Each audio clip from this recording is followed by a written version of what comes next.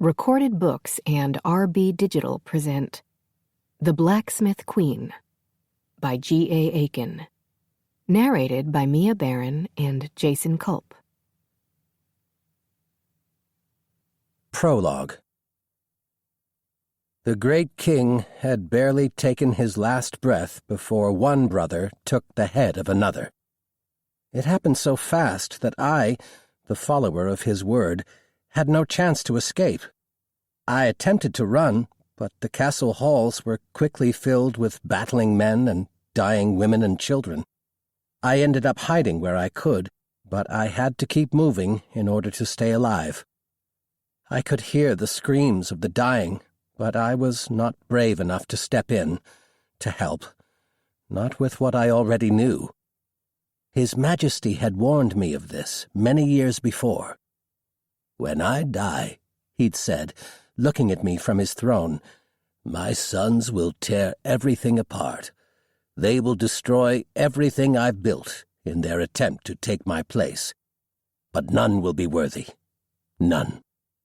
I don't know the truth of that, but who was I? Just the follower of his word.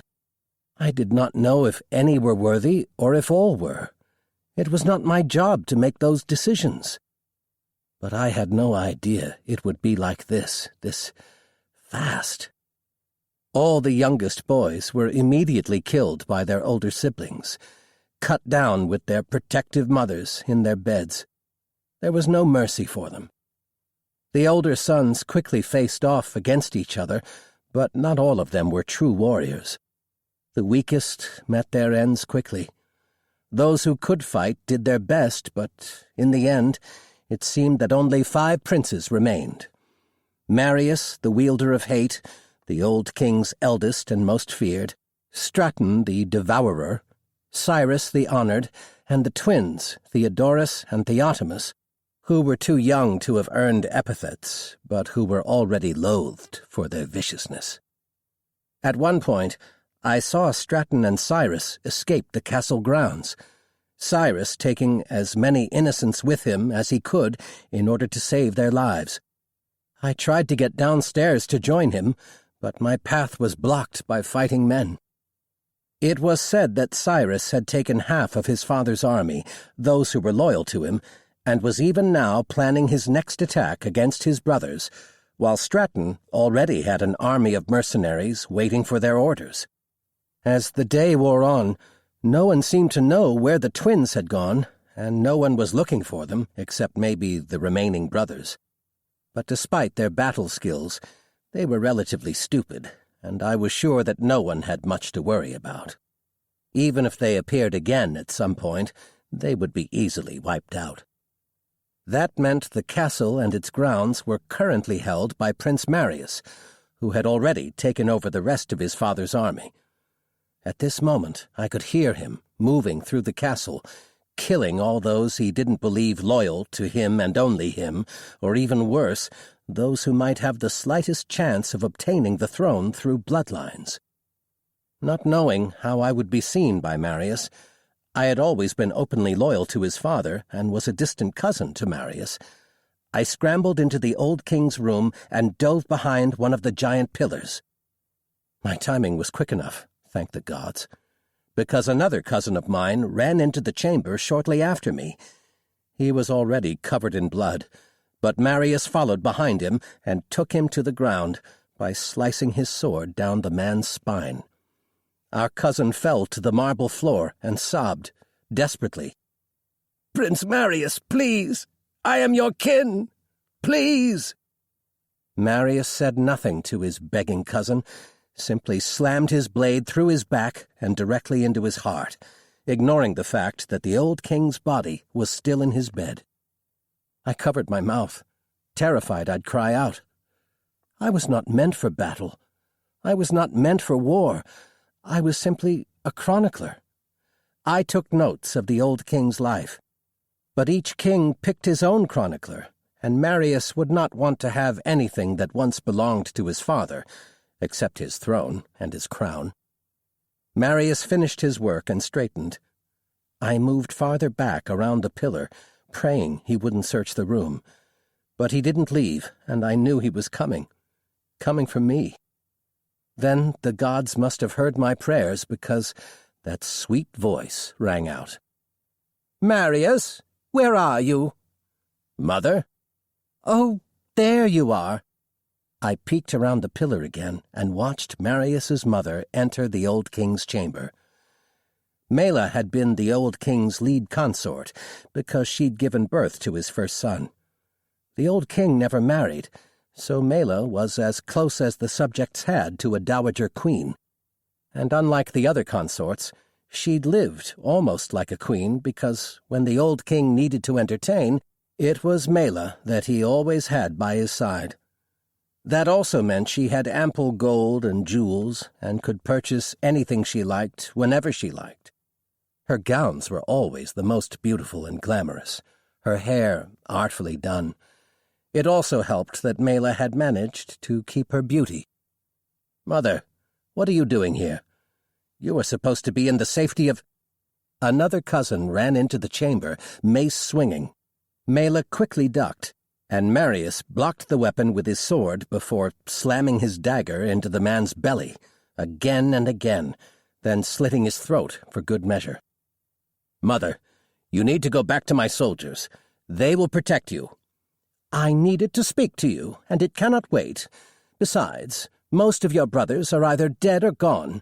The castle is ours."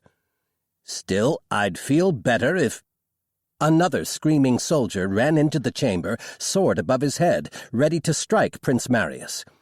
The soldier wore the colors of Prince Cyrus, and was ready to die for the man he hoped would be king. Marius raised his weapons again, but Mela held up her hand to stop him, and a few seconds later, the soldier stopped in his tracks, his sword still raised above his head. He coughed, blood shooting out of his mouth.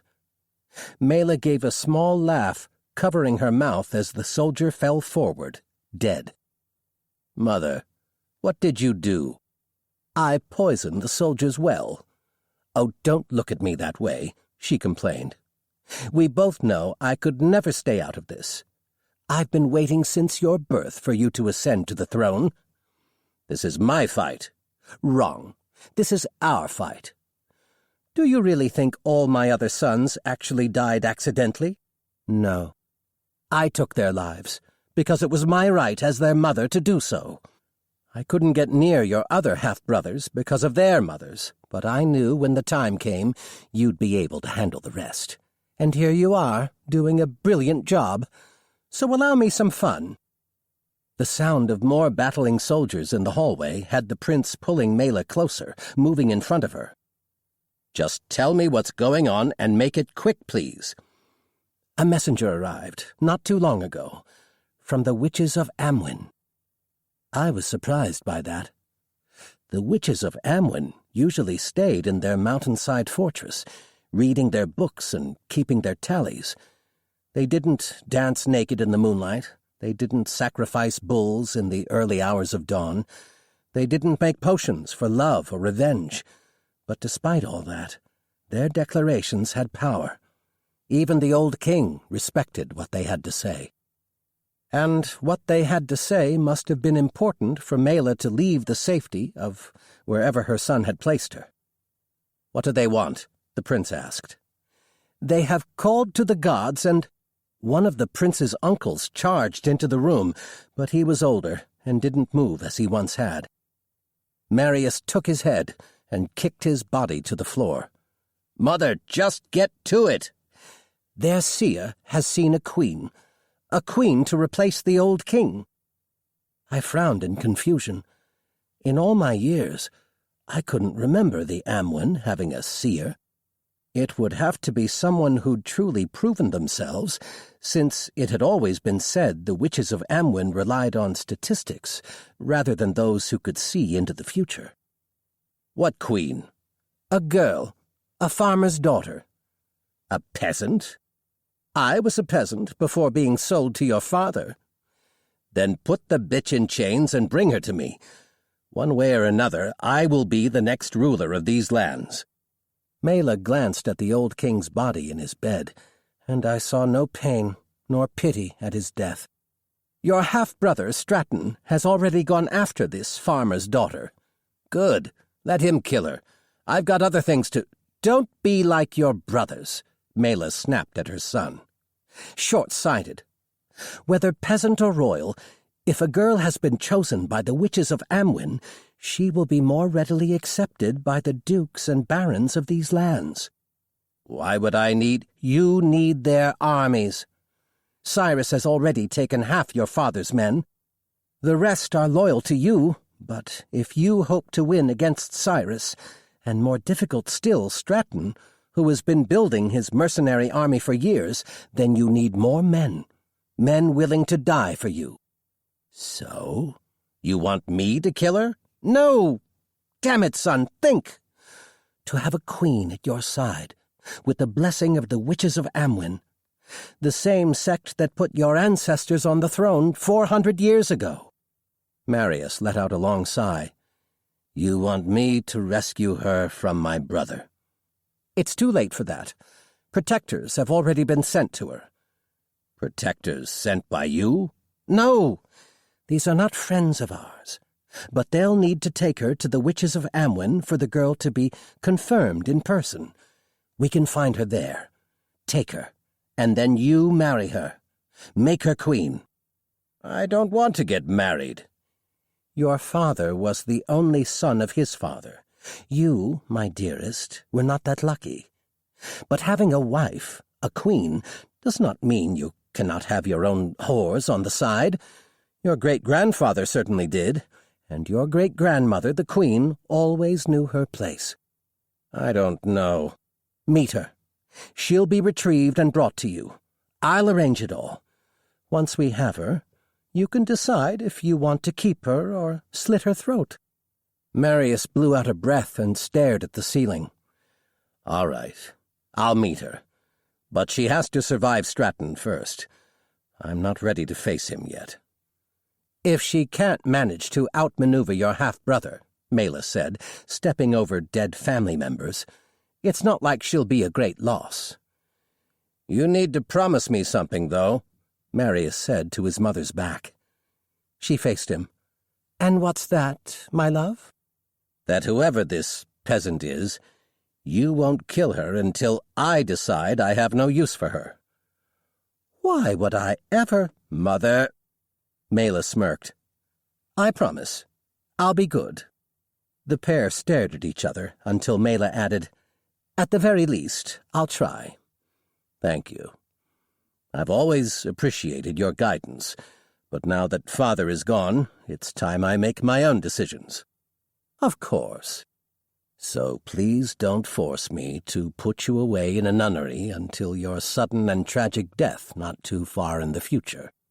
You'd do that to your own mother? Mela asked her only remaining son. Marius stepped close to his mother and gently placed his blood-covered palm against her cheek. Before you could pray to your chosen gods to save you. Mela smiled. You are so very much my son. They left the chamber, Marius taking his mother back to safety. I took my chance then, and crawled through the hidden door under the enormous bed that the old king had kept secret from all but me. Once I was on the other side, I slowly closed the door behind me so no one heard my escape. Once I could stand up, I rushed down the narrow hidden hallway, praying the steel door at the end was not blocked by some burly soldier who'd wonder what I was up to. My escape took me several long minutes, but once I reached the steel door, I opened it just enough to see if there was anyone in my way. This door led into the forests on the west side of the castle. I searched the trees with my gaze, but saw nothing. I eased out and took my time closing the door behind me, afraid to make even the slightest sound. Once I heard the final click, I let out a breath and, Leaving us so soon, keeper? I shut my eyes in despair, barely holding back tears, as I faced Lady Mela. Now, don't cry. I'm not here to kill you. I'm here to offer protection from my son. She came from around the tree where she'd been waiting and took my arm. Things here are about to drastically change, and I need my own historian. You can be the keeper of my word. Won't that be nice?" What could I say? No, not to Lady Mela. Not only because of her son, but because to challenge Mela was to sign one's own death warrant, and I was not ready to die. So instead I replied, "That would be lovely, my lady." "Excellent." Together we headed back to the castle. "And you can now call me Dowager Queen. It's quite fitting, don't you think?" "Yes, my lady." "And just wait until you meet my son's future queen. She's like no one you've met before." I hoped the Dowager Queen was correct, because that poor girl, whoever she may be, would have to be quite special if she was to have any chance of surviving this mother and son.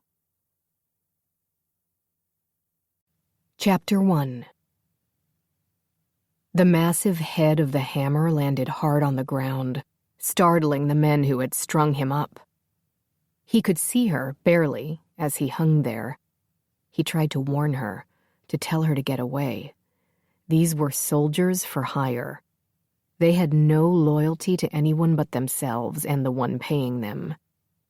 They had stumbled upon him sleeping by this same tree, and before he knew it, they'd decided they wanted his meager things and the 3 horses he'd been traveling with, and, oh, wouldn't it be fun to see him swing? Well, no. No, it was not fun to swing. Still, he didn't want this very large woman to risk her own life to save his. Men like this were even more cruel to women than they were to lone men sleeping under trees.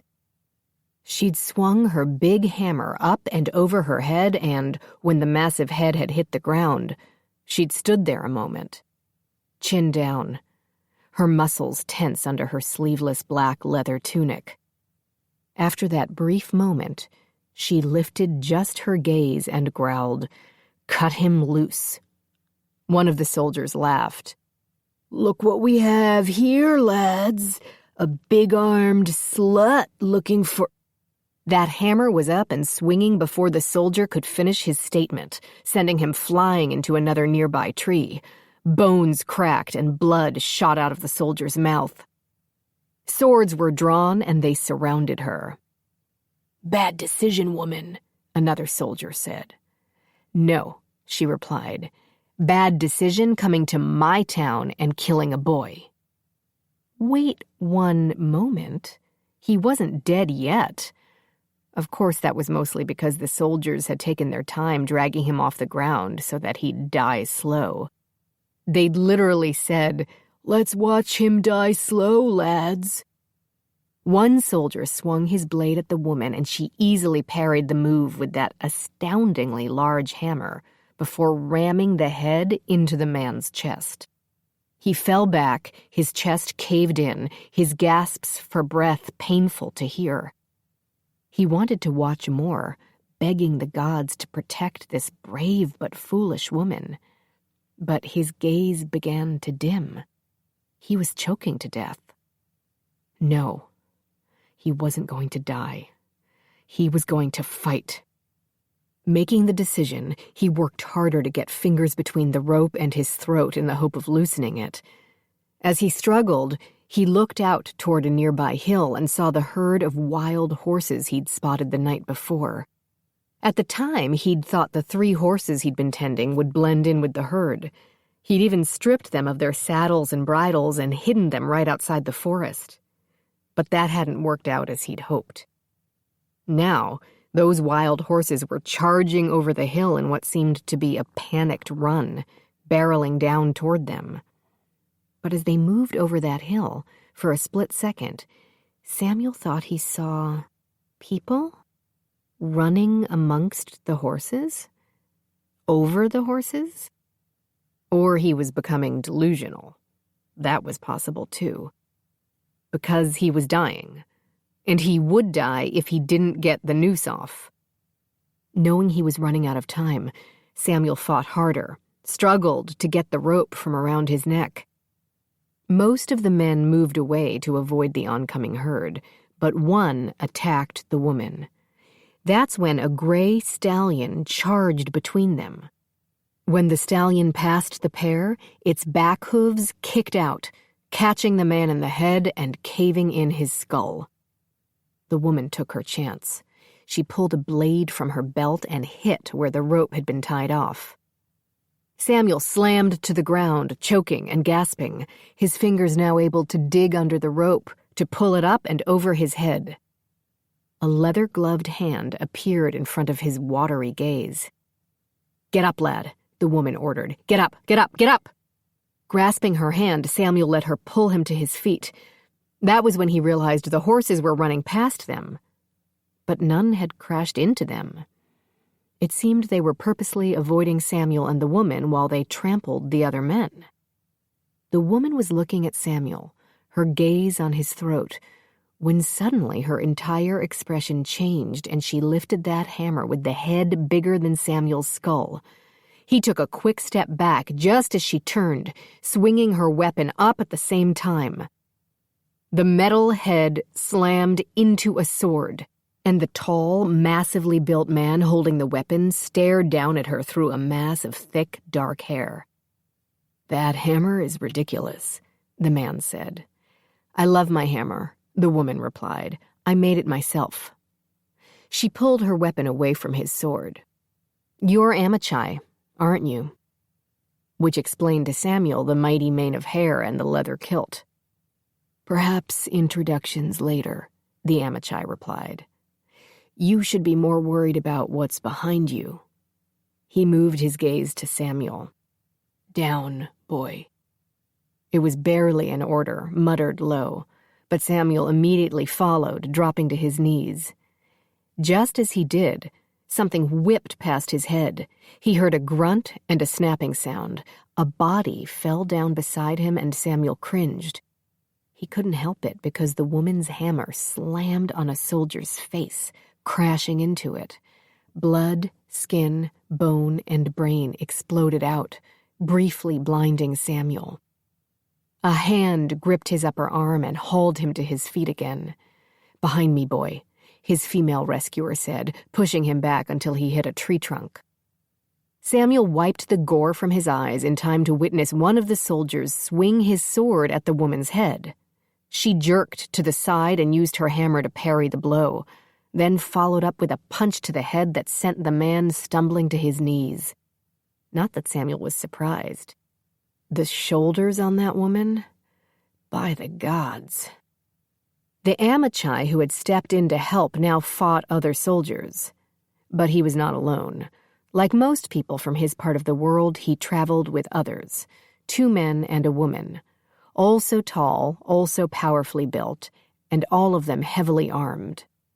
Based on that description alone, they could have been from anywhere.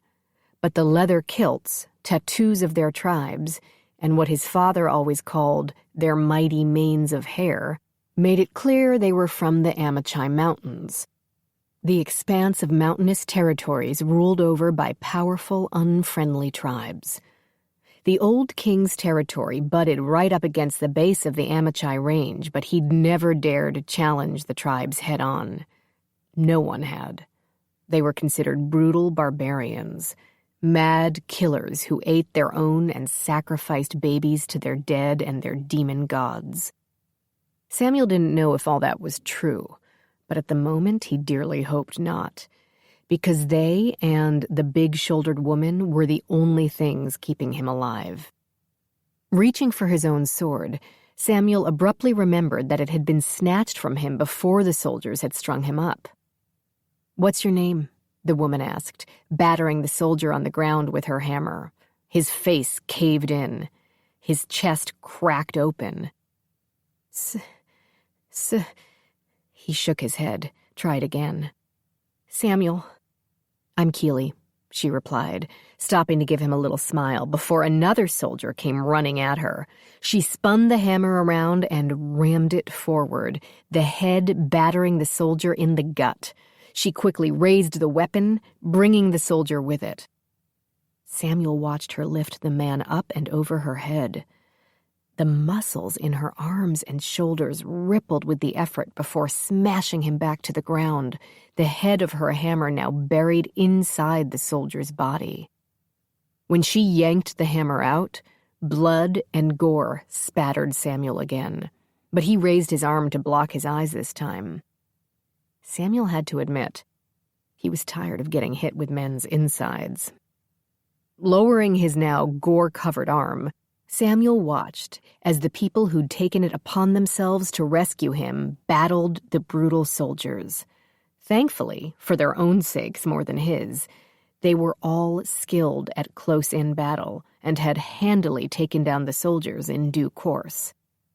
Samuel had just let out a relieved breath when Keely's head snapped up and she looked toward the nearby road. Just as she did, the Amichai woman crouched down and pressed her hand to the ground. "More coming!" she called out.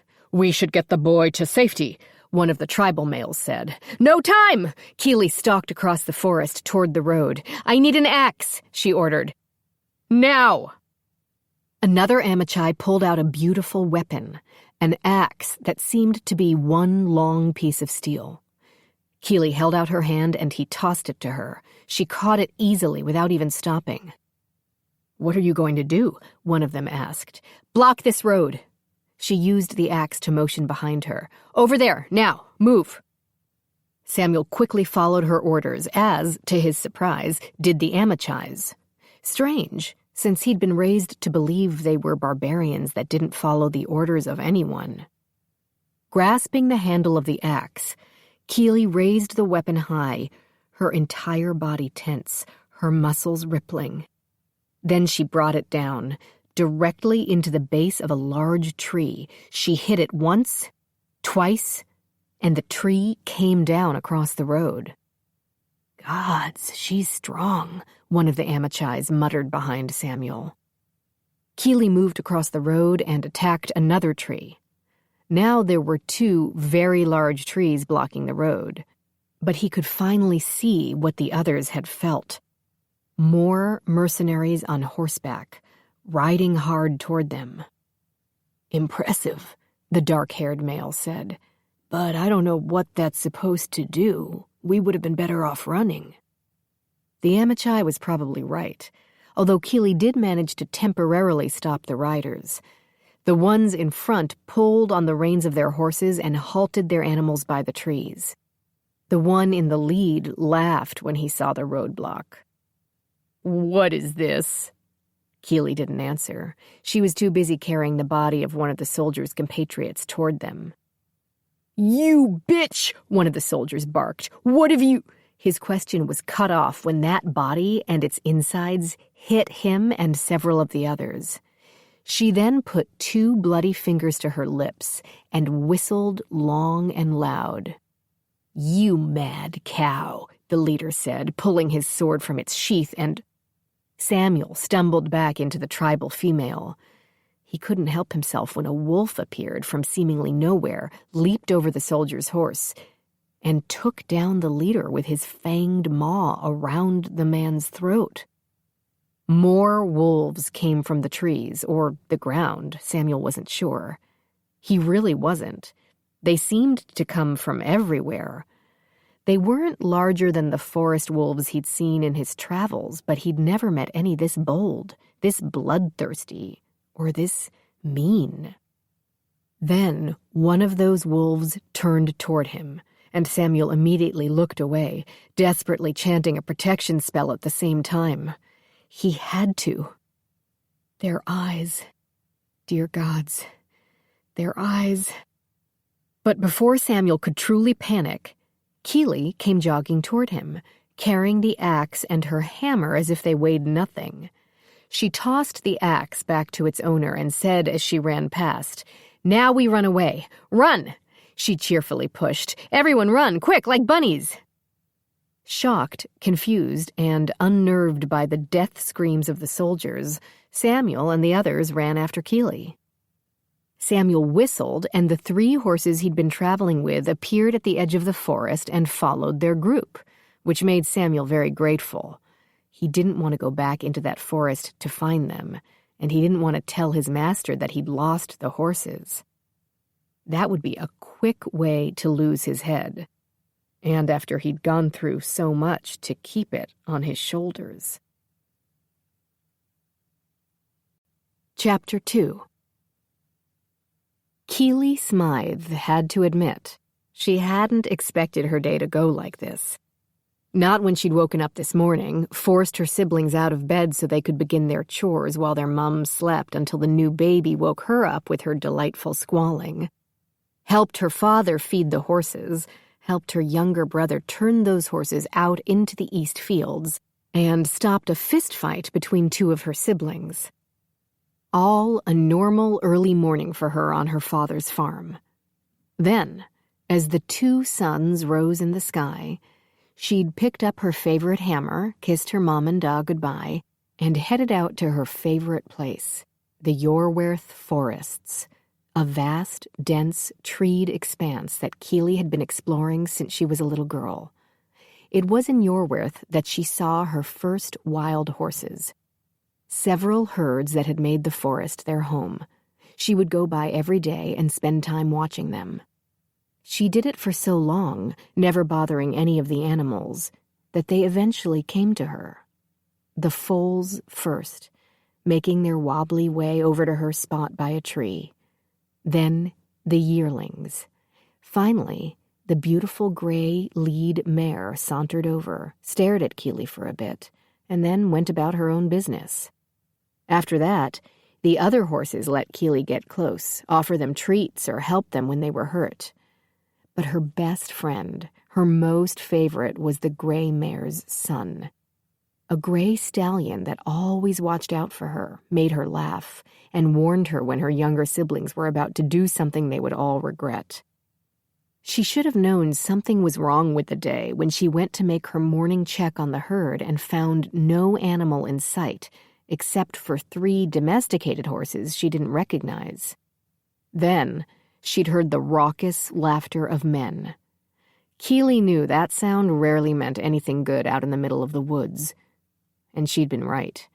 A small unit of soldiers were hanging a boy from a tree for their amusement. Keely was very glad she'd stepped in when she had, and was even gladder that the Amachais had come along. Could she have handled that entire unit by herself? Probably. Could she have outlasted them all? Most likely. Could she have done that and kept all her important bits and pieces, like her arms, legs, and eyes? Probably not. So, she would forever be grateful to the outsiders who'd come to her aid, which was why she was rushing them through the forest. They'd just made it into the valley when screams from behind them had Keely spinning around. One of the soldiers was running out of the forest, but he suddenly pitched forward and went down, a wolf on his back. Shit, she mumbled to herself. 2 more wolves came out of the forest. One grabbed the calf of the soldier and began to drag him back, inch by slow inch. The wolf that was already on his back swiped at his spine, tearing flesh, sending pieces of bone flying. The soldier screamed, reached out for Keely. "Help me, please!" Keely went down on her knees and opened her arms. The black wolf she'd known since she'd found him in the forest, alone, crying, and about to be killed by 3 religious zealots in the garb of peace monks, ran to her. He jumped on her, licked her face, and Keely dug her fingers into his thick fur and wrestled him to the ground. She laughed until she heard a sword being drawn. Keely picked up her hammer and turned on her knees, faced the sound.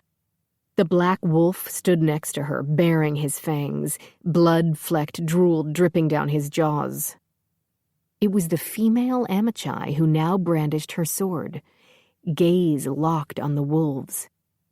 "I appreciate that you helped out in the forest," Keely told the female as she got to her feet, holding her hammer in both hands. "But I won't like it if you insist on threatening my friends." "Your friends? Those things are your friends?" "Those things saved our lives. Those things had a meal. Keely smirked. A hearty one, too. They were called from some hell pit. Demons. You called demons to help you? That doesn't bother you? That they're evil? Evil? What makes you think they're evil? Keely asked, truly confused. She pointed her sword. Flames. They all have flames instead of eyes. That doesn't bother you? As long as I don't put my hands right on their faces, That's not what I mean. The dark-haired Amachai approached the female. Give us a moment, he said before pulling the female away. Keely shrugged and looked down at the black wolf, his eyes of flame gazing back at her. Moody bitch, huh? She asked, and her friend muffed in agreement. Cade of the Scarred Earth clan looked down at his sister and asked, What the fuck are you doing? Eyes of flame. I know, I can see them. Hard not to, really, with their eyes burning bright as the two suns above his head.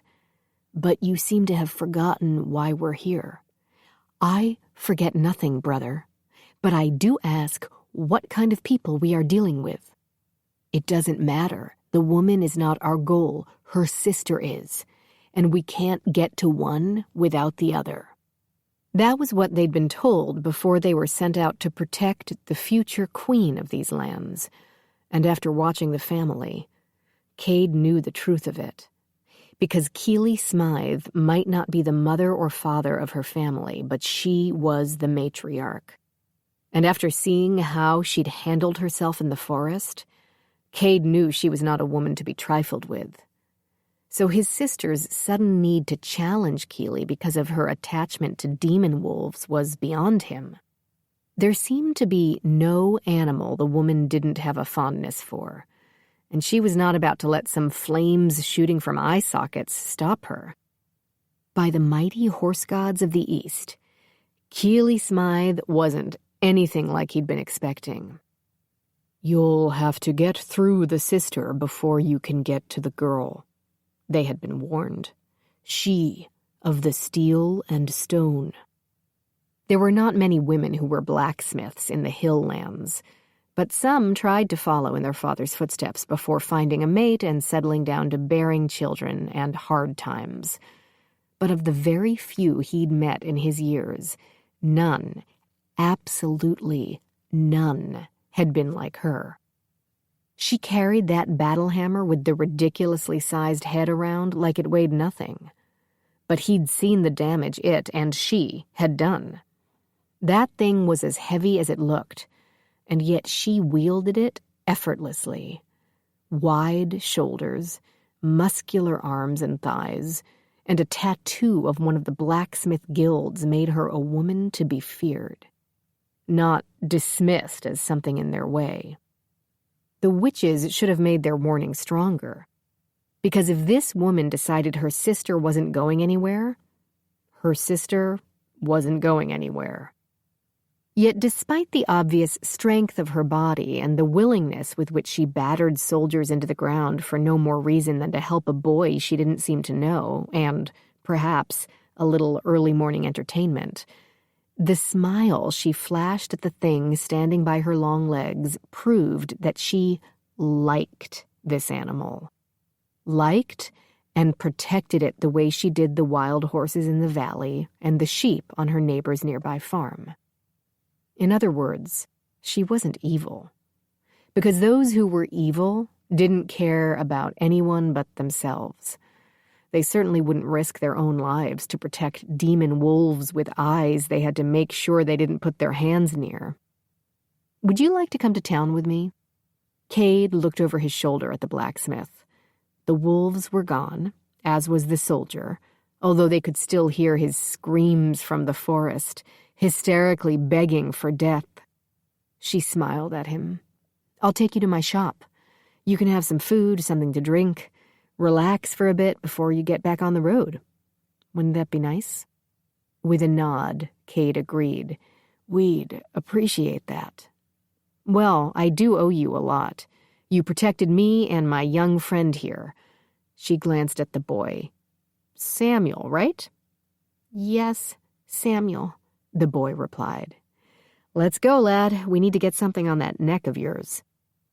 Hefting the head of her hammer on her shoulder and holding the steel handle in her hand, she started off, speaking to them over her shoulder. "I think you'll all like my town. It's a lovely place." "Come on," Cade said to his sister, motioning to Farlin and Cadell. "We're going with her." "And we're just going to ignore the demon dogs she's friends with?" "Demon wolves, and yes." He turned his sister around by her shoulders and pushed. "I'm in charge," she reminded him. "And our father always says if you have to remind your team of that—" "I'm Keely, by the way," Keely told her new friends. She walked backward so she could speak directly to them. "I'm Layla." The female Amichai pointed at the dark-haired Amichai. "This is my brother, Cade." She pointed at a shorter but wider blonde male. "This is Farlin." She gestured at the male with light brown hair and an extremely scarred jaw. "And this is Cadell."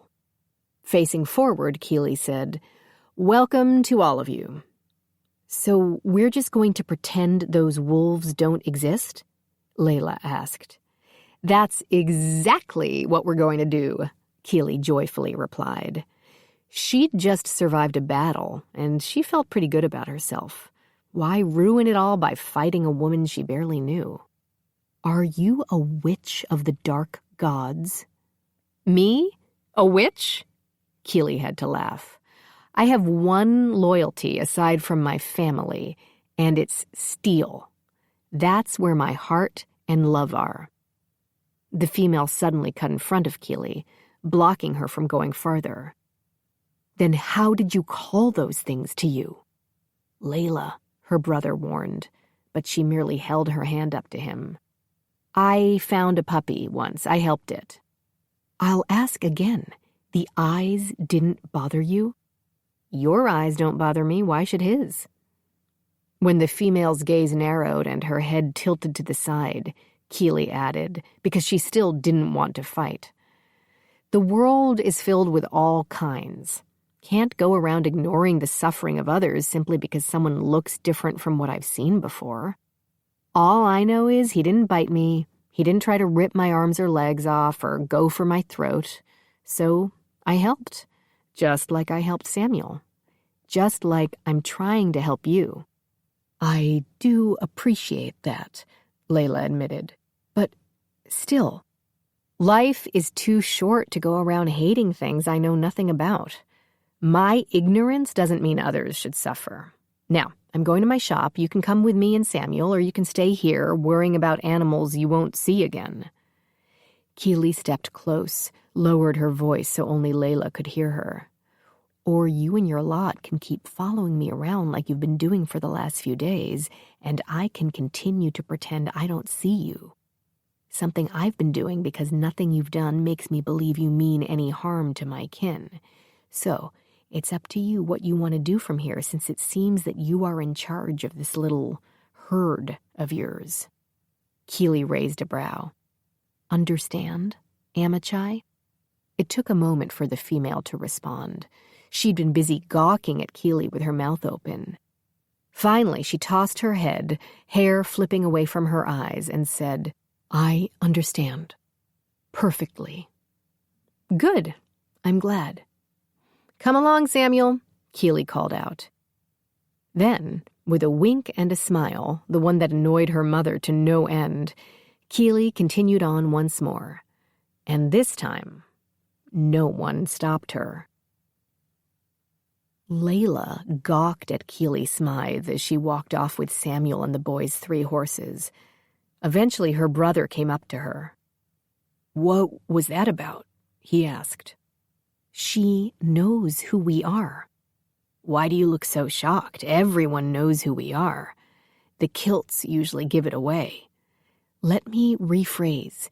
She knows what we are." That did make her brother pause. "What makes you think that?" She looked at Cade. "She called us a herd." Huh. Cadell and Farland joined them. "Is something wrong?" Cadell asked. "The sister knows what we are," Cade replied. "Should we kill her?" Farland asked. When Layla closed her eyes in frustration and let out a little growl, he added, "What? That's a valid question." "No, it's not," she snapped.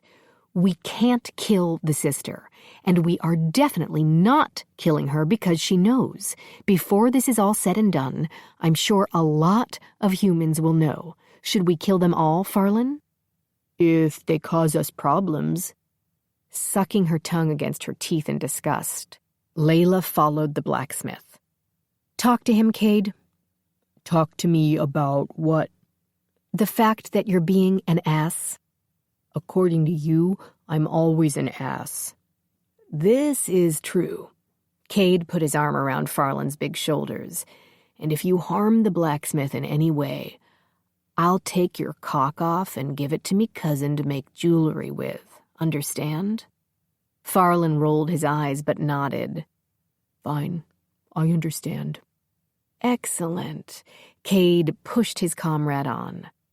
The less talkative Cadell walked alongside him, his smile irritating his friend. Cade, sensing he was being watched, looked into the forest. It was deep and dark in there, even though it was late morning now, but he could see all those burning eyes staring at him, studying him. It was then that he felt the blacksmith might be wrong. They would be seeing those wolves again, and Cade was not looking forward to that moment at all. Chapter 3. Cade stood in the middle of Keely Smythe's shop, as she called it, and, for once, he marveled at what he saw. They'd been following her for about 5 days before meeting her face to face during that minor battle, but they'd never gone into her forge. They just wanted to get an idea of who she was and what her family was like. Her shop was not just a forge. She'd apparently purchased the 2 pitches behind hers and had hired masons to come in and erect a proper building. The first part was a typical forge, with a large hole in the ceiling to allow the smoke to go out. But behind that was the shop part, where she sold all manner of steel weapons, and then, behind that, was where she brought in the horses for reshoeing. There were 2 horses already waiting for her when she arrived, and they were clearly happy when they saw her, affectionately nudging her with their big bodies and resting their giant heads on her shoulder. But this wasn't a one-woman business. Keely Smythe had workers, men and a few boys who worked the forge. The boys were all in training, but the older men were blacksmiths in their own right. Perhaps they'd found working for themselves too expensive and working for the old king too dangerous. More than one blacksmith had ended up on the wrong side of the old king's rages, or the rages of his sons. After she assisted the 2 horses, Keely returned to Cade and the others. "Let's get you some food and water. Samuel, there's a place out back for you to clean up. Wash your neck," she said, pushing him toward a back door. "I'll put some healing ointment on it after." Once Samuel was through the door, an older woman emerged from another room, yawning and scratching her head.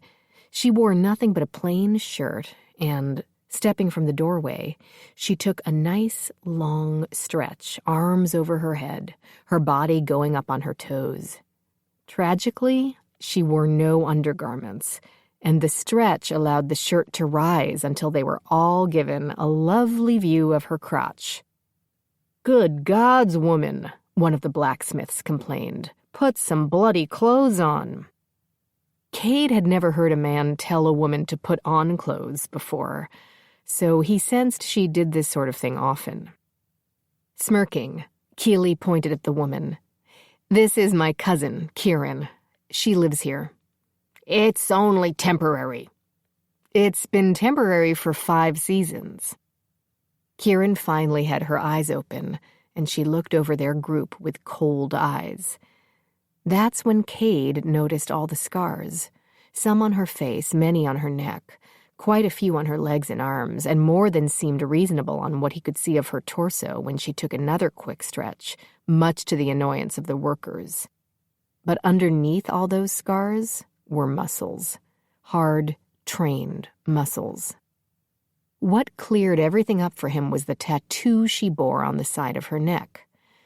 Like her cousin, she wore the tattoo of a guild. Unlike her cousin, though, it was not a workers' guild, but a fighters', which meant that in her younger days, she'd get in a pit and fight others, sometimes with weapons, sometimes with bare hands, and always to the death. He'd honestly never met a fighter with a little bit of gray at the temples. They never managed to live that long. Perhaps you would be kind enough, Keely teased her cousin, giggling as she spoke, to put some clothes on before my workers are overwhelmed with your beautiful self. Kieran patted Keely on the shoulder. I know how hard it is for them. She turned, but then stopped, blew out a very large breath. There is something I forgot, cousin, in my room. Ew, I don't want to know about that. For a moment, the fighter appeared confused, but shook her head. No, lady idiot. You have a visitor. She got here just a few minutes before you did. Frowning, Keely stepped around her cousin, but after peering into the room, her seemingly always smiling face suddenly had a thunderstorm of an expression, one even Cade would never want to confront. What are you doing here? Keely demanded, stepping back. A woman walked out of the back room, prim and proper and covered from neck to feet in thick white robes that made her look a tad chunky. White gloves on her hands, a small white cap sat on the back of her head, barely covering her shorn, dark blonde hair. She was a nun. Cade didn't know which sect she belonged to, though. She wore no markings on her clothes. She lifted her hands up, palms open. Before you say anything, the nun began, let me just explain. Layla yawned, and the nun saw her for the first time. Then the rest of them. Her gaze moved over their unit as she slowly lowered her hands. Cade blinked in surprise. Those were not the eyes of a godly nun, not the way she'd just sized them up. Who are your friends? The nun asked, attempting a smile. Keely sneered. Are you fucking kidding me? Startled, the nun looked back at Keely. What? You come here asking questions about my friends and you think I owe you an explanation? It was an innocent question. There's nothing innocent about you, sister. All these years, the nun said softly, shaking her head, and you are still an annoying cow. Cade blinked in surprise at the way that sentence went from soft to yelling. Kieran pushed her way between the two and shoved them apart. Cut it out. Both women opened their mouths to argue, but Kieran quickly added, I'll get fully naked right here, tits and bush for the world to see. They closed their mouths, turned away from each other. Good, Kieran said. Now I'm going to put on some clothes. You two play nice until I get back or I'll start the punching. Understand? She wisely didn't wait for an answer, but as soon as she had disappeared into her room, closing the door behind her, the nun said, I can't believe you still haven't changed. Why should I change? I didn't desert my family. That would be you. And for what? To supplicate yourself before some god so you can take care of everyone but your kin? It's always so simple for you, isn't it? It is. Family is all. Something you still haven't learned and don't care about. Sisters. They were sisters. Cade knew that now. They didn't look at all alike, but only siblings could bring out the worst in each other this way. Don't tell me what I care about, Keely, the nun snarled. You have no idea what I care about, what matters to me. I don't care what matters to you. Get the fuck out of my shop. I'll leave when I'm damn well ready. I don't answer to you. Not anymore. The back room door opened, and a now dressed Kieran stepped out. How are we all doing? She asked, grinning. Everyone having fun? When no one answered, she suggested, Why don't I get food for everyone? You lot look hungry. Fresh bread, some cheese from Marcy's pitch, eh? Doesn't that sound lovely? I have work to do, Keeley barked before storming away. I'll take that as a yes, Kieran said, heading toward the front exit. The nun, though, didn't move. She was too busy watching her sister through narrowed eyes, until Samuel came through the door that led out to the back of the shop, freshly washed. At the sight of him, the nun's entire body tensed and her eyes grew wide. But the boy completely panicked, spinning around and attempting to flee out the door he'd just come in. First, though, he ran into the door frame, backed up, shook off his dizziness, and then ran out, slamming the door behind him. The nun let out a deep, pained sigh, her eyes briefly closing before she returned to Kieran's room. Did you see that? Layla asked him. How could I miss it? Cade asked. I was standing right here. Think the nun fucked the boy? She whispered, giggling. That boy, Cade told her with great confidence, has fucked no one, except maybe himself. Keeley focused on working some iron pommels because she needed to hammer away, and steel needed much more finesse. Thankfully, all the mercenaries making their way into her shop these days needed swords for their battles. Keeley had been making a small fortune off the upcoming war between the royal brothers, and, at times like this, work helped her deal with her rare bouts of rage. She lost herself in the smithing so that her mind could focus on something other than the fact that her younger sister, born only a few years after her, had the bloody nerve to stand before her in that ridiculous outfit and act all pious and gods-infused. Bitch was lucky Keeley didn't punch her right in the nose. And the fact that she didn't point out how chunky being a god's damn nun had made her showed the strength of Keeley's will. Because those white robes weren't hiding anything. Except her feet. Why did she need to hide her bloody feet? She not only had to give up sex to be a nun, but her feet as well? What religion insisted on covering its worshippers to that extent? Why was that necessary?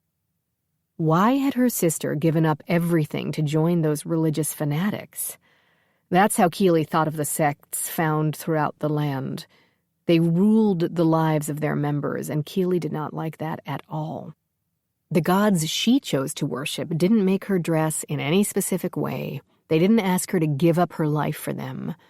A few non-lethal sacrifices for the start of the planting season and to bless her most important weapons, and her gods seemed more than happy.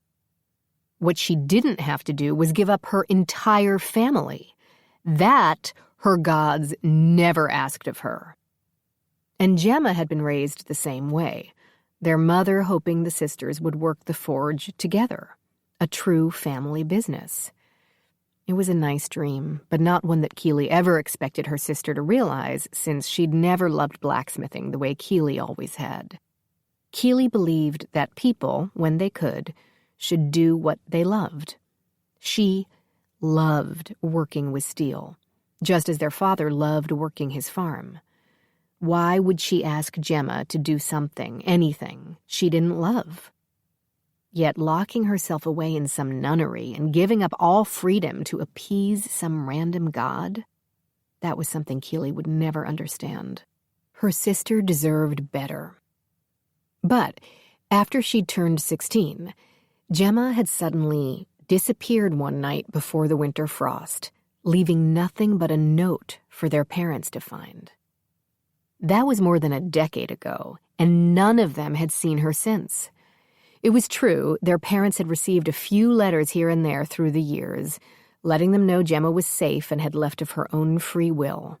but no messages for Keely or their other siblings, as if Gemma expected them to forget she'd ever been a part of the family, as if she wasn't blood, their blood. Keely just didn't understand what could have kept Gemma from her own for all that time. Keely couldn't imagine that sitting around all day or kneeling to pray to a god that might or might not answer could ever replace being with family. But now Gemma was back, gliding into Keely's shop with her pristine white robes and gloved hands, acting like they were old acquaintances rather than sisters. She was so busy seething. Keely had no idea how long she'd worked on that last pommel, letting her anger and annoyance at the current situation flow into her work. Usually, working was just how she'd enjoyed her day.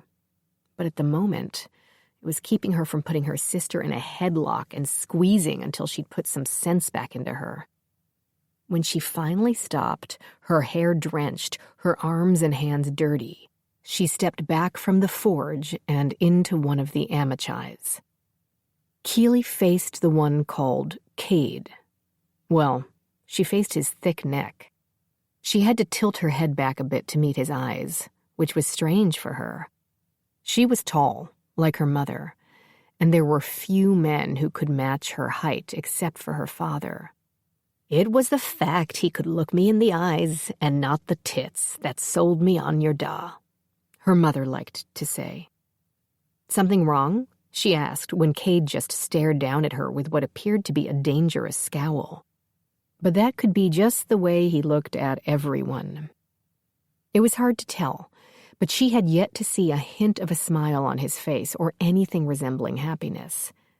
Even when Kieran got Cade and his cohorts food, he just appeared angry at his bread and cheese, as if the meal had threatened him in some way.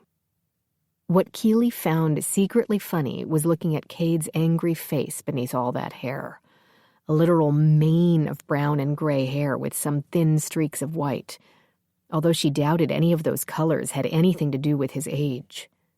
She could also see his sharp cheekbones, wide nose, and deep-set brown eyes. But she refused to find someone so eternally pissed off attractive. Life was too short to be that angry. "The boy's gone," Cade finally announced. Keely frowned. "What boy?" "The one you risked your life for." It did take her a minute to realize who he was talking about, but she blamed Gemma for that too. The little cow had distracted her. "Why did he leave?" She raised a brow. "Did you say something to him?" "I said nothing to him," he replied flatly. "I had nothing to say." "Did you frighten him with your glare?" His scowl became decidedly worse. "What?" "Your glare. I'm sure that nice young boy found your glare terrifying." "I'm used to it," she said, pointing at herself. "I get glared at all the time, insecure males mostly. But that boy has been through enough today, and he doesn't need your glaring." Keely fought her urge to laugh. There was something about this Amichai that entertained her. She just wasn't sure what it could be. "Yes, exactly. You probably terrified him." "I didn't." "Then why did he leave?" "He saw your sister and—" "My sister?" "The current expression on your face," he said, "makes me feel like your sister may be currently unsafe, like I should warn her to run away." Too late. Keely spun away from Cade, marched through her shop, and stormed over to her sister, who was sitting and sipping tea. Calmly, Keely leaned down and said, "What did you do to that boy?" Keely's bellow startled Cade and everyone else in his unit. His sister quickly sidestepped away from the two women. Not that he blamed her. The blacksmith was frightening when angry, especially since he was guessing that Keely wasn't angry very often. Even after she'd fought for her life and the life of a boy against those soldiers, she had nothing but a smile and a laugh for them all. But when she screamed into her sister's face, Cade would never do that to his sister. Not because he was above that sort of behavior, but because Layla was a puncher. Despite being the youngest of them all, she'd been a fighter since birth. But sister fighting sister was a different and decidedly more dangerous thing. Then again, one of the sisters in this current dispute was a nun. Still holding her mouthful of tea, Gemma gazed up at her sister, eyes narrowed. Cade briefly thought she was going to spit her tea directly at Keeley, but instead, after a moment, she swallowed. With dainty precision, she placed her cup of tea down on the wood table beside her. Lowering her gaze, she seemed to center herself, letting out a small breath before she abruptly slammed both her hands against her sister, sending her big-shouldered sibling sliding back several feet. Shocked, Cade quickly moved between the two women just as Keeley came charging back. Cade had to use both hands to keep her from attacking her sister, and he could sense the nun now standing behind him. Once the pair couldn't get to each other, the screaming began. Cade hated screaming. Not the words, he could not care less what the sisters were saying to each other. For him, it was just the sound. If one was not in danger, one should not be screaming. But it seemed the Smythe sisters had never heard that before, because they were yelling now, and he was not happy about it. While Cade and Farland did their best to keep the two females from killing each other, the workers stood around, gawking, and his sister and Cadell stood back, waiting for the fighting to stop because they didn't like screaming either. There was one who did seem to be enjoying herself. Kieran, the cousin. She sat on a windowsill, a leg hanging down and swinging while she ate an apple and laughed but did not help. She was not helping. Cade continued to push back against Keeley, whose intense strength was really beginning to impress him. He glanced over at his sister, about to ask for her help, when he noticed one of the older workers standing behind her and staring at the long, bare legs stretching from underneath her leather kilt. The man leered and, after making sure his boss was truly busy with the nun, he stretched out his arm and began to snake his hand under Layla's kilt. Despite all that was going on, Cade couldn't help but smirk when his sister's gaze moved from the fighting siblings to a spot across the room. Before the worker could even touch her, she had sensed him. With a slight tilt of her head, her eyes spotted him behind her. Layla folded her arms over her chest and did what Cade had known she would. Kieran adored her family. Well, not all of it. Her own mother and siblings she had no patience for because they didn't understand her and had never tried.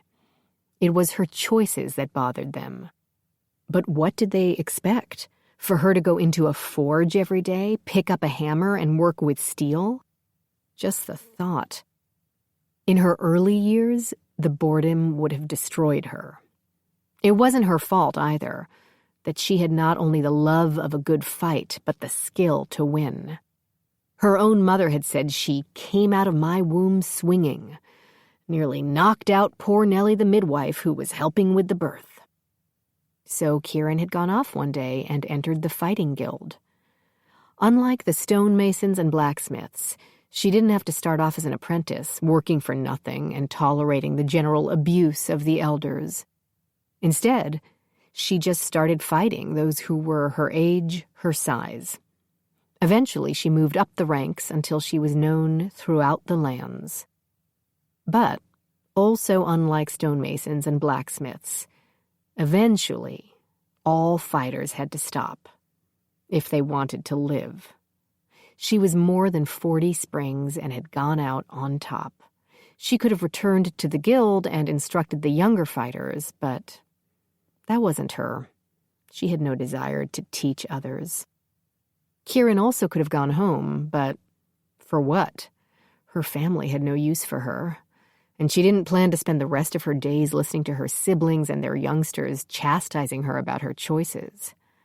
So Kieran had come to see her aunt, also a blacksmith, but she'd always been kind, and Kieran had liked her young cousins. It still had shocked her, though, the way they'd welcomed her, without question, without judgment. And Keely, sweet Keely, had given Kieran a job. "Stay at the forge," she'd said over some ale at the local pub. "Keep an eye on things when I'm not around." "I can swing a hammer, cousin, but only to break someone's jaw," she'd reminded her. "Really? I can crush a man's entire face with one hammer swing." She'd grinned, showing those adorable dimples. "I have enough blacksmiths working for me. All men, by the way, which should keep you highly entertained." "I do have an appetite." She'd studied her cousin. "You sure you don't mind?" "Your family," Keely had exclaimed. "We always make room for family. It's just about finding what you're good at, and keeping those bastards in line when I'm not around." That, my cousin, sounds exactly like what you would be good at. And she was. As always, her cousin had been right. Still, sweet Keely had one weakness, her only weakness: her siblings. All the younger ones she kept in line just by being herself. But the second oldest, dear, pious Gemma, she'd always refused to fall in line. Which made seeing her in her holy garb, covering herself completely as if even the wind touching her was a sin against the higher ones, more entertaining to Kieran than she could say. Because she knew how Keely would react. Exactly the way she was reacting now, like a crazed banshee exploding from all her rage. How dare her sister not do exactly what she'd told her to do? Ah, the women in her family. They were amazing and insane. Because you needed to be both if you wanted to survive this world the way they did, making their own choices and rules and ignoring all the men who tried to tell them no. Even better, though, was that Keely hadn't returned from the forest alone. She'd brought friends. Amachai friends. Kieran had met Amachais before, but they weren't a friendly people. Not that she blamed them. Those in the hill-lands didn't like those from the mountains and made that clear by their treatment. So the Amachais wisely kept to themselves, sticking to the wooded areas and bigger cities where they could mostly be ignored in their kilts, chainmail shirts, and heavy armaments. She still wanted to keep an eye on the Amachais since she had no idea why they would help her cousin and that skittish boy. There was just one problem. She was unable to see out of the corner of her left eye. Not since that brutal battle with a man 3 times her size. Kieran woke up 3 days afterward with the winner's gold purse and a blood-filled eye that didn't clear up for weeks. So it wasn't her sight that told her something had happened off to her left. It was the sounds. A man's cry of pain and the destruction of the wall separating her room from the rest of the shop. Kieran was off the windowsill and facing the rest of the Amachais in seconds. But they were just standing there, while one of the workers was writhing on the floor of her bedroom, holding his chest with one arm, and sobbing. She jutted her chin at the female Amachai, since she seemed to be in charge, and asked, "What happened to him?" "He tripped." Kieran smirked. "Into your ass?" Keely stood beside her now. "What are you talking about?" "This one is a bit of a grabber," Kieran told her cousin with a shrug, "and I think he was rude to one of your friends here." "If you knew that about him before this, why haven't you dealt with it?" "I did," she said, rubbing her nose. "I twisted his arm and shoulder until they splintered like kindling. Once he healed up, he came back to work. I thought he'd learned his lesson." Keely let out a long sigh, her gaze locked on Kieran. "Why did I put you in charge when I'm away?" she finally asked.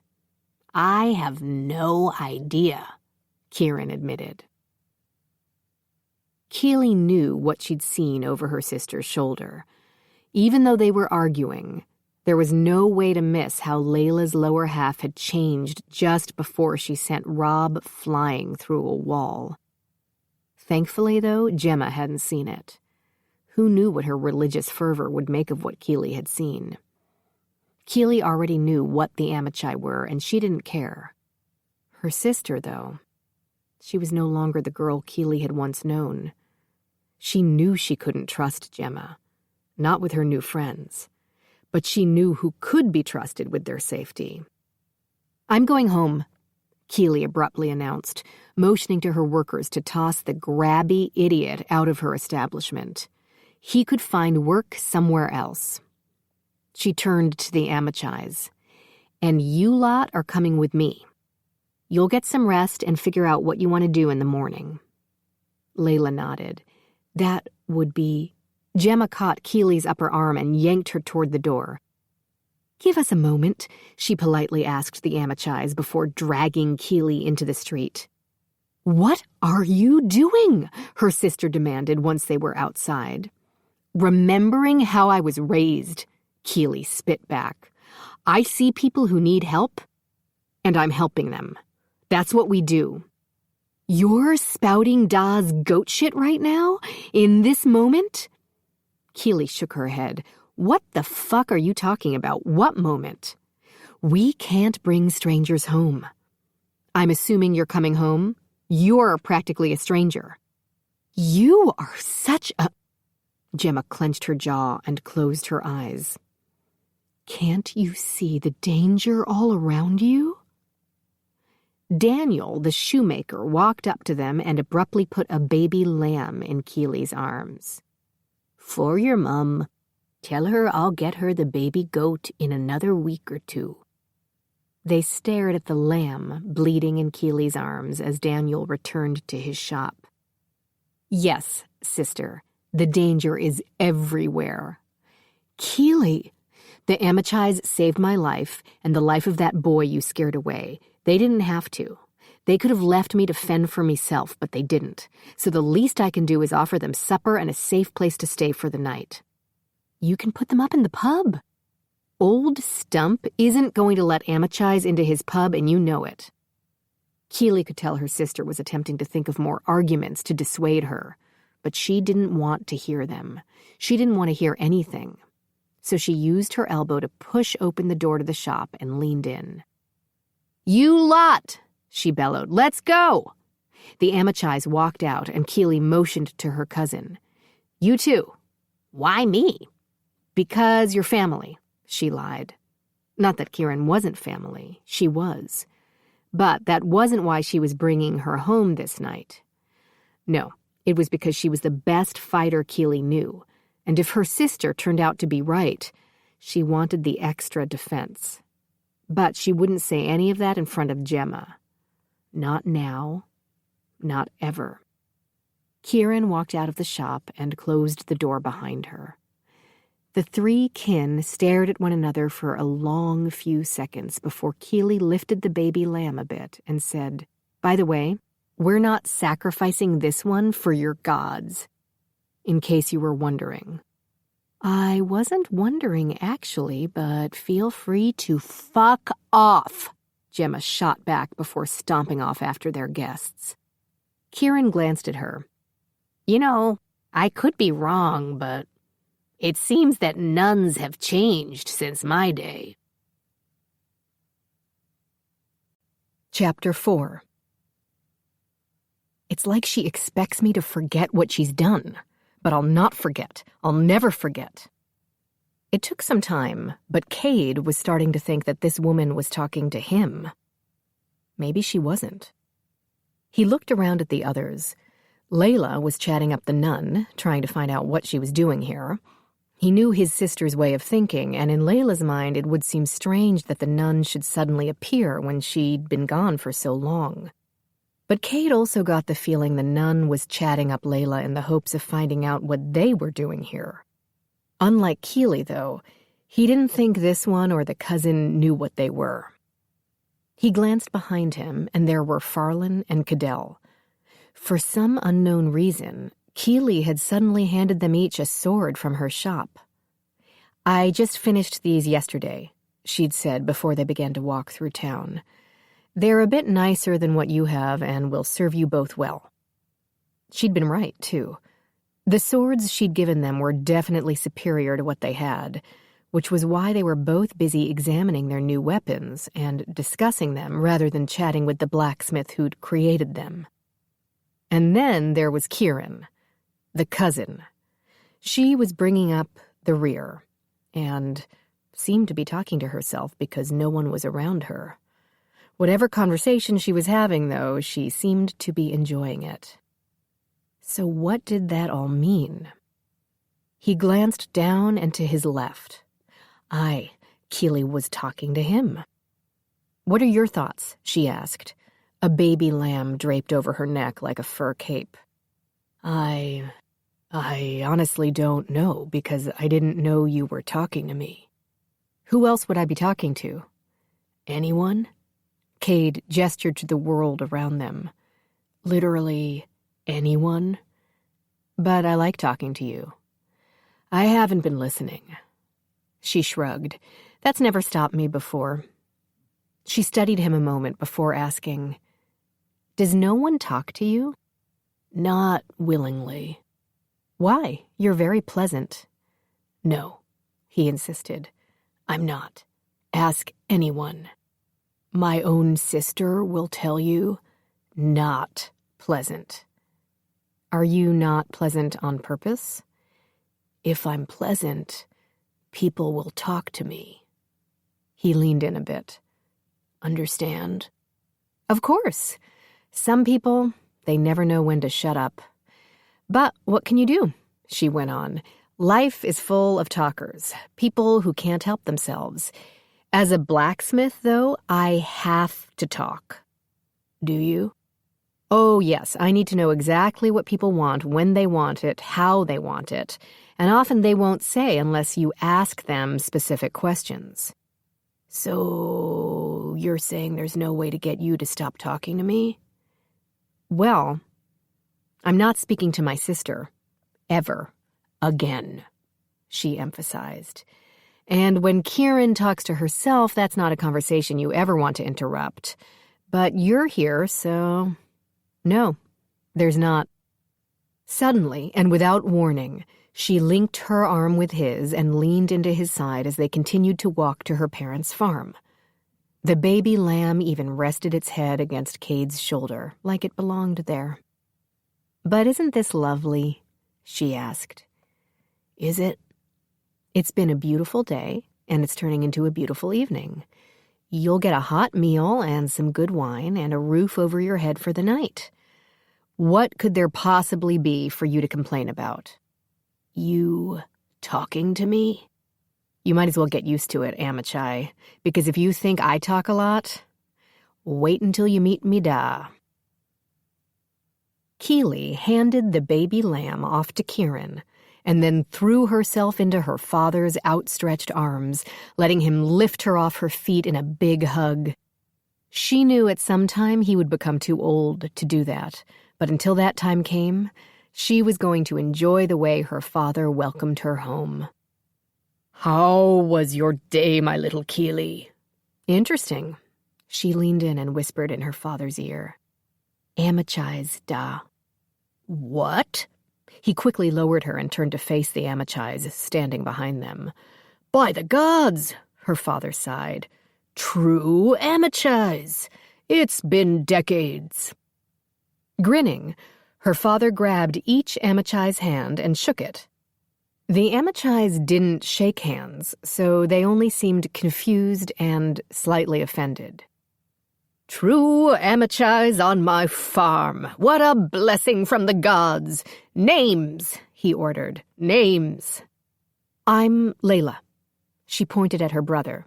"Cade, Farlan, Cadell." "Nice to meet you, lads. I'm Angus." "Good morrow, Uncle," Kieran greeted in passing as she headed toward the house with the baby lamb over her shoulder. "Kieran, girl, ale's in the cupboard," he added, stepping away from the Amichais. "And who is your friend here?" he asked, turning toward his second oldest daughter. Keeley heard his quick intake of breath when he recognized Gemma. "My dearest girl," he said, arms wide open as he moved toward her. But Gemma quickly caught his hands, not allowing him to hug her. Keeley could see the startled pain on their father's face, and she wanted to beat her sister into the ground for hurting him. "Father, it's so good to see you." He nodded, holding in tears. Unlike their mother, their father tended to cry a lot. "I see you joined an order," he noted, sniffling. "I did." "Well, we're all very proud of you." "Despite how chunky a life of piety has made you," Keeley remarked, walking between her sister and father so that Gemma could no longer hold his hand. "And you have shoulders like a man," Gemma shot back. Keeley spun around, ready to slap her sister and those ridiculous white robes into the neighbor's farm several leagues away. But her father stopped her. "None of that, you two." He nodded at Gemma. "Your mum will want to see you go." When she walked off, he focused on Keeley. "And Big Bart is having problems with his back again. Go fix it." "Is he really, or are you just saying that to make me stop fighting Gemma? Because I'll never stop fighting Gemma." "Be a girl, Keeley. Try. For me. Because if you two don't get along, I'll have to hear about it from your mum. I don't want to hear it from your mum. Understand?" "Yes, sir." He leaned down, kissed her forehead. "That's my girl." Keeley started off toward the stables, but said to her father, "Da, could you take care of our guests for me? They helped me today, so I owe them." "Of course, it'll be my pleasure." "I've told them a lot about you, and Cade there," she pointed, "he has been dying to talk to you, to hear all your stories." Her father clapped his big hands together. "And I'll be more than happy to tell him everything." Unable to help herself, Keeley looked over her shoulder at Cade. The Amichai was glowering at her through that shaggy hair he refused to push off his face, and she struggled not to laugh at him. He was so annoyed, and she knew her father would only make it worse. Keeley's father watched her and the others walk toward the farmhouse at the bottom of the hill. When they were a good bit away, the man looked back at Cade. "Have they been bickering all the way back from Keeley's shop?"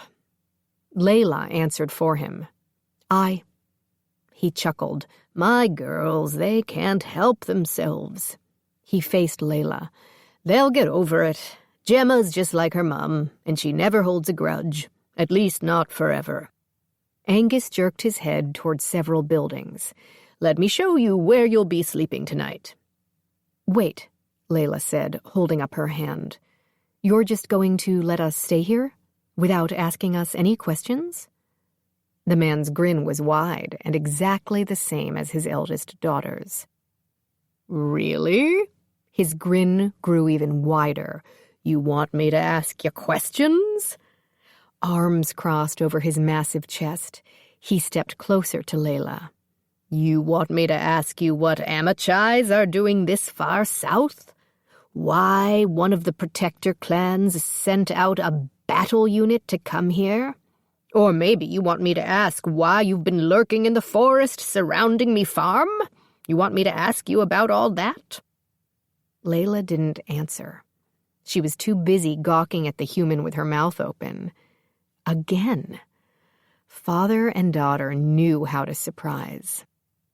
Keeley's father chuckled. "Yeah, that's what I thought. Come on, then," he said, heading down the hill.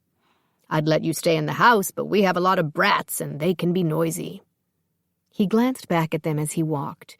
"But you lot don't mind the stables, do you?"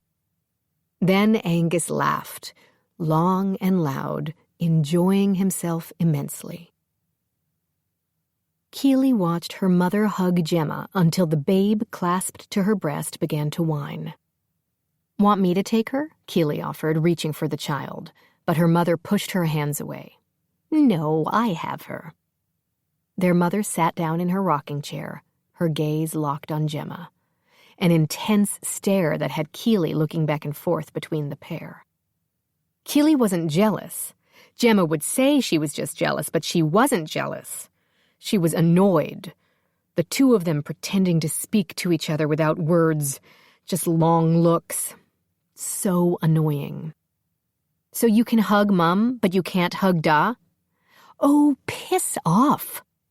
"That's it," their mother snapped before they could get into it again. "I'll not have my two eldest daughters squabbling like their younger siblings." Keely pulled out a chair from the kitchen table and sat down. Another long look passed between her sister and mother, and then her mother said, "Why don't you go check on the children, Keely?" "Because I'm a babysitter now?" "Keely!" Keely stood and stomped out the back door, making sure to slam it closed. "That was unnecessary!" her mother yelled after her. With a sniff, Keely continued on into the surrounding field where her sisters and brothers were playing. 3 of the older ones, 2 girls and a boy, watched over the much younger pack of wild animals, screaming, laughing, and pouncing on one another like jungle cats. The offspring of Keely's parents continued to grow happy, healthy, and strong, just as Keely had. One of the children spotted Keely, screamed louder than she had before, and charged over. In seconds, Keely was tackled and taken to the ground by 9 brats that she loved dearly. Laughing, she hugged and tickled and kissed each one until they became bored and ran off again. Except for one, Endelian, and she had plans to work with Keely one day as a fellow blacksmith, which was why Keely pulled out a tiny steel hammer from her travel bag and handed it to the child. "Yay!" Endelian cheered. "My own hammer! Now don't go attacking your—" "By this hammer I rule!" she screamed before charging after her older siblings. "I said no attacking." "Always give a child a hammer," a voice said from behind a tree, "that she can kill her siblings with." Getting to her feet, Keely grinned and walked around the tree. As she expected, her sister Beatrix sat with her back against the trunk. She wore a bright yellow dress, the skirt spread out around her, along with many books and parchment scrolls. Keely relaxed her shoulder against the tree. "We have visitors. If you don't want to talk to them, you may want to avoid dinner." "Gladly. I'll bring something out for you." She dug into her bag and pulled out a thick book, handing it over to her sister. "Here." Beatrix took the book, glanced at it. "You and your precious philosophies. You're the only person in the family who likes to talk about philosophy, so yes, I keep getting you books on the subject. That way we can discuss. Yet my philosophies never change." "I wouldn't know," Keely admitted. "You've never told me what they are." Beatrix gave one of her small smiles. "Anything else?" "Yes. A few letters." She handed those to her sister as well, but instead of reading them, Beatrix merely tucked them away in a small pocket sewn into her gown. She never opened the many letters she received in front of anyone, but she'd always been a private person, something Keely respected. "So, who are our guests?" Beatrix asked. "Centaurs." Beatrix gave a small chuckle, shook her head. "Listening to Da's tales again?" "Something like that." Still leaning against the tree, Keely folded her arms over her chest. "Gemma's back." "Gemma who?" she asked, dipping her quill in ink and writing on a piece of parchment. "Our sister." Beatrix's hand paused over the parchment, but after a second or two, began to move again. "I see. What brings her here?" "I don't know. Guilt, maybe?" "Doubt it."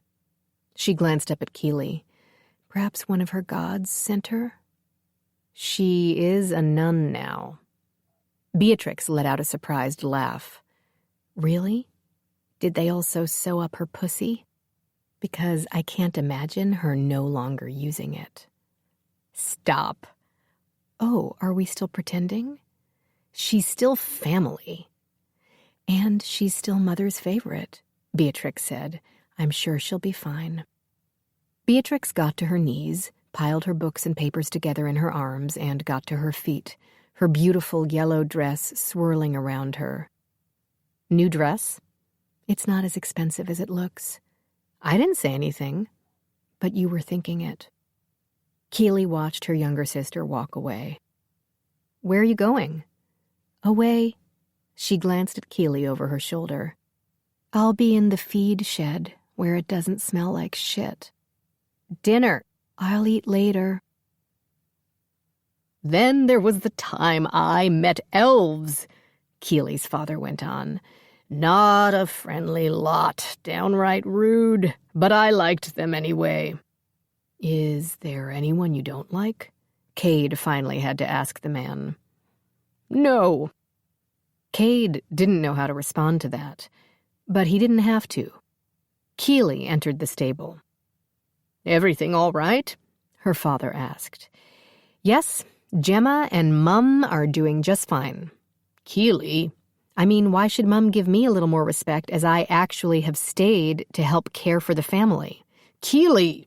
Especially when Gemma has just run off and become the whore to a god. Keely!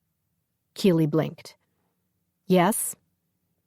Big Bart, her father said. Keely stomped down the line of stalls until she reached an extra large one. She opened it, went inside, and a few minutes later came back out with a limping horse. A horse that met the name Big Bart head on. She had Big Bart stand in front of his stall, and she took some time to stroke his hair and muzzle. The horse clearly liked her, constantly nuzzling her and trying to get closer. Eventually, she held his reins in one hand and began to drag the fingers of her other hand down the animal's spine. Cade watched while Layla and the others stood beside him. What's she doing? Layla asked. I have no idea. The horse was clearly lame and probably in pain. Humans usually put down a horse as soon as it lost its usefulness, so Cade was surprised to see Keely tending to the animal as if she had no intention of doing any such thing. If his pain was tolerable, that seemed fair enough, and he could recommend something that would ease the horse's suffering without killing him. Did you find it? Her father called out. Would you let me do what I do, Father? Ooh, Angus said to Cade. She's getting cranky. I can hear you, Keely snapped. Staring at the floor, Keely continued to move her fingers down the horse's spine until she finally stopped, her head tilting to the side. Where her fingers rested on the horse's back, Keely squeezed and the horse began to move all 4 of his legs. Keely quickly stepped back, laughing. She took off the bridle. Move, would you? She asked Cade and the others, and they all stepped back. The horse started running, charging down the center of the stables and out the open double doors. What did you do? Layla asked. His spine was just off. But what? Keely waved Layla's questions away. You work with horses as much as I do. You learn to care for them outside of just putting on new shoes. Don't listen to her. My Keely helps all our neighbors' horses. She has a way with them. So you're an animal healer? Don't ask me to sew up wounds, but if bones and muscles are giving them trouble, I can try to fix them. Not just animals, though. She fixes me back all the time, Angus said proudly. And her mums. If you followed my directions, Keely chastised, you wouldn't need me to fix your back all the time. It's the way you pick things up, and you've got to stop playing with the pigs. The pigs like me, they're me friends. And that's why we haven't had a side of pork in many winters, Keely muttered. You can have pig for dinner, just not our pigs. Keely opened the back door, but before she could step into the kitchen, her mother and Gemma immediately stopped talking. She clenched her jaw and, without meaning to, let out a little growl. Her father patted her shoulder. "Back in the cage, little one," he whispered to her. "Put that anger back in the cage."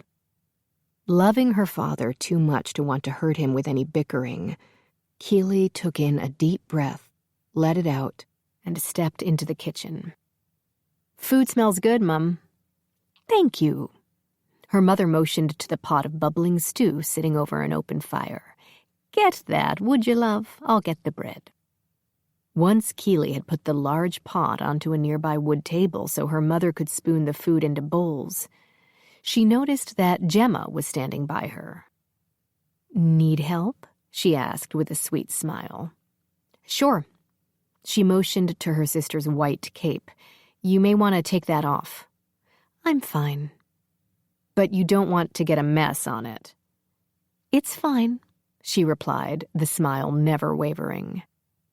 Keely faced her sister. "Why don't you want to take that bloody thing off?" she snapped.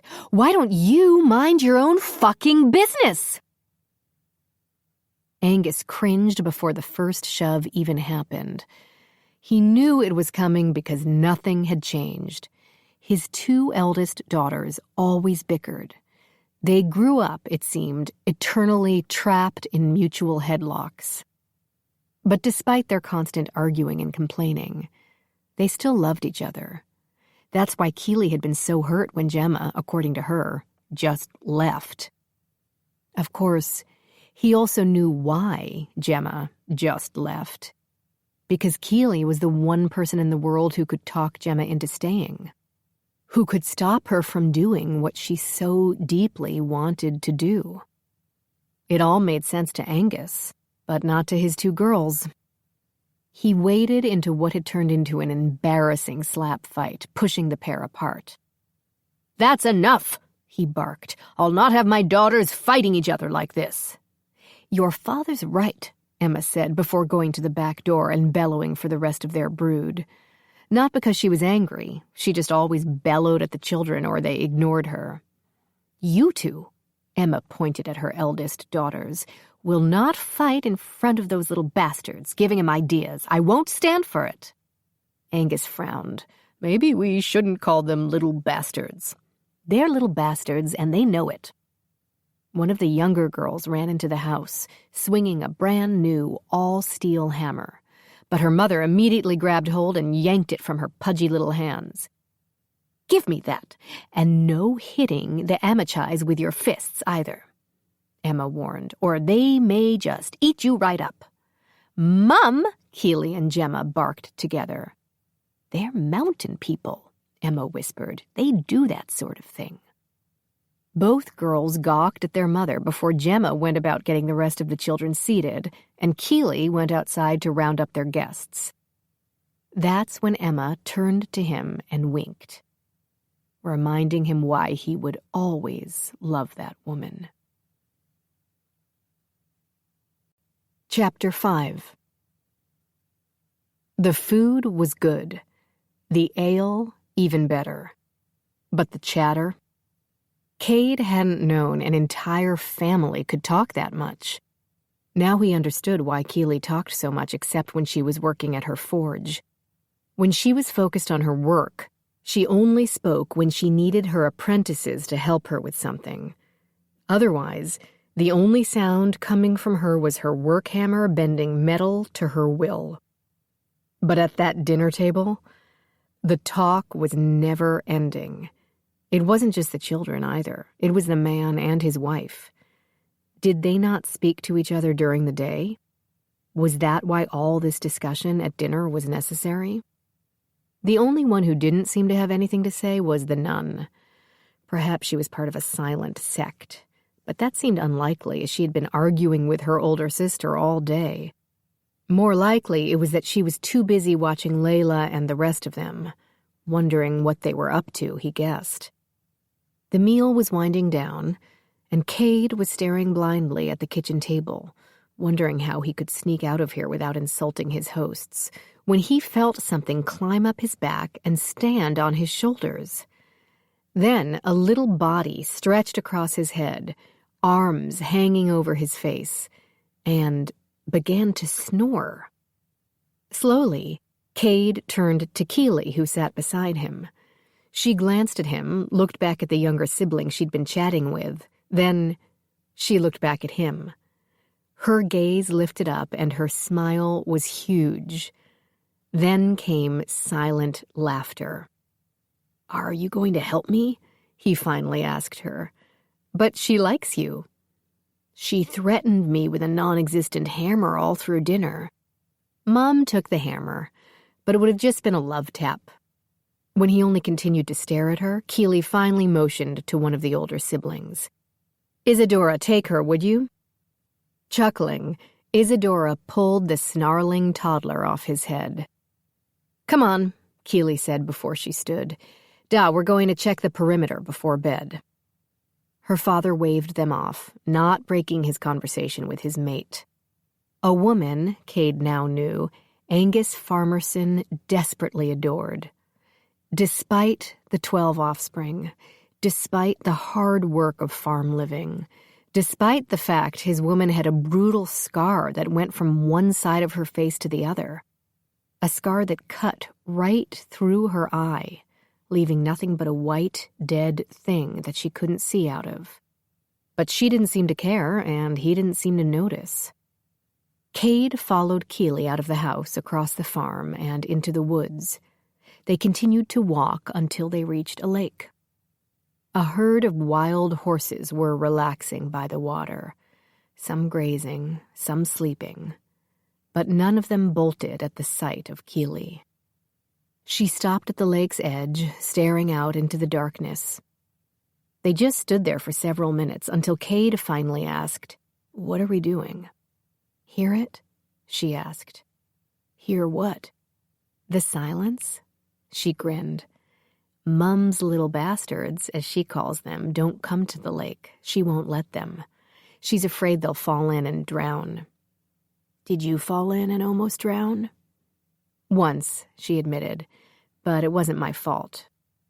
He let her believe that, and instead enjoyed the lack of children's voices. He motioned to the wild horses. "They don't seem bothered by you." "They're used to me." When he stared at her, she continued. "When I decided I wanted to be a blacksmith, I knew I'd have to work with horses, shoeing them and such. Da didn't have that many horses then, so I went out and found some horses. I just watched them, trying to see how they lived, trying to understand them. After a while, they didn't seem to mind me." "I see." He focused on the lake again. "When did you know you wanted to be a blacksmith?" "Birth." The Amichai grunted. "That seems early." "Not for a Smythe woman." "So your mother—" "The women in my mum's family have been blacksmithing for centuries. We're born to it. Except my grandmother did not forgive her for marrying outside the family." "Ew, no, the business. My father is a farmer, you know. The Smythe women usually only marry other blacksmiths, so they can have blacksmith babies. But in my family, I have a brother and sister who want to run the farm, 2 sisters who want to join the Fighters Guild, 2 brothers and a sister who want to be soldiers, a toddler sister who wants to join me at the forge, a baby who hasn't made up her mind yet, and another sister who won't tell me what she wants to do." "Aren't you forgetting one?" "Am I?" "The nun?" "Ugh." That was when the Amichai did something strange, for him. He laughed. "I have never met anyone who has such a dramatic reaction to the handmaidens of a god." "We don't know which god. She hasn't told anyone. She could be worshipping all sorts of evil." "In her all white with the no touching, that kind of evil?" "Color means nothing to me." "I know, since eyes of fire don't seem to bother you." As I tried to explain to your very judgmental sister, Animals are not like humans. It doesn't matter which world or netherworld. She paused briefly to glare at him properly. They come from, animals are animals, and unless they attack or one is hunting them for food and clothing, they should be left alone to live their lives in the wild. Uh-huh. And yes, that includes wolves that have eyes of fire. But your nun sister, she has no excuse. Are you always this inflexible? Actually, she admitted, I'm a very forgiving person. Keely rubbed her nose. But not with her, she finally admitted. I see. Tired of being judged, Keely turned toward the Amachai and asked, Why are you here? He stared at her but didn't reply. I know you've been following me and lurking around the farm. I want to know what's going on. Why? In case I have to kill you. Keely replied with total honesty. I'd rather not get too attached. Fair enough, but we haven't been lurking around your farm, he corrected. It was more of a sneaking. Keely narrowed her eyes on the Amachai. You do know I'm carrying my hammer. How could I miss it? The head is so huge. I like my huge head. She stopped, realizing how that sounded. There are things you and your family need to know, but it should come from my sister. She's too busy trying to get information out of my sister, while my sister does the same thing to her. So I'm asking you, what's going on?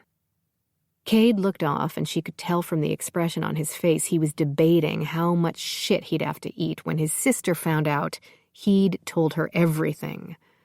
But before she could push him, or he could decide to speak on his own, the gray stallion from the wild herd ambled out of the darkness, moved up behind Cade, and rammed his head into the Amachai's back. Cade slowly looked over his shoulder at the horse. Really? He demanded. He likes me, she told him. Always keeps an eye out for me. You probably shouldn't annoy him. I annoy everyone. I like a man who knows himself. Cade stared at her for a long moment, then said, My sister says you already know I'm not a man. Well, at least half of you is, she said on a little snort. Why didn't you say anything to the others? Not yet, especially me mum. She'd probably start hacking at you all with her big cleaver. That seems excessive. My mum's not good with being startled, or people with hooves. You don't seem to mind people with hooves. Keely smiled. Of course not. Your people saved my father's life. Without your tribe, I wouldn't have siblings. You lot brought him back to me and my mum. He told me everything when I was a little girl. About the Amachais, about the different tribes, about the mountains and how beautiful they are. And he told your mother? Oh, gods, no, she said on a big laugh. My mother would have thought he was insane. She already thinks he's a little insane. Assumes it's all because of the few times he got his head split open when he was a soldier. He didn't tell your mother, but he told you? He tried to tell her, but, you see, we're a lot alike, me and Mida, and we don't scare easy. But your mother? Doesn't scare at all, she said quickly. She can be startled, but she'll not be scared. Please don't ever forget that, for your own sake. Noted. So are you going to tell me? She pushed the stallion, now standing behind her and resting his large head on her shoulder. Why are you and your friends here? What do you want? Cade took a few steps toward the lake, but he didn't step in. He simply stared out over it before announcing, The old king is dead. I know, that's why I've been making so much money lately, mercenaries. It's fabulous. What about the future king? What about him? Do you not care who it might be? She couldn't help but chuckle. Why should I care? They're all bad. They're all cruel and greedy, and I hope the hells welcome them and their royal cohorts when they die. because they'll not get their due justice on this plane. But I'm not sure what my philosophy on the royals has to do with anything." "There has been a prophecy," he said, turning to face her. "A prophecy about the next ruler." And the prophecy doesn't call for a king. It calls for a queen. And the witches have named your sister." "The nun?" she snarled, because Keeley would just bet that her nun sister would love that. No, he said quickly. "Your other younger sister, Beatrix." "Oh," Keeley replied, surprised. "I see." She thought a moment. "Yeah, Beatrix might like that." Cade stared at her for so long he lost track of time. And it could have continued for much longer except that Keeley finally said, "Is something wrong?" "I tell you that your sister has been prophesized to be the next queen, and your response is, she might like that?" "Well, she might. It's hard to tell with her." She stepped closer and whispered, "I wouldn't say she's shy, but she's definitely not chatty. She only tells you what she wants to tell you. But," she added a little louder, "she does like pretty dresses, and I'm sure she'd have no problem wearing a crown." Again, Cade could only stare, because he didn't know what to make of such a response. But then something happened. He saw it, on her face. Keeley started to think. Wait, the old king's sons, do they know? "We're not sure. But once they do, they'll come for her." Keeley suddenly paced away from Cade, and the stallion that had been standing behind her sidestepped out of her way. The horse shook his head and let out a snort, which set off the rest of his herd. Some ran away, some stayed put, but their hooves hit the ground and they snorted their discomfort. This was the Keeley his sister had been warned about by the witches, the one who would tear the world apart to protect her kin. "I'll have to talk to my parents. They're not going to like this, but they're not unreasonable." "Your sister wasn't at dinner tonight." "No." "Why?" She stopped pacing, shrugged. "My sister was not in the mood to entertain strangers, no offense." "Was that it?" Because Cade understood. He didn't like entertaining anyone either, much less strangers. "She's also not a fan of Gemma." "Because she's a nun?" Cade asked, only slightly joking. Keeley did manage to smile. "Shockingly, no. They've never gotten along, sadly." "For any particular reason?" "I would say they have different views, but Beatrix keeps her views to herself, so they've never liked each other." "Do you like Beatrix?" "She's my sister." Cade frowned at that response. "I'm afraid that's not really an answer." "We're family. I love her." "I love my brother Quinn. I haven't figured out if I like him, though. I love my sister, too. But I also like her because she doesn't annoy me nearly as much as anyone else." "I do like Beatrix. She just doesn't share much of herself with anyone. People who are introspective are like that sometimes. I don't fault her for it." "But Gemma does fault her." "I don't think so. She just doesn't like her. And the feeling is mutual. But family is all. That's what my father taught me. That's what he taught each of us. But does it matter? Siblings don't always get along." "I know," Cade replied. "But there's a reason the witches have chosen her, isn't there?" "We'd like to find that out. Layla would like to leave tomorrow with Beatrix, but I know she'll understand if that's not possible. No more than 3 days from now, though. Do you think you can manage that with your family?" "Wait, you want to take my sister? Where?" "To the witches of Amwyn. Once they meet Beatrix, they will confirm her future rule or deny it. We're not a part of that. We're only here to protect her." But why? She won't be your queen. Cade admitted the truth. The old king kept the truce between our lands. His sons will not. Everyone knows that. If my sister goes with you, I go. He'd had a feeling that would be coming. But it will be up to my parents to decide if she goes anywhere. Cade nodded. I'll let Layla know. He turned to walk back to the stables, but Keely's voice stopped him. Before you go? Yes. I want to see you. Cade faced her again, knowing exactly what she'd meant. No, you don't. I do, she grinned. I promise not to judge. It's not your judging that concerns me. All humans judge, but you don't understand. I come from a protection clan. We do not work with gods or make spells.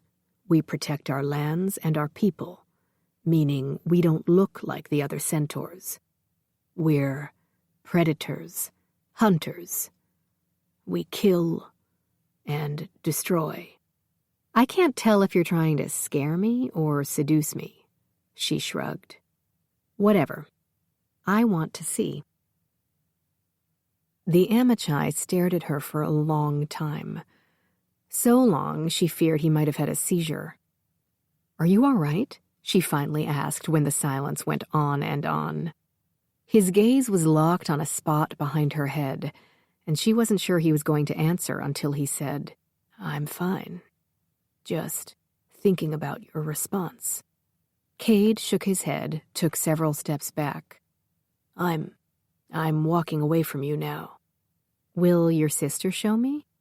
Stop talking to me, he ordered as he walked away, and stop staring at my ass. Just wondering how it looks with 4 legs. He stopped, faced her. What? You know, she admitted, that sounded less strange in my head. Did it? Really? Chapter 6. Gemma stared out the small front window at her father and sister. They'd been talking for long minutes this early morning as the suns just began to rise in the distance. Her mother came to stand beside her, her youngest babe attached to her breast once again. Wonder what they're talking about, Gemma said, watching the pair closely. I'm sure they're plotting our deaths. Gemma gasped and faced her mother, but she just laughed. I'm joking. Does your God not allow joking? She asked. Now you sound like Keely.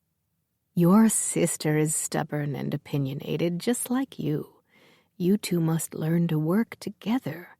This is especially important to me, her mother went on, because I don't want to have to hear your father complain that his beautiful daughters don't get along. Gods, the whining.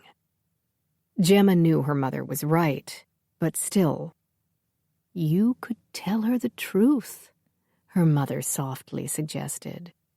Instead of all this lying. I was going to, but then she brought her friends. They seem nice enough. Mom, I hope it's not that they're Amachais that bothers you so much, my love. I expect better of you. Amachais that come out of nowhere, right to our door? You don't think that's strange? I think all sorts of things are strange, because they are strange. But strange doesn't automatically mean evil and wrong. Gemma heard someone on the narrow steps that led to the upstairs bedrooms. She looked over her shoulder and finally saw Beatrix for the first time. She wore a pale pink dress that must have cost her parents more money than they should have ever spent on one garment. She held several books in her hands, and her dark hair was artfully braided and curled as it fell down her back. Sister, Beatrix said. Gemma nodded, not feeling in the mood to do more.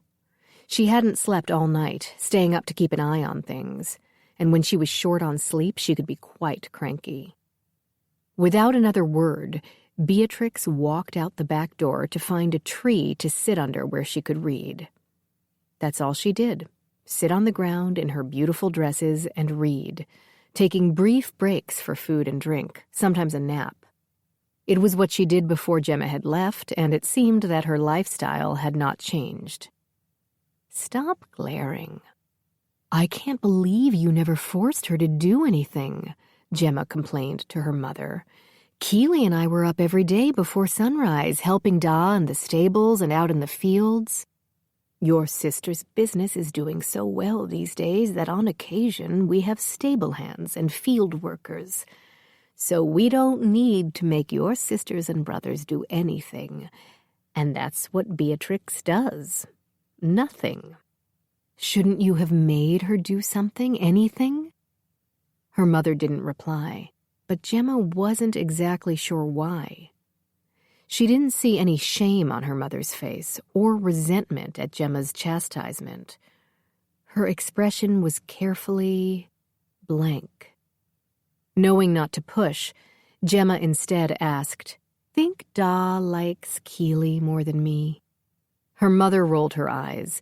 "I can't believe you are still asking that question. Why are you still asking that question? Do you think your sister is asking your father that stupid question?" "I think Mum likes Gemma better than me." "I'm not listening to this insanity again," her father said before kissing her forehead. They'd had a long talk this morning and had decided on a course of action regarding Beatrix. Angus just had to convince his wife, a task that Keely was grateful her father had insisted on doing. She'd been fearful she'd have to do it. "Now I'm going to get my day started," he said, his big hands on her shoulder. "You help your mum and talk to the Amachis. You seem to have a nice rapport with them." "Yes, sir." "And stop worrying," he said with a smile. "This will all work out." He leaned in and whispered, "Just imagine, us lot, royals." They both laughed, and Keely kissed her father's cheek before sending him on his way. He was humming as he walked off because he was a man who loved his work. He loved his farm. There weren't a lot of people in the world who were just happy with their lives as they were. But her father wanted nothing more from life than what he had. Then again, neither did Keely. Of course, if she was going to leave for a few weeks to protect her sister, or at the very least bring her home when it turned out she was not going to be anyone's queen, something both Keely and her father were starting to believe, she'd need to get things organized at her shop. "Good morning, sister," Gemma said from behind her, making Keely jump. "Stop sneaking up on me," she snapped. "I wasn't. I was just greeting you and attempting to be nice. I guess I shouldn't have bothered." "Oh, stop with the pity." Gemma moved in front of her. "Pity? I never asked for your pity." "Then what do you want? Why are you even here?" "What I do and why I do it is up to me," Gemma said, stepping closer. "So perhaps you should mind your own business." "Ooh," Keely mocked. "Listen to the fancy talk you've learned from your nuns. I'm surprised they let you speak at all." "Oi!" Kieran barked at them from the far side of the house. "Are you two going to keep this bickering up? Can't speak for your parents, but I'm tired of hearing it." "Where did you come from?" Keely asked. She hadn't seen her cousin since dinner. Kieran pointed back toward the house and began to speak, but abruptly stopped. She stood there, staring at Keely and Gemma. "What's wrong with you?" She held up a finger. "Are you having some sort of spasm?" Gemma demanded. Kieran stared at them for another moment, then she turned her head, opened her mouth, and unleashed everything that she had eaten or drunk in the last 24 hours. "Oh!" Keely and Gemma cried out, quickly moving farther away from their cousin. When she finished unloading her insides onto the ground, Kieran nodded. Gods, I needed to do that. But did you have to do it there? Keely asked. At least I didn't do it on the children. Oh, that's nice. Kieran laughed and walked over to the well. She pulled up the water bucket and poured the entire thing over her head.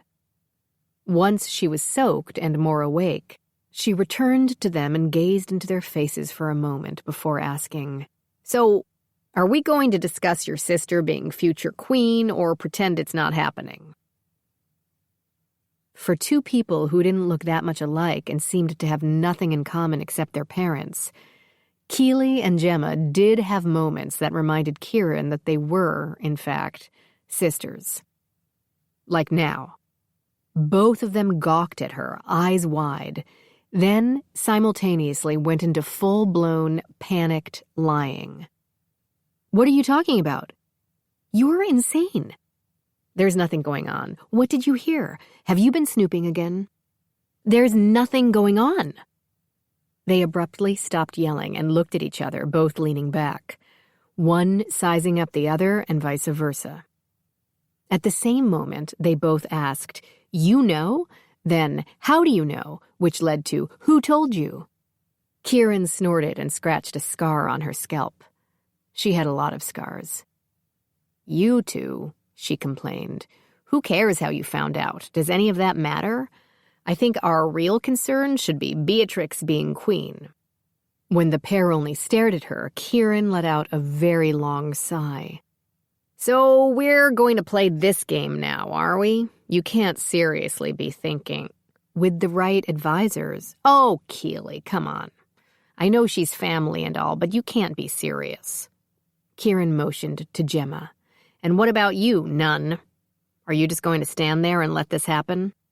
"She's our sister." "What are you talking about? You don't even like her." "That's not the point," Keely cut in. "She's family. Our family." "Your family," Gemma muttered. "I know she's family," Kieran shot back, "but that doesn't mean—" Gemma suddenly raised her gloved hand, cutting Kieran's next words off. "Can you hear it?" she asked. "Hear what?" "I can hear it," Keely said, stepping forward. "Someone's screaming." On horseback, he charged over the hill that led to the farm. He held the reins of two other horses, bringing them along with him as he screamed in warning. It took a second for Kieran to remember him. "They're coming!" Samuel desperately bellowed. "They're coming!" Keely saw the boy she'd rescued come over that hill and heard the words he was screaming. And she knew. She just knew. "They're coming for Beatrix. They'll burn this farm down and kill everyone," Gemma said out loud what the three of them already knew. It was the way of the old kings. They left no witnesses to what they'd done, and Keely doubted his remaining sons would be any different.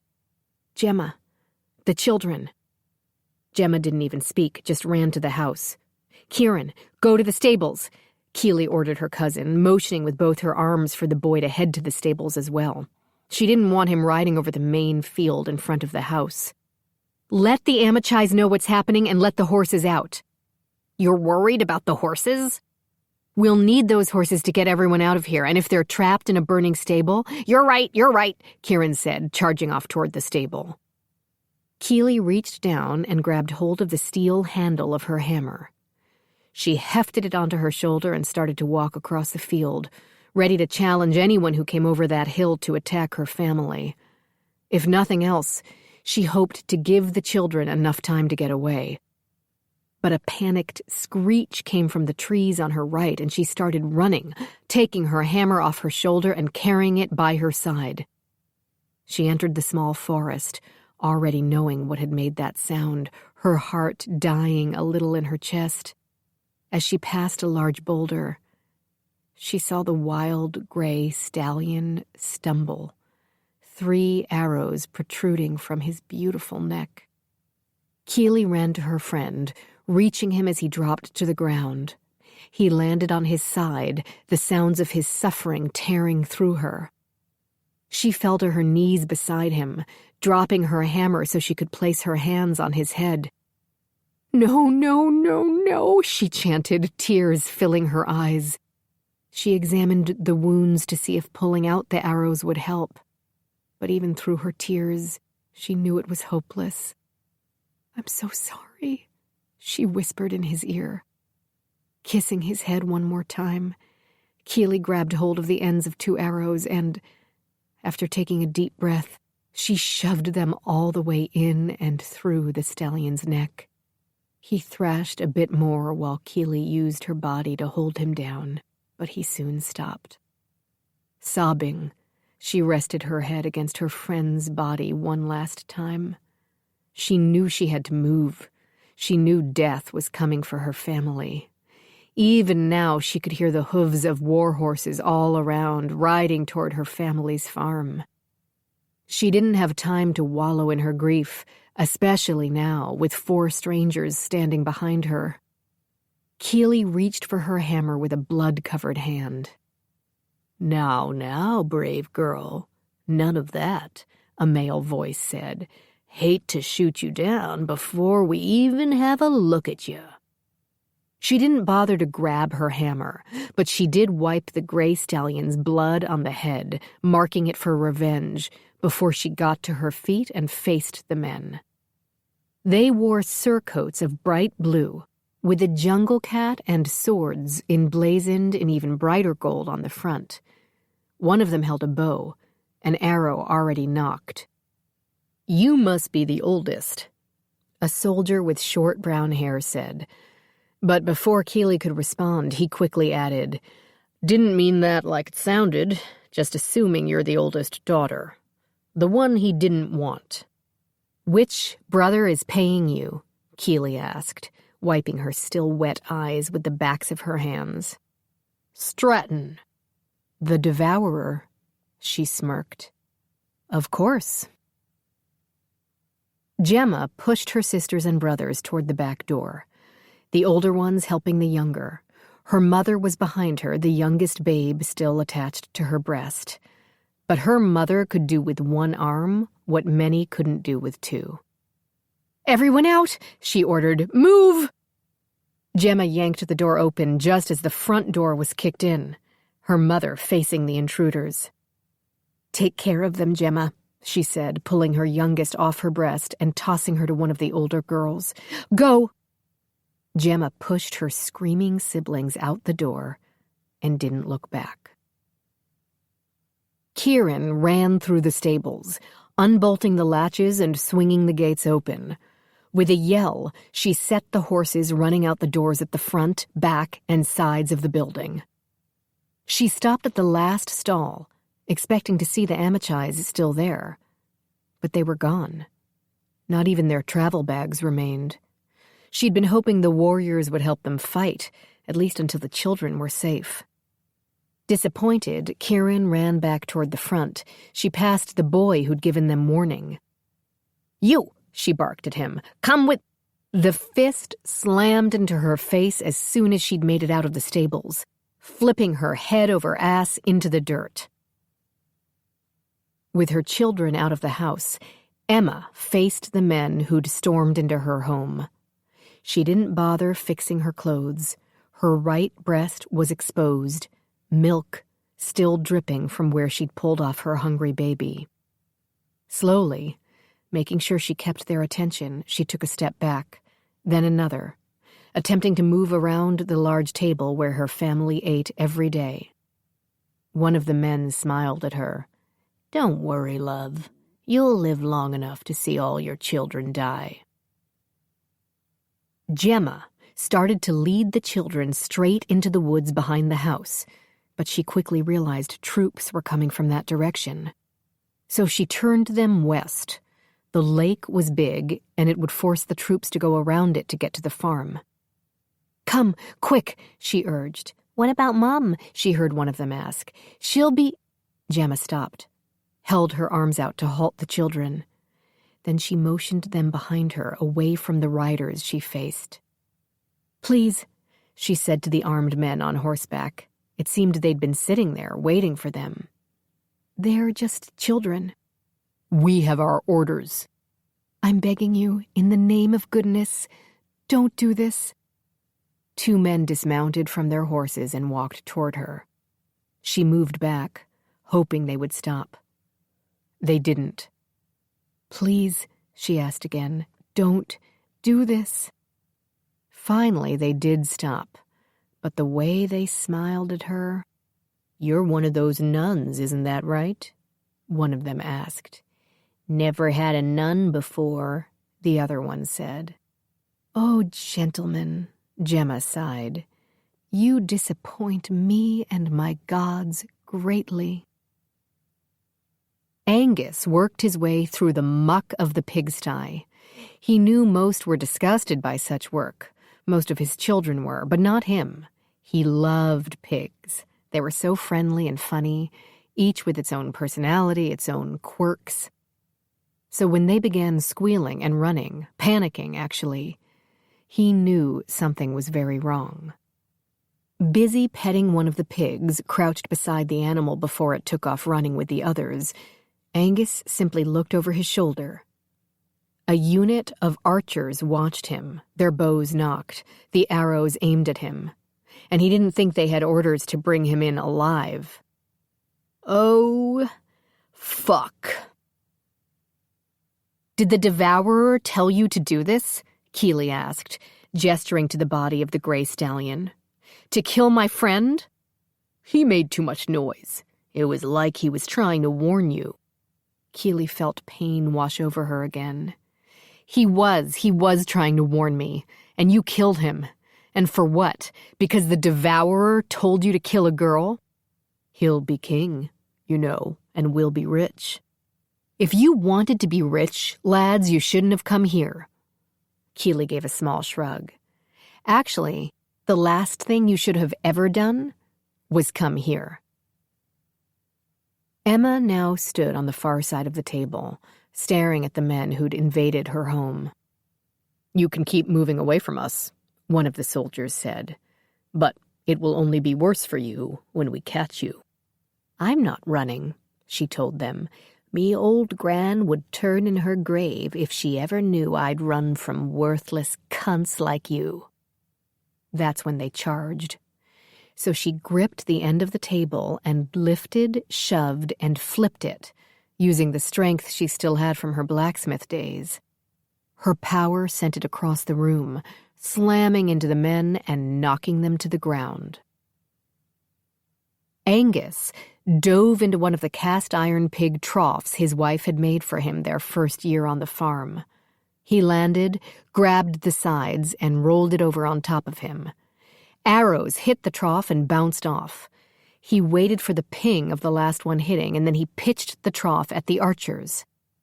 Hearing it strike its mark, then the barks and gasps of men's pain, he jumped to his feet and, with a scream of soldier's rage, Angus Farmerson ran full force into his enemies. Feet repeatedly struck Kieran, hitting her in the sides and legs and back, but she kept her head protected as best she could by curling into a ball. She heard a male roar and felt bodies land beside her. Lifting her head a bit, she saw that Samuel had thrown himself at 2 of the men. Now they were down to 4.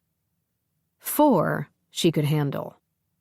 The kicks to her body continued, but she waited until one reached her right shoulder, striking and striking again. When the foot pulled back for another kick, she reached out, grabbed it behind the ankle, and yanked. The man fell, and Kieran quickly rolled over him. She got to her feet, clearly surprising the men as they stopped their attacks to gawk. She grinned. From her first time in the pit, she'd been beaten nearly every day by men and women mightier and meaner than this lot.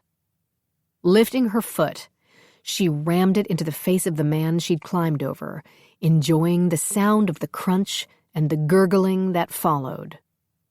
"All right, lads," she said, pushing a slightly battered Samuel behind her. "Who's first?" Emma ran to the table and yanked free one of the 2 short swords she'd strapped to the bottom of it. The soldiers were just attempting to get out from under it, so she stepped on the wood, pressing it down to pin them there, at least for a few more seconds, and swung her weapon. She cut the throat of one, hacked off the arm and part of the scalp of another. The last had gotten to his feet. Emma spun and swung her weapon again. The steel blade she'd created herself years ago embedded itself in his skin, and fresh blood spurted out, hitting her across the face and bare breast. She wrenched the sword out, and he dropped to his knees, staring up at her as his life's blood flowed down his surcoat. He would die soon, and she turned to go out the back door to her children. But she stopped short, realizing she couldn't let it go, and spun back, gave one more strong swing of her arm. The soldier's head flew across her kitchen, landing on the counter where she'd been kneading bread that morning. There. Emma always liked when things were complete. Angus swung the cast-iron trough to the right and into an archer's head. He swung it left, ramming it into the shoulder of another. He sensed someone behind him, turned, and quickly jerked to the side. A blade slid by, just missing his gut where it had been aimed. He gave a growl and tossed the trough, making sure it hit another man coming up behind him, and reached out to the one with the sword. Angus's fingers slid around the man's throat and grasped his neck, squeezing until he felt bones break under his fingers like kindling. Dropping the body in his hands, Angus stared at his family home. He knew his children and wife were somewhere, but he made the excruciating decision not to go to them, not to help them. Instead, he did what he knew he had to do, and ran behind the pigsty. "Not only did you strike the wrong family," Keely went on, "but you killed this beautiful animal." She pointed at the gray stallion. "That was a very tragic mistake. For you."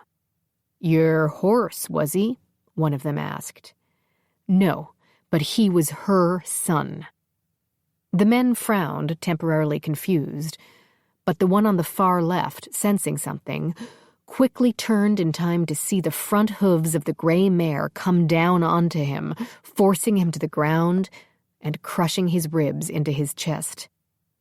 Keely grabbed her hammer, spun, and threw. It collided with the face of one soldier, sinking into the flesh and staying there. She ran toward it, pulled the hammer out before the body could fall. A sword slashed toward her and she fell to the ground, rolling away from the weapon, but quickly jumped back to her feet. Flipping the hammer around so the head faced her, she used the handle to strike the soldier in the throat. Then she pressed a metal lever that rested by the head. A narrow blade burst from the handle and tore past soft flesh and out the other side. Keely released the lever, letting the blade retract into the handle, flipped the hammer again, and slammed the side of the last soldier's head. He went down to the ground, and Keely followed up with another strike to the front, burying her weapon so deep she finally hit dirt. Panting, she yanked her weapon out. She walked to the gray mare, facing her head on. She carefully reached up, pressed her hand to the horse's massive jaw, and rested her head against the mare's nose. "I'm so sorry for your loss," she whispered. The mare let out a long sigh that Keely felt to her bones. But then the mare was scrambling back and Keely spun around, faced a new group of soldiers running toward her. "Run!" she ordered the mare as she raised her weapon once more. But the horse stood her ground, refusing to move. Every time the 2 men moved closer, Gemma and the children backed up.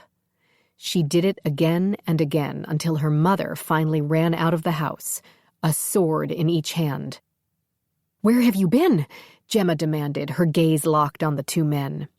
The others on horseback stayed by the tree line, in no apparent rush to move things along. They assumed they had all the time in the world to entertain themselves with Gemma's family. I couldn't leave until I was done, you know that. She did. Her mother was nothing if not obsessive. It could be irritating on a day-to-day basis, but at times like these, Gemma loved her for it. Reaching back with one arm, Gemma wiggled her fingers. Her mother placed one of the swords into Gemma's hand, and the men, who at this point were only a few feet away, grinned. "You and your mum going to challenge us, sister? Do you think that's wise with the child?" Gemma cut off the head of one soldier, the one that wouldn't shut up. Then she removed the head of the other while he was still trying to pull his sword from its sheath. She heard the surprised gasps and cries of her siblings and the startled stomping of the mercenaries' horses, but she ignored it all. Even as the mercenaries yelled at her, even as they readied their attack, she kept her focus and tossed the sword back to her mother. Gemma crouched down and turned the headless bodies over so that both were chest down. She pressed a hand on the back of each, lowered her body a bit, and kept her gaze focused on the grass beneath them. With a growl, she began the chant. "Gemma," her mother urged, "get on with it." But Gemma blocked her out. She had to. Even as she heard the hooves powering nearer, she kept her focus. The chant completed. She quickly got to her feet and faced the killers riding toward her. Closer and closer they got until the headless bodies moved. The horses reacted before the men riding them, rearing up and colliding into one another as they attempted to get away, fighting their riders' demands to move forward. As the mercenaries fought to stay on their mounts, Gemma reached for the collar of her white robe and untied it. Loosening it, she grabbed the two sides and pulled hard, ripping the garment in two. She stepped out of it, and the first mercenary who managed to get his horse under control saw her and stared in horror. After a few seconds, he began screaming, loud enough that everyone could hear. Everyone would know. "War monk! She's a war monk! War monk!" The first of the new soldiers came at her, his sword raised. Keely gripped the end of her hammer with one hand and the head with the other. She lifted her hammer up. The soldier began to bring the sword down. But then he screamed out, his back arching, his eyes going wide as a blade tore through his chest and blood splattered Keely's startled face. The sword was torn out and the body fell, revealing Cade, the Amichai. He barely glanced at her before he slaughtered the other soldiers who'd come for her, slashing and stabbing with brutal efficiency. When the soldiers lay dead or dying, he returned to her and the gray mare. He glanced at the gray stallion. "I'm sorry about your friend." Keely nodded. "Are there more?" she asked, pointing to the soldiers at their feet. "Many more." "I see. All for my sister?" "Yes." "From where?" "They've sent smaller units to surround your family's farm, but the main force is marching head-on. They'll be coming over that hill." Keely hefted the head of her hammer onto her shoulder. "All right, then." She started off toward the hill, but Cade's voice followed her. "I thought you wanted to see." "Wanted to see what?" "What I really look like." Keely stopped, realizing the gray mare was right beside her. Together they faced Cade. He still appeared as a human, but already she saw that his eyes were different, glowing gold in the morning suns that had come up over the hill. Then he began to grow up. His torso lifted tall, stretching a bit, even widening, and beneath his torso, his legs went from human to horse. Even his kilt turned into a horse's bridle seconds before 2 more legs appeared as that part of his body stretched and grew massive, bigger than any war horse she'd ever seen. The gray mare pawed the ground with one hoof and her head swung hard, her long hair hitting Keeley in the face. But it didn't stop her from seeing. His body stopped growing, finally. But then, from the sides of his head, antlers. Not massive ones to herald he was a male, but big and strong enough to be weapons. His mouth relaxed a bit, and she saw white and long, powerful fangs. Cade stared at her with those golden eyes and waited. If he was expecting her to run from him, she didn't have time. "I have to do something," she told him, starting again toward the hill. "I hope you don't hate me when I'm done." She patted the gray mare's neck. "And you too, my friend." Layla and her unit had gotten up before the suns rose. Together, they'd silently made their way to a nearby lake that Cade knew about. There, they'd discussed next moves, especially if the family decided to fight them on taking Beatrix to the witches. Her father's original plan had been to just take the young woman, but her mother had stomped that decision into the ground, and Layla had agreed, morally. Now, though, as she moved through the crowd of mercenaries on horseback, she realized that to have just grabbed Beatrix would have been a very foolish thing indeed. Not when the mother stood in front of her children covered in someone else's blood, and there were already 2 headless bodies stretched out in front of her nun daughter. The nun was taking the time to kindly, although stupidly, pray over them. Bad timing, but she was a nun after all. Maybe she was required to do so by her sect. The mercenaries began to ride forward, and she went along. It was a gift given to her kind by the horse gods. They could blend into any herd of horses without being seen by human eyes, if they were smart. Sometimes her brothers, not so smart. Layla pulled out her bow and quickly nocked 3 arrows. But before she could use them, the horses surrounding her suddenly reared up and began to panic. Had the nun cast a spell? Did nuns cast spells? Layla had thought all they did was pray and not have sex, and sometimes help the poor. Confused, she kept her bow at the ready but moved along with the herd. It was when she was jostled to the left that she saw those headless bodies moving. Not the final death throes of men who hadn't realized their heads were no longer attached to their bodies, but moving with purpose. Slowly but surely getting to their feet. Then the nun ripped off her white robes, and Layla took in a startled breath. Oh, it had been a very good thing they hadn't taken that girl. Layla didn't even need to hear the men screaming to know what she was looking at, to fully understand. What the nun now wore told her everything she needed to know, and what the woman had been hiding. The full-length chainmail hauberk with that wide skirt slid up the front and back for fighting and horse riding. Iron chausses on her legs and chainmail boots with iron spurs, and a black woolen kappa over the chainmail, slit in the front and rear like the hauberk. But on the front and back was a blood-red rune that revealed all.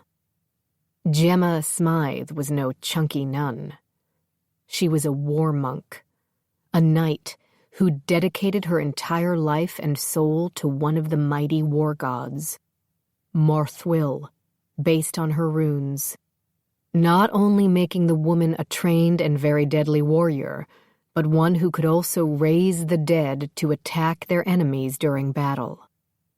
The headless bodies pulled their swords from their sheaths and rushed their former compatriots, running toward them at full speed and attacking as soon as they were near, as if they could see them despite the loss of their heads. They struck the horses nearest first, so that the poor animals dropped and the men on the ground were immediately torn open by the swords of the headless.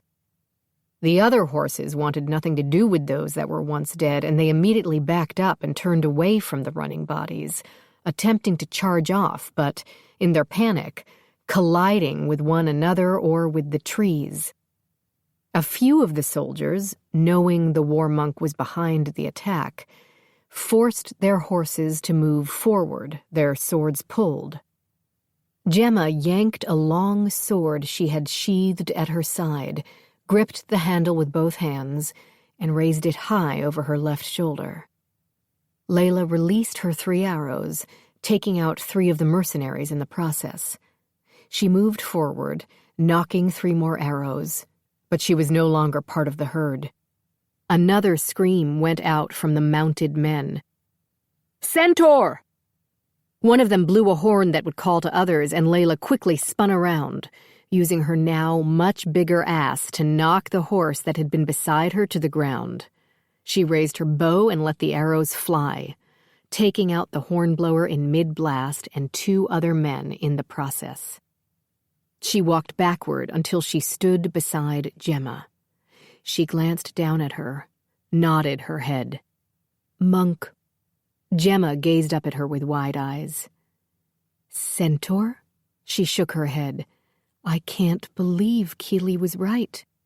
"She was right about you, too," Layla admitted. "You're quite the little liar." Cade ran after Keely through the woods, briefly pausing when he heard the screamed, "War monk!" coming from off in the distance. Keely stopped, too, at that yell and looked over her shoulder. But then she gave a short head shake and continued running. A few minutes later, "Centaur!" was screamed out, making Cade smirk. And then came the sound of a war horn.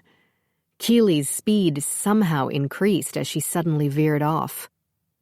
Cade was right behind her until she reached a large tree and took a position there, waiting. Under his hooves, the earth moved, and he knew more soldiers were coming. Gods! Had the princes sent an entire battalion to take down the family? That seemed excessive. Then again, all he'd heard for the last 5 minutes were the dying screams of men, none of women and children. So perhaps they knew something Cade and his cohorts did not. The first of the mounted soldiers came over the ridge, and that's when Keely moved, running out. Cade went to grab her, but she was already gone. Thankfully, she didn't jump in front of them. She ran out so that she was lined up with the first horse. She raised her hammer high, pulling it back over her shoulder. Then, with a mighty swing, she brought the weapon down and into the side of the closest horse. With a horrid scream, the horse's hooves left the ground, and its entire body slammed into the horse next to it. They both went down, and the horses behind didn't have time to stop. Instead, they stumbled over the pair and fell, forcing others to do the same. But none of that stopped the rest of the mounted riders.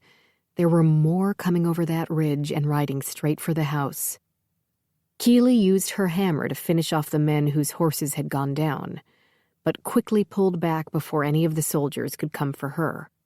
She stood by that tree again, staring down the hill, watching as the soldiers rode into the valley over the small white fence and into the first field. The first group of mounted soldiers made it as far as the middle of that field, and then were gone. The healthy-looking crop they'd been trampling disappeared completely, the mounted riders and their steeds falling into the camouflaged pit. Again, those coming in behind couldn't stop in time, and half the mounted platoon disappeared into the same hole.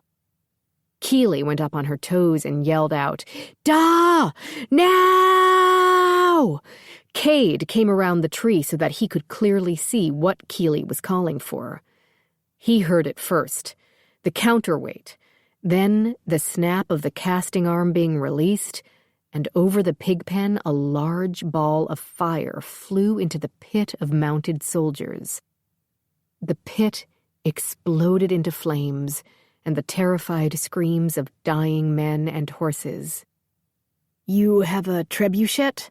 Cade asked, because he couldn't think of anything else to say. "Mum made it. She gets bored when she's pregnant." "Huh. It's very handy." Keely gave a sad sigh. "But I hate hurting the horses." She hefted her hammer onto her shoulder. "All right, then. Let's go kill the rest so we can get the children to safety." Gemma had put away her long sword and pulled out her 2 short swords. She ran at the mercenaries, hacking and slashing her way through them. Layla used her arrows until a few of them got close. Then she switched to the steel spear she had strapped to her back. Gemma was just holding these men off until her mother, Beatrix, and the children could slip away. But every time they tried to run, mercenaries moved in front of them, blocked them. Getting frustrated but not sure what to do about it, she simply kept fighting, until Layla suddenly sent out a whistle call. Gemma didn't know why until Cadell and Farlin rode into view. There was a lot of blood on them, but nothing that had her too worried. Farlin immediately leaped into the fray, using a large axe to chop away the mercenaries attacking her. He used his back legs to strike at any men or horses behind him. The strength of his kicks knocked the horses back and killed the men outright from blows to their chests or heads. "Go!" he finally yelled when he was right in front of her. "Now!" Gemma ran toward her mother and siblings. Mum was busy fighting off 3 soldiers on foot with her 2 swords. Coming up behind the men, Gemma beheaded one and disemboweled another. Her mother buried one of her blades into the third's belly. Sheathing her swords, Gemma picked up one of the toddlers who she knew couldn't keep up. She motioned to Beatrix to take the other, which she did, but not before she rolled her eyes and sighed a bit. Gemma struggled to contain her annoyance, knowing this wasn't the time or place. With the toddler in her arms, she started to run back toward the house. That's when she saw Kieran and Samuel. "Take them," she ordered, handing the toddler to Samuel and motioning for Beatrix to give him the boy, not wanting to risk her dropping him. "Kieran, watch the younger ones, and move! Everyone move!" When they all ran toward the house, Gemma returned to the last 3 men she'd killed. She crouched by them and chanted the Song of Death, draining the land around her of its essence and putting it into the bodies of these men. They all stood, and she pointed at the remaining soldiers battling the centaurs.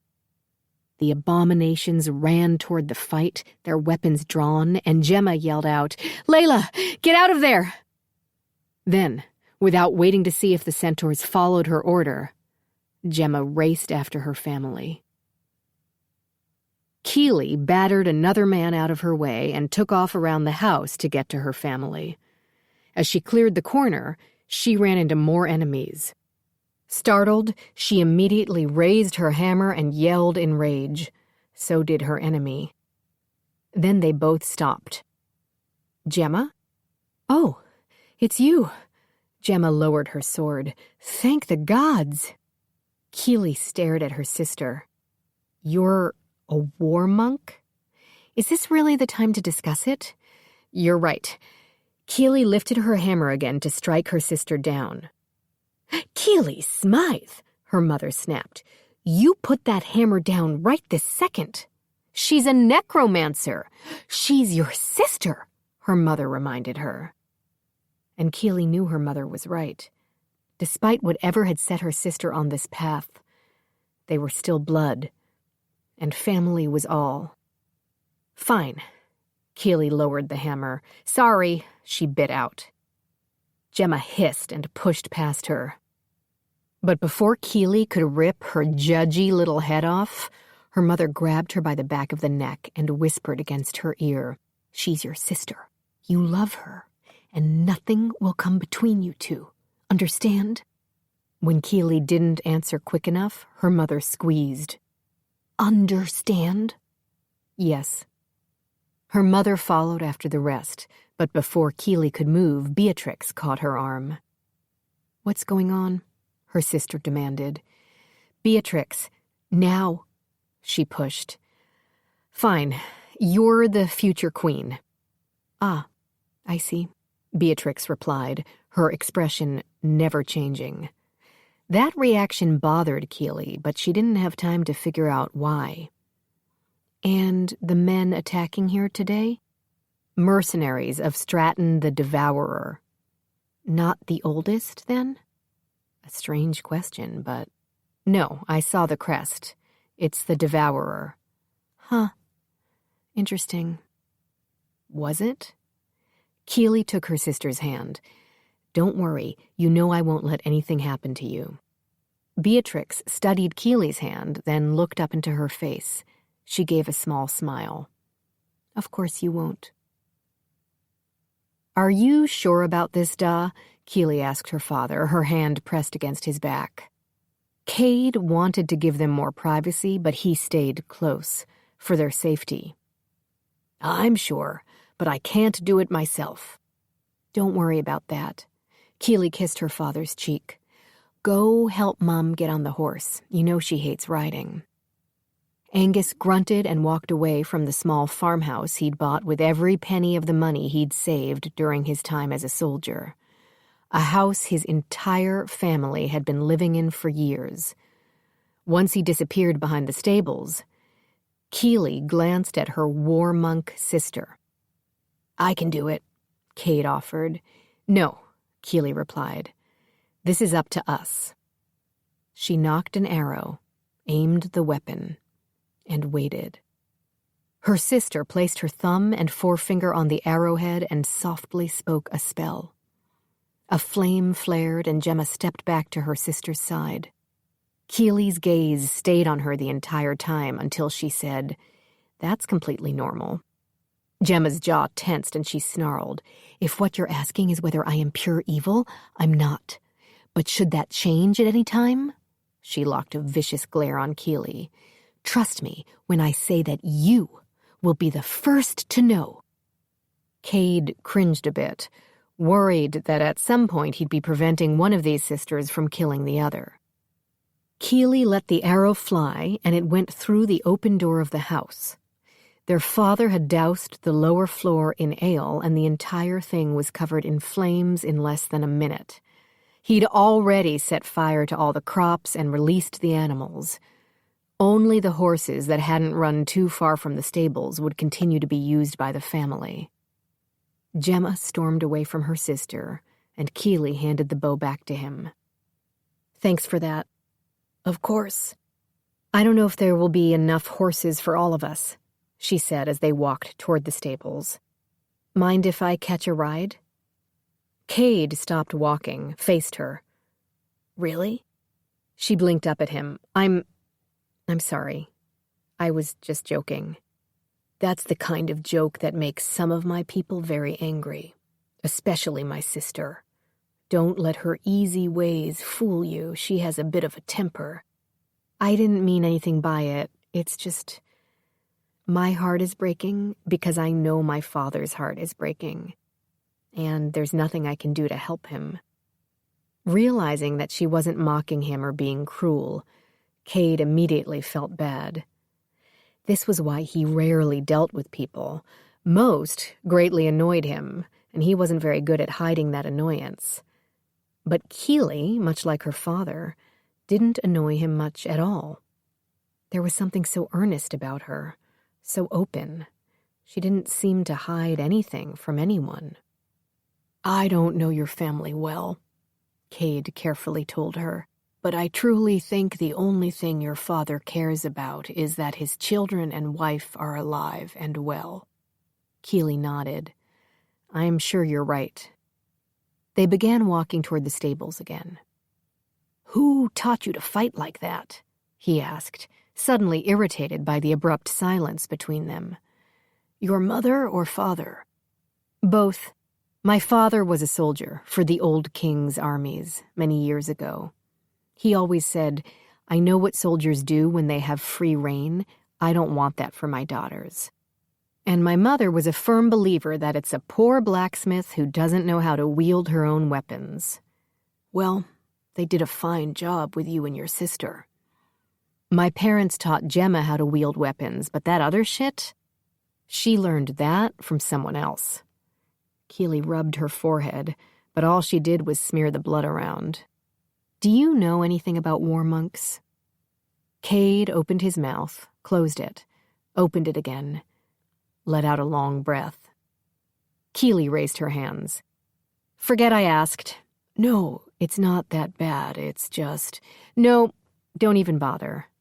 We both heard the screams of those mercenaries. Cold-blooded men who kill for sport and gold, and yet my much shorter sister sent them into a panic. I think that says all I need to know. They neared the others who were already mounted and ready to go, the smallest children being held by a sibling or parent. Where are we going?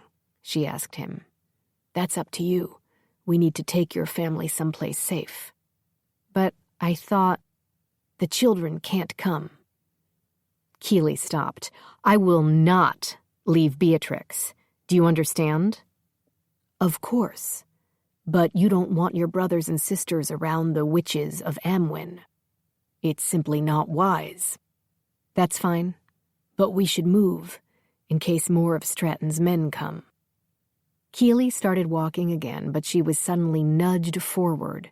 The gray mare stood behind her. She petted the head of her friend, whispered to her, You poor thing, I don't want to leave you. I don't think you're supposed to. Keely frowned. What are you talking about? She wants revenge. Not just on the ones who killed her son, but on those who destroyed her life. She thinks you can give that to her. Cade glanced at the mare. She's offering her services as your war mount. Keely looked over her shoulder at Beatrix. Her sister sat side-saddle on a small mare, back straight, brown hair reaching past her hips, already looking the part of a royal. She wasn't exactly what Cade would call pretty, and there was something off about her, something he felt was missing. It didn't matter, though, did it? She'd been chosen for a reason, and once she had the witch's blessing, then war would come. There was no way around it, not with the old king's sons fighting for that crown. Keely placed her hands on the gray mare's massive jaw and lifted her head. Ride with me into battle, and I will do my best to give you the revenge you seek. Fair enough? The mare trotted over to the rest of the family, stopping in front of Keely's father. Confused, Keely looked up at him. Get your saddle, Cade told her. She's waiting for you. Stratton stared over the edge of the pit where a good number of his hired men and their horses had been burned alive. What kind of people are these? His general demanded. Clearly not the kind we were expecting, Stratton remarked as he stepped away from the pit, unable to stand the smell another second. I thought these were farmers, the general snapped at one of his men. They are. Stratton looked around at what remained of the family's farm. What annoys me is that I can't even burn this place down out of spite. They've already done that. His general came to his side. Prince Stratton, I promise. I don't want to hear it. Stratton cut in. Just find them. Now. Yes, my lord. What if they split up? Another soldier asked. Track the girl, he spit out. We can kill her family at a later time. I need that girl dead. Don't come back until she is. Chapter 7. The family traveled for 3 solid days, with Angus leading the way. Cade and his unit stayed in their natural forms and shadowed the family as they moved along. The plan, as far as Cade knew from his sister, was to take the family someplace they deemed safe, and then to take Beatrix to the witches for the confirmation.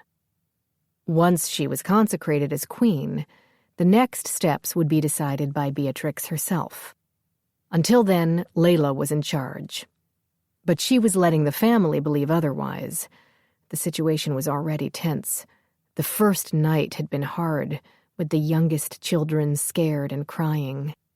The older ones bickering and nervous, worried they were about to be attacked. They weren't, but Cade was sure they were being tracked. The second night, though, Cade and Farlin handled the 2 trackers the Devourer had sent out, burying their bodies deep so the next set of trackers wouldn't be able to find them. By the third night, they arrived at their destination, a castle complete with moat that was high on a hill with the sea at its back. "You have royal friends?"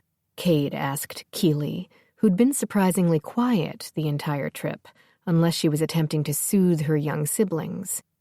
She laughed, the first he'd heard from her in days. "Hardly." Angus rode until he reached the moat. The metal gate was closed against any intruders. "Oi!" he called up to the towers. "Archibald!" They waited, but no one came. Not surprising to Cade, who knew where inside that castle this Archibald was. He could be asleep in his bed or the kitchens in the back of the castle. "We could be here all night," his sister complained to him. She was right. They could easily be here all night. Longer if this Archibald was actually dead. Angus glanced at his wife and, after a sigh, yelled out, "I know you see us, you bastard! Just open the fucking gate!" He came out of the darkness. A giant of a man. Bigger than Angus, it seemed. Long red hair in a braid that hung over his massive shoulder. A steel helm with horns on his very large head, and what Cade could only call insane blue eyes gazing down at them. "Good gods," Layla muttered. "Why should I let you in, you fucking bastard?" "Because you owe me."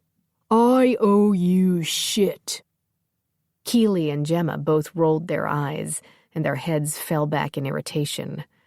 For once they looked alike, but they didn't know it. "You open this fucking gate or I'll tear it down with my bare hands." "Just try, you arrogant cunt." "That is it," Emma bellowed. Her horse took her close to her husband. "Both of you, stop this, please." She looked up at the giant man. "Hello, Archibald." "My dear, sweet Emma?" The large man's voice changed, and Cade cringed at the neediness in it. "Is that you?" "Of course." "It's been so long." "Oh, please," Angus growled out. Emma punched his shoulder before replying to Archibald. "Could you open the gate for me, please?"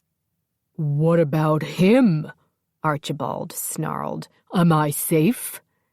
"No," Angus snapped. "Yes," Emma said over her husband. "You have my word." Archibald took his time, but finally replied, "Fine." When he disappeared into the darkness again, Emma turned in her saddle to say to her husband, "Could you please stop being a horse's ass?" "He started it. He always starts it." "I don't care who started what. I just want our children safe. Remember them, your little bastards?" "Of course I remember." "Then give me your word." "But, Angus, I swear by all that is unholy." "Fine." He cracked his neck and shoulders. "I will do my best not to remind him what a worthless cunt he is." "That's all I ask." The drawbridge was slowly lowered, and Cade couldn't help but ask Keeley, "Is Archibald a royal?" "Hardly," she repeated. "Then who is he?" "Our uncle, my father's brother." "They seem very angry at each other." "They are. They both wanted the same thing, but only one could get it." "Your mother?" he asked softly. "No," Keeley answered. "The family axe." The family axe?" Uncle Archie got the axe. Then my father got my mother, and they've never let each other forget it. The drawbridge landed and the family rode across it, heading into the courtyard. Cade and Layla held back a bit, making sure there was no one behind them. When they felt it was safe enough, they followed. As they walked across, Cade said to his sister, "You know, the longer we know this family—" "Yes, it's true. Our kin is not nearly as insane as our father insists we are." Before her mother could dismount from her horse, Uncle Archie was there, his fierce helm tossed aside, wrapping his hands around her waist and lifting her down. "My sweet, sweet Emma," he growled, pulling her into his arms. Keely jumped off the gray mare and ran, literally ran to her father's side and grabbed his arm. Gemma grabbed the other, and it was only the raw strength of a blacksmith and a knight that kept him from beating their uncle to death. Once Uncle Archie got their mum onto the ground, he moved his hand to her waist and led her toward the castle door. "Come, my sweet Emma," Archie urged. "I have a lovely axe to show you." That set their father into a tailspin of even more rage, but Keely fought hard to keep him under control. "Please, Da," she begged. "We need him." "No, we don't. I'll kill him, and this place will be ours as long as we like." "Daddy, that's a horrible thing to say." Gemma placed her hands on his chest and pushed their father back a few feet. "You need to find a way to get along with Uncle Archie." "I'd rather set us both on fire." "That's enough, Da." Keely stood beside Gemma. "You two are brothers. You shouldn't be doing all this ridiculous bickering over nothing." "She's absolutely right, Daddy." Her father stared at her sister, and then said, "Are you two fucking kidding me?" Cade walked into the castle. It was the kind of place humans liked to live in, made of stone with high ceilings, but no matter how high they were, it didn't change the fact that they were still trapped inside. Trapped like rats in a hole in the wall. That was not for centaurs.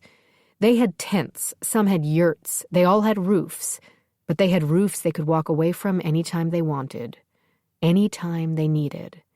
He couldn't imagine living in one place without ever moving, without ever venturing out far and wide. But for what they needed right now, this place would do. "Here it is," Archibald was saying, pointing out an old, battered tree axe that was pinned to the stone wall above the big fireplace. "The family axe." Layla came from behind the big stairs that led to the upper floors. "There's no one here," she whispered. Cade looked down at his sister. "No one. I think he lives in this place alone." "That actually could work for us." "That's exactly what I was thinking." Keely walked inside, stood next to him. "Is he showing her that stupid axe?" "Seems so." Gemma walked into the castle with their father. She had her arms looped through his, but his face was red and his hands curled into big fists. He seemed ready to snap, and Cade would bet gold his brother knew that. The war monk had on her white robes again, making her look like the pious little nun that she wasn't. "Uncle," she called out. "Niece." He looked Gemma over. "You've gotten chunky." The war monk's eyes narrowed on her uncle, but she controlled her annoyance and forced a smile. "I'm sure, after all these years, you and my dear father can put aside your differences, move on to a new relationship appropriate to such wonderful men." Archibald smirked. "Need my help, do you?" Now his brutal blue gaze examined his brother. "I knew you could never take care of your family." And that was it. Angus Farmerson pulled away from his daughter, leaped onto the big wooden table in the middle of the room, and launched himself at his brother. Layla sighed. I guess we should stop them. Do we really have to get in the middle of this? Cade was in no mood to get between two human males fighting over a goddamn axe. But his sister didn't even have a chance to insist, and she would have, because Keeley was moving. Yet it wasn't the two men she got between. That was her mother and sister. They struggled to pull the males apart. Keeley, however, she grabbed that weak, worthless axe off the wall and dropped it on the floor.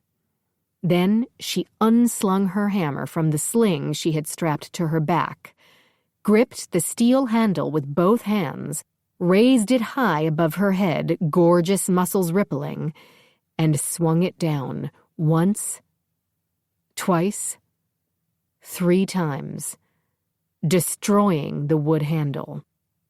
That stopped everyone. "Keeley, what have you done?"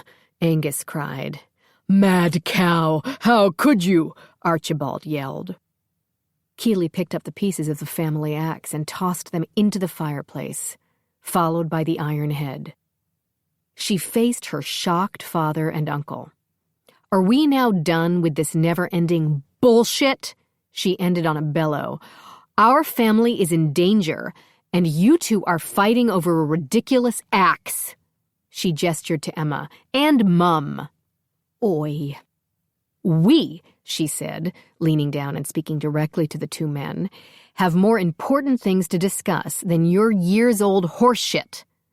So get your old asses off the ground, put some smiles on your faces so as not to scare the children, and maybe, I will be nice enough to make you two mad bastards a new bloody axe."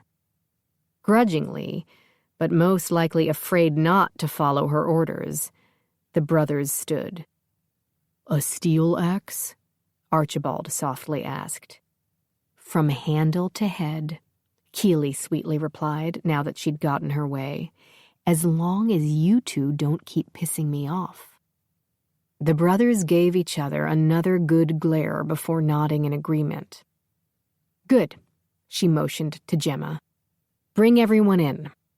As Gemma silently returned to the courtyard to gather the children, as well as Samuel, Farlin, and Cadell, Layla leaned into Cade's side and teased, "I think we may have found the Queen's general." "I have to admit, sister," Cade said in all seriousness, "I was thinking the same thing." Keeley put her baby sister into the bed, noting the hammer still gripped in her little fist. She pulled the fur over her sleeping form and started to stand. But Indelian proved she wasn't asleep when she grabbed Keeley's wrist. So strong already. Keeley was proud. "Don't go," Indelian whispered. "I'll stay with you until you fall asleep," she promised. "No, don't go. Don't go away." Keeley sat on the edge of the bed and leaned in so she could see her sister's face in the candlelight. "What are you talking about?" "I'm scared." "Don't be. Mom and Dal won't let anything happen to you. They'll protect you." "Not protect you." Keeley suddenly understood what the nearly 4-year-old was trying to say. "Are you scared for me?" Indelian nodded. Keeley leaned across her sister, resting her elbow on the other end of the narrow bed so they could whisper to each other as they liked to do early in the morning before Keeley had to go to work. "What are you worried about?" Indelian took a good grip on a lock of Keeley's hair. She began. But then her gaze moved to something behind Keeley. Looking over her shoulder, Keeley saw Beatrix standing in the doorway. She gave a short jerk of her head, motioning toward the stairs. Keeley held up a finger before turning back to Indelian. "Talk to me," she gently pushed. "Tell me what's bothering you." Her sister held her little hammer out. Keeley grinned. "I made that for you. It's your protection." "I have my own," she said, reaching down and lifting her favorite weapon. Her sister giggled, reaching for the hammer. But the head was still covered in blood, and her sister was too young for that, so Keely put it back on the floor. "One day, you're going to make your own mighty hammer," Keely told her. "And then we'll be blacksmiths together. Promise?" "You bet." She leaned down and kissed her sister on the forehead. "Now get some sleep, okay?" "Okay.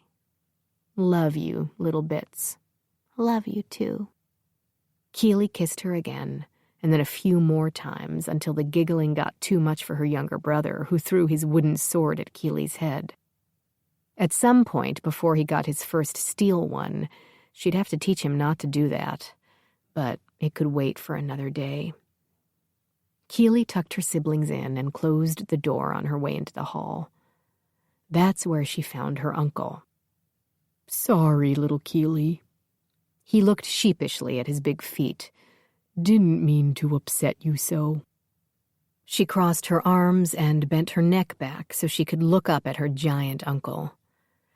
He was a good 5 inches taller than her father, and her father was a big man. That's why she knew it would be a very bad thing if the fight between the two men went too far. Especially because Uncle Archie was just a little less than sane. He was a talented stonemason who had, on more than one occasion, gotten himself kicked out of various towns because of the fear that he could snap at any time. The royals who hired him always loved his work, but couldn't stand to deal with him for any length of time. But over the years, he'd made a good amount of coin, and, finally, went off to build the castle they were standing in. All by himself, like a crazy person would do. She didn't know he'd done such a beautiful job, though. He should be proud. But he was too busy feeling bitter and angry about whatever horse shit had gone on with his brother years earlier. "You're lucky I didn't use my hammer on you," she told him. "You attacked me, duh." "Do you want me to lie and say he didn't deserve it?" "No, but I need to know my entire family is safe while they're here. That includes me da, and not just me mum." He leaned in and whispered, "But if I kill him, I can have her." Good gods. "Uncle Archie, kill my father, and my mother will flay the skin from your very soul. And not in a nice way, in the meanest way she can think of." He glanced off, and she could tell he was actually thinking about it, wondering if it might be worth it. So Keely did what she didn't want to do. She hooked the head of her hammer against her uncle's leg and yanked, dropping the older man onto the floor, face down. "Ow! You vicious cow!" She crouched down next to him, pressing her knee against his spine, and her hammer against the back of his neck, pushing down just enough. "Now listen up, you mad cock. As my uncle, I adore you. But as my father's brother, I will kill you if you hurt him. And God's help you if you manage to kill him. Do you understand what I am saying to you?" "Yes." "Say it like you mean it." "Yes." "Do I have your word, Uncle Archibald? Your word?" "I give you my word." "Good." She patted his shoulder. "And you will love the family axe I make for you. I give you my word." She left him lying face down on the floor and headed to the stairs. When she reached them, her mother was standing there, grinning. "That's my girl," her mother whispered as Keely walked by. Gemma forced Samuel into a room and made him get some sleep. He felt he should sleep in the stables with the one horse her Uncle Archie had and the horses they'd brought from the farm. But why? Because he thought he should suffer as a monk? Except he wasn't just a monk. He was a war monk. Or would be, once his training was complete. But she really wasn't sure the life of a war monk was for him.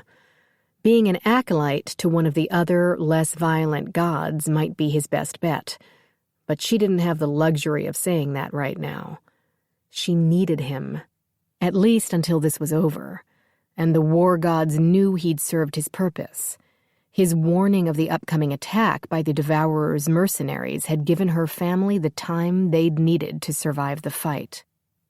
And, like any warrior, he needed good rest when he could find it. So if he had access to a bed, he should take it. Gemma pointed a warning finger at the young man one more time before she finally closed the door and headed toward the stairs. Despite having had a very good dinner that their mother made from a deer the Amachais had stalked and skinned near the castle, Gemma was still hungry. Hoping there was some bread and stew left, she went down the stairs and headed to the pantry. She walked past a room with a table and stacks of books. That's where Keely and Beatrix were deep in very soft conversation. Her eyes narrowed and she immediately walked into the room, closing the door behind her. Both her sisters stopped speaking. "What are we talking about?" she asked. Beatrix began to reply, but Keely cut her off. "I think the bigger question, sister, is why are you here? I always thought war monks moved in packs, like dogs or rats." Gemma took a moment, using all her training to keep herself calm. She didn't want to become like Uncle Archie and her father, fighting with Keely every time they saw each other. They were better than that, weren't they? When Gemma didn't answer right away, Keely went on. "I can't help but notice your timing. We don't see you for more than a decade, but then there you are, suddenly. And dressed as a nun. That was delightful." "If you're asking whether I knew about the witches of Amwyn, I did. Of course I did. And I think Beatrix is a little young to be queen. The old king was the old king when he was 15 seasons. She's 23 seasons. She'll be fine. Keely, with the right advisors, she'll be fine." Gemma crossed her arms over her chest. "I knew you weren't going to be reasonable." "How is that unreasonable?" "She can turn it down. Tell the witches no."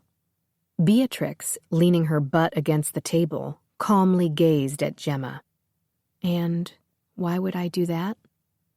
Gemma finally focused on her younger sister, and she desperately fought the urge to start slapping the arrogance out of her. She knew that wouldn't work on Beatrix, but part of her still wanted to try. "Because you shouldn't be queen. The land will be torn apart." "The land will be torn apart anyway. The brothers will ensure that."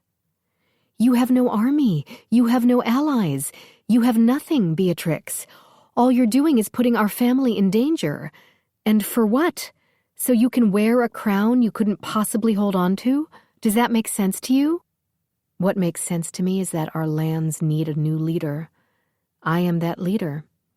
If that bothers you, I'm sorry, but I will not turn this down." She placed her hand on Keely's shoulder. "We'll leave tomorrow. With the Amachais. You tell father." And with that, she and her dark green silk gown swept out of the room. "Have you lost your—" Gemma jerked back when Keely slapped her hand over her mouth. "Shh," she hissed, her forefinger held in front of her lips. "Keep your voice down." Keely went to the door, making sure to close it quietly. When she was done, she faced Gemma. "Why can't you be nice?" she asked. Now Gemma wanted to slap Keely. "Because there is no time to be nice," Gemma practically hissed. "There is no time to let her believe, for even a moment, that she should or could be queen." "Why? Because you don't like her?" "I wish it were that easy, Keely. I wish it was just me not liking her so that she could be queen and the rest of us could go on with our lives. But you should know that nothing is that simple, not in the world we live in." Keely studied Gemma for a moment before she asked, "And what if we tell her right now, tonight, that she can't be queen? That our parents forbid it, that you and I forbid it, that no one, not even the Amichis, will escort her anywhere. What do you think happens then? Gemma met her sister's gaze, but she couldn't keep it. Not when she already knew the answer to those questions. She goes anyway. Keely pushed away from the door and went to the table. She slid some books aside and sat down, letting her long legs dangle over the side. Of course she goes anyway, she finally said. She has been waiting for this all her life. What are you talking about? While you were off with the monks, I was watching our siblings grow up. Like Mum, I can tell you everything about each of them. The ones who'll stay on the farm all their lives, the ones who'll go off to join the military, the ones who will be rich, and the ones who will always struggle. And from what I've seen of Beatrix, she's been waiting for this since she was born. Since the day Mum held her in her arms and declared to the world, "This one is a bit plain." Beatrix was a bit plain, but it never mattered to the family. Although now that Gemma thought about it, it clearly mattered to Beatrix. That's why she wore those gowns while living in the middle of a farm with horses and pigs and chickens. The elaborate hairstyles and well-made jewelry. Because she hated that she was plain, while the rest of them barely cared at all how they looked. She's been waiting her entire life to be Queen Gemma, and nothing we say or do is going to stop her. Gemma became impossibly still, nothing on her moving, while her mind turned over the information Keely had given her. For a moment, it didn't even look like she was breathing. Then she was coming across the room, her finger pointed at Keely until she stood only a few inches from her. You don't think she should be queen either, do you? She's a spoiled 23-year-old girl who has never left the house she was born in. Of course I don't think she should be queen.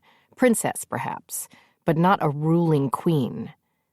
Then why argue with her at this stage? It's not going to dissuade her. If anything, it's just going to make her dig her heels in. And, unlike you, I know how stubborn our sister can be. You need to stop throwing in my face how long I've been gone. You shouldn't have left. I have a calling, sister. The gods speak to you? She asked. Sometimes, yes. But Beatrix is the irrational one with dreams of grandeur? Those are two very different things, are they? She believes she can be queen of the hill lands, and you think you talk to gods. Perhaps be careful before throwing stones from that glass castle. Gemma waved Keely's very sound logic away and said, If you don't think she should be queen, then what are you doing? I will be traveling with her to see those witches. Why? Gemma barked at her. Why are you feeding this craziness? I'm not letting my sister go alone with the Amichis. They saved our lives. And I'm grateful. I will always be grateful. But she's still family, and we protect family. I'm not letting her go anywhere by herself. Keely pushed her hair off her face, but was annoyed when it slipped forward again. Especially because I know she'll need me when this all settles down. What do you mean? Once these witches meet her, find out about her, they'll change their minds. They'll know she's not the future queen. And Beatrix will be devastated. She'll need at least one of us there to comfort her, and Mum can't go. You so sure that's what the witches will say? She's a young woman who has never been more than 10 leagues away from the farm she was born in. But, and this is the important part, she is brilliant. I don't mean she's smart. I mean brilliant. She'd been able to read when she was still crawling. She could do Mum's books from the forge by the time she was 5.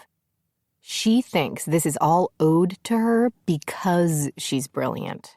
You and me, if someone told us we were going to be queen, we'd say, me? But I'm a peasant. Who's going to make us queen? But not Beatrix. Beatrix has always known. Keely gazed intently at her sister. and she's not going to let anyone, especially the two of us, tell her any different. If she's so brilliant, Gemma said with great sarcasm, then why shouldn't she be queen? Because she has no experience with anything. She knows nothing of war or battle or how to get and keep the loyalty of hard men. She has no allies and no royal connections, and none of the old king's sons will want to marry her to legitimize her that way. She has no friends and, from what I can tell, doesn't want any. I love my sister, but I have no delusions about her, Gemma. She's a good person and will want to do the right thing, but being queen? Keeley frowned. What's so funny? She's a good person? Seriously? She is to my eyes. Of course, how would you know one way or the other? Keeley held up her hands. I'm not going to fight about this with you. I'm going with her tomorrow, and, the gods willing, we'll be back before the next full moon. I don't know if life can go back to normal after that, but at least this upsetting part of our drama will be over. Keeley jumped off the table and headed toward the door, but Gemma caught hold of her forearm and held her. Let me go with her tomorrow. You can stay and protect the family with Mom and Da. You? Keeley couldn't help but chuckle a little. I wouldn't put the Amachis through that, a trip with you two. But more importantly, you are not the one who will be there for her when she finds out the truth. You'll rub it in her face before you comfort her. Keeley, I've made up my mind, Gemma. I know what this means to her, to be queen of the hill lands. And when that dream crumbles into dust, she'll need someone who actually likes her to be there for her. That, dear sister, is definitely not you. I'm not letting you go off with strangers, Angus raged, pacing like a caged bear. You're my daughter. It's my job to protect you. I can care for myself, Beatrix softly argued. Besides, I won't be alone. I'll have Keeley with me. And me, Gemma suddenly piped up. Like hells you will. Duh. Beatrix's flat gaze had locked onto Emma. I didn't ask you to come with me. Gemma clapped her hands together and cheered. Then this is a fun surprise. Cade cleared his throat to stop from laughing. The way she'd said that and the look her younger sister had given her revealed a brutal battle of wills, a battle their parents were completely unaware of as Angus continued to rage. None of you are going anywhere, Angus bellowed. You'll stay here where you're safe, with me and your mum. If you want my opinion, began Archibald, who stood against a far wall. Gemma, Keeley said, without even looking at her sister. And Gemma pulled a small blade from her sword belt and threw it in her uncle's direction. She didn't hit him, but she landed the blade in a spot quite close to his head. Cade was impressed. The older man didn't flinch, but he did put up his hands, palms out, and said, I'll mind me own. So he wasn't always irrational. That was good to know. Angus's wife put her arm around his shoulders. Are you done? Angus did look exhausted. He was breathing heavily, big shoulders heaving, concern etched into his face. I can't lose me girls, Em. I can't. And you won't. She kissed his forehead and moved so she stood in the middle of the hall. This is what we're going to do, and none of you are going to argue with me. Well, Layla began, but a raised finger stopped her. None of you, the older woman insisted. You two, Emma pointed at Cade and Layla, are going to take our Beatrix to the witches of Amwyn. Get everything confirmed and solidified. We'll make all our big decisions then. Keeley, Gemma, and Kieran will travel with you. Mum, Mother... There went that terse finger again, and both immediately fell silent. The two centaurs, Fartness and Cudfield, Farlin and Cadell, Layla corrected. "We'll stay here and protect the family." "My lady," Layla began. "I am no lady, Centaur. I still have bits of brain and blood stuck under me tits because I have not had the time nor inclination to bathe due to our travels, so don't attempt your soft words with me." "Fine," Layla shot back. "Farlin and Cadell are here to protect the future queen, not her less-than-noble siblings. You want the queen, Lady Pony, you protect the family. We're a unit. I won't have our youngest dragged across the lands, but I won't leave them defenseless either." "You lot are hardly defenseless. Without Keeley and Gemma, we're practically naked. So, these are your choices.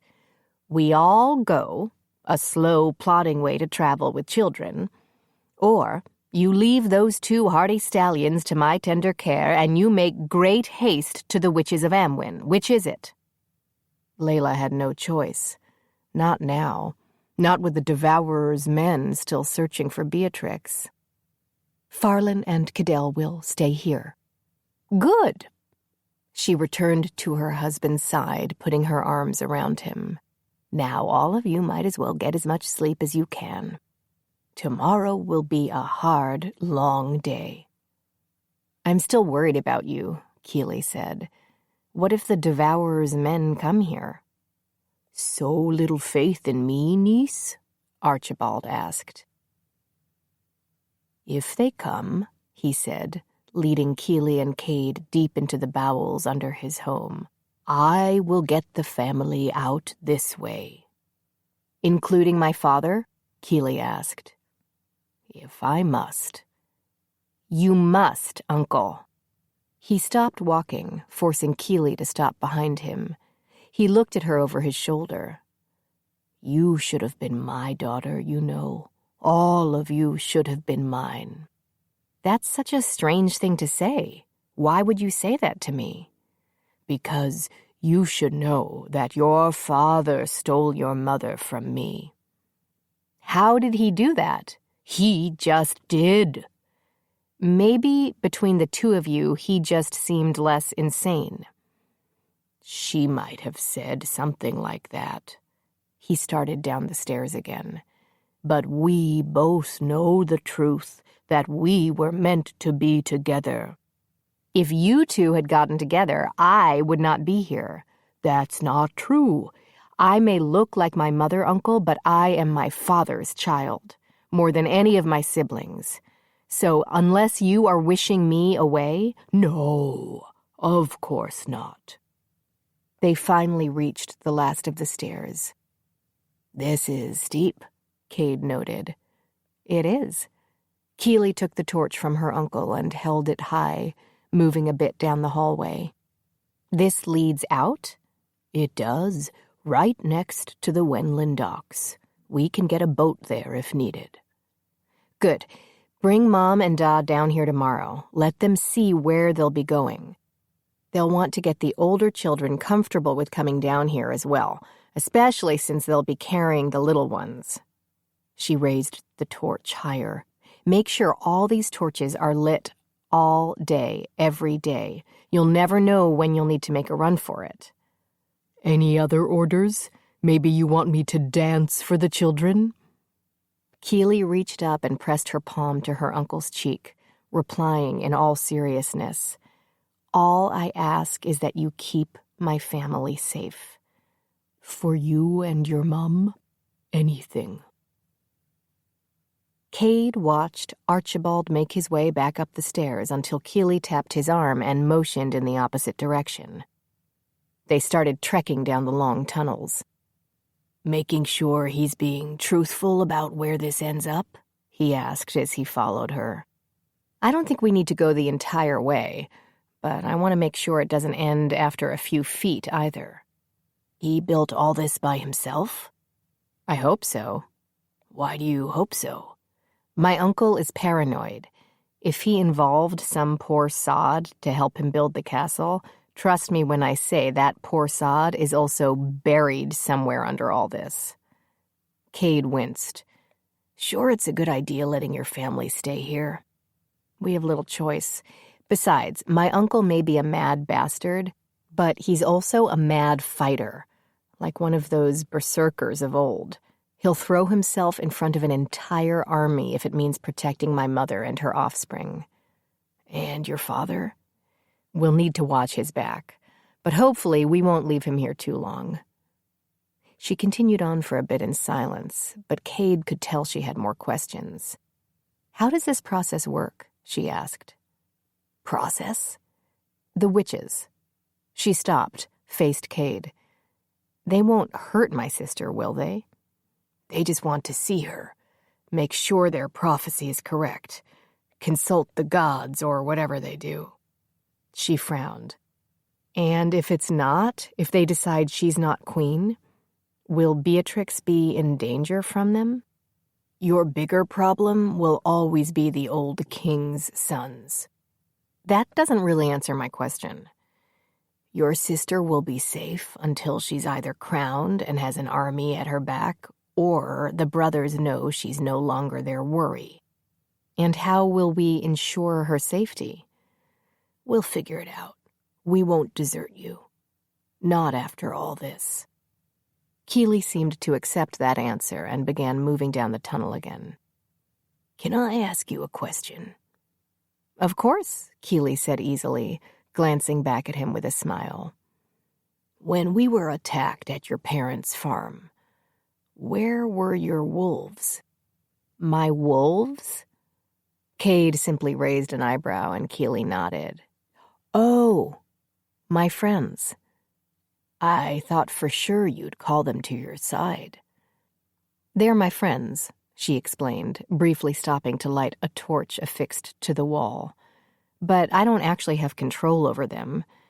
I know they won't attack me, but I can't say the same for my family. I won't risk my siblings. Cade didn't mention that she'd happily risked him and his unit, plus poor Samuel.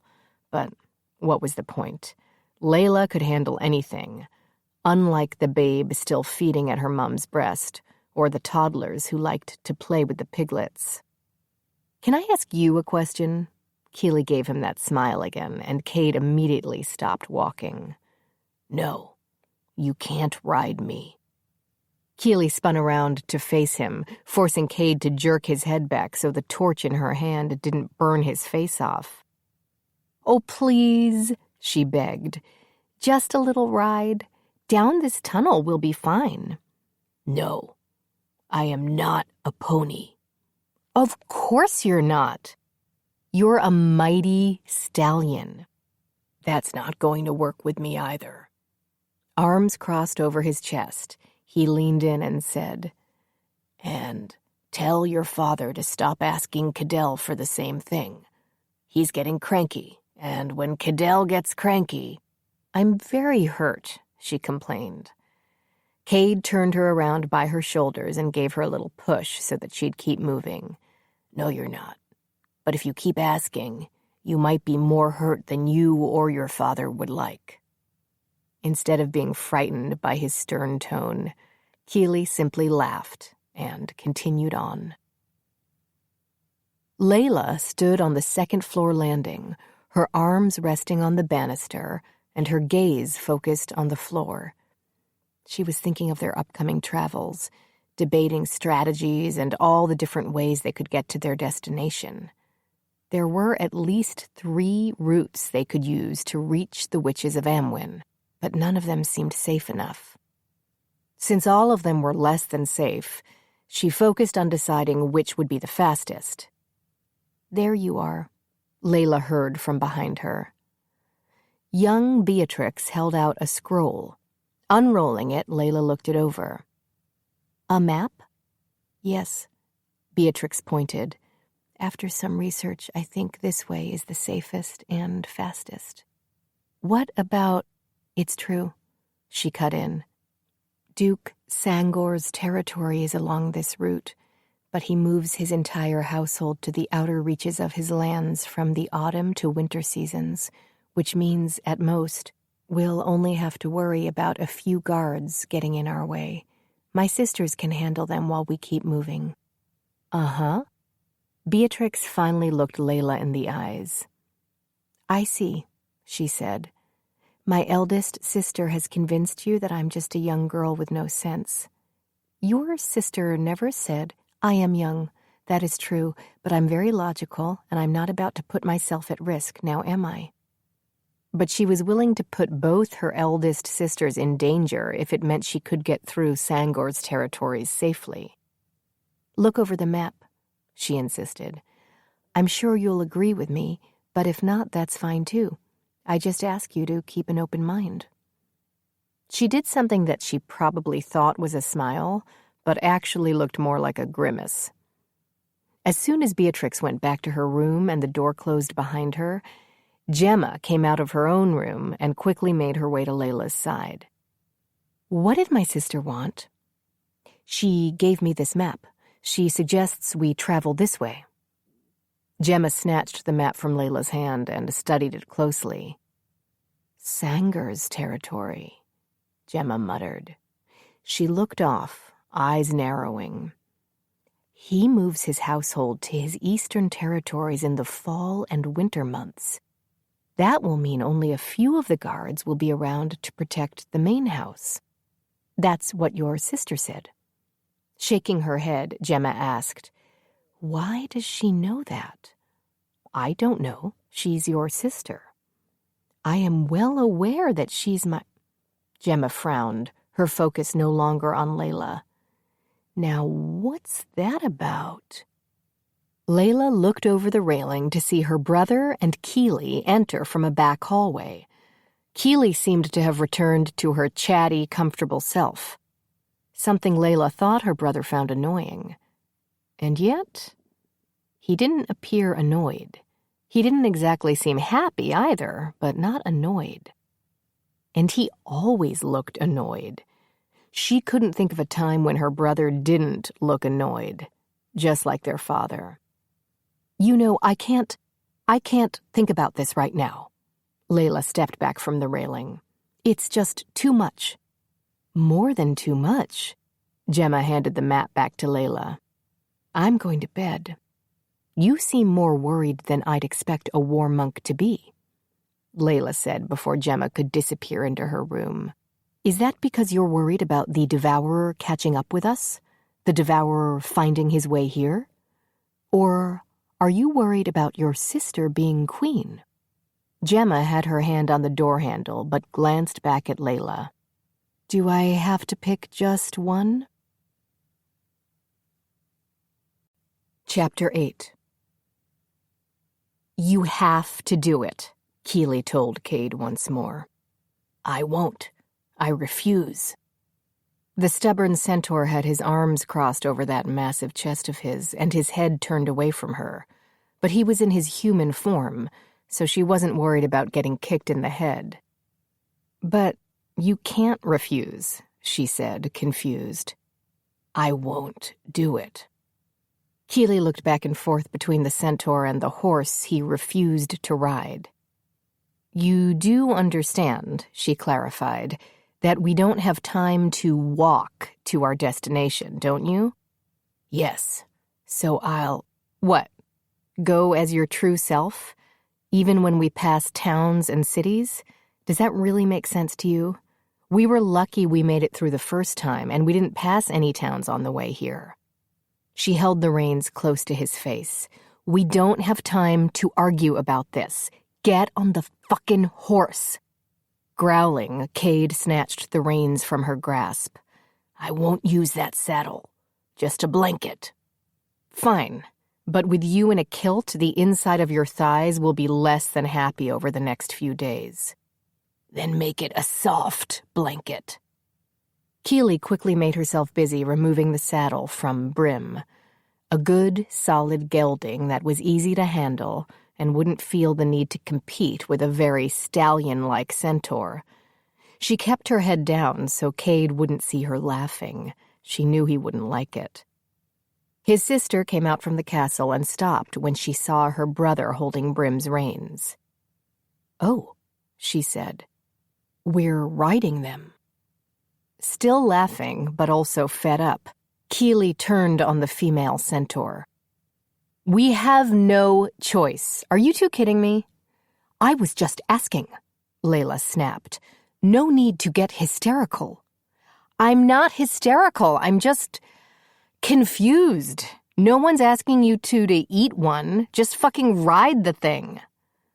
She pulled the saddle off. "This is Brim," she told Cade. "And that's Franny," she told Layla. "Good, solid horses that will give you no problems as long as you both don't act like wankers." Layla cleared her throat. "Well, thank you." Samuel rushed out of the stables with 3 more horses. "What are you doing?" Keeley asked him. "My horse and Sir Gemma's horses." "Sir Gemma can take 1 horse." She looked at the 3 who were currently making her life difficult. "Do any of you understand what we're doing here? We're not going into battle," she snapped at Samuel. "And you're not making a moral statement," she informed the siblings. "So cut the shit."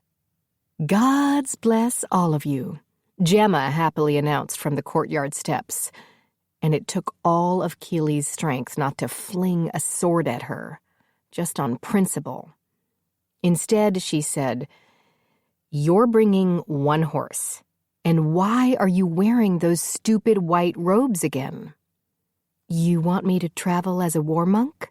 We lose the element of surprise." Now Keeley was just extremely annoyed by everyone. So she pushed her father's saddle into Samuel's arms. "Let's try this again, shall we?" She pointed at Samuel. "We're not going into battle." Then the centaurs. "You're not making a moral statement." And now her sister. "And we're not dawdling our way to the Amwyn Valley where people will have time to notice that you're a nun, decide to attack, and then shock, 'Oh no, she's a war monk, run for your lives.' What we are doing is riding with purpose for long hours a day. We will only stop at night, then start again before the sun's rise. We will do this again and again until we reach the valley. Does everyone understand? Do I need to make it any clearer?" When no one said anything, Keeley nodded. "Good. I'll go get Beatrix." "She's not inside," Gemma told her, but only when Keeley was halfway up the courtyard steps. "Then where is she? Did we lose her already?" "I'm right here," Beatrix soothed as she swept in through the gates. She wore a lush green velvet gown with a fur cape over her shoulders. Already she seemed royal, like she was already imagining the crown on her head. Keeley frowned. "What were you doing out there?" "Taking a small morning walk. I do it every morning. You know that." "No one was hunting you before," Gemma coldly reminded her. "I didn't go far. I would have been able to run back. I just needed to stretch my legs before I get on my horse." Keeley reached her sister, brushing her hair off her face. "Sure you weren't trying to escape?" "I'd totally understand," she teased in a whisper. "Not at all." "Then why were you—" Before Keeley could finish, she saw the gray mare go up on her hind legs. Keeley pushed Beatrix behind her and turned to see Samuel stumble back, her saddle in his arms. "What happened?" she demanded. "I was just trying to put your saddle on your horse and—" Keeley rushed to the gray mare's side. The horse came down hard, but thankfully hadn't hit the boy. Putting her hands on the mare's neck, she stroked her muscles and mane. "Easy," she soothed. "Easy." With her hands still on the mare, Keeley said, "No one but me is to put a saddle on this horse, ever. She's here because she wants to be. She's not my horse." Gemma came close, but the gray mare nipped the air near her face, and her sister wisely backed away. "Is this one of the wild horses near the farm?" "It is. She has some unfinished business." Keeley pressed her forehead against the mare's neck. "I'm the only one who'll handle her. If one morning we wake up and she's gone, I'll find another horse. Is everyone clear?" There was muttered agreement, and Keeley accepted that. She didn't have time to explain the relationship she had with the gray mare. "Samuel, Keely called out. "Help Beatrix mount her horse, please. You can leave my saddle where you stand." Samuel, happy not to be crushed under the mare's hooves, ran over to Beatrix's side and walked with her to her horse. "You do know he's my squire?" Gemma asked. "I don't appreciate you giving him orders." Keely started to say something to her sister, but decided against it. They hadn't even gotten on the road yet, and she didn't want to start arguing this early on their trip. Even she didn't have the patience for that. "I'll let Mom and Da know we're leaving." Keely started toward the castle, briefly glancing back. That's when she saw the look on Gemma's face as she turned away from the horses. A glower that was, to say the least, off-putting. "What?" Keely asked her sister. Gemma shook her head. "Nothing." But Keely knew her God's loving sister was lying. It was an accident, really, that Gemma just happened to look over at Beatrix when Keely mentioned that she was going to get their parents.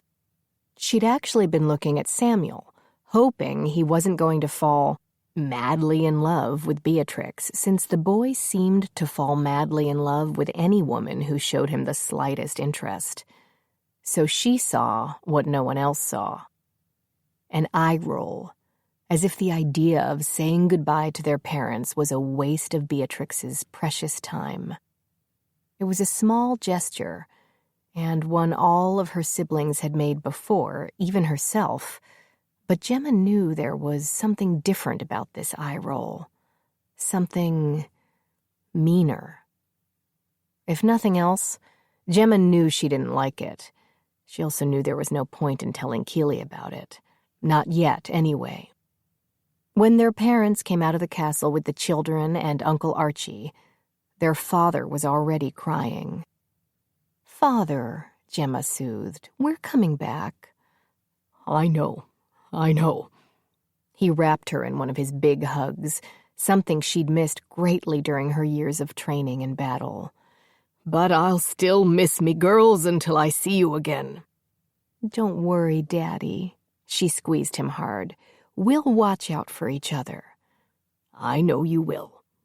He kissed her on the cheek and whispered, "And don't let Keely make you so mad all the time." "I'll try," she whispered back. Giggling, they stepped away from each other. Her mother was next, those strong arms of hers nearly crushing Gemma's ribs.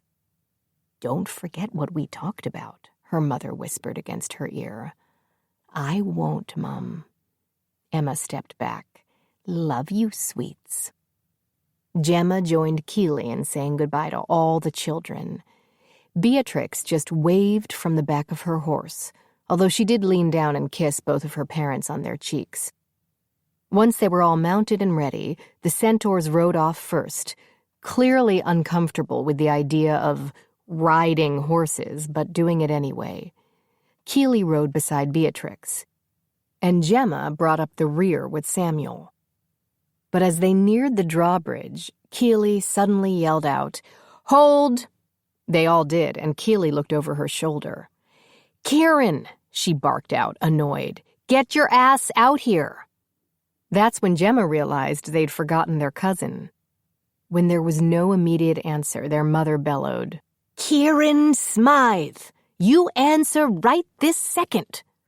"I'm here," a voice from behind the stables announced. "I'm here." Kieran stumbled out into the courtyard, pulling her horse behind her. They waited while she put the saddle on the large beast and took some supplies from Archibald. She started to mount her horse but abruptly stopped, went over to the side of the stables, and threw up against the building. All the children screamed or retched or both, then ran back into the castle. Gemma's father and uncle lowered their heads so they could laugh in peace, and her mother just shook her head in disgust, her lip angrily curled. "I'm all right," Kieran announced as she stumbled back to her horse. "I'm all right." She mounted and got comfortable in the saddle. "Let's go," she said, weaving a bit in her seat before she settled in again. "Really?" Gemma had to ask her sister. "At Least we know she can fight, Keely said before motioning to the centaurs. Let's go. They set off again, and as soon as they crossed the drawbridge, Archibald pulled it up and closed the gates behind them. They rode hard for 4 days, stopping only when the suns went down and moving again before the suns rose the next morning. They skirted towns and cities as best they could, taking the route that Beatrix had suggested from the beginning. They even went through Duke Sanger's lands without meeting one guard or soldier. On the 5th day, Cade woke up before anyone else. Samuel was on watch, but he'd fallen asleep in the tree he'd been perched in. Cade knew he should yell at the boy, but he seemed to be having enough trouble managing his role as a future war monk. It wasn't for everyone. Gemma, however, seemed to have chosen her life perfectly. Thankfully, they were moving so much during the day and so exhausted when they finally camped for the night that fighting among the 3 sisters was kept to a minimum. Although Cade did notice how closely Gemma watched her younger sister. Cade wasn't sure how he felt about that until one morning when he was standing behind a large tree to take his morning piss and saw Beatrix making her way back to camp. She moved silently and picked up her step when she saw that the sky was lightening, announcing that the suns were beginning to rise. She passed right by the tree he was standing behind, and he was tempted to jump out and startle her, but he really just wanted to know what she was up to, because he could sense she was up to something. Just as Cade finished his business and came around the tree, the rest of the party began to awaken, and Beatrix was standing among them.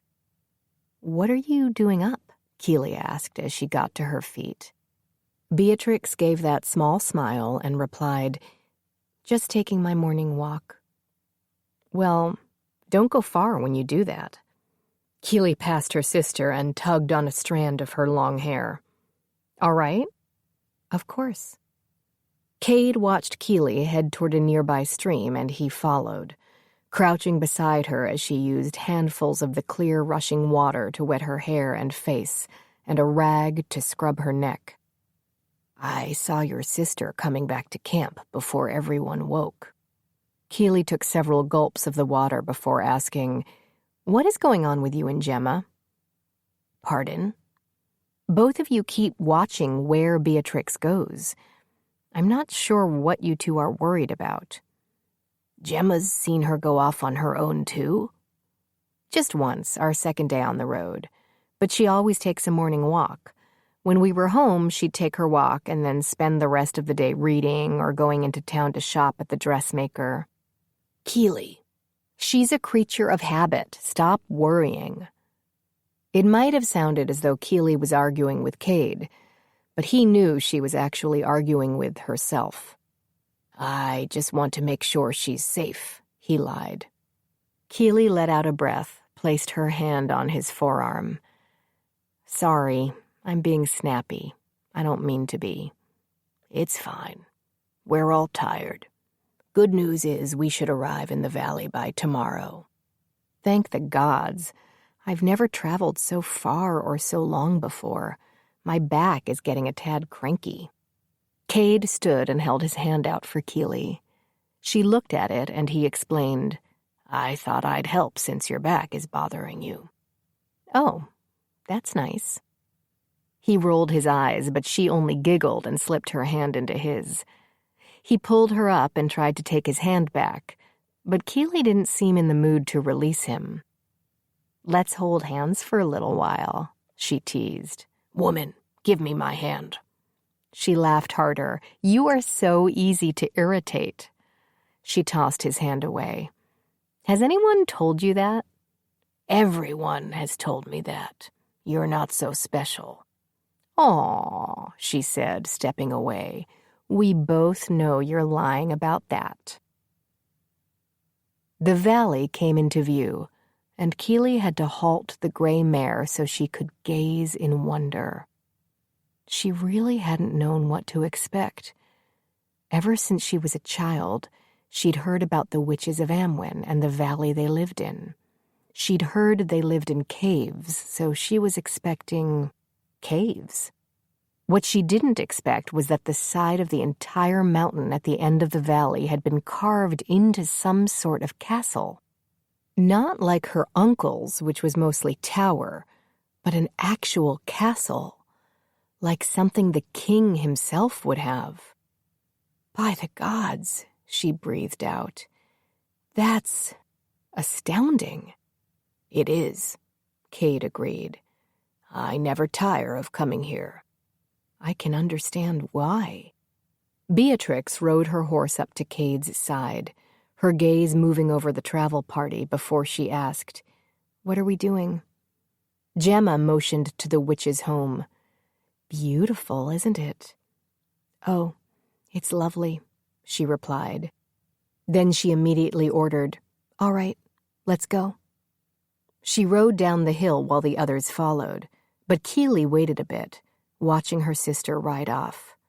It took her a moment to realize that Cade was still beside her.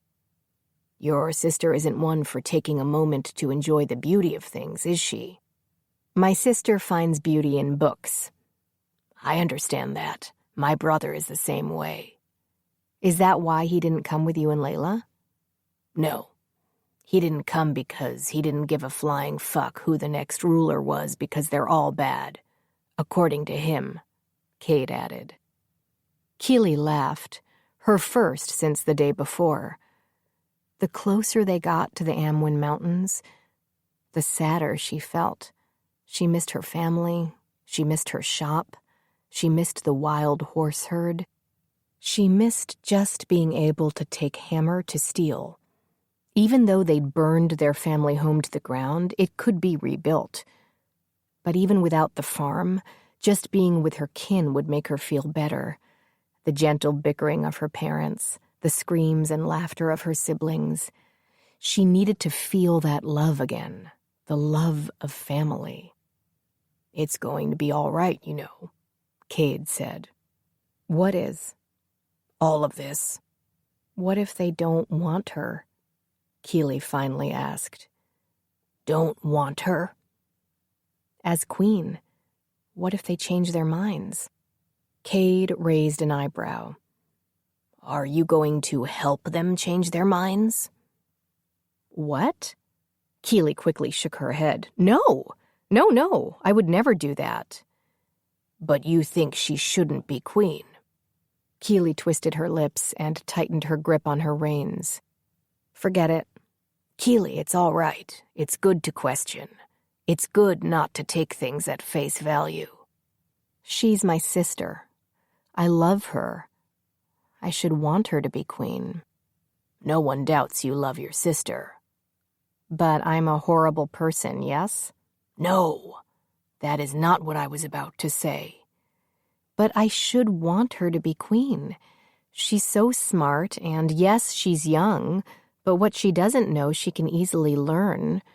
With her intelligence, she could be an amazing ruler. I should be helping her obtain her goals, not hoping the witches choose someone else." "You do know that most people would want their sister to be queen, but only so others would be forced to call them milady or milord, or so they could have unlimited access to the old king's gold and jewels." "I wouldn't mind having some jewels," Keeley admitted.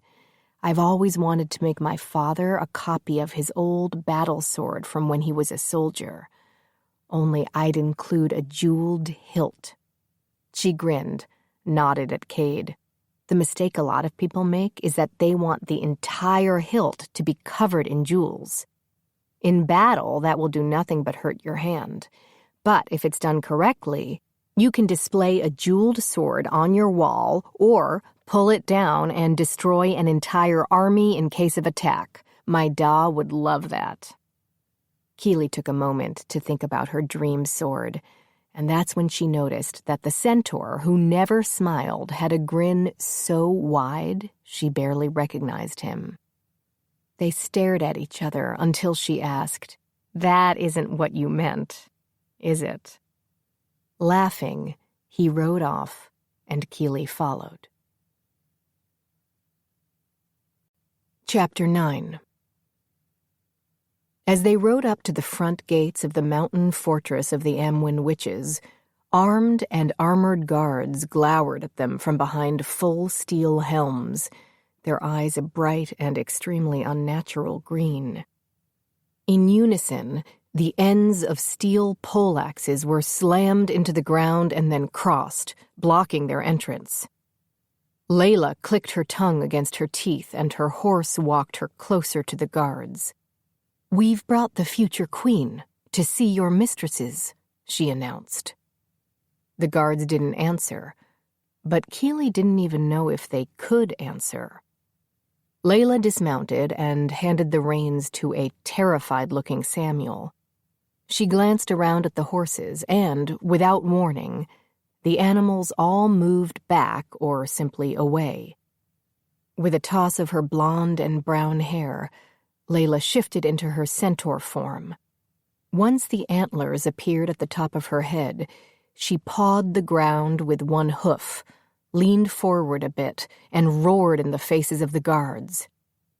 Still, the guards didn't answer, but they did move, quickly, pulling back their poleaxes and stepping aside.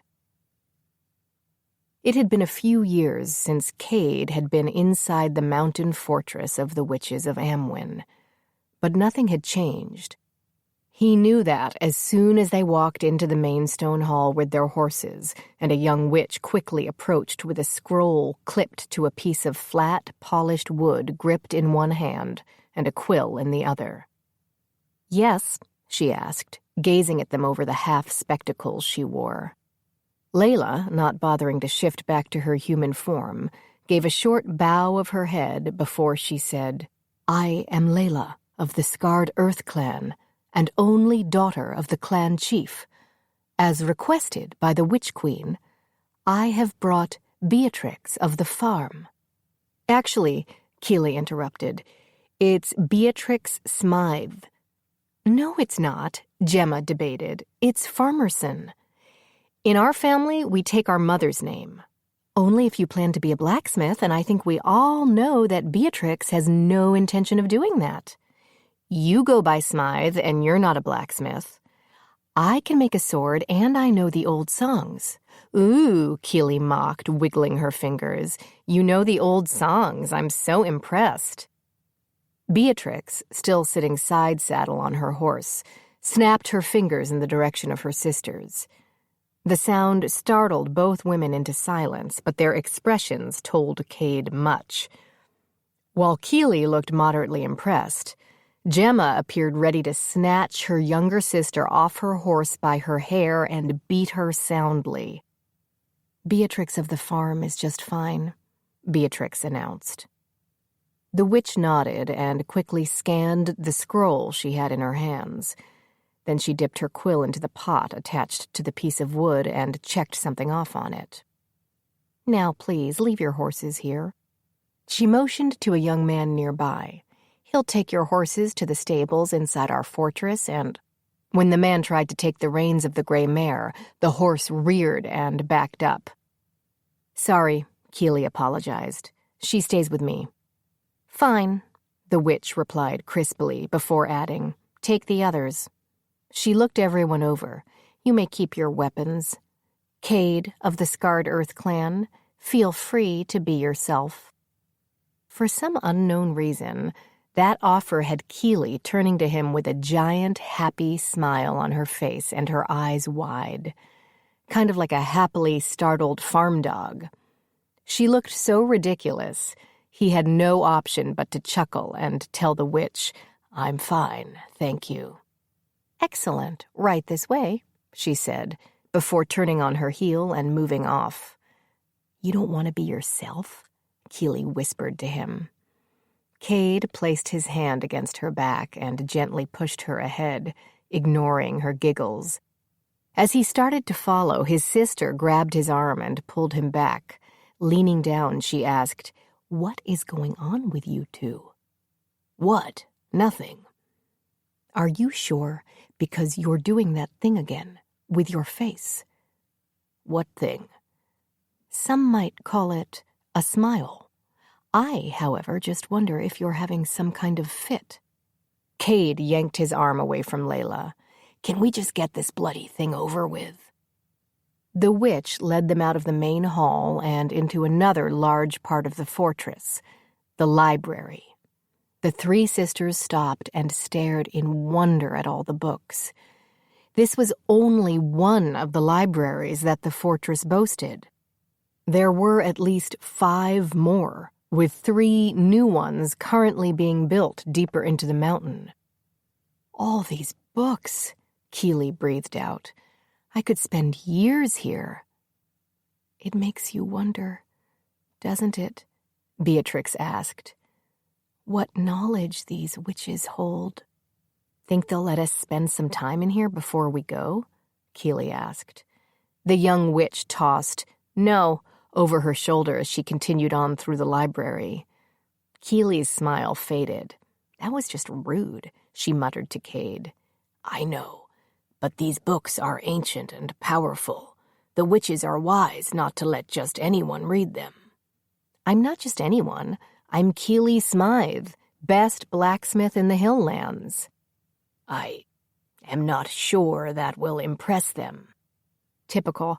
No one thinks they need a blacksmith. Until they do. Then we are the most important thing anyone can think of. He loved how indignant she was. Because Cade had never known anyone who loved their job as much as Keeley.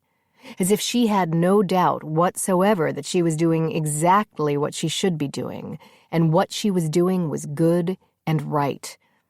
He didn't know many humans who lived that confidently in their own skin. Cade had to admit, the longer he knew Keeley, the more he liked her. But that wasn't unusual. He liked lots of people. Oh, wait. No, he didn't. "A war monk?" The witch queen blinked at Gemma, her eyes appearing larger because of the thick spectacles she wore. "Are we letting in war monks now?" "She's the sister of Beatrix of the Farm, my queen."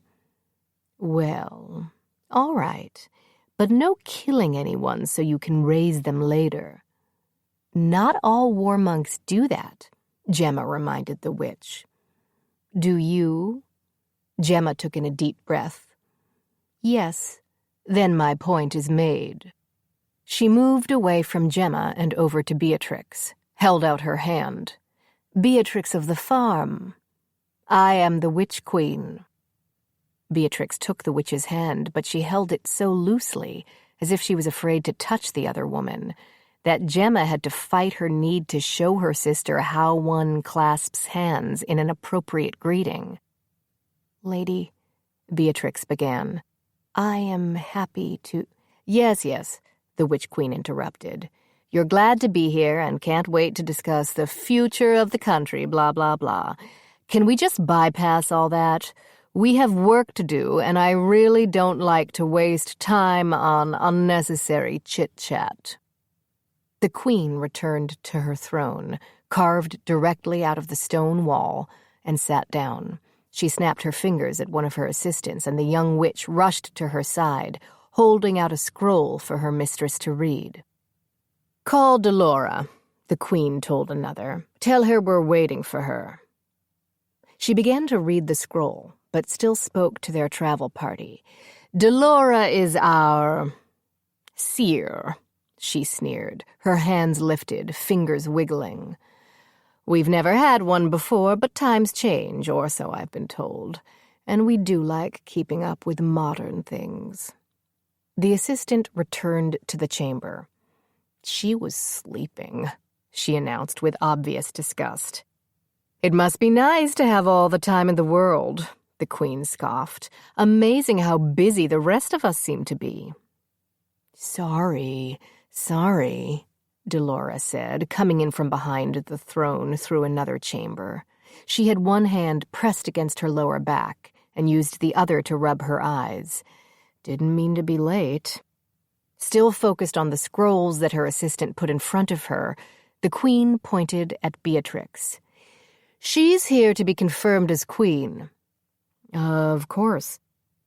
Delora took a few more steps, but then stopped, attempted to stretch her spine with both hands on her back. "Is something wrong?" Keely asked. "My back has been screaming the last few weeks.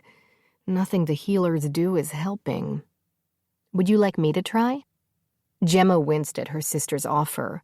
She knew it was earnestly made, but she saw the witches in the room suddenly focus on her. If their healers hadn't been able to do anything, they were most likely thinking, how could she? But it was Beatrix who appeared the most disturbed. "Maybe Gemma should help instead," Beatrix quickly offered. "I'm sure war monks are better equipped to help with that sort of thing." "When she gets hit with an arrow or axe," Gemma replied, "let me know." "Aren't you the blacksmith sister?" the Witch Queen asked.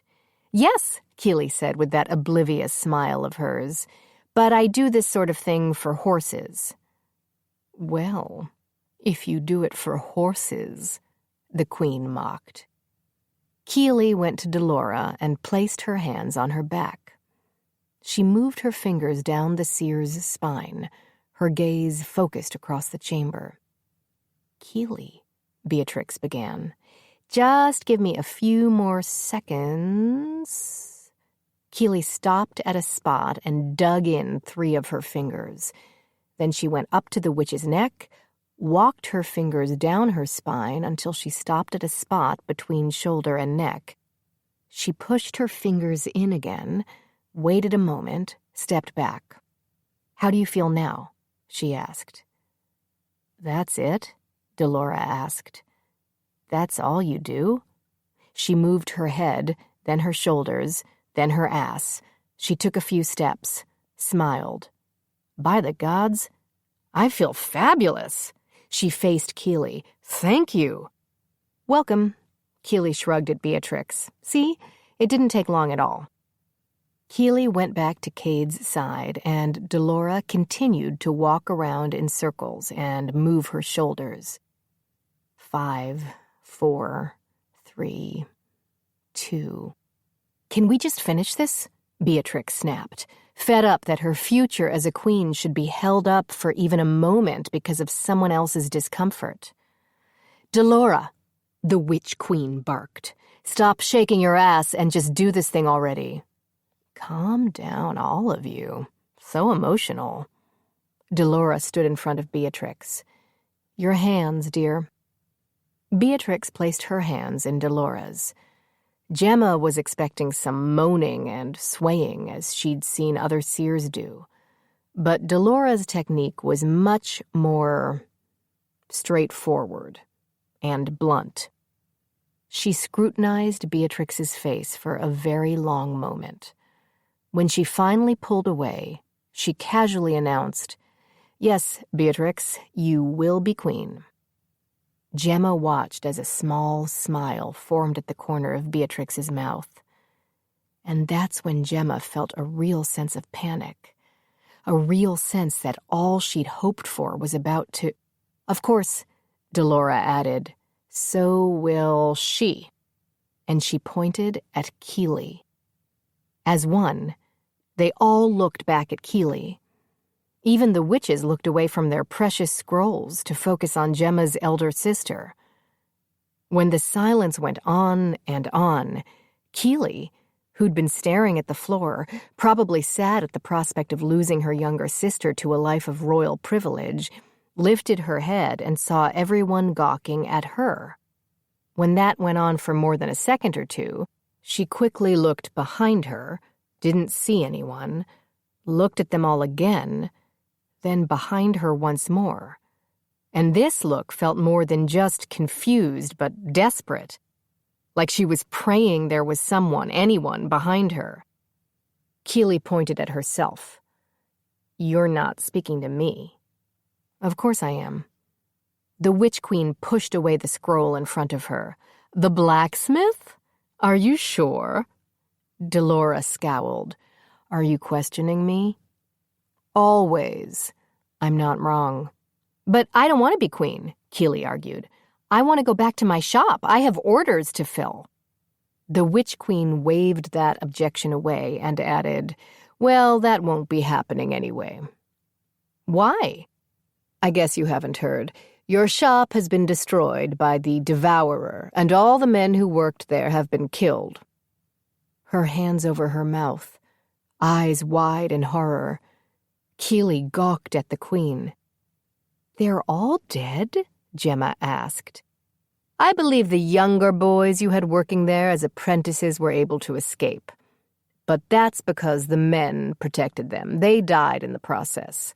The Devourer burned down the entire town. But based on the tally I received of deaths, most of the residents were able to escape. Because of her size, it was often easy to forget how fast Keely could be, especially when she was angry. And she was angry now.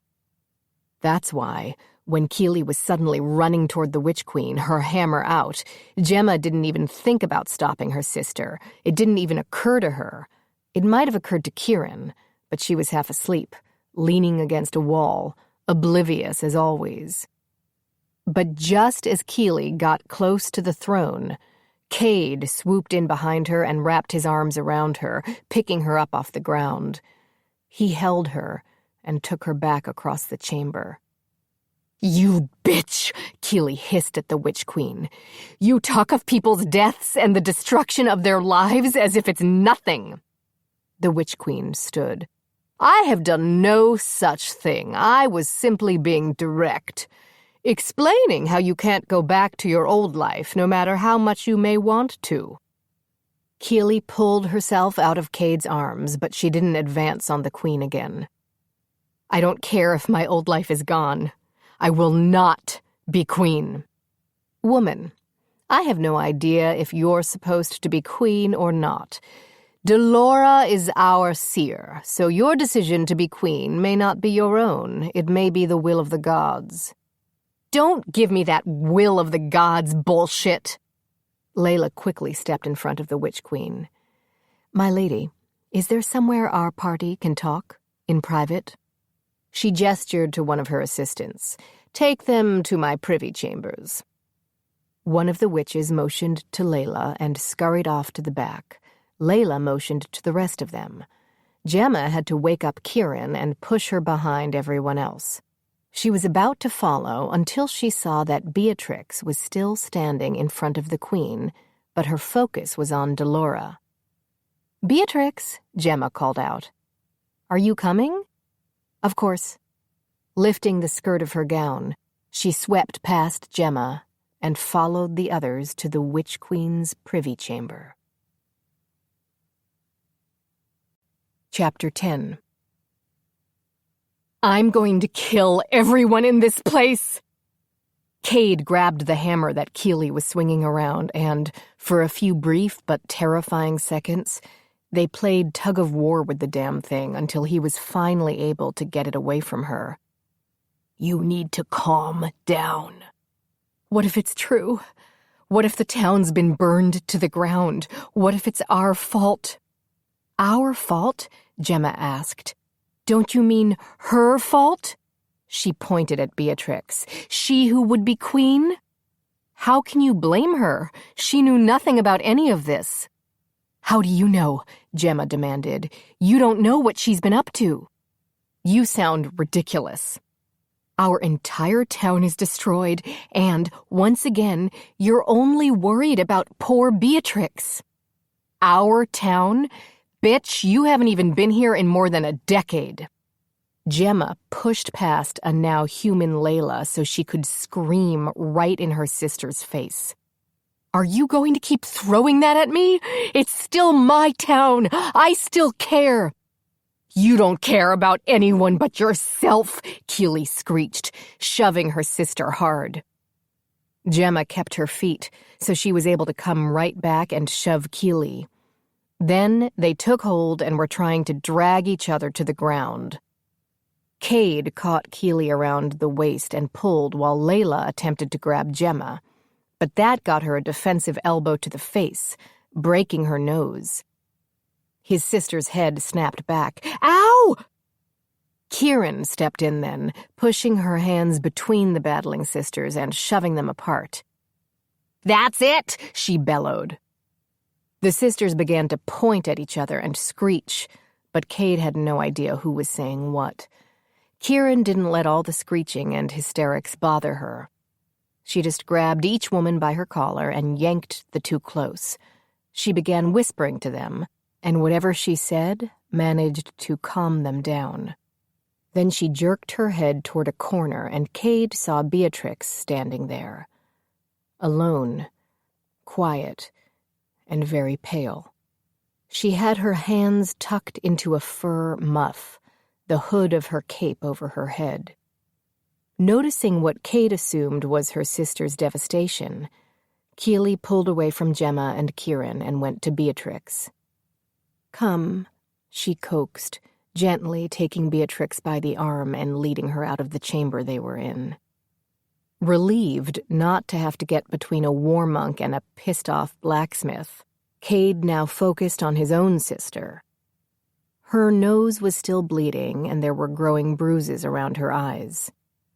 When Cade placed his fingers around her nose to feel the damage, his sister whispered, "We need to talk." Together they exited the chamber and headed down the passage. They passed the chamber that Keely and Beatrix were in, the pair against the far wall, speaking softly to each other. They continued on until they found another empty chamber and stepped inside. Thankfully, all these passages and chambers were well lit with torches affixed to the wall, so while they spoke, Cade could put his sister's nose back where it belonged. "What is happening?" Layla asked. "I wish I knew." "Do you think that witch is toying with them?" "Ow!" Sorry. She's done some damage to your nose." "Do what you must." "And I doubt the witches are toying with anyone. They're not exactly known for having a playful way with people." "But both sisters can't be queen." "I know that, and so does Keely. Honestly, though, she doesn't even want to be queen." His sister pulled her head back so she could look him in the eyes. "Come now, Cade. Who wouldn't want to be queen?" And Cade answered honestly, "Keely Smythe. Or have you not been paying attention this entire trip?" "I don't care what any of these bitches say, sister. I have no intention of being queen." "I know that," Beatrix replied softly. "I really do." "But why would they say that? Are they hoping to turn us against each other?" Keely shook her head. "That's foolish. That would never happen. We're family." "Of course." Keely began pacing around the chamber.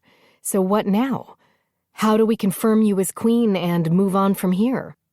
"What do you mean?" "I mean, how do we make you queen so you can destroy the Devourer for what he's done and then build our town back? All the people we've ever known have lost their homes, their businesses. Their entire lives were there, and he's destroyed it all because of us. As queen, you can fix that." Beatrix flashed a small but sweet smile. "God's sister, you really do care, don't you?" "Of course." Keely stopped pacing and stood in front of Beatrix. "Just tell me what you want me to do. Tell me what you need from me. So we can fix this and help those who are innocent. It's the right thing to do. You see that, yes?" "I see it." "Good. Now," Keely clapped her hands together, "I say we go back to the throne room and talk to the witches and... Keely stopped talking. Her mind felt wiped clean, and for a moment, she forgot what they'd been discussing. She forgot where she was. She forgot who she was. She forgot everything. But she forgot only for a moment. Then it came rushing back, and she finally looked away from her sister's face and down at her hand, which was wrapped around the bloody knife handle sticking out of Keely's lower gut. "I know you won't understand," Beatrix calmly explained. "It wasn't supposed to be you. Not once Gemma showed up. I was so glad when she came home. The timing was perfect. Then that idiot Delora, She just ruined it all, and I had no choice. But for me to get what I want, it had to be done. Keely clung to the hope that this was just an accident, that her sister had stabbed her accidentally. Perhaps she'd just meant to threaten her with that blade, and she'd stumbled or panicked. But, as if to prove her wrong, as if to make sure Keely understood exactly what was happening, Beatrix didn't release the weapon. No. Instead, she pulled it across Keely's belly, attempting to disembowel her. If she was as strong as Mum or Gemma, Keely's guts would be pouring out onto the floor. Keely, however, was able to wrap her hands around the wound, keeping everything inside her body as she slid against the wall and down to the floor. Beatrix tucked her blood-covered hand back into her fur muff and gave Keely another one of those small, sweet smiles. "I am sorry," she said again. But Keely didn't really think she was, because there was no sorrow in her face, no pain in her eyes. Actually, there was nothing in those eyes. And Keely finally understood. There had never been anything in those eyes. All these years, she'd been searching for a sign of something. When she didn't find it, she simply assumed she wasn't looking the right way. But now she knew. There was nothing there. Nothing. Sitting on the floor, Keely watched her younger sister, whom she'd always protected, always cared for, calmly exit the chamber.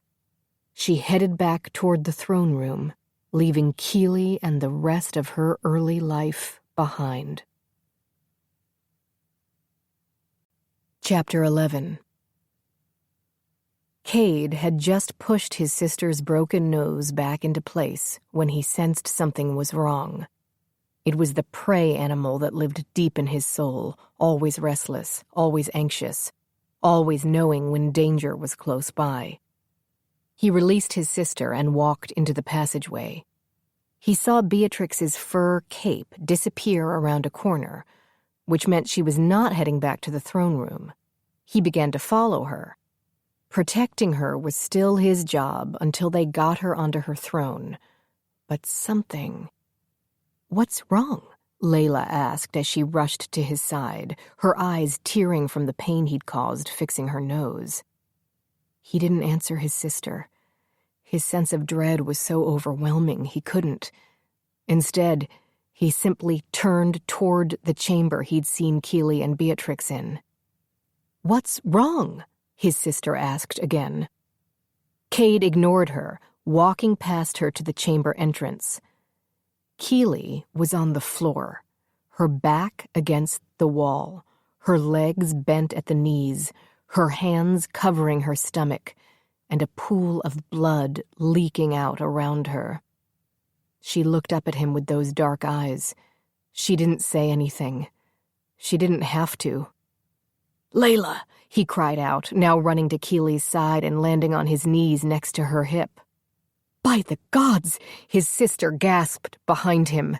She crouched on Keely's other side, moved the blacksmith's knees, and they both froze at the sight of the knife handle sticking out of her stomach and the blood that poured over her hands.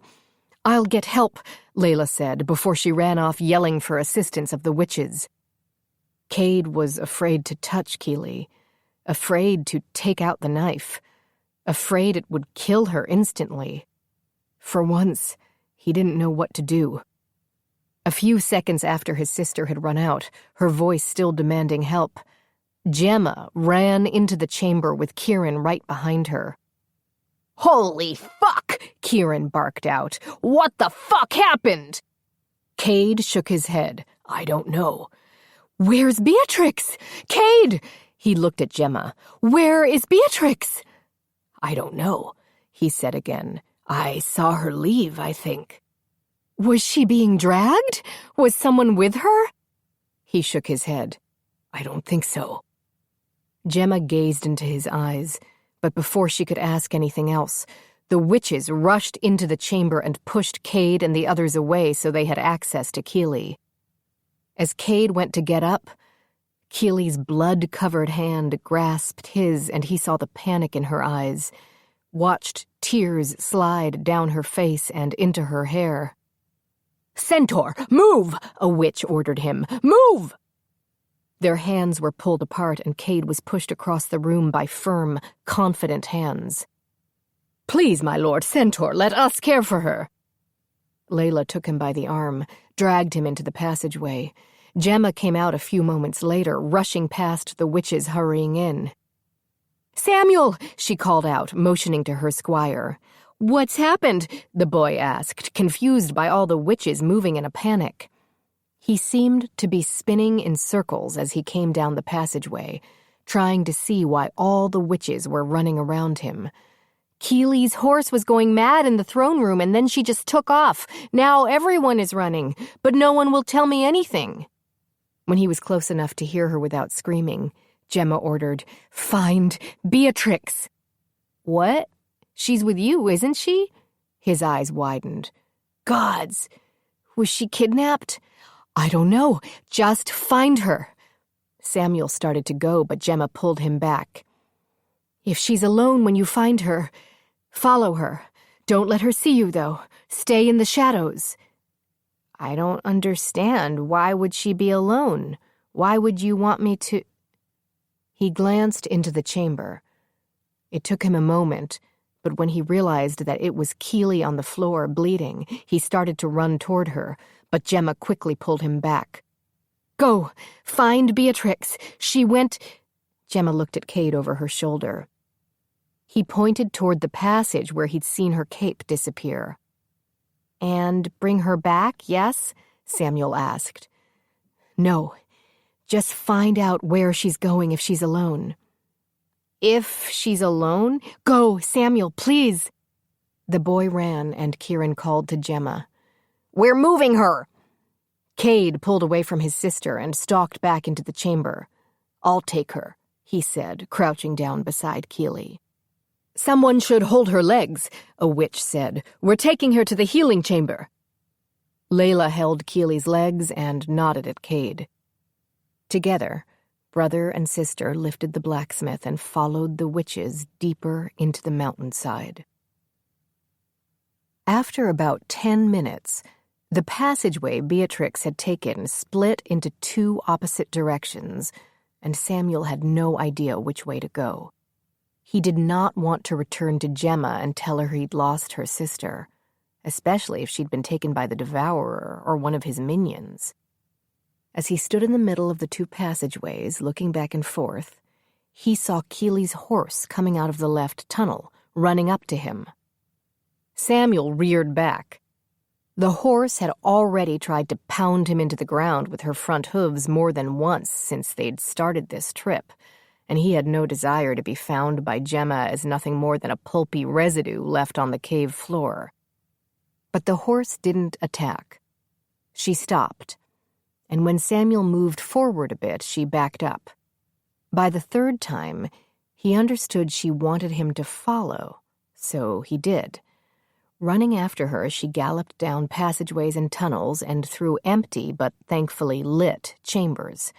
They traveled down and down until they arrived at an opening that had no lighting and led into the far side of the valley.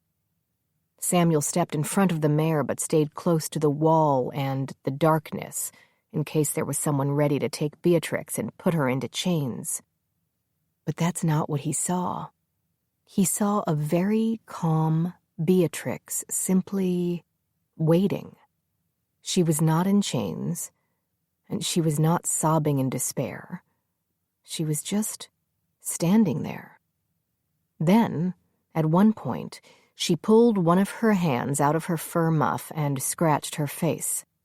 Samuel gasped in shock. The blood on her hand. Her hand was soaked in blood, and she didn't seem bothered by it at all. Confused, disturbed, and attempting to rationalize what he was seeing, he started to turn away, but Keely's horse bumped him with her muzzle. Samuel looked back and saw a carriage with 4 horses coming through some trees. The carriage stopped in front of Beatrix and the driver dismounted. He opened the carriage door and dropped a small set of stairs. Holding her hand, the driver assisted her into the carriage. The stairs were returned, the door closed, and the driver went back to his seat. With a lash, he sent the horses turning around so they could head back the way they'd come. When the carriage was facing away from him, Samuel saw the crest on the back of the vehicle.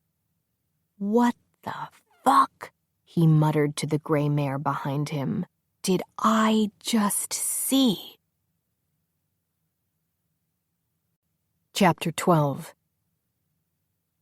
Once Keely was in a proper bed in the witch's healing chamber, Gemma was sure that her sister was dead. So much blood had been lost, and she didn't seem to respond to anything. But the witches kept working, making Gemma and Kieran leave Keely and wait in the passageway outside. Eventually, a panting, sweating Samuel returned, with Keely's gray mare behind him, refusing to be led away when several of the witches tried.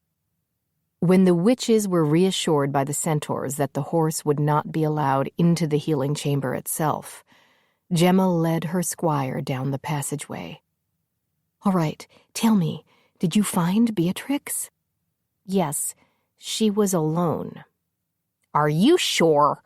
Kieran pushed, and that's when Gemma realized her cousin had followed. "She was definitely alone." "Where is she now?" Gemma asked.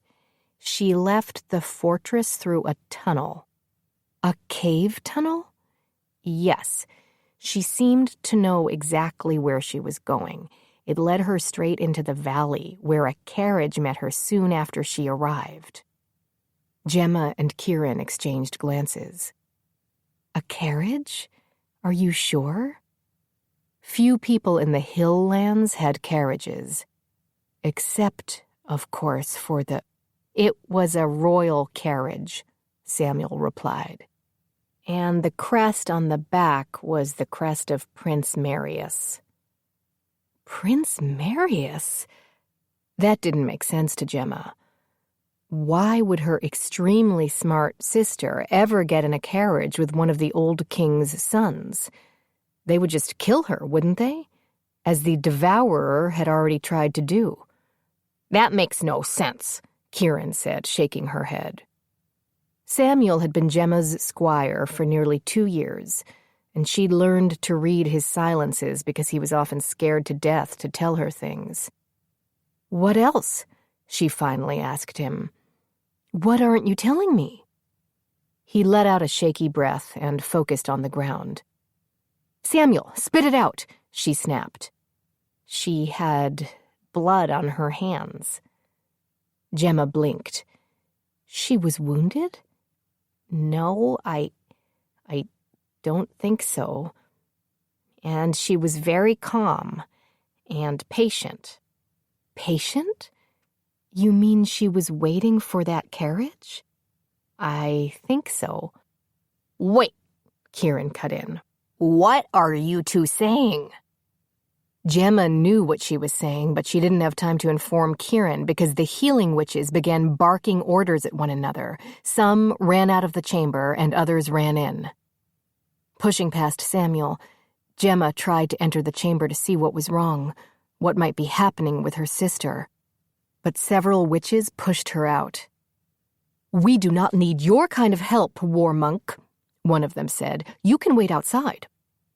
Not willing to risk her sister's chances of survival, Gemma respected the witch's demand and returned to the passageway.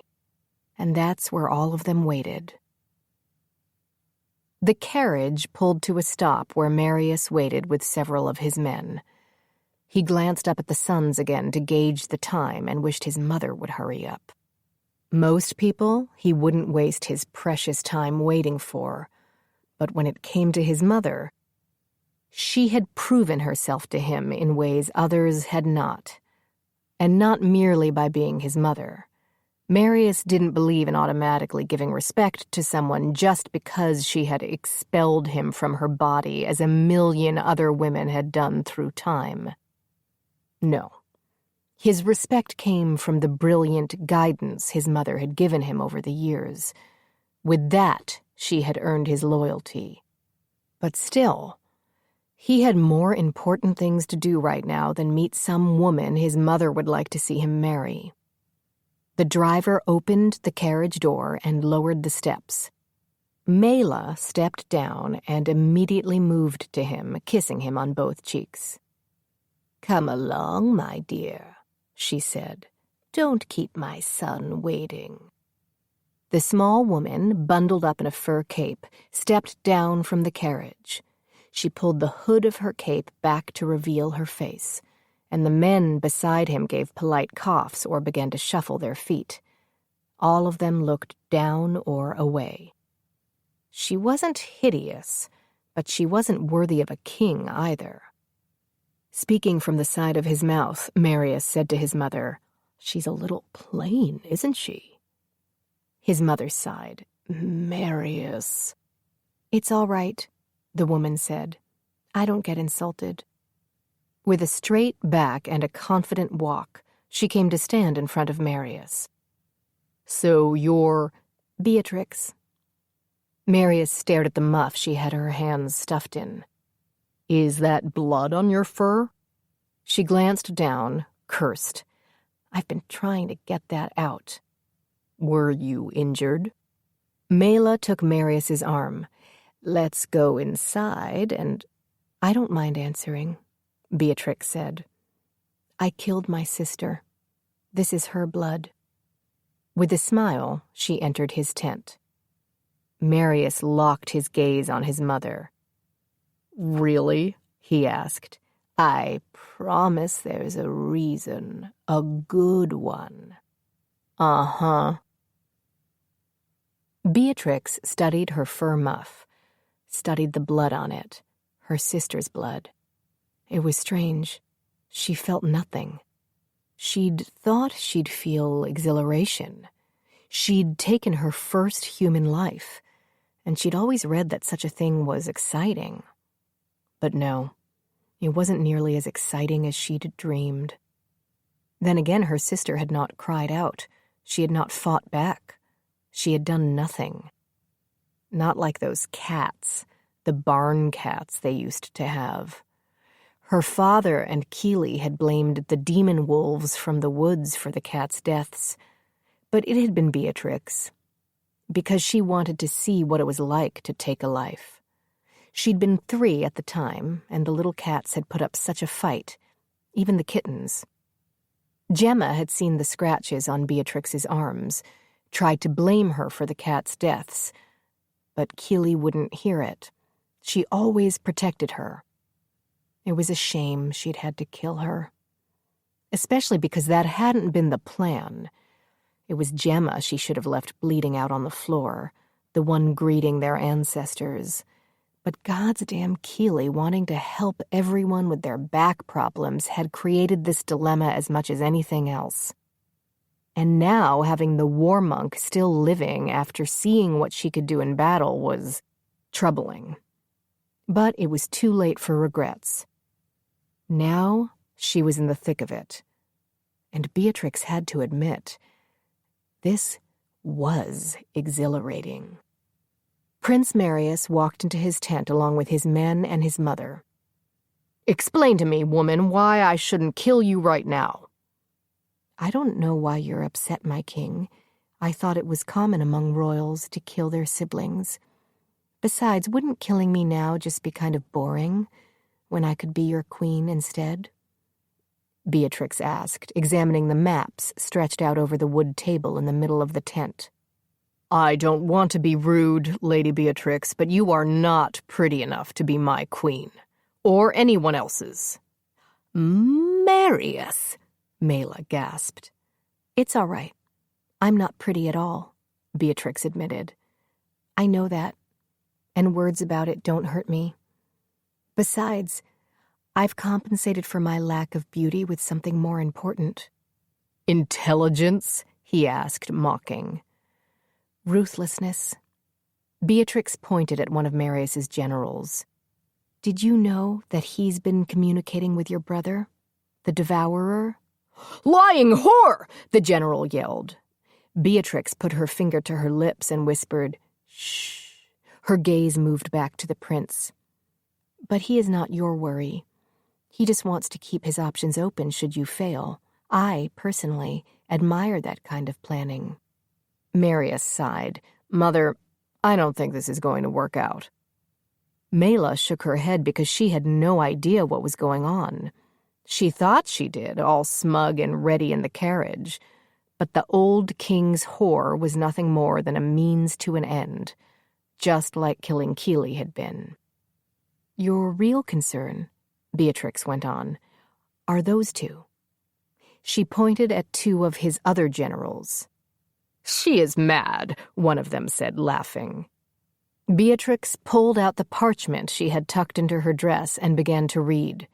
My dearest Lord Cyrus, as we wait for your word on our next move, I can tell you with assurance that your brother's army grows weaker by the day. There are many among them we can turn to our side without much effort. Who wrote that? Marius demanded. Beatrix held the parchment up for the prince to see. Do you not recognize the seal, my lord? That's a lie, the young general yelled out. You did this, witch! I am no witch. I am no royal. I'm just a farmer's daughter with nothing to do but find out information and keep it until I need it. She shook the letter. This is a year old, and it's not the only one I have. From each of them. Marius pulled his sword. You cunts. No, my prince, she lies. You cannot. The young general looked at each of them. What are you all staring at? The prince pointed with his weapon. You bleed. The young general touched the blood that poured down his chin, not realizing that the blood also came from his eyes, his nose, his ears. What have you done? The older general, also bleeding from every orifice, asked Beatrix. I've killed you. Had your chainmail poisoned, so I never had to raise a finger. The older general took a step. You vile cunt! He dropped. Before he could finish, and his partner fell on top of him. Both dead, their blood still pouring out of them. The prince faced her again, his sword still out, aimed at her. Beatrix smiled. My lord, can we speak alone? The chorus of no was loud and came even from his mother, but Marius waved them off. I'll be fine. My son, you brought her, mother. Now let me talk to her. The Dowager Queen and remaining generals left the tent. Beatrix dropped into a chair and gestured to another on the other side of the table.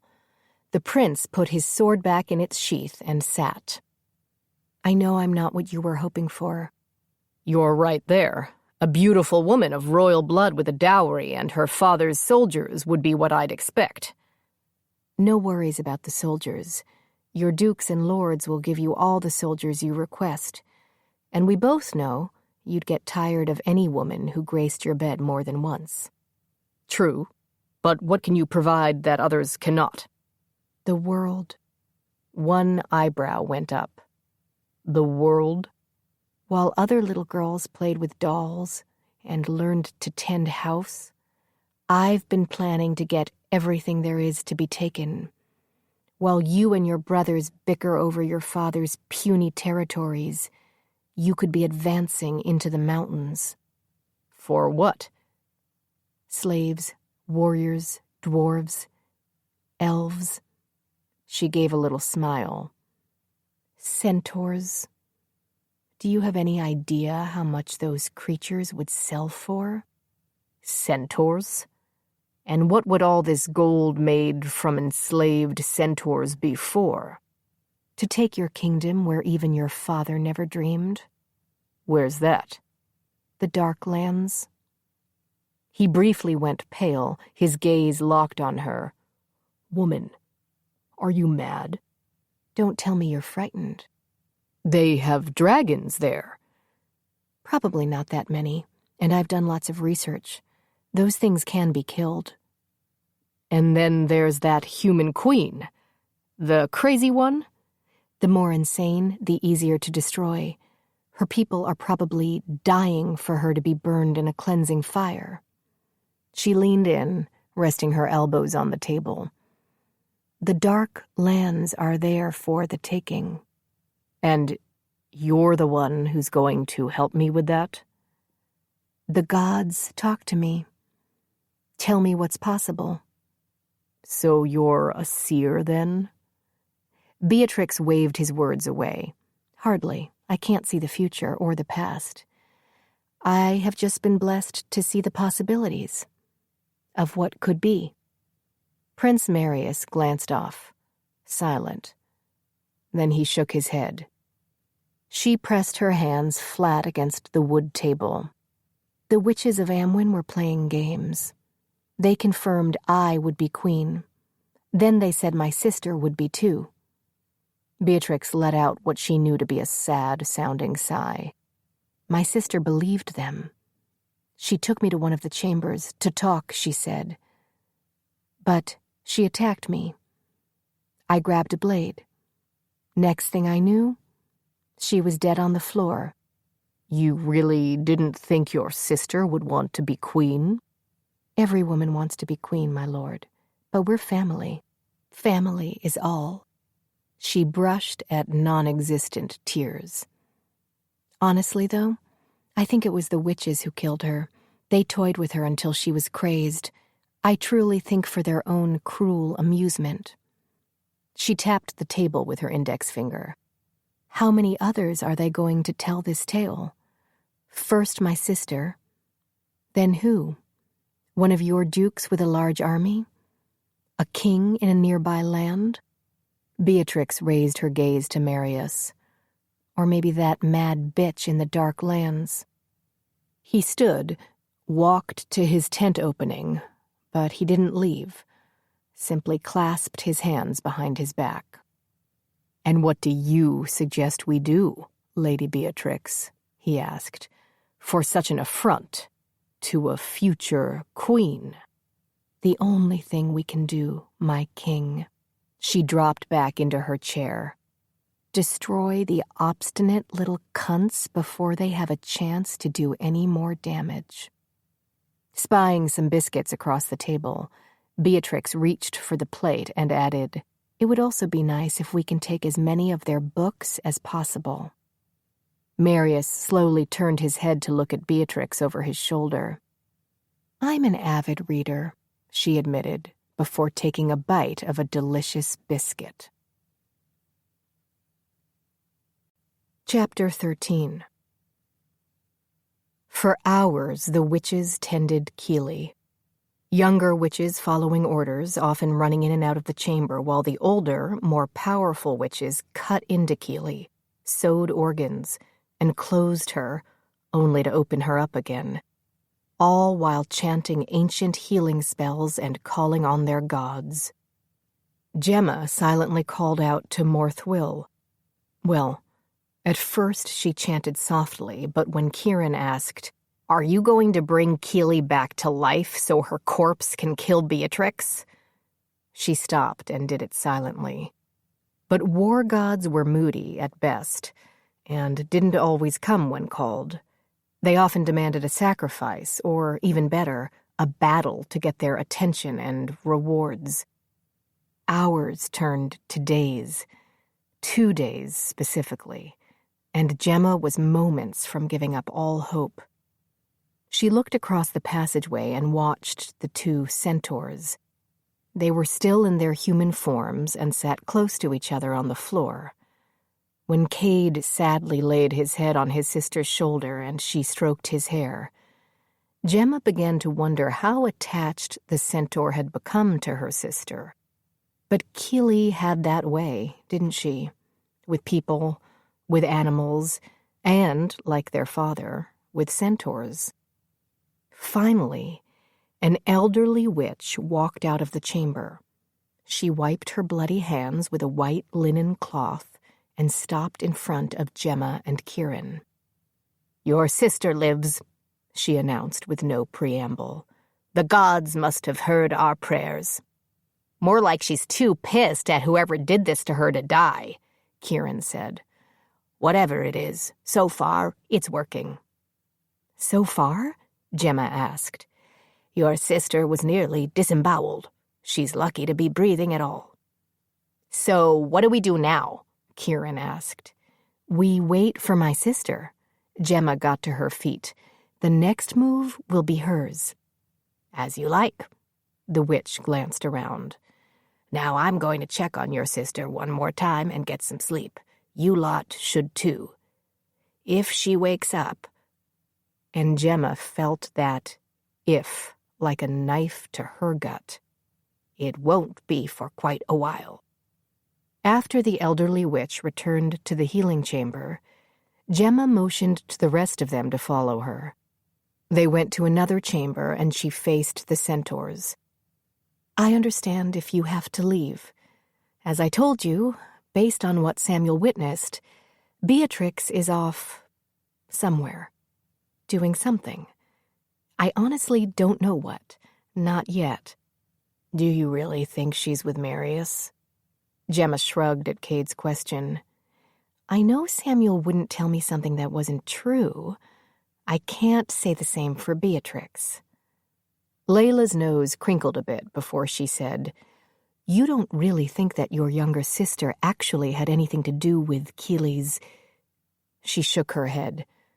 "She couldn't have. Wee thing like that." "I wish I had an answer for you.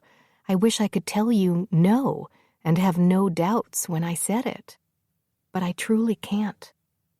Gemma had been so distrustful of Layla when she'd first seen the Amachis at Keely's shop. But now, looking in those earnest, big brown eyes, she realized that, over time, she'd come to trust Layla and Cade in a way that she never had with Beatrix, her own blood. She'd never trusted her sister, and that had been one of the biggest issues between Gemma and Keely when they were younger. Because as far as Keely was concerned, family was family. "We're not leaving," Cade suddenly announced.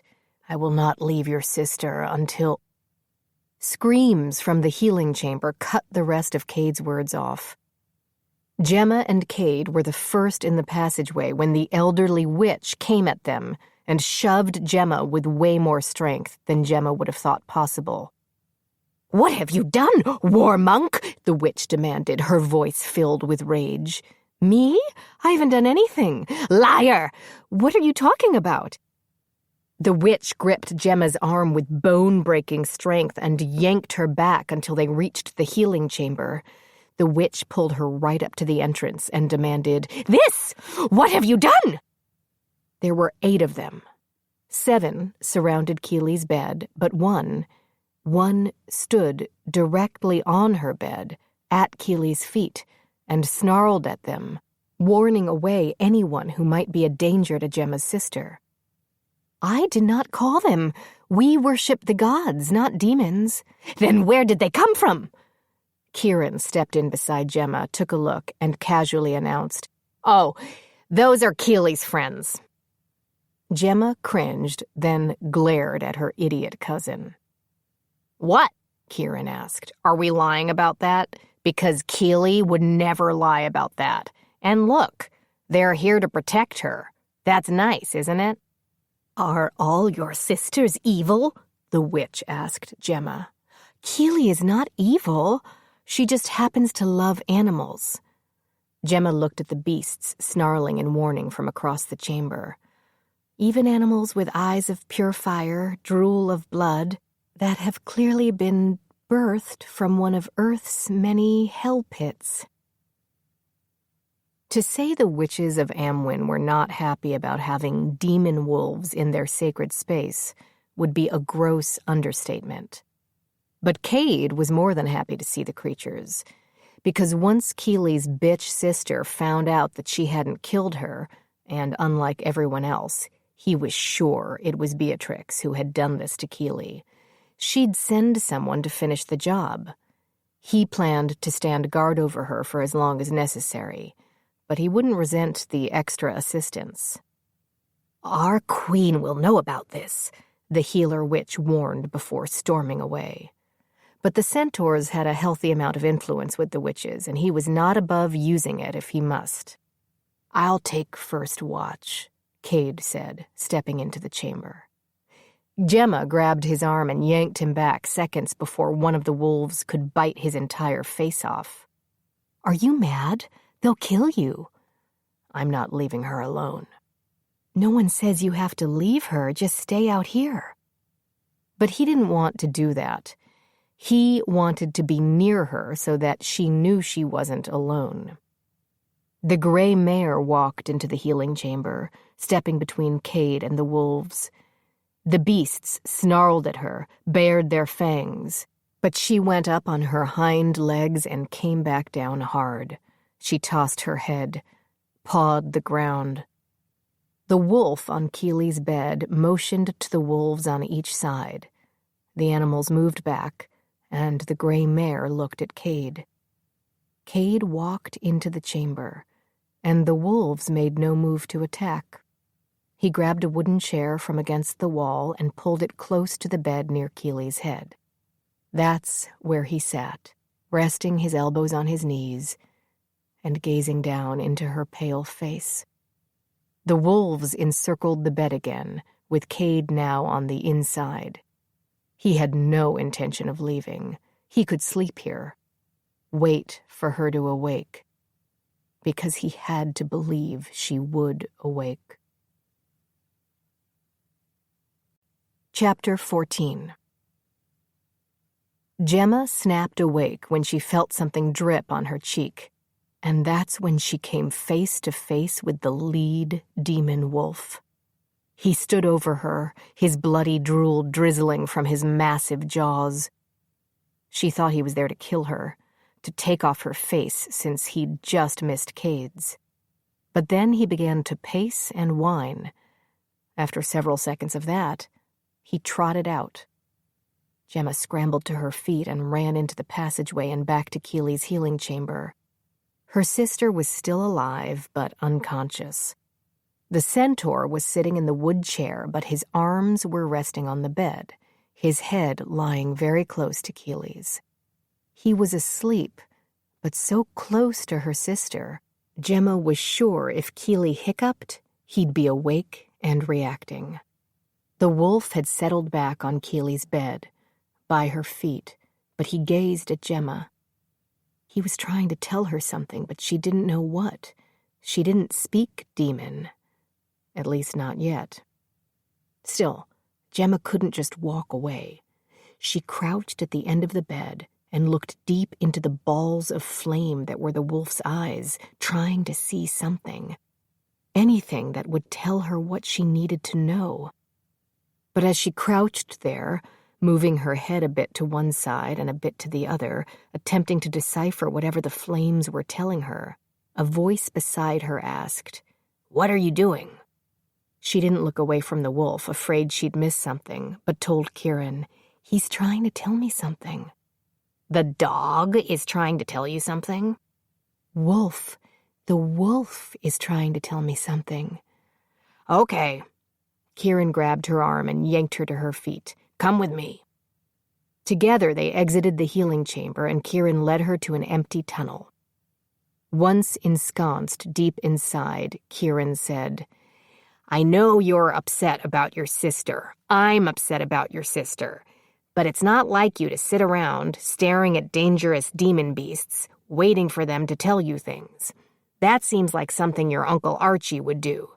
You don't want to be like your Uncle Archie, now do you?" "It's not like me?" Gemma asked, her exhausted mind desperately trying to grab something in Kieran's words.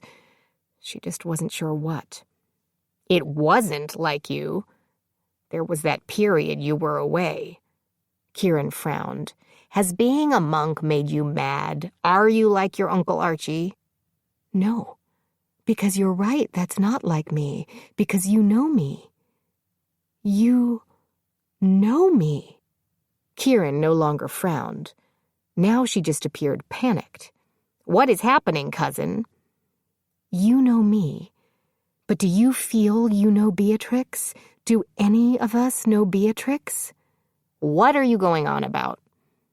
"Do you think Beatrix would hurt Keeley? Do you think she did hurt Keeley?" "I don't know." Kieran stretched her neck as if all the tension in the world had lodged in the muscles there. "I mean, it doesn't seem like her." "What does she seem like to you?" That was filled with sarcasm, Kieran shot back. "I wasn't being sarcastic. I'm asking, what does she seem like to you?" "Oh, well, she seems, Kieran glanced off. She, loves to, read, and she, seems to be a thinker. I don't think she likes..." Kieran now looked at the ceiling. "I actually don't know what she doesn't like, or what she does like. Except books. She really likes books. Then again, Keeley likes books. When she wasn't working with iron or rescuing demon dogs, wolves, whatever, she was reading." "But what are Beatrix's feelings on politics, society, the gods?"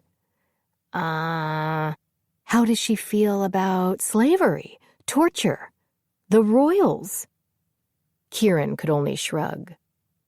"But," Gemma went on, "if I asked you about Keeley..."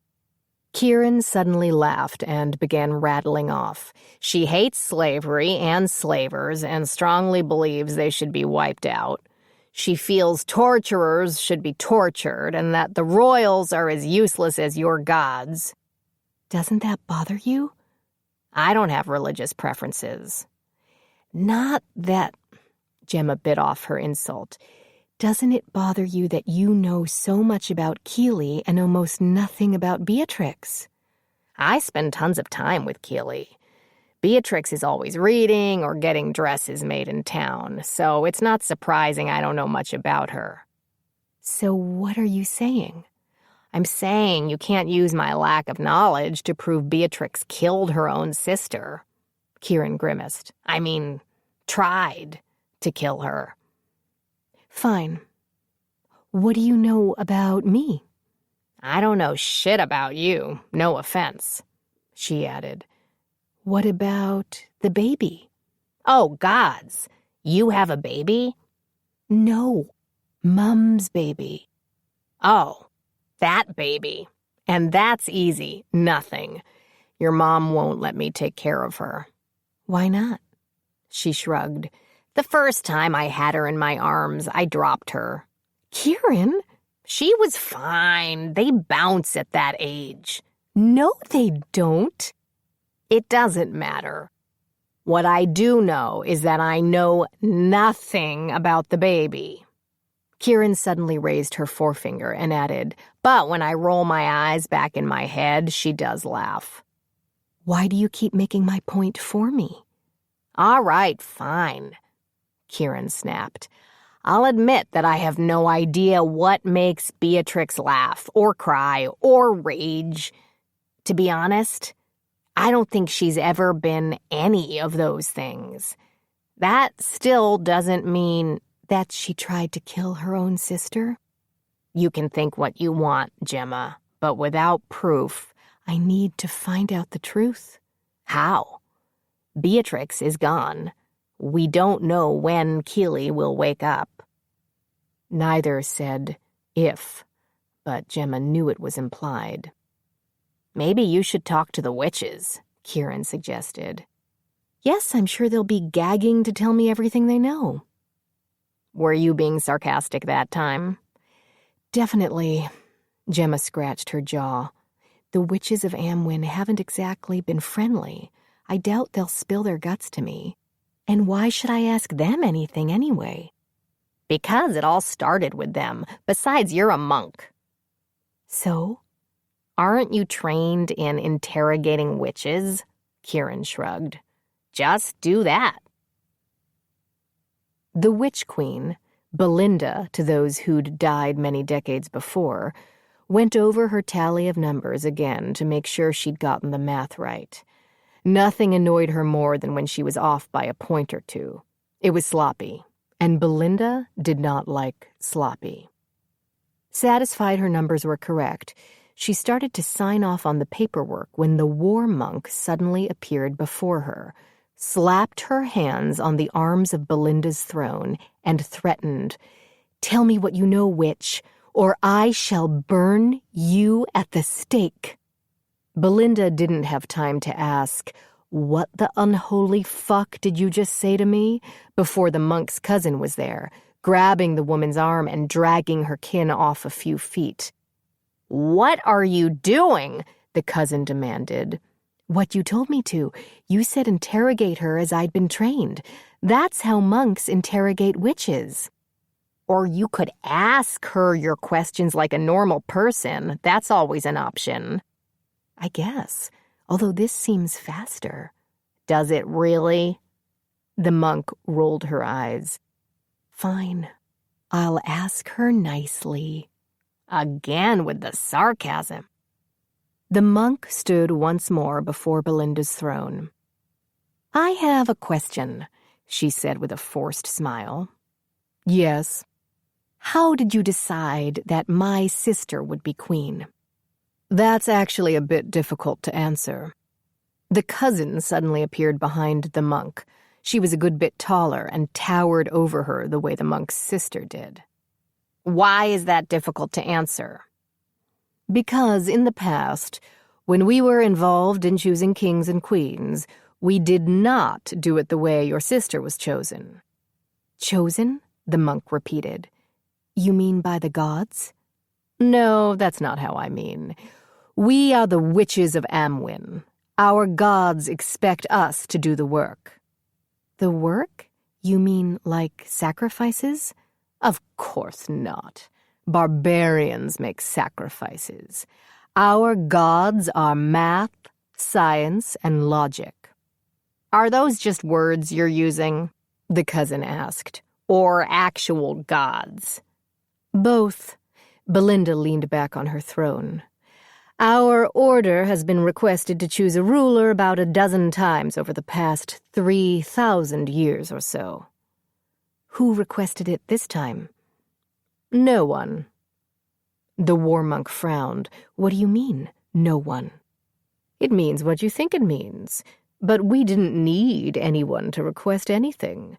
It was obvious that the old king would die. His many sons would slaughter one another until only the strongest remained, which was exactly what happened. The oldest three each have an army and definite plans of being the new old king. Now the twins also remain, but they're weak and will probably be eliminated before the true brothers' war comes to pass. Finally, when it's all said and done, one son will be left standing. That one will be the new old king. In other words, we were not needed to predict this eventual outcome." "If no one requested that you choose the new queen, then why did you choose my sister?" "That was Delora. She said the gods had given her a name, the name of your sister." "I thought you said your gods expected you to do the work." The witch queen nodded. "They do, but she swears she's a seer." "If you had no faith in her, then why did you give my sister's name to the royal council?" "I didn't, because I didn't care what Delora saw, didn't see, or thought she saw." "So Delora informed the council?" "No, she informed the Dowager Queen before the old king even died." "I thought the old king had no wife, only consorts." "That's true. But there is one of his consorts who is brave enough to claim the Dowager Queen title, and that is Mela of the North." "Mela?" the cousin asked, moving around the war monk. "Yes, Mela, the mother of Prince Marius." Layla entered the healing chamber and started toward the bed. One of the demon wolves raised its head and snarled, but she pointed a finger at him and warned, "Uh-uh." The beast rested his massive head on his paws, and Layla moved to her brother's side. She brushed her hand across his forehead, and his eyes opened. "Hungry?" she asked, but before he could answer, a high-pitched scream rang out through the chambers and tunnels. Layla pulled her sword and moved to the foot of the bed, taking a battle stance. The demon wolves, now on their feet, all growling, stood on either side of her. Witches poured out of the other chambers, rushing around, panicked. Another scream, and a few seconds later, Gemma stormed by, her fingers gripped tight in the hair of the witch Delora. The war monk yanked the witch through the passageway, heading toward the throne room. "Oh, shit," Layla pointed at her brother, stopping him just as he was about to run after Gemma. "Stay here with Keely." She followed Gemma instead, nearly colliding with Kieran in the passageway. "What's going on?" "As my mother would say," the fighter snarled, "we've found rats in the pantry." Layla didn't know what that meant, but she went with Kieran to the throne room. As soon as Gemma passed through the entrance, she threw Delora to the floor.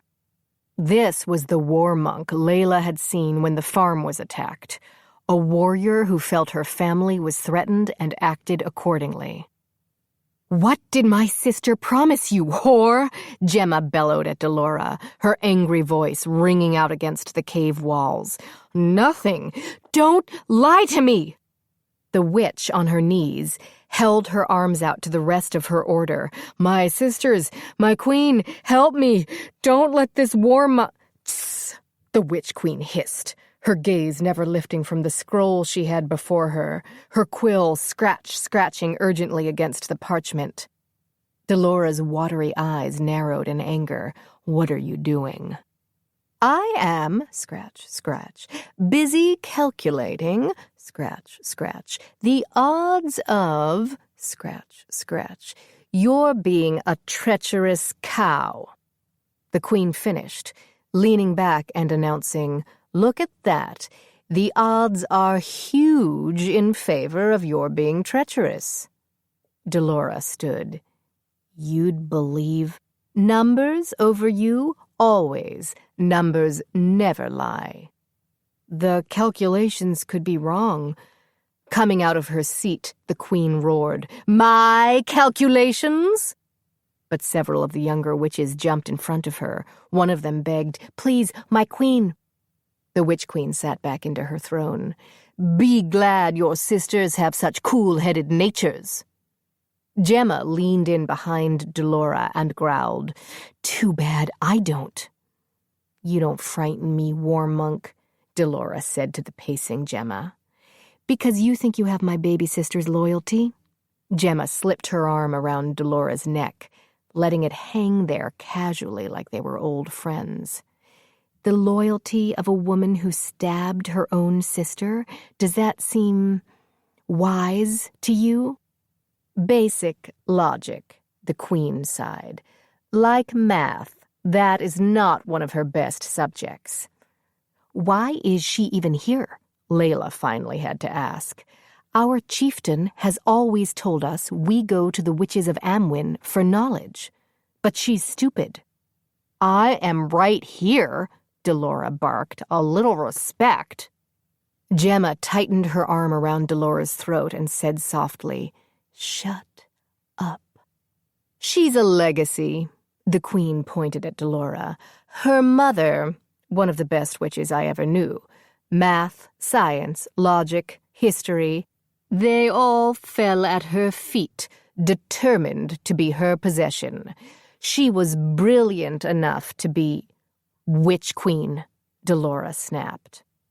"True," the sitting witch queen smirked. "Sadly, she had one great weakness. She insisted on mating with stupid men. Not the warlocks of Godemore, not the monks of Spikenhammer Library, not even the war monks of— no offense." "A little offense taken," Gemma admitted. "I mean, at least you lot have enough knowledge to raise the dead. That's impressive. Disgusting, but impressive. But Delora's mother—" "Beware what you say, crone," Delora hissed. "She kept fucking idiots. For years, she only bred boys, and we just sent them away. The smarter ones went to the warlocks of Godemore, and the stupider ones we didn't care. But then she had Delora," she said on another long, painful sigh. "As per our laws, we had to keep her. So sad. While our other legacies soared in every subject.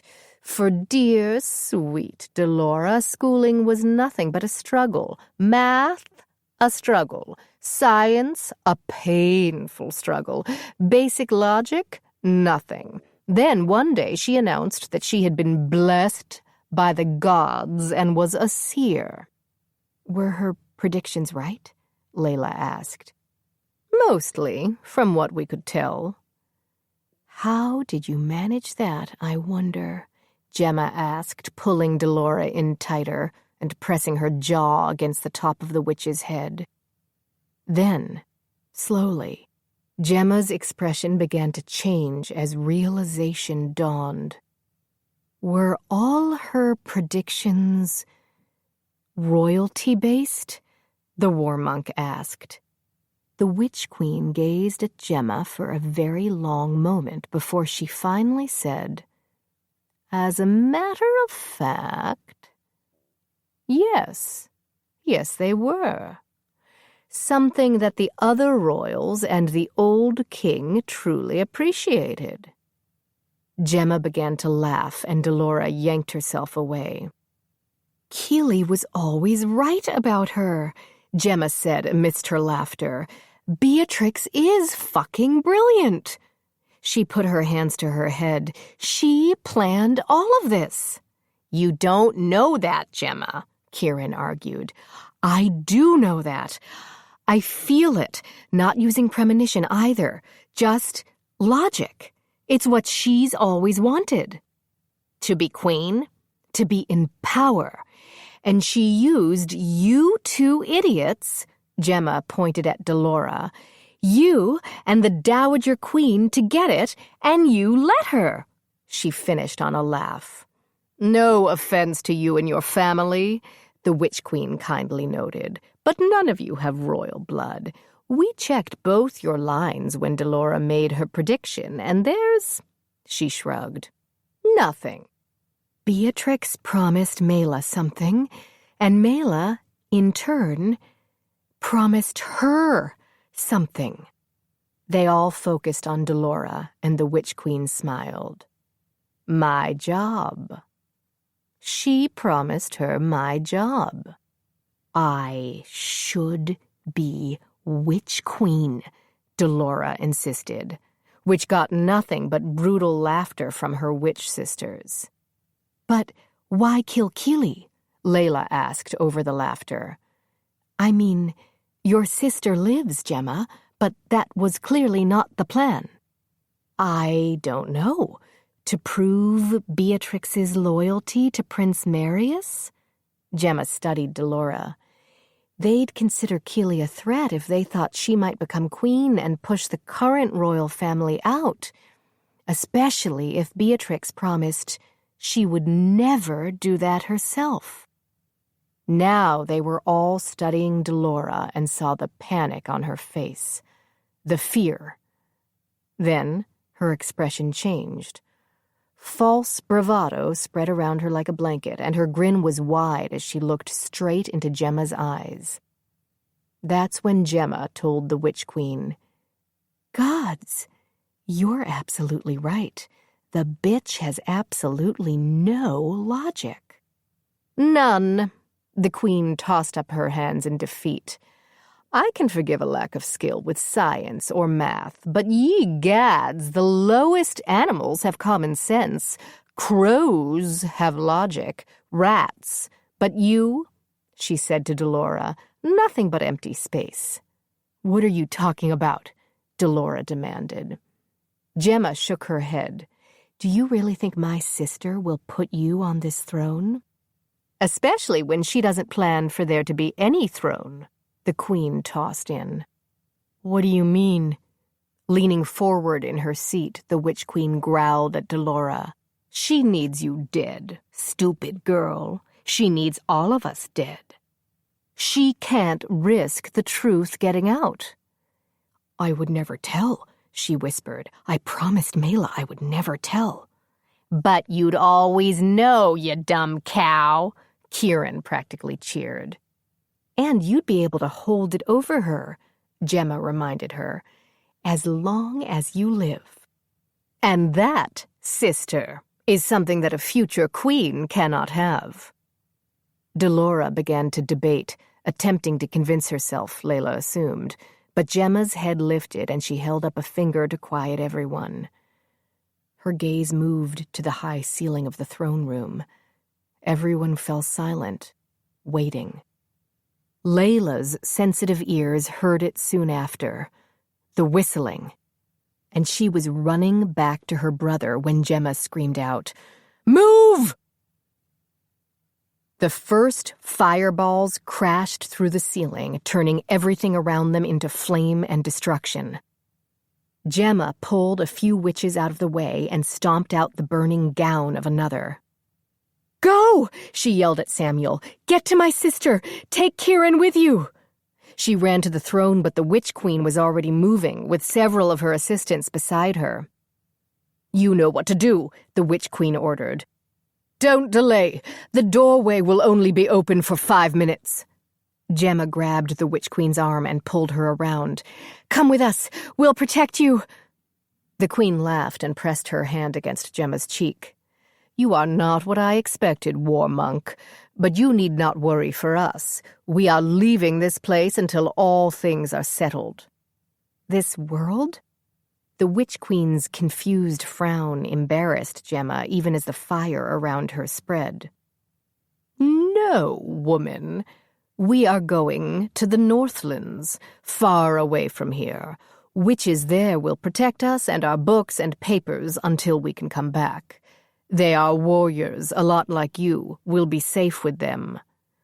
A large book was pushed into the Queen's arms.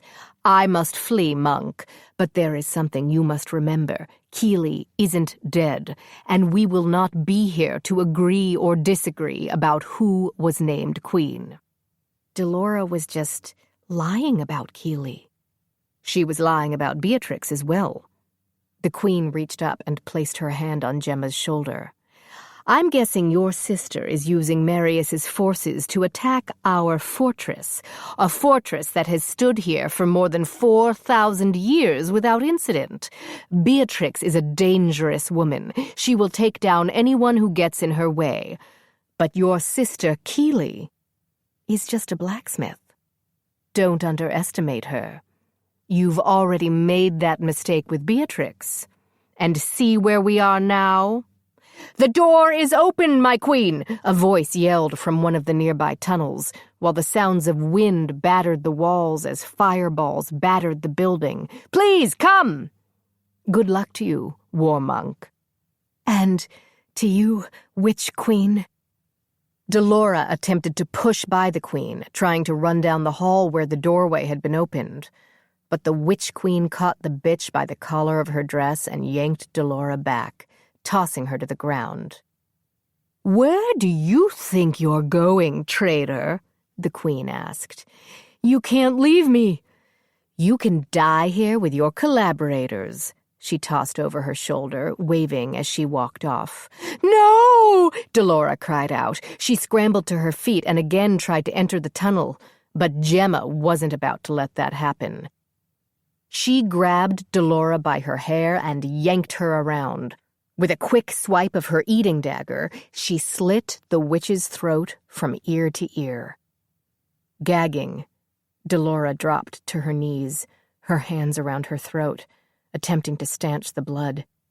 But within seconds she was face down on the floor and unmoving.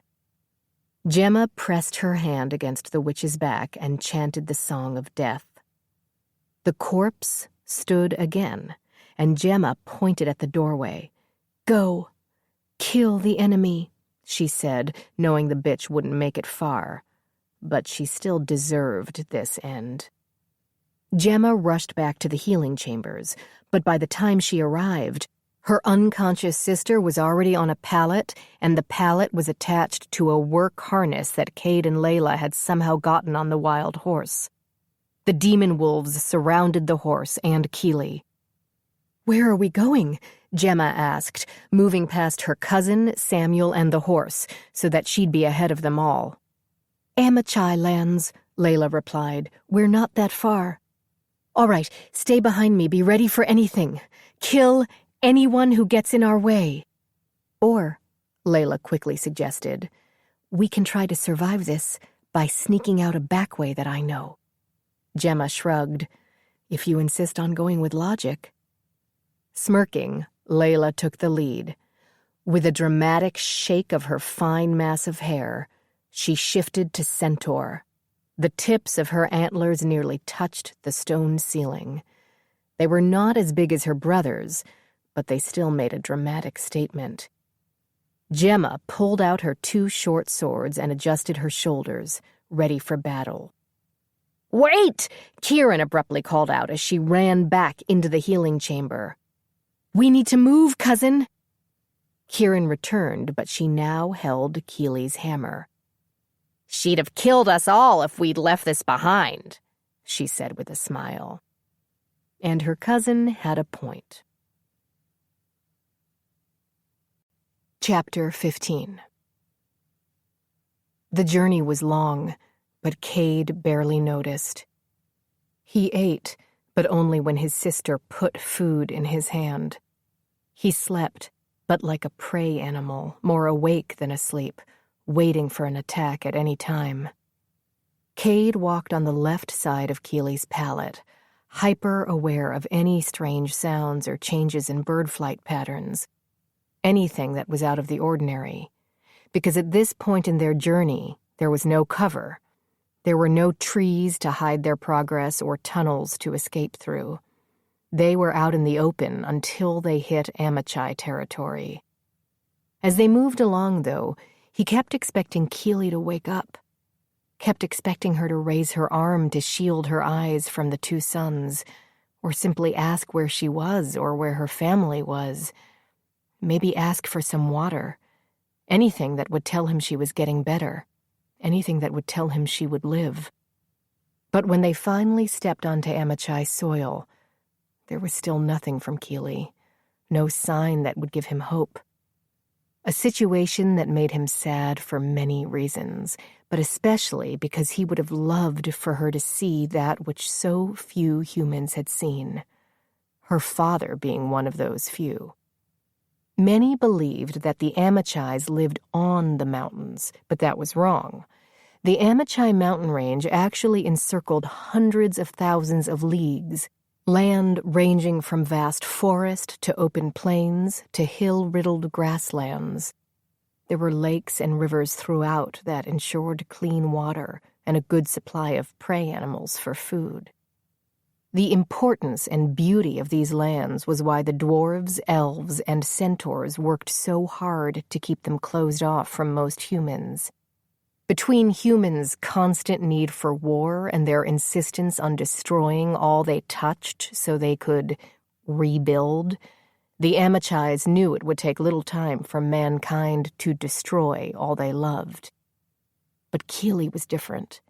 She would love it here, and Cade knew, in his hard, spiteful heart, she would take it upon herself to protect the creatures of this land as she protected the wild horses near her home and a boy stranger she'd never met before.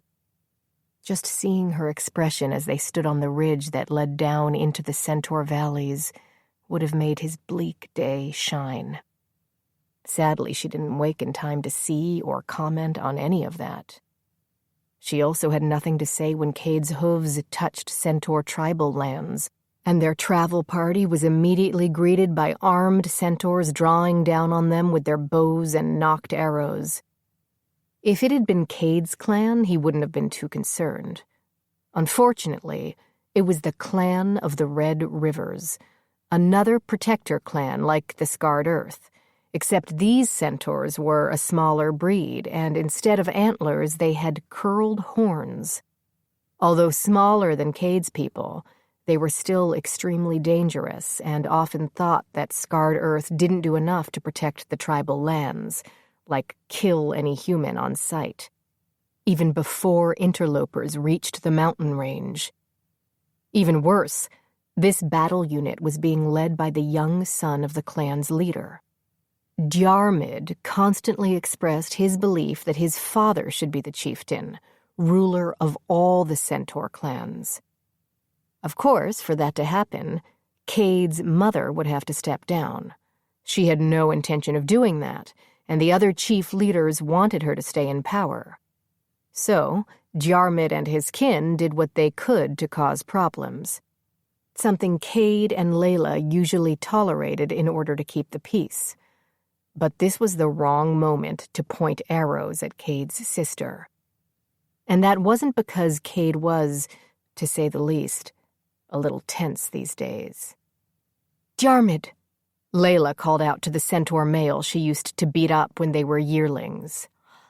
"Layla, happy to see that you and your brother have returned. Alive." Yes, of course he was. "Thank you. Now, if you'll just..." Diarmid held up his hand, then used his forefinger to point.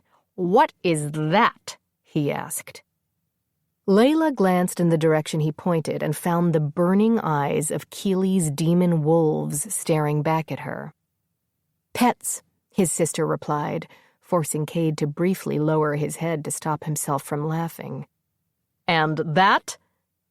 Now Layla didn't look, simply answered. "That's my friend, Gemma."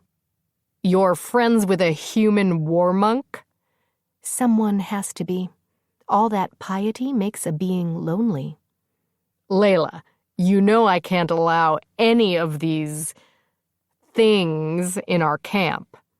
"You can, and you will, because they are part of the Queen's entourage." "The Queen? Last we heard, the Queen was with Prince Marius." "The witches of Amwyn confirmed 2 queens. The one we do not want is with Marius. The one we definitely want is here, and she needs a healer." Smirking, Diarmid began, "You'll have to wait here until I—" No. Layla moved until she stood right in front of Diarmid. She towered over him, and her swishing tail told Cade she was quickly losing her patience. "I'm not playing this game with you. The Queen needs a healer, and my friends need food and water. I will not let you waste our time with your bullshit. So fucking move." Cade looked toward his sister, saw that Diarmid's team had all their bows now aimed at her. Not wise. Not wise at all. Not because of Layla. Not even because of Cade. Neither of them had any doubt that Diarmid would never risk his life or the lives of his clan by killing either of them. Instead, he was doing what their kind sometimes did, starting shit to prove how strong and in control he was, even though he'd be thoughtful and rational when he backed down. But he was so busy doing all that, he wasn't really paying attention to what was moving up behind him and his oblivious battle unit. Light gold eyes locked on Diarmid through white and blonde hair. Taller than Cade and equally wide, Cade's brother Quinn broke into a run at the last minute, a sword in his hand. He leaped up, all his legs off the ground, the sword now over his head, both hands on the hilt, and with a roar of anger he brought that weapon down on Diarmid's hind quarter. Layla took several steps back. Cade and the rest of their party moved in turn like one well-trained military unit. Diarmid fell to his front right knee, letting out his own roar that had birds scattering from the nearby trees and rocks. He tried to crawl away, but Quinn wasn't done. He was never done, not until he'd made his point. Pulling back his arm, fist cocked, Quinn rammed it forward and into the wound he'd opened upon Jarmid. Layla's entire body cringed at the action, because both of them knew Quinn was wrapping his fingers around Jarmid's femur and tugging. "Stop it! Quinn!" Layla finally barked over Jarmid's desperate screams. His Red River kin were becoming restless and angry. "Not until he understands," Quinn said, his voice disturbingly calm. "Because no one aims arrows at my sister. I should tear this leg off just for that alone." Then he tugged again. "Quinn!" Layla bellowed when Jarmid screamed out once more. Quinn leaned in and softly said against Jarmid's ear, "You're so lucky my sister is kind and forgiving. But keep in mind, dear Jarmid, that I am not." He finished on a chilling bellow. He yanked his hand out, blood splattering. "Take him to the healers, but not Petra, the strongest healer in the camp. Layla needs her for her friend." Jarmid's fellow centaurs helped him back to their camp, and Quinn pulled their sister into a big hug, his blood-covered hand leaving prints on the back of her chainmail shirt.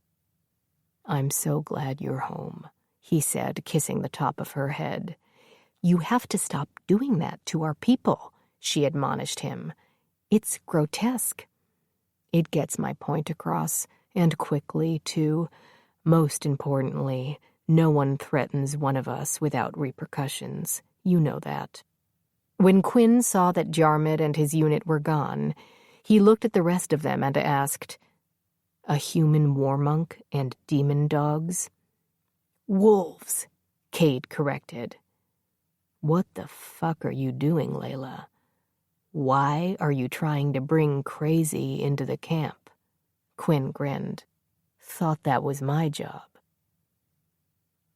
Gemma was ready to throw her sister over her shoulder and make a desperate run for it. She'd been fooled by the calm and easy ways of Layla and her brother, but like all beings, human or otherwise, there were many different kinds in any group. Obviously, the centaurs were as dangerous as everyone else. Her father had been a fan, but Gemma wasn't so sure. Especially when Layla's eldest brother, Quinn, she'd called him, walked down the line of their retinue. He barely glanced at his brother, muttering, "Asshole," under his breath. Cade muttered back, "Fucker." But that was about it.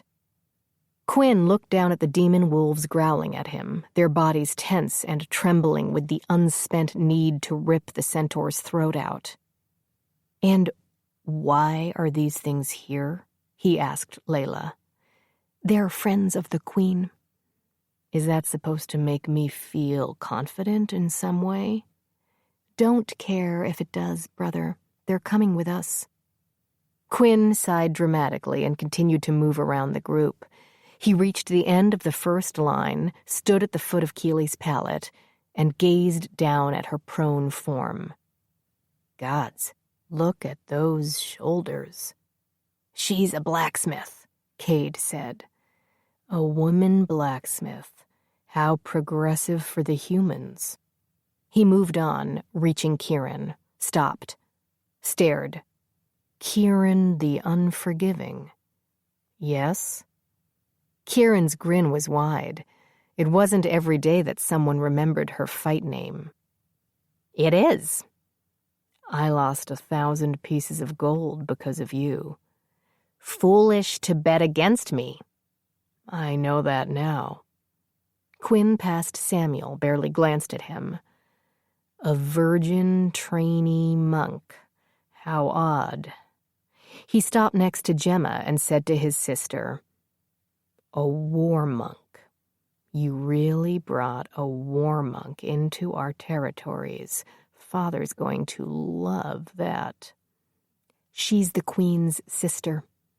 and probably ready to sacrifice all of us to appease her angry, war-loving gods. I don't want to hear it, Quinn. She's as welcome as the dogs. Wolves, Cade corrected again. Quinn, so big in his centaur form, leaned down and whispered to Gemma, I haven't seen war monks in an age, not since I killed 3 of them when they tried to burn a healer woman as a demon witch. That is an unfortunate tale, Gemma replied before rubbing her nose, once, twice. Then she sneezed, her head going forward hard so that her forehead collided with Quinn's smug face. Gemma heard his nose crack, but she didn't think she'd broken it, and he didn't cry out. He simply held his nose as he moved past her, ignoring the blood that poured from it. Okay, maybe she had broken it.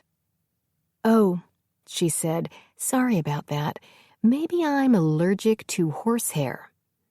Cade snorted, quickly turned his head, but Layla laughed out loud, punching Quinn's shoulder when he reached her. Warmonk she may be, Layla told her brother, but she's funny. He motioned toward the camp. Take your queen to the healer. Tell the guards you have my permission. Thank you, brother. She put her hand on his shoulder to lower him a bit and kiss his cheek. As their little group moved on, Gemma glanced back at the massive and clearly insane Quinn. He was putting his own nose back into place, his light gold eyes watering as he did so. But his gaze was locked on her and did not waver. Your brother watches me, Gemma said to Layla. Is he a vengeful sort? Very, she tossed back with a smile. But don't worry. You're with me. What does that mean exactly? That he'll give you ample warning before he has you killed? Oh, that's lovely. Beatrix moved through the remnants of the witch's fortress, annoyed but silent. How did they manage it? All the books were gone, all of them. Not burned by the prince's ridiculous use of fireballs flung at the mountain walls. She had recommended a raid instead, but Marius had refused to risk his substantial troops. They were simply gone. That frustrated her. She wanted those books, wanted to absorb their knowledge. But if that wasn't possible, she definitely didn't want the bloody witches to have them. Who knew what they could do with all that information at the ready? Now she'd have to make a contingency plan. There are none here, my lord, one of the officers told Marius. They're all gone? There are no bodies at all? We've only found a few. He shook his head. How is that possible? Beatrix wondered the same thing. Those witches with their math, science, and logic horseshit. They must have some magic skills if they could move so many books and women away from the site of the onslaught so quickly. Marius glared down at her. This was a waste of my precious resources. Now we don't even know where the bitches are. He stormed off as he liked to do, like a petulant child. Already she bored of the petty tyrant. They'll make themselves known in due course, she said to Mela, who stood nearby. No need to worry. Mela motioned to the soldiers lurking close, sending them after Marius. When they were alone, the Dowager Queen grabbed her arm. Her nails bit through Beatrix's dress and into her flesh. It took all of Beatrix's will not to slash the old bitch's throat. Yes, mistress? We had an agreement, she whispered. We still do, my lady. Beatrix did not bother lowering her voice. What you did to the generals, that was not planned, and the situation could have easily turned very badly, very quickly, for both of us. It was the first time they'd been alone to have this conversation. Beatrix had known it was coming, but she wasn't too concerned. Not planned, but necessary, They were a threat to you. She pulled a folded parchment from a pocket in her dress and handed it to her. What is this? Their plans for your death. For some reason, my lady, they felt you were a threat. Beatrix forced a smile. She knew this one to be sincere. It was always about protecting you, Dowager Queen, she lied. Always about protecting you. She flashed a friendly smile and saw Mela's entire body relax. So, Mela said, what is our next move? To get me married to your son, and then to secure the lands around the old king's castle. That will be what Marius's half-brothers will attempt to capture once again, and we'll have to stop them. Mela linked her arm with Beatrix's. And how do you suggest we do that? Don't worry. We won't let those pretenders to the throne even get near your son. He will be the next old king. They started back toward the soldiers outside, walking over the smoldering rubble. And us? Mela asked. Together, we will rule beside him, Beatrix lied. Chapter 16. Gemma waited outside the healer's tent, pacing back and forth for what felt like hours.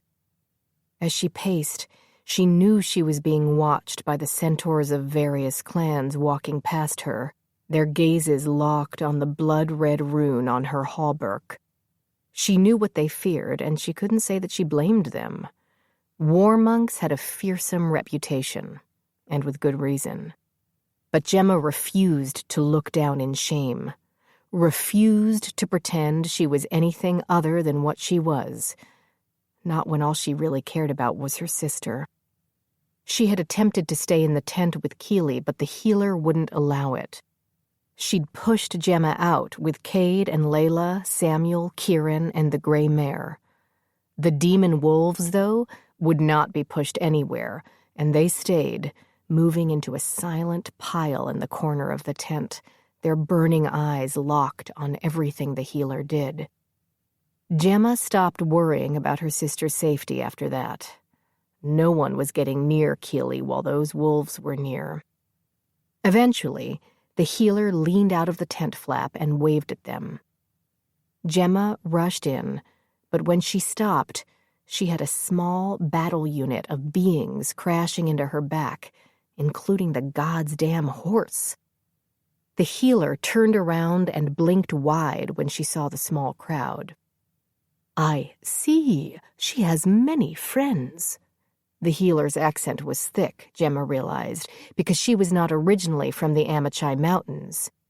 Seeing the white blonde hair that she wore in a long braid down her back and hearing that accent, Gemma would guess she was from the steppes of the Outer Plains. How the centaur had made it this far, Gemma had no idea. Well, Gemma pushed. How is she? The healer shrugged. Could be much worse. What does that mean? Cade asked.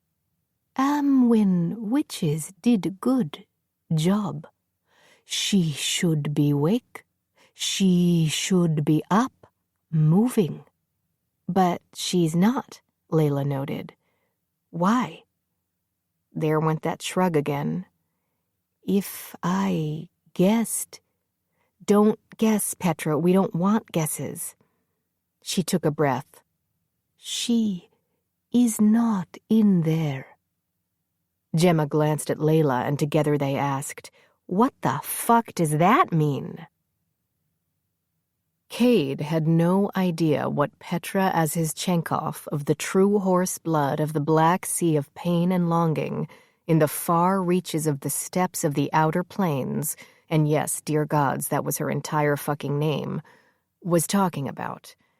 And not because of her annoying Outer Plains accent either. For once, she was making no sense. I mean what I say, Petra insisted. She is not in there. Her body heals, but her soul... She flitted her fingers into the air. It is somewhere else. Did someone do that to her? Kate asked.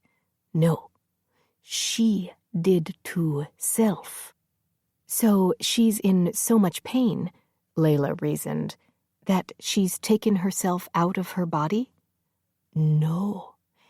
Amwins had many herbs inside her to make pain go away.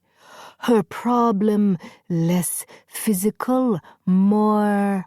She tapped her forefinger against her temple. My guess, something truly bothers her, but she cannot face it. Cade could guess what was bothering Keely, what she couldn't face. Her family meant everything to her. Gemma walked over to her sister's side, ignoring the warning growls of the wolves, and picked up her sister's hand, held it between both of hers. She leaned down, gazing thoughtfully at Keely before she screamed, Wake up, you ridiculous cow, and face this shit! Kieran, scratching her forehead and grimacing, said, Gemma? Keely waved away the loud gnat flying around her and went back to petting her friend. She loved it here, all green and lush with a lovely stream and big boulders for her to sit on. Why would she ever leave? Oi, you woman! Keely continued to pet her friend and ignored the male voice barking at her. He'd been barking at her for a while, and she kept trying to ignore him, but he was starting to get on her nerves. A big hand waved in front of her face. Long fingers snapped a few times. I know you can hear me. Her friend growled, and the male voice said, That's not even supposed to be here. Finally, grudgingly, Keely looked up and up at the being in front of her. What do you want? She asked, not even attempting to be polite. She was in no mood to be polite. Why are you still here? He asked. Why do you have 8 legs? What? He looked down at himself, the horse part. What are you babbling about? You have 8 legs. So? It's strange. Don't you think it's strange? I'm a centaur god, so no, I don't think it's strange. But the centaurs only have 4 legs, so... Can we stop talking about my legs? Keely was about to tell him not to yell at her, but her furry friend did it for her, rolling onto his belly, snarling and snapping at the god, eyes of fire blazing. The centaur god leaned down from his extremely high position and bellowed, You're not even supposed to be here! Why not? She asked. It's not one of the hells. So he's here for me. Your ancestors wait over there, the god pointed out. I know, I can hear them, but I am not ready to face them. Keely bowed her head. In my shame. Oh, for the love of me, stop it! You are not to blame for your sister, idiot woman. Then who is? I raised her more than my parents did. They were busy trying to put food on the table, so I took over. And she is what I created. Is that why you sit here, feeling sorry for yourself, when others wait for you, wait for your return? Why would they wait for me? I'm a failure. Damn it, woman! How could you raise a creature that had no soul to begin with? Your sister was born the way she is. A soulless thing with only one ambition, to fill up the emptiness inside her with power. Nothing else will mean anything to her. You were taught blacksmithing by your mother, and to respect the power of animals by your father. But your love of nature and people, that came from within you, from your soul. Your sister will never have that. It doesn't matter. I'm dead now. You are not! He cleared his throat, stopped bellowing. You are not dead, woman. That's why you sit here and not with your ancestors. Because you're not dead. You just refuse to go back. So you sit here, on your rock, with your pet demon wolf god. Are you a god? She happily asked her fur-covered friend. Aren't you the prettiest god ever? And pretend that you can just stay here forever rather than facing the remainder of your life. What do you want me to do? Keely finally asked. To face your future and your sister. I won't kill my sister. Despite what she's done, she's still family. She tried to kill you. If she were slightly stronger or you were a little weaker, you'd be dead now. She's blood. I won't kill my own blood. Besides, she sighed out, I won't say I deserved it, but sometimes I can be difficult, a little hard-headed, sometimes unreasonable. Wow. The god blinked wide. You really do care about your family. I've had several of my siblings attempt to destroy me, and I've never made excuses for them. But you are kind of an asshole. So is it really surprising they tried to— You can stop now. He glared down at the wheezing demon wolf god that seemed to be laughing at him. Both of you can stop. Are you sure I'm supposed to live? Keely wanted to know. Are you sure you haven't done something to me? You and my sister bringing me back, half human and rotting? Trust me, woman. When I say that you are not my first choice for anything, if you had died, I'd have let you die. It would have meant nothing to me. But, he added, a wound like yours can take months to truly heal and even longer for you to be at your best. I have sped up that process so that you can hit the ground running, because Beatrix is not waiting. And whether you kill her or not, you need to realize one thing. She is still a danger to you. I don't care. And the entire world. Keely's breath caught. She stared at him. What? You think a woman willing to kill the sister who's always protected her would think twice about destroying whole kingdoms to get what she wants? She is determined, your sister, to rule this world, and she will not let anyone get in her way. Even if she fails, many will die. Many will die anyway, but you could help minimize the number. At the very least, give all those worthless humans something to hope for. Unless, he added, glancing down at the demon wolf god, it's only your precious animals you care about. Keely took in a deep breath and then told the centaur god her true feelings. I don't like you. At all. He smirked. Woman, I'm a god. I don't give a fuck. He turned his giant horse and human body so he could walk off with his 8 legs, but not before he tossed at her. Of course, Beatrix thinks of herself as a god, too. So imagine what her feelings are about anything. Chapter 17. Keely opened her eyes and quickly realized she was in a tent. She wasn't alone either. She could hear someone humming. But she didn't feel unsafe. She didn't feel frightened, just angry. She sat up. The woman humming had her back turned to Keely, busy doing something with herbs at a wooden table. Keely silently swung her legs over the side of her bed. The demon wolves were in the corner. She held her finger to her lips, and they settled down, silent. Her hammer rested against the bed, and Keely picked it up, stood, and walked out of the tent. Petra turned away from her table with a potion-filled cup that she hoped would help the human woman awake. But when she looked at the bed, that woman was gone. Her gaze searched the tent, but Petra didn't see her patient. She scowled at the demon wolves that had refused to leave while she had tended the human. After several moments of mutual staring, she asked them, "Did you eat her?"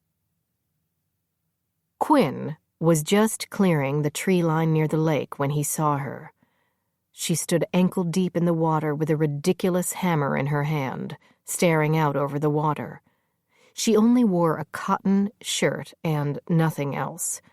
She didn't seem bothered, though, by the cold. He looked around, expecting to see his brother and sister as well as the woman's own sister and cousin. But she was alone. With a shrug, Quinn began to move toward her, but she abruptly turned and walked out of the lake and over to a large boulder. He watched in fascination as she took the handle of her hammer in both hands, lifted it above her head, and brought it down, again and again, on the boulder. She battered that boulder for several minutes, but what Quinn couldn't believe was that as she did, she broke the bloody thing into pieces with nothing more than that hammer and brute force. Finally, after the boulder was nothing but rubble, she let out a terrifying scream filled with rage and pain and utter despair. When the scream faded out over the river, Quinn heard, "Keely?" The woman's back straightened, but she didn't turn around. She simply pointed her hammer with one hand and asked, "What did you know, and when did you know it?" The war monk briefly closed her eyes. "I didn't know she was going to try to—" "What did you know, and when did you know it?" the woman asked again, not to be deterred. "My order found out about her from our seer, a few days before I arrived at your shop, that she would be named queen. None of my leaders told me, though, because they planned to have her killed. One of the elders, a friend, warned me, but she's still my sister, so—" Now Keely faced her. "You deserted your order for Beatrix?" "Well, if I'd known she was mad, I guess I would have just let them—" "Did you tell the boy?" Gemma's head twitched a bit. "What? Did you tell the boy that he'd be giving up his place in your order by following you?" "Of course I did. He insisted." "Good. I'm glad to hear you didn't lie to him." "What's that supposed to mean?" "He's a loyal boy. He deserves a good life." "And I don't?" "I didn't say that." "But you're thinking it." "Oh, am I?" "I wasn't the one who tried to kill you. That was your precious fucking Beatrix. I am aware that she tried to kill me. I can still feel where she shoved her knife into my gut." She suddenly swung her hammer, now pointing toward him. "And who the fuck is that?" Gemma leaned over to look past her sister. She sighed. "That's Quinn, Cade's brother." "His brother?" Keely looked around. "We're in Centaur territory? Why?" "A lot has happened, sister. A lot." Keely lowered her hammer and her head. After a brief moment, she looked at her sister and calmly said, "Tell me everything." Gemma nodded. "Come on. Let's find Layla." Cade had been gone a total of 20 minutes, if that long. His father had insisted on an update and didn't care that Cade had not left Keely's side since she'd been wounded. And yet, in those 20 minutes, the gravely wounded Keely had disappeared and no one had seen her. Petra was convinced the demon wolves had eaten her, but Cade had seen them eat. They would have left a lot more blood and gore behind. Then, there she was, stalking out of Layla's tent, with that stupid hammer clutched in her fist. He'd never been so happy to see such a ridiculous weapon once again gripped in her very much alive hand. "Keely, wait!" Layla and Gemma yelled, rushing up behind her. "With us. Keely ordered him as she stormed past, while Layla and Gemma continued trying to talk her out of something. But before Cade could move, there was Quinn. With us, Quinn mocked, rushing behind the women in his human form. Cade gritted his teeth. Fuck.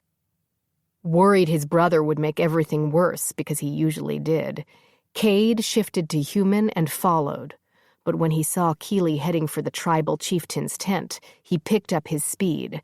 This was the one place Keely really should not go.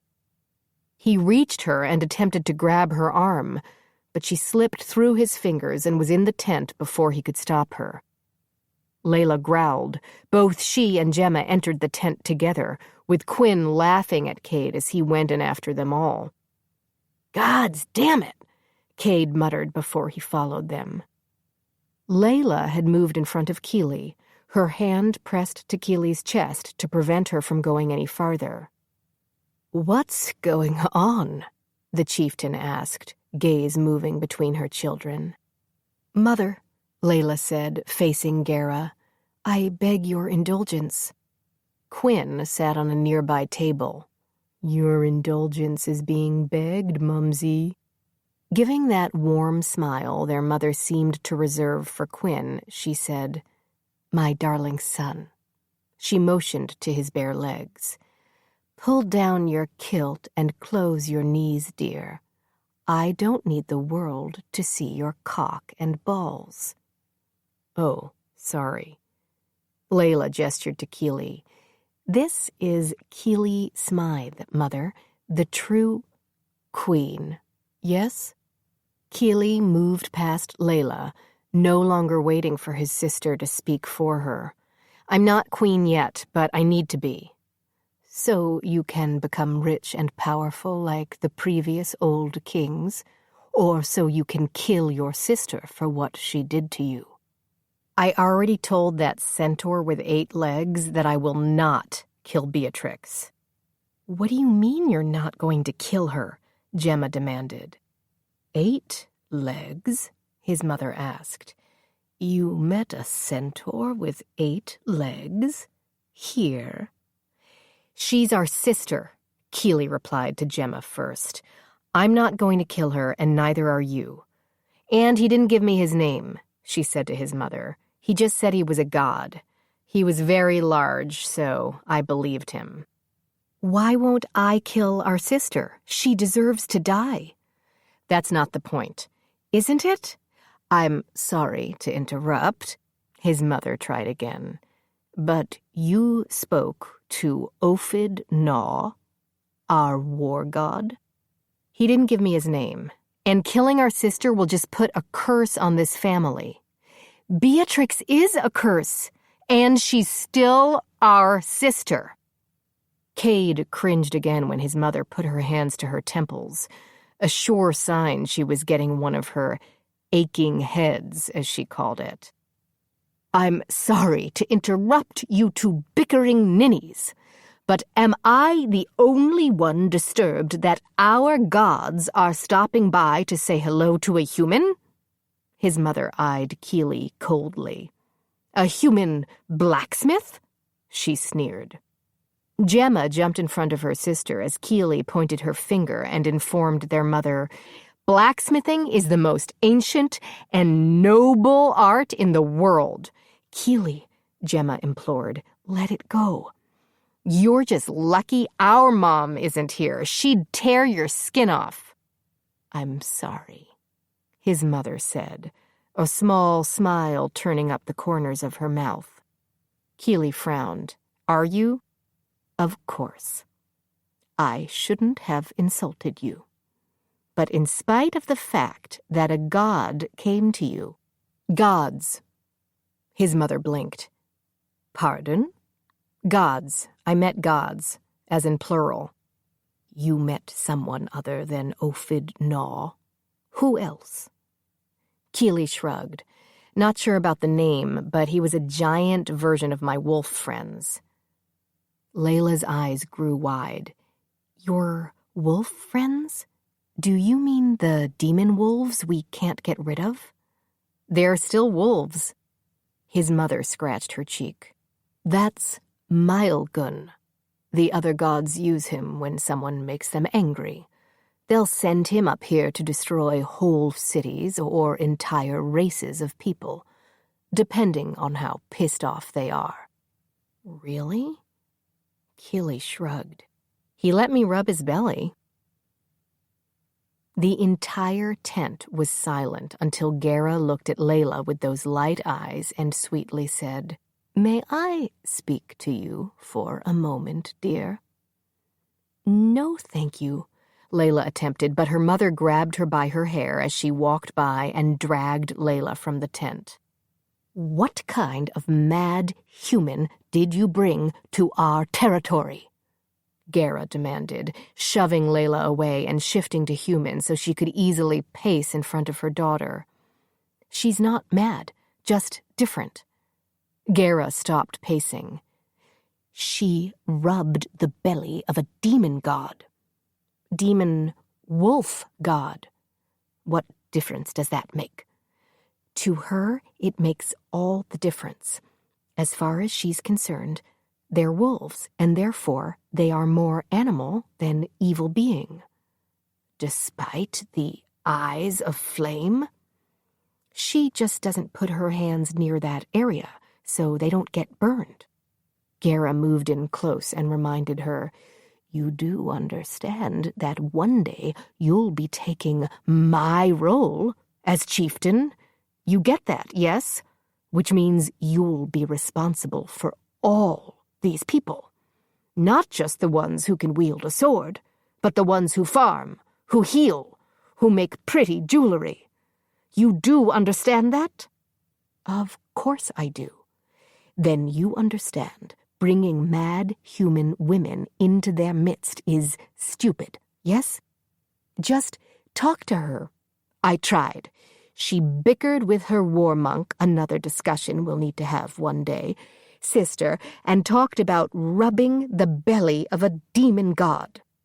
And Ophid Naw came to get her, to send her back here to battle her own sister. Or did you forget that part, Mum?" "Don't call me Mum. We're not peasants." "I know it's hard for you to not look down on others, but I've fought beside Keely. I've seen her with her family. I've seen her with her workers. I've seen her challenge the witches of Amwyn. Can she win against Beatrix? I really don't know. But I think if we give that bitch Beatrix even the slightest chance, she will destroy all of us." "Tell me what you need, Blacksmith." The leader of the Centaur clans, Chieftain Gera, asked Keely as they walked through her tribal lands together. "I need an army. You'll have to give me a very good reason to assign my warriors to you." No, Keely felt the need to insist. "I need an army." "Are you saying my warriors are not good enough for you?" "No, I'm saying I need a big army. Big. Beatrix has access to at least half of the old king's armies. Cyrus the Honored has the other half. So, what you truly need are allies." "I do, but I'm nobody." Gera stopped, wagged her forefinger at Keely. Never say that. You are the true queen, prophesied by the witches of Amwyn." "Who are no longer here to verify it." "They're not dead, just moved. If you want allies, you need to be that true and prophesied queen. You need to make potential allies promises that you'll one day be able to deliver on." "That means gold? Because I don't have gold." Gera shrugged. Not all promises mean gold. Sometimes they mean marriage. Perhaps marry a duke or baron with a substantial army." Keely couldn't help but pull her lips back in a grimace. I can't do that." "Looking for love, are you?" "It would be nice." "Well, Gara went on. I have another option. It's a little dangerous, and I'm sure my children would disagree with me out of fear for your safety, but it might be an option for you. Maybe the only option you actually have if marriage is off the table. It is. Gara began walking again, and Keely moved with her. Well then, there are more races in the Amachai territories than just centaurs, and at least with one of those races, you might have more in common than you might think. Following the chieftain's train of thought, Keely froze, gawked at Gara. Do you mean the Amachai dwarves? As a matter of fact, I do. When Keely clasped her hands together and bounced up and down on her toes, Gara added, So, I guess you've heard of them? Keely replied to that by squealing and jumping around the chieftain. She couldn't help herself. The Amachai dwarves! Gara nodded. All right, then. Cade stared at his mother. Why would you tell her that? Why wouldn't I? It's a very good idea. It's a mad idea. Mad! The dwarves will crush her bones, the elves will strip her flesh, and the barbarians will make her into soup. Gara moved past him, wrapping a scarf around her neck as the evening became cooler. Stop being so dramatic. None of them are that bad. No, they're worse. She needs allies. Human allies, not dwarves and elves that loathe humans. The barbarians are mostly human. Like, Mother, be serious. Gara turned away from the large mirror she'd been looking into and now gazed at her son. Why are you so worried about her? You sent us off to protect the future queen of the Hill Lands. She's that future queen. Gara raised a brow and moved toward her son. Are you interested in her? Mother, by the mighty tale of Ophid Naw, you are interested in her. She leaned in and whispered, Despite those shoulders? Mom, don't call me that. Yes, I know we're not peasants, and she's a strong woman. She has shoulders that go with that strength. I see. Do you? Because I think you entirely misunderstand. Blah, blah, blah. I don't want to hear it. You're just like your father, you know. He used to say I was too skinny for him, but he loves my skinny ass. I'm leaving. Cade walked toward the tent flap. And I'll be going with Keely when she leaves. Stop. Cade let out a breath, faced his mother. I did not give you or your sister permission to go anywhere. She's going, and so am I, especially if you're sending Keely into hostile territories. You don't know if they'll be hostile to her. They're hostile to everyone. That's why one lives inside the mountains. The other lives high in trees. And who the mighty hells knows where the barbarians live, but we all know to stay away from their lands. Cade threw his hands up. Are you trying to get her killed? No. I'm trying to get her an army, and she has no time. Marius won't give her any. So she'll have to make do with a smaller army, which means that it will need to be meaner. Keely placed her hammer by her bed and took the chalice of wine Layla handed her. This will not be easy, Layla said, now handing Gemma a chalice of water. Gemma sat in a thick wooden chair with her boots and socks off. She was stretching her tired feet. I know, Keely replied, but I think your mother's right. It's not like I have a lot of choices here. but if I can get the dwarves on my side first, I think I can make all this work." Layla took the platter of cheese, meat, and bread from the centaur who'd brought it and placed it on a small table by Keely's bed. "I'm going with you," Layla said. "I can't ask you. It's not up for discussion. Besides, who else will keep you two from bickering yourselves to death?" "I'll be there," Kieran offered from a spot in the corner of the tent, her chair turned around, her legs splayed on either side of its back. "You enjoy their fights," Layla reminded her, "so I don't really see that helping." You have a point." "You don't even try to disagree," Gemma noted. "I really don't." Layla motioned to Keely's sister and cousin. "We've got tents for you two, separate ones, so everyone can relax tonight." "Me own tent," Kieran stood grinning. "How luxurious." Layla was heading toward the tent flap, but it was pulled back and her eldest brother walked in.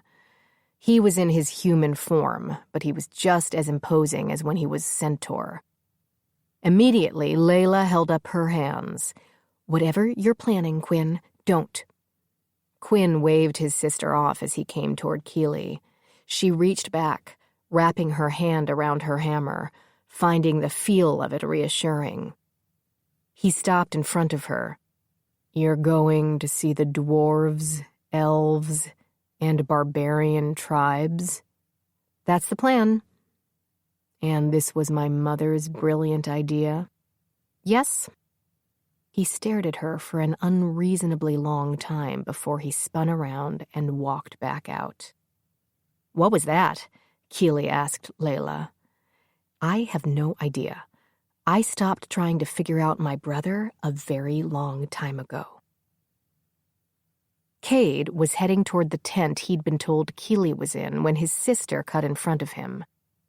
"Have you seen Quinn?" "No, but I've purposely not been looking for him." "He's acting stranger than usual. Quinn is a firm believer in keeping everyone on their hooves by being the most unpredictable horse in the herd. It's like having a pet pit dog. You never know when he might snap." Cade gestured to Keely's tent. "How is she doing?" "Amazing. She wakes up from near death and is ready to not only take on her bitch sister and Prince Marius, but the entire world." Layla placed her hand on his shoulder. "I'm leaving with her tomorrow." "It might be a suicide mission." "So you're not coming, brother?" "Don't be stupid." He pushed her aside, ignoring her laugh. "Of course I'm coming." The demon wolves surrounded Keely's tent, and the gray mare stood inside the circle but outside the tent. He stopped to stroke her muzzle. "If they make you nervous," he said to her softly, "leave. We'll find you before we go." Cade ignored the growls as he pulled open the tent flap and stepped inside. At first, he thought it was empty. But then the wolves wouldn't be outside protecting it. They wouldn't protect an empty tent. They would follow Keely wherever she went. Staying silent, Cade moved through the large tent until he heard the breathing. He followed the sound until he found Keely on the floor, curled into a corner, panting. He crouched beside her, pushed her black hair off her face. "Keely." She looked up at him, those dark eyes filled with panicked tears, and said, "Every one of you is going to die, and it'll be my fault. All my fault." Chapter 18. "You're all going to die. I'm going to destroy the centaurs. I'm going to kill my family. The dogs, wolves, and that poor gray mare." Tears now flowed freely. "And she just lost her son." Cade got on the floor beside Keely. He needed her to keep her voice down, and he needed her to stay calm. But he also sensed that telling her that now would only make her louder and more panicked. He did the only thing he could think of. He took her hand in his, holding it loosely. She gazed at their hands until she asked, "What are you doing?" Comforting you? Something you're not good at?" "Not really." Keely turned over her hand so that Cade's lay on top and interlaced their fingers. "Like this," she said. "Thank you." "And when you die," Keely said on a new flood of tears, "your mother will miss you greatly, because even though you seem to never look happy, you are so very kind." "You have to stop crying." "I can't. All I can see is death and despair, and it's all my fault." "If anything, Keely, it's the fault of your sister." "That does not make me feel better. How am I supposed to tell my parents that their love created a monster?" "Well, after 10,000 children, one had to be bad." Despite the tears, Keely gave a short laugh. "My mother did not have 10,000 children. I've sat at dinner with all of them. It felt like 10,000. She laughed a little harder. "Stop trying to make me feel better."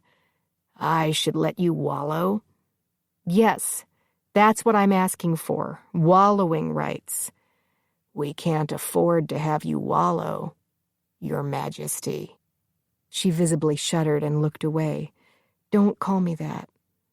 "If all goes well, I won't be the only one calling you that. You might as well get used to it." "I can't be queen, Cade. Not really." "You can, and will be." He gripped her hand a little tighter. "I hate to say this, but you really have no choice, Keely. Without you..." "Without me, what? My younger sister becomes queen? And before you say it, I know what she did. I was there." She pressed her free hand against her stomach. "These scars will remain for the rest of my life, so I'll never be able to forget. But is what she's done any worse or different than past old kings that ruled these lands?" "Not these lands, Keely. Never these mountains. The Amachai Mountains have been the lands of the Amachai centaurs, the dwarves, the wood elves, and the barbarian tribes for eons. Only once has any old king attempted to control these lands, and that happened so long ago. I can only say my ancestors were there because the use of great would go on for so long you'd get bored and wander away." "And what would change any of that now?" "Your sister." Cade blew out a long breath and decided to barrel forward with the truth. Keely had been lied to enough. "We have our own seers. We've never just relied on the witches of Amwyn with their math and science, because we are one with our gods and nature. Those things combined with our own witches keep us safe." "They warned you about Beatrix?" "No. They told us a queen would be the only thing that stopped the advancement of enemies into our territories and the complete and utter destruction of our mountains. We thought that meant Beatrix. We know now that our seers meant you." "But why?" Keely finally had to ask when she found her voice again. She was so stunned that her tears were no longer flowing. Wouldn't Gemma be a better option? She's a war monk. She has battle skills. She's actually been somewhere besides our farm. And she loathes Beatrix with all her heart. That rage and hatred blinds her in a way it does not blind you. It also matters that you weren't gone for over a decade. You probably know Beatrix better than anyone else, can guess what her next move will be, figure out where she'll strike next." "That's easy enough," Keely replied without really thinking. "She'll want to lock down the security of the royal palace and surrounding lands, and then she's going to focus on Marius's brothers. And why are you staring at me like that?" she abruptly asked. Do I actually have to say, or can you figure it out on your own?" She rubbed her forehead. What if, despite all this vast knowledge of Beatrix, I still fail? We all die. Eyes wide, Keely turned her head to look at the Amachai. He gazed back, blankly. "You are such a rude bastard," she said on a laugh, bumping him with her elbow. "You were clearly waiting for me to say something like that." He actually laughed with her. "And I hate disappointing you." Exhausted, but not in the mood to sleep yet, Keely rested her head against his shoulder. They sat like that for a long time, neither saying anything. Cade just allowing her time to make up her own mind. But Keely knew that he was right. She really didn't have a choice. Whatever happened from here on out would be her sister's... No, not her sister. Beatrix. It would be Beatrix's doing. "I'll do it," she finally said. "I know, and I will be with you while you do." Keely shook her head and sat up. "No, you and your sister have done enough for—" "Don't even bother to argue with me. It'll be useless, because we both know that I'll only do what I want, and so will my sister. She's infamous around here for doing what she wants." "Look at that. My queenly orders are already being ignored." "They are, but for good reason. You'll need us by your side when you meet with each group. They are not friendly to strangers, especially human ones." "Who will be the hardest to deal with?" she asked, getting to her feet, Cade right beside her. "The barbarian tribes, definitely."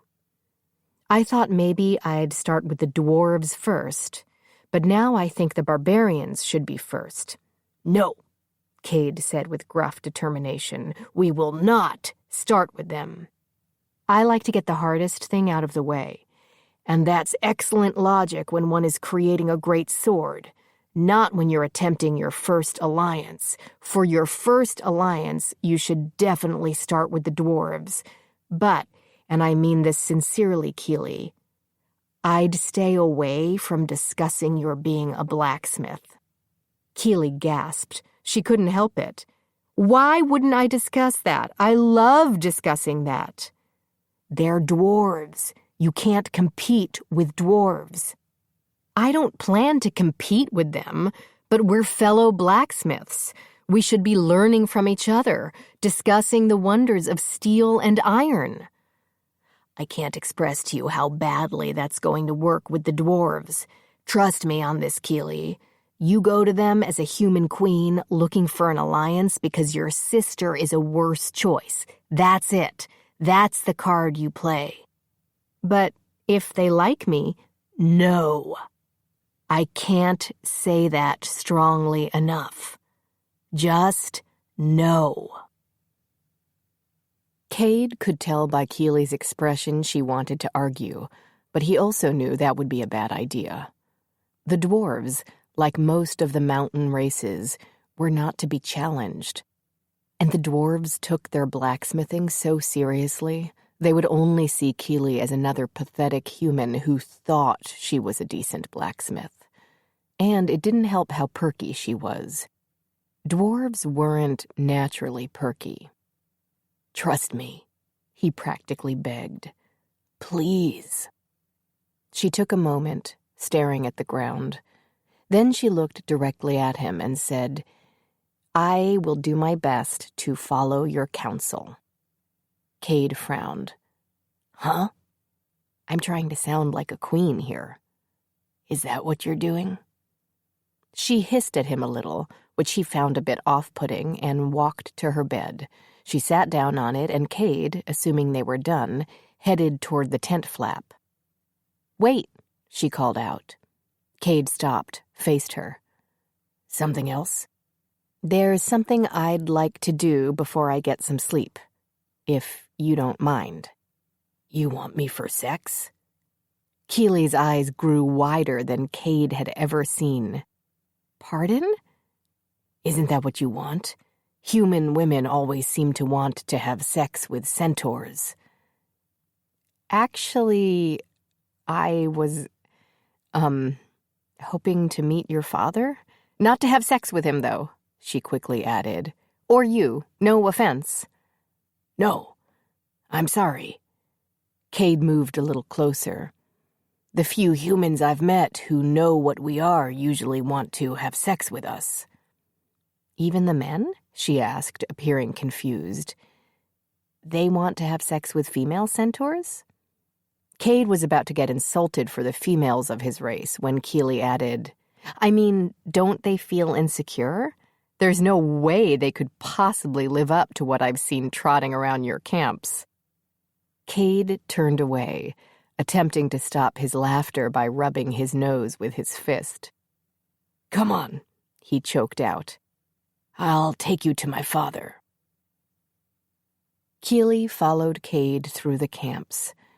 It was easy to tell the difference between the more peace-loving centaurs and the ones who were bred to be warriors. The soldier centaurs had antlers or horns and lots of scars from past battles. They were always strapped with weapons, and their eyes were the eyes of predators, not prey. But they lived easily among their kin because they didn't use their power and strength against their own. Instead, they were there to put the others at ease, to make everyone feel safe, something that, to Keeley's mind anyway, was what power was for. To protect those who weren't meant to carry a sword or kill on command. Not everyone had the desire, and very few were good at it, so why force them when it wasn't their skill? They reached an open field with a herd of horses racing around it. The gray mare was in their midst, and the sight made Keeley smile, seeing the horse doing what she did best, run free. Cade put 2 fingers to his mouth and whistled. One of the horses split off from the herd and raced toward them. As it neared, Keeley realized that it wasn't a horse. It was a centaur.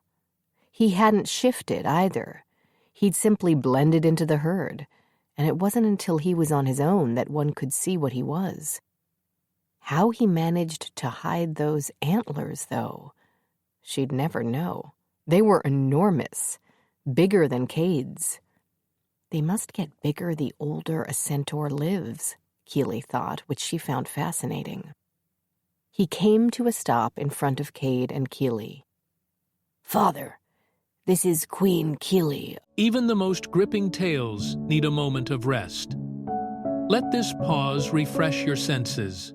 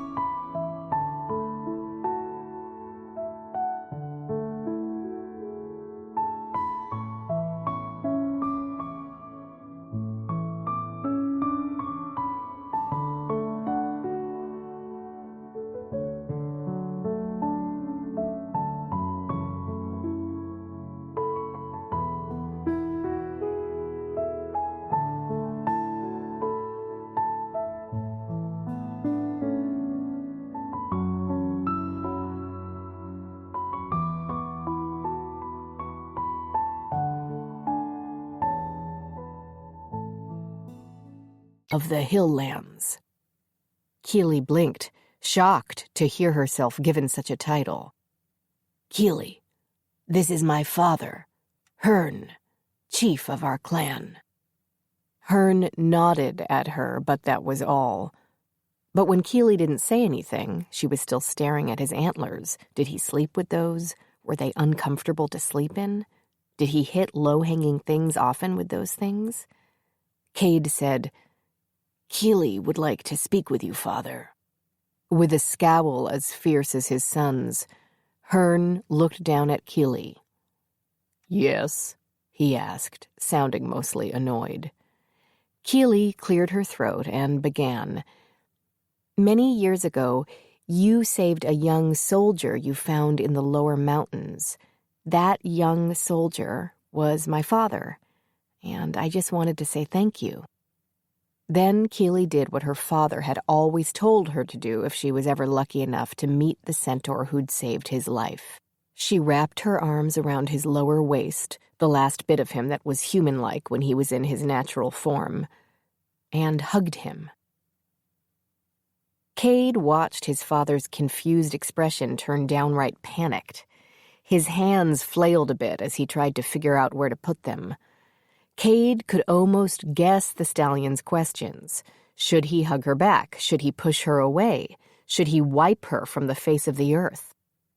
So many questions right there on his father's face. Cade's father usually knew exactly what to do in any given situation. That's how he'd lived as long as he had, by being smart and determined.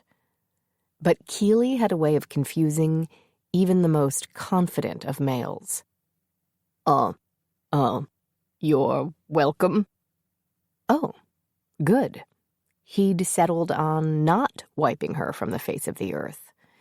Cade was sure that had been hard for his father to go with. Smiling, Keely stepped back. "My father also wanted me to send his best. He's never forgotten what you did for him." What happened that day, so many seasons ago, was not something their father discussed much. The other protector clans had thought it was stupid for Hearn to bring a human to their camp and have him nursed back to health. A soldier of the old king, no less, not some lost child. The clan leaders at the time had all felt the soldier should have been put down where he lay among the rocks he'd fallen into, with 6 human-made arrows still in his neck, chest, and hip. But Hearn hadn't agreed for some reason. He'd gone against everything he'd been taught and brought the soldier to safety. The move had secured Hearn's place in Gera's heart, though. He'd already had a son from the future leader of the Centaur clans, but there had been other stallions sniffing around Gera, and she had seemed uncertain about claiming Hearn as a lifelong mate. That would mean, in times of incredible danger, Hearn would lead the Centaur and Mountain Tribe armies into war. She'd worried that the scowling, mostly cranky, snarling male would hunger for war and the death of humans, and Gera was not one to go to war because she was bored or had an axe to grind. All these years, Cade had assumed his father's decision to help the human soldier had been a calculated one. Hearn knew that Gera had a soft spot for all living things, including humans, and, in his own way, he had loved Gera for a very long time. Cade didn't actually approve of such a calculating move, but he understood it, and he was grateful that Layla was his sister, if nothing else. But now, watching his father as he had to deal with one of the soldier's grateful offspring, Cade realized his original belief might have been wrong. Very wrong. "How is your father?" Hearn asked Keely. "Fine, I hope. I had to leave him and the family at my Uncle Archie's." "Crazy Archie?" he smirked. "You sure that was wise?" "We were out of choices, but I made him promise to behave himself." "Especially with your mother." "Yes, still clinging he is." "Your father's love of the blacksmith maiden is legendary. He'll give her up to no one, but especially not his brother." "The blacksmith maiden?" "That's what your father called her. He kept telling me he needed to get back to his blacksmith maiden. Even when he was suffering the worst fever from his wounds, he talked about her. He already had plans for his farm and the raising of his 3 children, I think." Keely laughed. 3? "She's had 10,000, Cade said. "She has not had 10,000, Keely quickly corrected. "There are 12 of us, with another 9,000 on the way." Keely dismissed Cade with a flick of her hand that almost hit him in the nose. "Now," Keely began, "I wanted to give you this." She pulled a beautiful battle dagger from the sheath attached to the belt around her waist. That's not I know. She placed the weapon in his hand. But my mother would want you to have this, to thank you. She hugged Hearn again, and, to Cade's eternal shock, Hearn hugged her back. Keely pulled away first, walking back to camp before Hearn could see the tears in her eyes. Cade started to follow, but his father yanked him back by his hair. Ow! I wish you wouldn't do that, Cade snapped. Don't do anything stupid, his father told him. What are you talking about? You know exactly what I'm talking about. Keep your kilt down and forelimbs on the ground. Understand me? Sadly, yes. Cade sighed as he moved away from his father so the mean bastard couldn't grab Cade's hair again. Hearn watched his son and the future queen walk back into camp. When they disappeared behind tents, he looked down at the blade he held in his hands. He was amazed at the workmanship.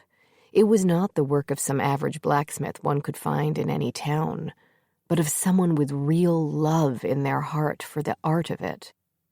He remembered the sword the young soldier had possessed. It had been forged by the soldier's blacksmith maiden.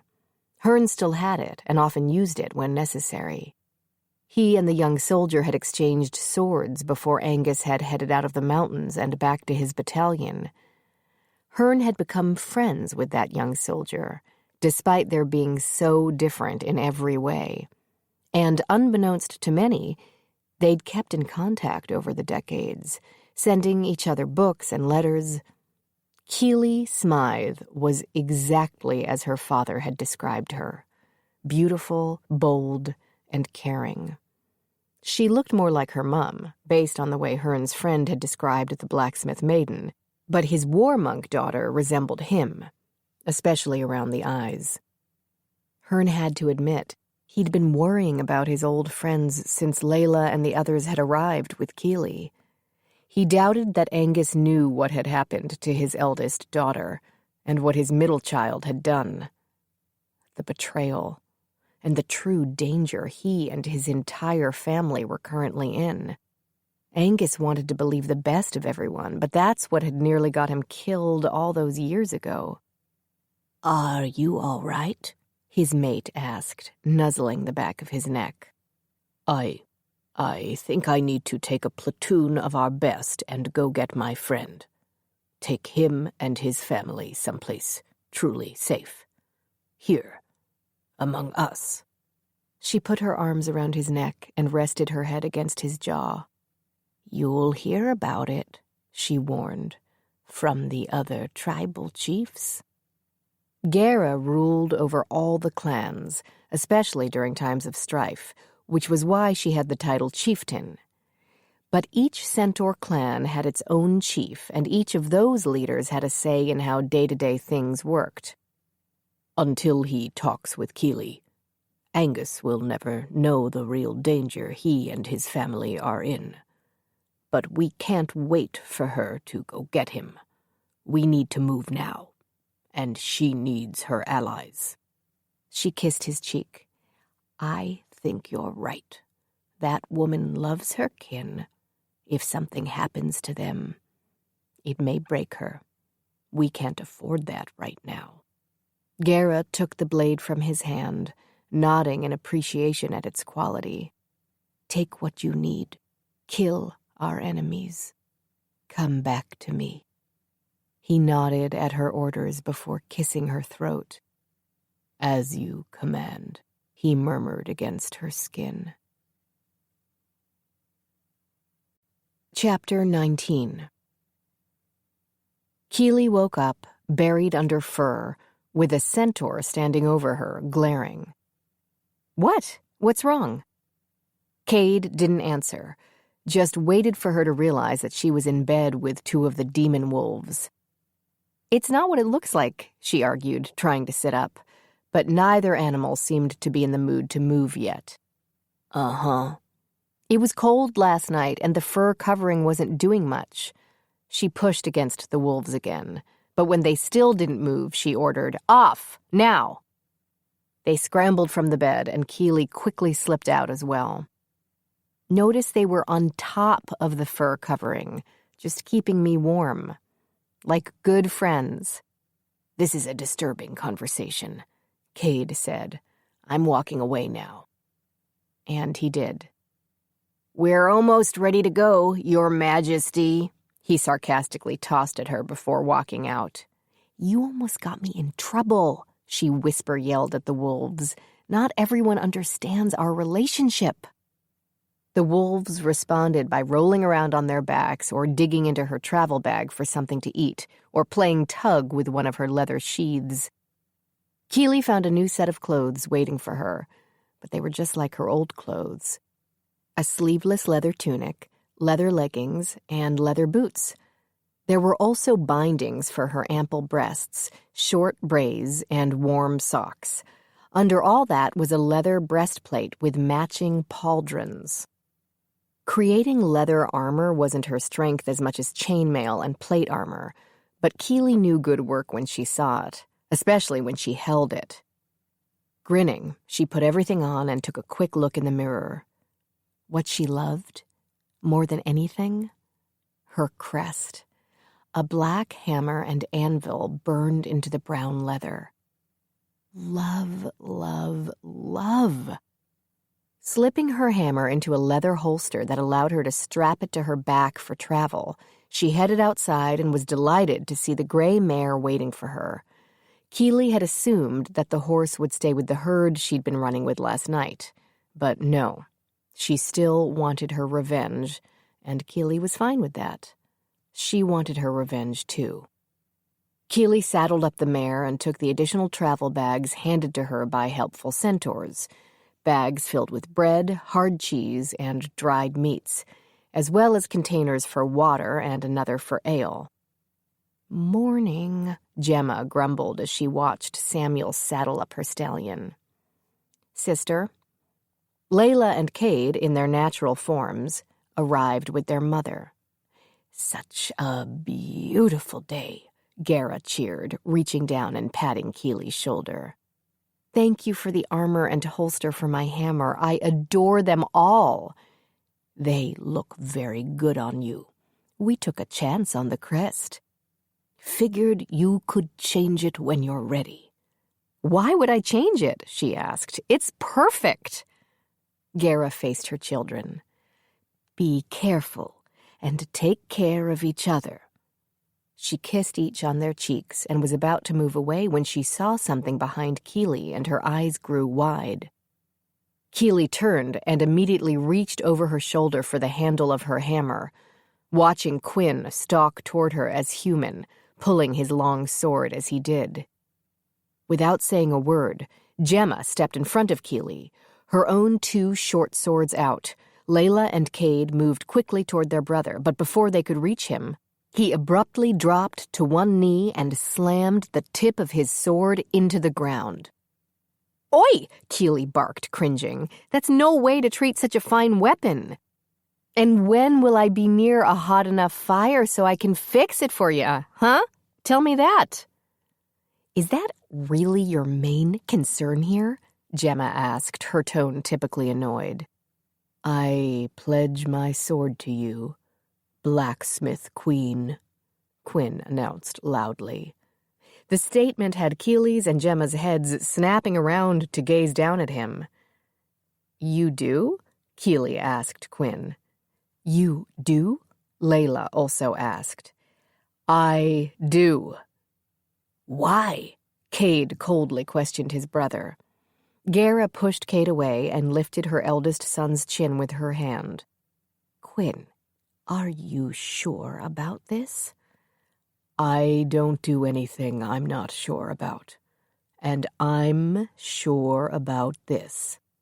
"Well, I won't stop you." Quinn stood tall. Then, with a slight shake of his head, he stood even taller as he shifted. He put his blade back into the sheath strapped across his back. He kissed his mother. "Safe travels," she said to them all. Keely mounted her horse and walked it over to Quinn. "Why have you committed your sword to me?" "If I want to be leader of the Scarred Earth clan one day, I need to have more battle experience. And you seem like a mad cow that'll get us into a war faster than your demon wolves can take down a wild boar and eat it. Add in that you have a war monk sister at your side who is absolutely chewing at the bit to sink her sword into something warm and blood-filled. And I can't ask for a better way to secure my future. Can you?" He winked and moved away from her, heading out of the camp. "What did my brother say to you?" Cade asked, stepping in next to her. "Oh, nothing." She glanced over at him. "Do you think I'm a mad cow?" "Well," Cade began, but Keely immediately waved away his answer. "Forget I asked." Their group started off, now filled out with another unit of centaur warriors keeping them company. But they'd only gotten a few feet before Keely called a halt and yelled out, "Kieran! Gods damn it! Wake up!" It took Beatrix little time to realize something very important. Her husband could barely read. She'd discovered that when the Dowager Queen's follower of her word, his true name was Agathon, handed Marius a parchment with the words he was to speak during the nuptials. His reaction was so violent and angry that she knew immediately he could read but a few words. It should have appalled her. A king's son who couldn't read? But it was beyond perfection. She had closely and silently watched as Marius's mother quickly jumped in, not only to protect the follower of her word from getting beaten to death by her son, but also to hide her son's lack of basic capabilities. Mela taught her son the words by reading them to him, twice, under the guise that he didn't like how it sounded the first time around, so he wanted to hear the words again. After the second reading, he could repeat them back perfectly. It meant he was definitely smart, so Beatrix would have to be careful. But she could, and would, use this discovery to her advantage. What Beatrix desperately needed now was an ally within the palace walls. The Queen Dowager would never fully trust her. She'd always known that, especially since Mela trusted no woman fully. The few consorts of the old king who'd managed to survive the massacre were not simply killed on Mela's orders immediately upon their return to the castle. They were burned at the stake, which had seemed excessive to Beatrix. What point did it make? And all the screaming? She'd been trying to read several important dispatches intercepted between Marius's twin brothers and Cyrus the Honored, when she'd been completely distracted by all that damn screaming. And it went on for ages since they burned each woman separately. Another waste of time and done simply for show. Beatrix couldn't wait to get control so she could stop that sort of excess and waste.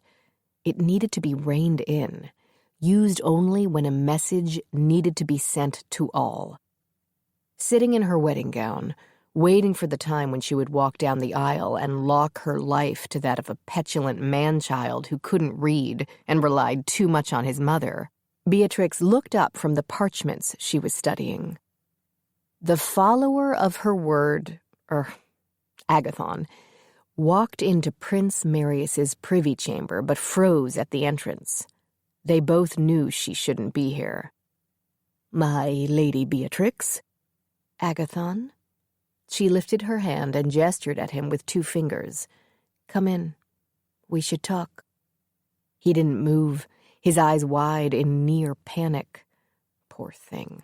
He'd been so abused by Marius and his kin that Agathon didn't realize when there was a hand being held out with a treat. "Come, Agathon." He let out a breath and took several steps in. "Close the door behind you."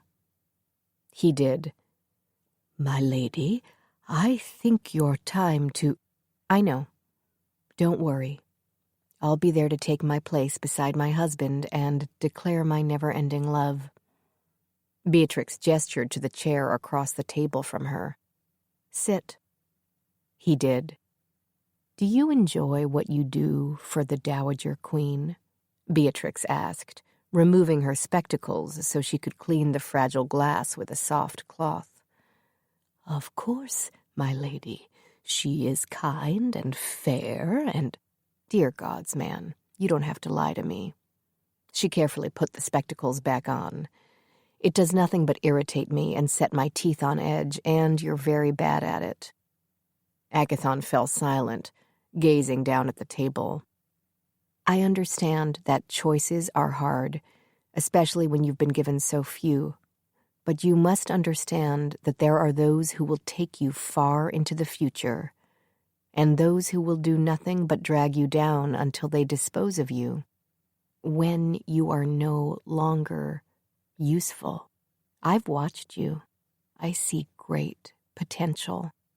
My lady, I say this with great deference, but you do not know the strength of will of Prince Marius and his mother. I say this to you as a warning and... Beatrix held up her hand to halt his words and rested her arms on the table. She leaned in and said, Look into my eyes, Agathon. Look deep, and you tell me, using the instincts that have allowed you to survive this long, what do you see? When Agathon hesitated to meet her eyes, she urged, It's all right. Look, and tell me what you see. He finally did, meeting her gaze, staring. And the longer he stared, the whiter he became.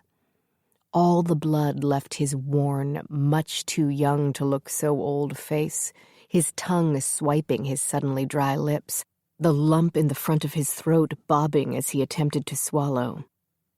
That's when Beatrix allowed herself a smile. Now you see, don't you, Agathon? Now you see. Beatrix pushed back from the table and stood. They'll be coming for me soon, she said, stepping around the table, to take me to my future husband. Such a grand wedding created in such a short amount of time. Mela really should be proud. She placed her hand on his shoulder, enjoying the way it tensed at her touch. You and I could do great work together, Agathon. If you would just trust me. Do I have a choice, my lady? Sadly, no, but neither do I.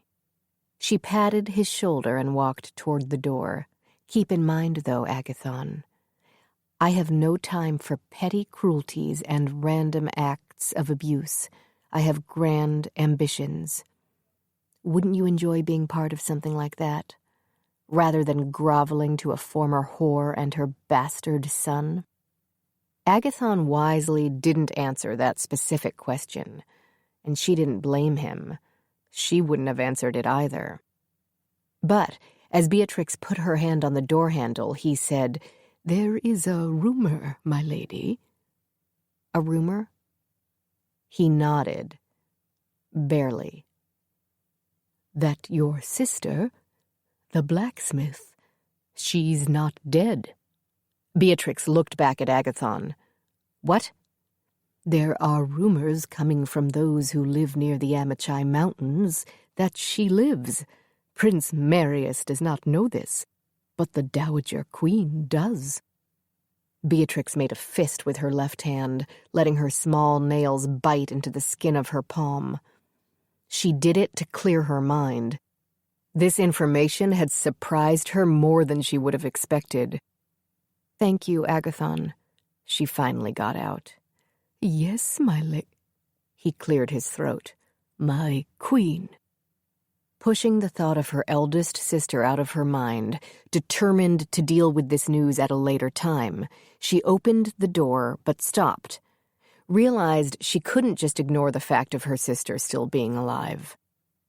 Agathon? Yes, your majesty? Can you get a message? She faced Agathon again. To Stratton, the devourer? I'm sure I can. I'm assuming you don't want it to be from you. Exactly. Not from me. What kind of message? The location of my family. Agathon frowned. My lady? Beatrix shrugged. A sacrifice, I know. But if I can't kill my sister, I definitely need to distract her. Don't you think? And I'm assuming the death of her entire family will do just that. Don't you agree? Yes, I'm sure that tragedy will distract her. Exactly. So see me after we say our vows and all that. I'll want the message to go out immediately. Understand? Yes, Your Majesty. Excellent. Now, tell me honestly, Agathon. She grabbed the skirt of her gown and held it out away from her body. What do you think of my dress? Mela picked it out herself. It's not really to my taste. Agathon's mouth briefly dropped open, but he recovered quickly. You look amazing in it, Your Majesty. I guess. She took another look down at the gown. The color white is fine, but I've never been a true fan of lace. Chapter 20. It was when Kieran brought out the ale that things got bad. The way the Smythe sisters had been bickering all day, Cade had assumed he'd have to separate them at some point during the night, but it was Gemma and Kieran who got into it. It probably had to do with the fact that Gemma's order had a vow of sobriety, while Kieran had never made and, according to her, never would make that vow. Kieran drank heartily and expected everyone to join her. Quinn had a few sips, but as soon as his eyes watered, Cade and Layla waved the offer away. Keely hadn't bothered. Instead, she sketched with a piece of coal on parchment she kept in her travel bag. After they ate and began to get ready to sleep, Cade noticed what she was doing. "What is that?" he asked. "A hammer-axe combination weapon. It'll be all steel. Nice, isn't it?" He had no idea how to tell her that the days of her being a full-time blacksmith were probably over.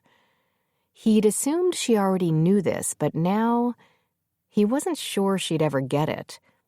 As a queen, she'd have much more important things to do with her time than work a forge, but he didn't want to get into that at the moment. He might not even be the one she should get into that with. Then, Gemma had declined the offer of ale from her cousin. But she hadn't simply waved the offer away like Cade and Layla. She'd been a bit judgy about it all. With pursed lips and a disappointed frown, she'd asked Kieran, "How much do you drink a day anyway, cousin?" It was downhill from there.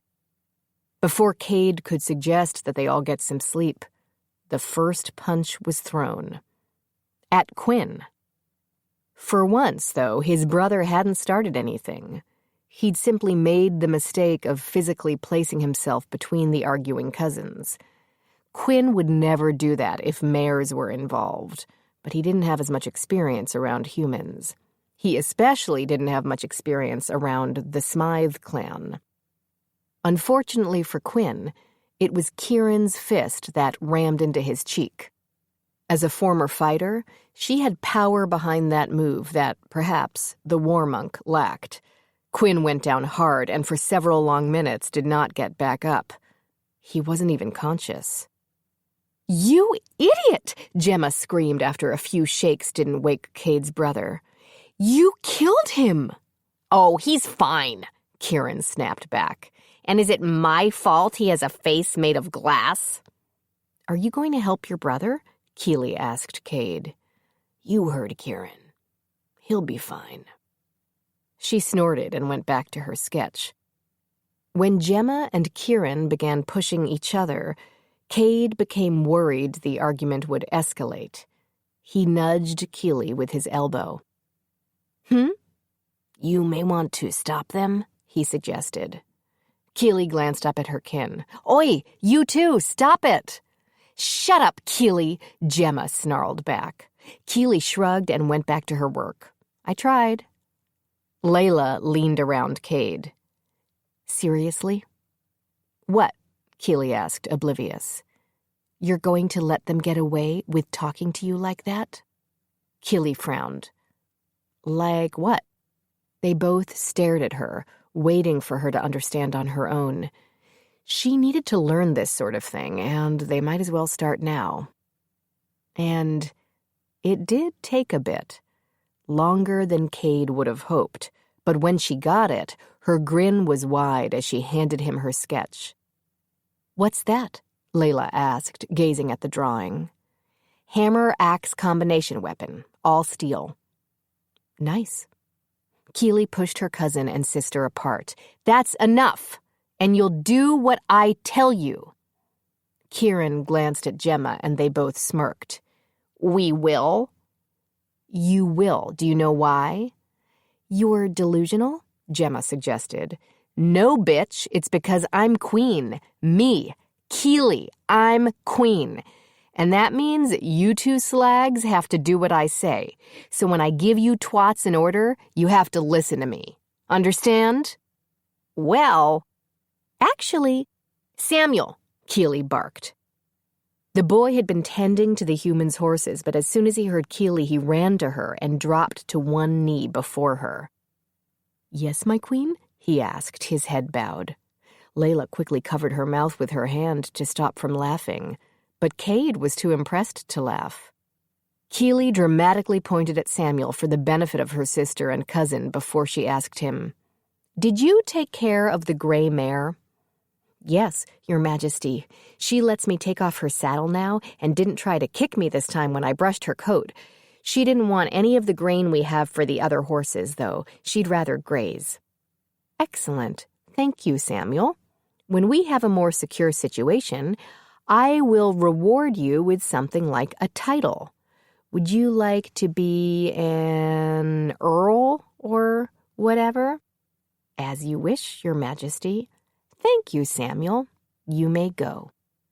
He got to his feet, bowed to her, and ran back to the horses, where he seemed most comfortable. See, Keely asked Gemma and Kieran, the benefit of following my orders? We'll get to kneel to you. And brush your horse? Yes, and you'll be happy to do it. Do you know why? Because you're queen? Gemma asked. Yes. Now, if you'll excuse me, I'll take first watch. Layla's head dropped as Keely proudly marched off. She doesn't realize she doesn't have to take first watch? Layla asked him. You know, because she's queen. We'll have to ease her into this. You're right, you're right. Layla pointed at Gemma and Kieran. And you two, she called to them, at least when we're around outsiders, attempt to treat her like the queen she literally is. Think you can do that? We can do it, Gemma admitted. We just won't like it. Keely knocked an arrow and pulled back the bowstring. She wasn't hunting anything. She just wanted to get used to using Layla's bow. The centaurs made amazing bows, and she wanted to make her own. Woodworking wasn't one of her specialties, but every smythe knew how to make bows and arrows. It was a good part of her business, but there was always a way to do even better. Keely lowered the weapon, dropped the arrow to the ground, and pressed her free hand to her chest. It was like waves crashing over her. The despair, the pain, the memories. It's gone, she heard herself whisper, not feeling as if she was actually talking, but knowing that she was. It's all gone. Keely? Cade came toward her. He saw her bent over at the waist and quickly shifted to his human form. He went to her. She felt his hands on her shoulders. Keely, what is it? What's wrong? It's gone, she repeated. Everything's gone. What are you talking about? The town, my business, it's all... He closed his eyes. I assumed you just didn't want to talk about it. When I woke up, all I thought about was Beatrix. I couldn't think past her and worrying about my parents and the children. And Beatrix. And Gemma only told me what had happened after I'd been stabbed. But it is, isn't it? The Witch Queen told me. The town, my business, all of it. It's gone. I'm so sorry, Keely. Cade stroked her back with one hand. Keely held up one finger and pulled away from him. She walked behind a tree and vomited. Everything she'd eaten in the last hour came out of her in one big rush. When she was done, she was sweating and shaking, but her head was a bit clearer. She came from around the tree, and Cade waited for her with his water flask. Layla now stood beside him. You all right, Keely? She didn't want to answer Layla. She wasn't in the mood to discuss this with her, or Gemma, or Kieran. And those feelings must have been on her face because Cade grabbed Keely's hand. Take first watch, he ordered his sister, dragging Keely behind him. He took her deeper into the trees until he found an ancient one with an extremely large trunk. He pulled Keely around it and sat down, tugging her until she sat next to him. He gave her his flask, and she poured some water into her mouth without drinking from it. She swished it around and then spit it out. Next, she took a long drink. Thank you, she said when she was done. How could I forget what the Witch Queen told me? How could I forget any of that? Your mind handled what it could at the time. Waking up, remembering that your sister had attempted to kill you would have been more than most could handle. The rest came when you were ready. All those people, everyone in town, their homes, their businesses, all gone. And it's all my fault.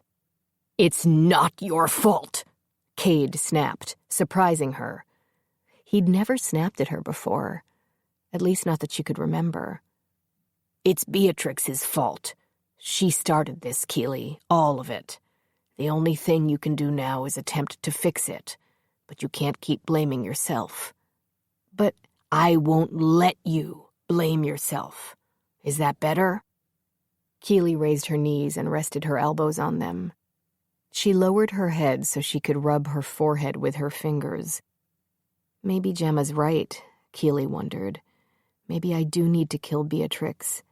We both know you can't do that. I can't do that. Keely smiled, realizing they'd said those sentences at the same time. And I understand it, Cade continued. She's your sister. You love her even if she doesn't deserve it. But as queen, you won't have to kill her. You can have her exiled to one of the strict religious orders. Let her become the nun you thought Gemma was. Keely let her head fall back, resting it against the tree's giant trunk. She blew out a breath and said, You're right. I know. She smiled again. Are all centaurs as confident as you? Yes. We're centaurs. We're amazing. They sat silent until Keely asked, Do you have to go back to camp yet? To what? Cade asked. To a whining Quinn? Your vicious demon wolves that are, last I looked, brutally ripping apart an ox for their dinner and entertainment? Your bickering cousin and sister? Or perhaps I should get back to the needy Samuel? Don't pick on Samuel. He performed just like I needed him to. Excellent point. Keely placed her head on his shoulder. She was starting to enjoy this particular move too much. It comforted her as little else did. Keely let out a long breath. I'm going to rebuild the town, she promised. I know. And she heard no doubt in his words, no placating. You could have Archibald design it. What? He can manage the building of it. He's mad, but he is talented." That's such a good idea. Giving him something to focus on actually helps with his crazy. It quiets his mind. "See? All easily fixed." Eventually, after a long, comfortable silence, she felt Cade's shoulder move beneath her, and she thought he was trying to get away or get comfortable. But then she felt his arm slip around her shoulders, and he pulled her closer into his body. Shockingly happy about this new position, Keely snuggled closer to him. She rested her head on his chainmail-covered chest, and he rested his jaw on the top of her head. And they stayed like that until Keely fell asleep. Cade woke up to find the face of the war monk close to his. "What are you doing?" Cade asked. "You need to get up. We need to get on the road." "You couldn't tell me that from over there?" Could have, didn't. "Anything else?" "You need to wake up my sister." Now he was annoyed. "Wake her up yourself." "Okay." Gemma stretched her arm across Cade and tapped her sister. He hadn't realized Keely had been asleep on his chest. Her head snapped up. "What?" she demanded. "What's wrong?" "Nothing," Gemma replied. "We just need to get moving." She stood, hands on her hips. "Time to face the day, my friends." Cade glared up at her. "I hate you and your cheery personality." "So does Kieran. That reminds me, I think I'll go sing her awake." Keely pressed her hands against Cade's chest and levered herself up. She smiled down at him. "Sorry." "For what?" "Trapping you here." "I'm never trapped where I don't want to be." He sat up, pushed her hair off her shoulder. "Feel better?" "I do." Keely sat on the ground, facing him. "It was Stratton the Devourer who came for Beatrix, yes?" "Yes." "And the one who destroyed my town?" "Yes." "Okay." She stood. "Cade?" He replied, also standing. "Thank you so much for being kind when I needed it," she said with great sincerity, her suddenly shy gaze on the ground. "It's meant a lot to me." "Despite the fact it's all your fault and we're all going to die?" Her head snapped up, her gaze wide. They stared at each other until her eyes narrowed and her lips pursed. "I hate you," she said, walking back toward camp. "Can't even give me 5 seconds of wallowing." "We don't have time for your wallowing, Your Majesty." "Stop calling me that." He chuckled, but the sound faded when the demon wolves appeared all around the tree Cade and Keely had been sleeping against, trotting after the new queen. They'd been there all night, he was guessing, watching out for Keely. And, in no uncertain terms, freaking Cade the unholy hells out. Chapter 21. They stood in front of a large cave, and Keely couldn't help but gawk at the stone barrier blocking their entry. She wished her Uncle Archie was here to see it. They weren't double doors that could be opened by large men pulling them. They weren't boulders that went to the roof to prevent entrance. It was simply one stone door with no design or markings to let one know what lay beyond. Layla, in her centaur form, which she'd stayed in for most of their few days traveling here, moved forward and yelled out, "I am Layla of the Scarred Earth clan. I demand entry to see your king." In silence, their small traveling party watched as that stone door rolled up and back. Keely's mouth dropped. "How? Dwarves are not just good with iron and fire," Cade replied. "At least half their population are stonemasons instead of blacksmiths." I really do wish Uncle Archie was here to see this. The gigantic door, taller than 100-year-old trees that reached the sky, opened completely and they rode inside. Once they were all in, the door rolled back down, slamming shut behind them. They were briefly in total darkness before a few of the centaurs lit torches, and they all began their long march deep into the mountains. Keely couldn't say she felt comfortable. The darkness around them made the ceilings feel closer than they probably were, stretching her nerves, making her want to see the sky and the trees and grass. Not so much rock, and ahead of them, where the torch's light did not reach, blackness. Even worse, the loyal wolves had to stay behind, unable to cross some barrier the dwarves had put up. As they had tried to run past her toward the mountain entrance, they'd suddenly disappeared, reappearing a few seconds later 100 or so feet behind them all. "See this?" Gemma had asked, pointing at some blood-covered totems built around the entrance. "These are to protect this area from pure evil." Gemma gazed at her. "And your wolves could not get beyond this point. Does that tell you anything?" Keely had smiled and replied, "No," before riding on.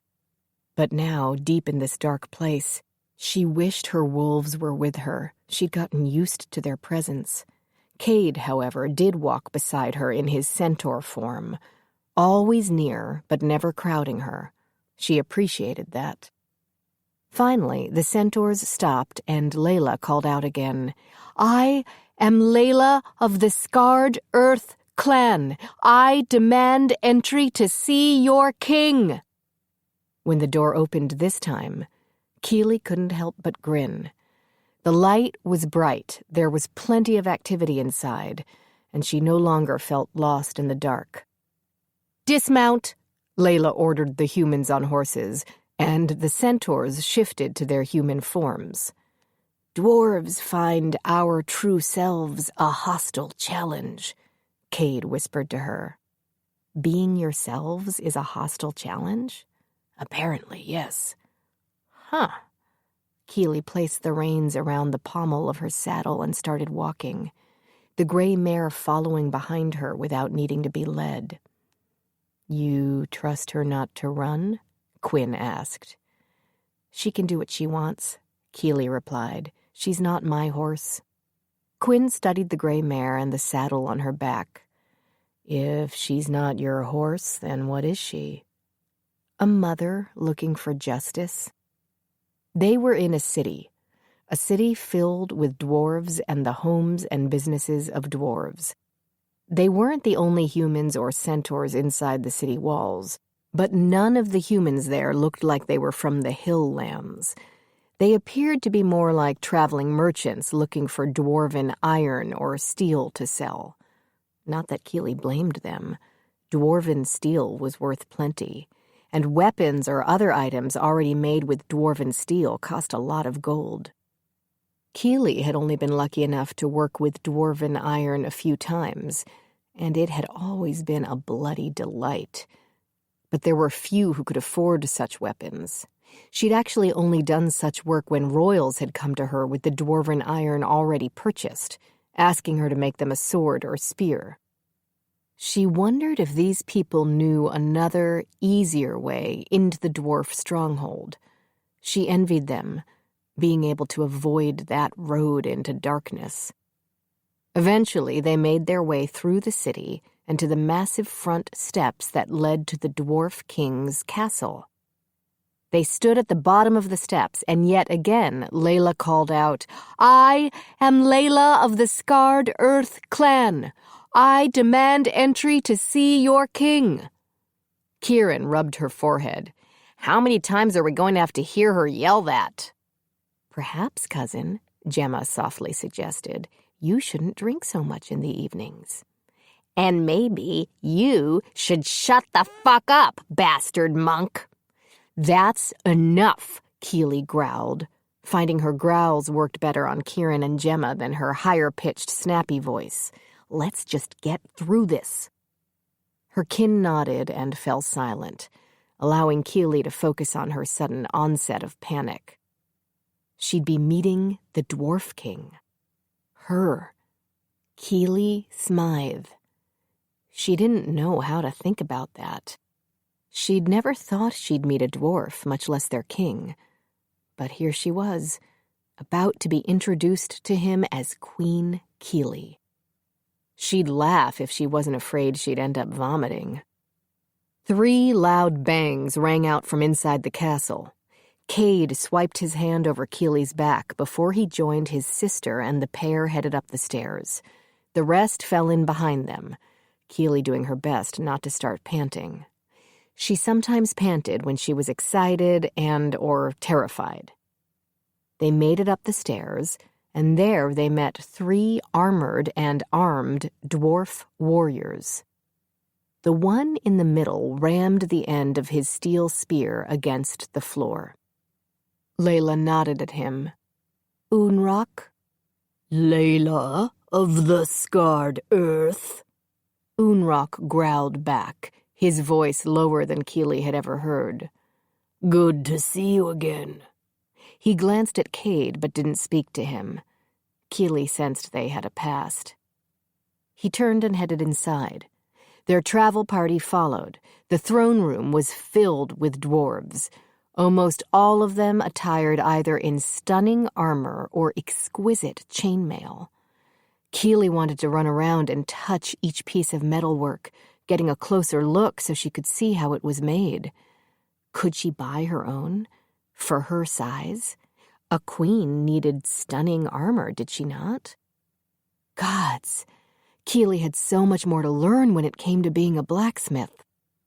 They walked down a long stretch of black cloth until they reached the throne of King Mundrick. He sat upon his metal throne, and Keeley wanted nothing more than to shove him out of the way so she could take a long look at it.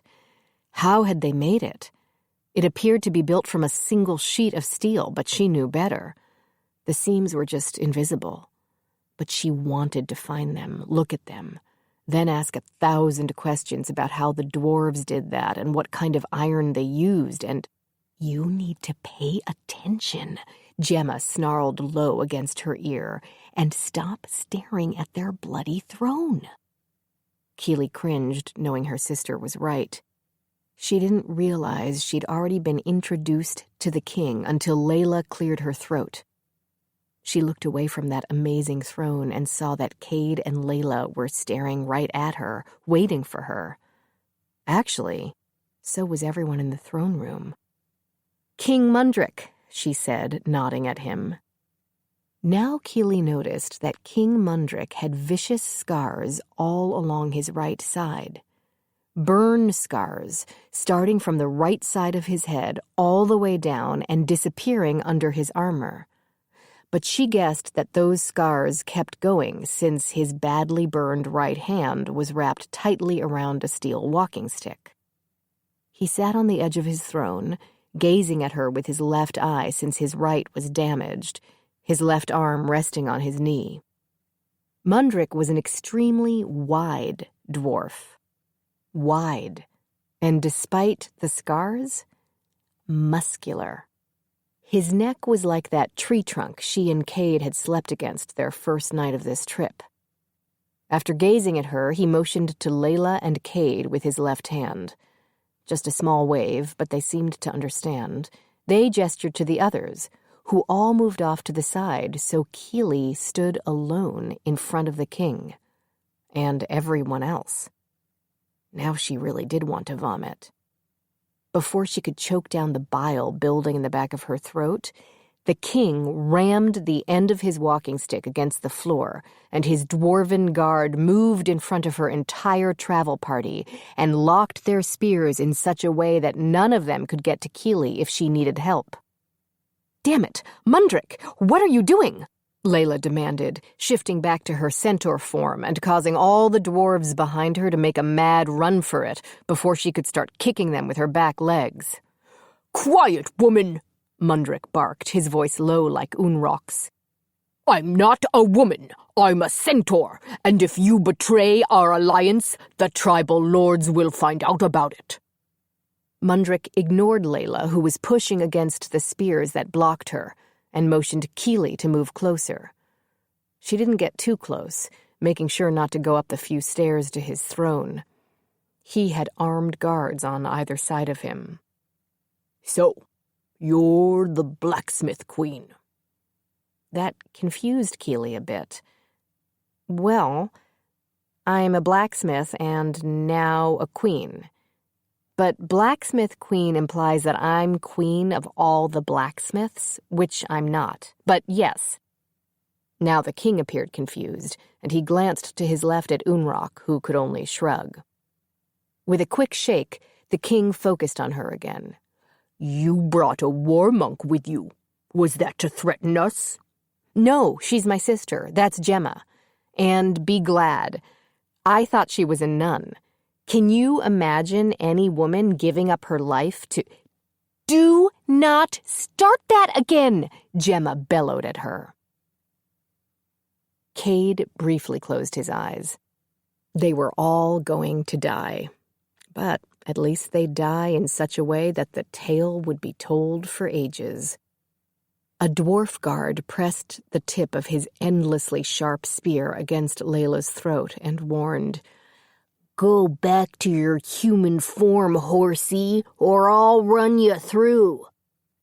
Cade heard Quinn growl, always defensive when their sister was even looked at the wrong way, much less actively threatened. But he caught Quinn by his hair and kept control of him before he could shift. "Stop. Think. For once, brother."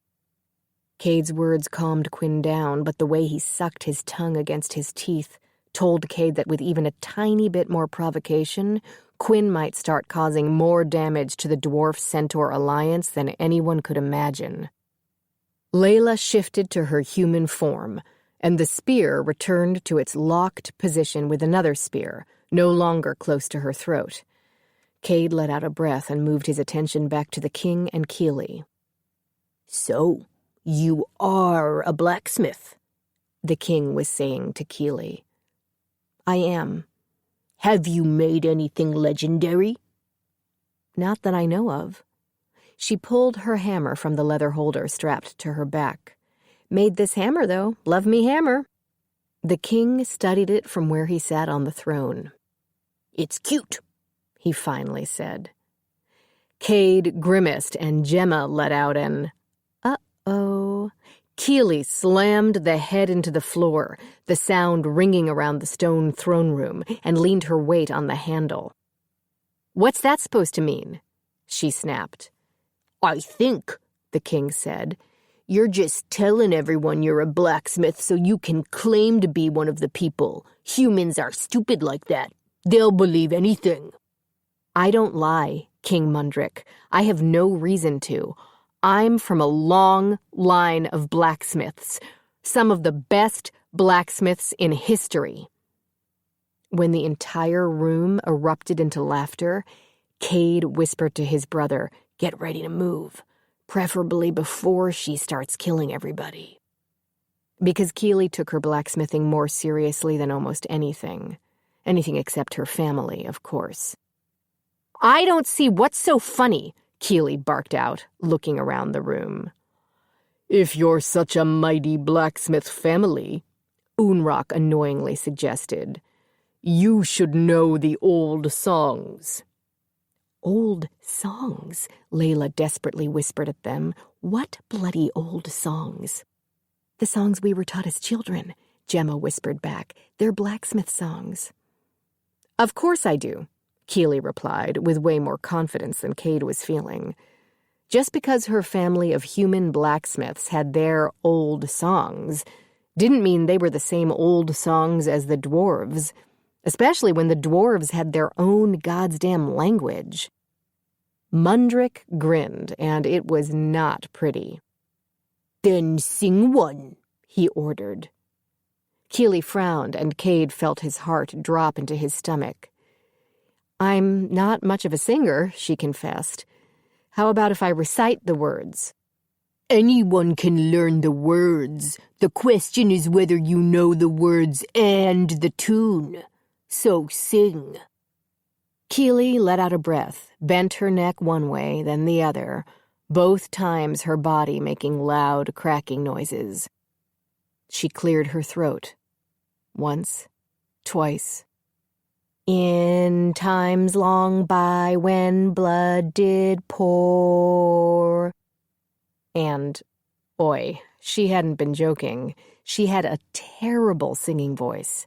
And the song was not made for bad singers because it was slow and a bit boring. But Keely, God's bless her, she kept going. A hammer and anvil I did score, a hammer and anvil I did roar, to bless the gods, the war gods.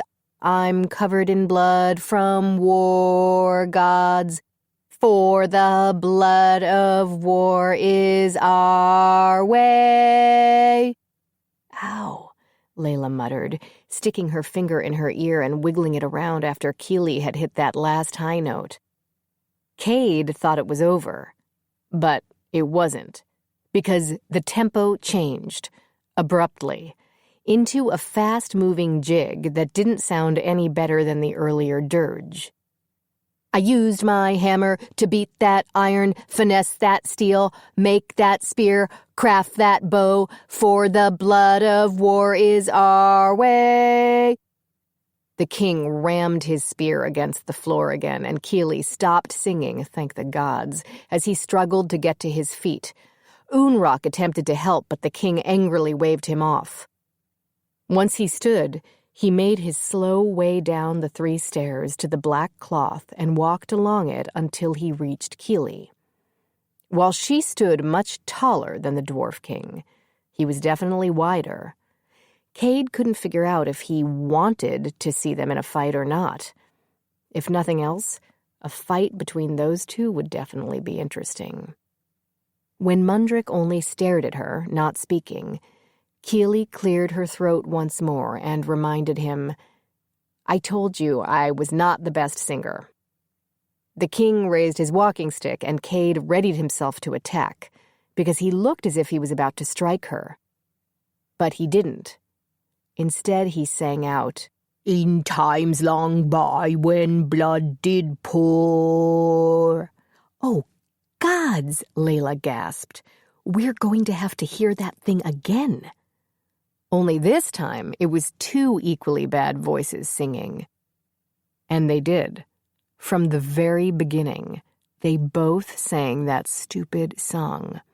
Only now, the king's musicians joined in and the other dwarves sang along. It was a nightmare. But only in the sense that none of their group wanted to hear that goddamn song again. Other than that, the whole thing couldn't have gone better. Especially when the king and Keely began to dance with each other, hooking arms and moving around to the old song. The king couldn't move well, but Keely kept that in mind, giving him ample time and keeping things loose. Huh, Quinn said to them, sounding shocked. I did not see that coming. Chapter 22. They were released, and Layla had to fight her urge to slap Mundrick's face. Rude bastard. To take her and her brothers prisoner while rudely testing their choice of queen? Layla knew her mother would have handled things brilliantly, and she would no doubt remind Layla as soon as she heard about this affront. But Layla wasn't sure what to do. She felt repercussions were necessary, but she also knew they needed armies at their back or they'd have no chance against Marius and Beatrix. So, when Layla saw Quinn reaching out to grab one of the dwarves to slam him into the wall, she slapped his arm down. Not until I give you my signal. And if I were you, brother, I wouldn't expect that any time soon. Quinn gave an annoyed growl. They dare treat our guests this way? After we've promised Keely and the others safe passage? Keely wasn't the one in danger. We were. Meaning what? That our job is simply to keep her alive. The rest are expendable. And trust me, they all know it. Mundrick took them to his favorite forge for a tour. A torquade didn't need or want, but the fascination and joy on Keely's face made it all worth it, at least for him. The forge was, to say the least, immense. Giant chains and cuffs were currently being made from dwarven steel by several of the king's best blacksmiths. Keely grabbed one of the enormous cuffs and lifted it, studying the entire thing, which was at least 4 times the size of her head. "What exactly is this for?" she asked. "I don't know," the king admitted. "The wood elves ordered them. I do know they sometimes have to deal with trolls, which is probably why they constantly need new sets." "Interesting latch My wife," the king cut in, and Keely dropped the cuff back on the steel table. It wasn't until the metal piece landed that Cade realized how heavy it was. It landed with a brutal clang and shook the entire thick table. Keely faced Mundrik and ended up gawking at a dwarf female. The 2 females walked around each other, their heads tilting from one side to the other. They sized each other up until Mundrik said, "Queen Keely of the Hilllands, this is my wife, Queen Volfagundis." Keely gazed down at the short but powerfully built dwarf female, who wore a sleeveless leather tunic, leather leggings, leather boots, the brand of the Dwarven Blacksmith Guild on her shoulder, and had a hammer strapped to her back. A much bigger hammer than Keely wielded. Matching grins spread across the faces of both females, and they nodded at each other. "You 2 hungry?" the king asked, and completely by coincidence they said together, "I could eat." The feast was a little off-putting only because the roasted meats that were brought out still had their heads, and not all of them were animals Keely knew. But she was grateful nothing appeared to have once been human, so that was good. Keely sat to the right of the king, and his wife sat on his left, across from her, and they spent the entire meal discussing blacksmith techniques and blacksmith history. Dwarven history that even Keely didn't know. It was, in Keely's estimation, the most splendid dining experience she'd ever had with those who were not family.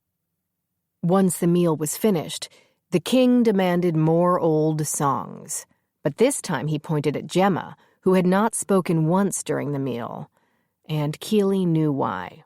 She didn't trust anyone. "You, war monk, you 2 are sisters, so you should know the old songs too." Gemma looked up from her steel cup of water. "I do, but I have no desire to sing on command." "I thought you wanted our help, monk," Volfagundis said, pushing her short black hair off her face. "Yes." "And yet you expect us to hand over our armies to people we don't know, of a race we don't particularly like?" "Our armies?" "We rule together, and it's together we choose who we help, and my husband knows I'm not much a fan of monks." "It's true," the king said, smiling lovingly at his wife. "So if I were you, monk, I'd sing." Keely thought for sure her sister would have long forgotten those songs their mother had sung to them since they were in their cribs. But then Gemma sang one of the saddest old songs ever, about the death of a blacksmith's loyal hound. Her voice was crystal clear and beautiful, and by the time she was done, Keely, the king, his wife, and every dwarf in the throne room was openly sobbing. The centaurs, however, were not, although they did look disturbed. Samuel, of course, was crying, and Kieran was asleep, most likely waiting for the dinner wine to turn into hearty dwarven ale. "That was beautiful, war monk," the king said to Gemma with great respect, using his fist to wipe his wet eyes. "Thank you, your majesty." She turned to Keely, her mouth opening to say something, but when she saw the tears, she stopped. "Woman, Are you crying?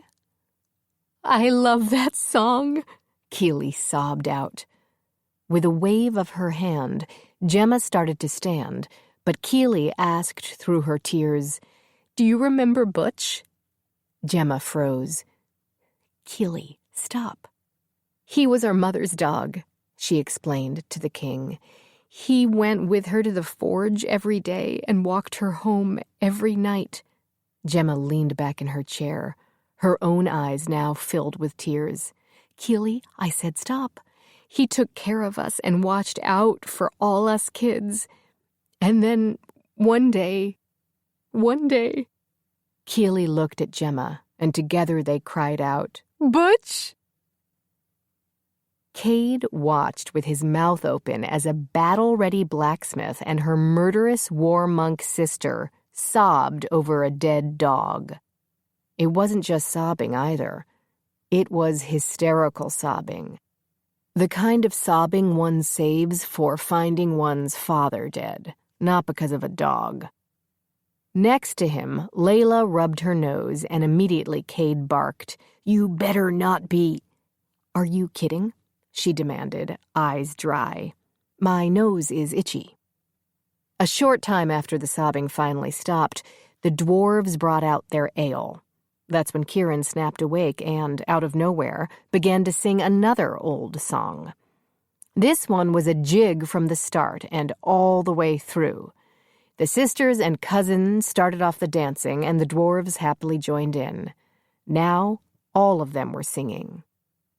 That went on for quite a few hours until almost everyone passed out except the on-duty guards, who didn't drink at all, the king, Queen Volfagundis, Layla, Quinn, Keely, and Gemma. They didn't head off to bed, though. Instead, all of them sat down at the dining table once again. If I give you my armies, the king haggled with Keely, what will you give me? My armies, which you don't currently have, Queen Volfagundis tossed in, will be there for your wars, of course. And we protect the Amachai Mountains from any raiders, human or otherwise. All this territory will belong only to the tribes. I'll make it a royal edict, and if anyone disobeys it, they'll be beheaded. Is that it? You're getting a royal edict out of this. What more do you want? That's a nice hammer, the king noted. You're not getting my hammer, Keely quickly said, making the king laugh. And you said it was cute. I thought my granddaughter would like it. She's nearly 8 seasons now. Oh, that's very nice, Keely coldly replied. I want something, the queen suddenly interjected, her gaze locked on Keely. And what's that?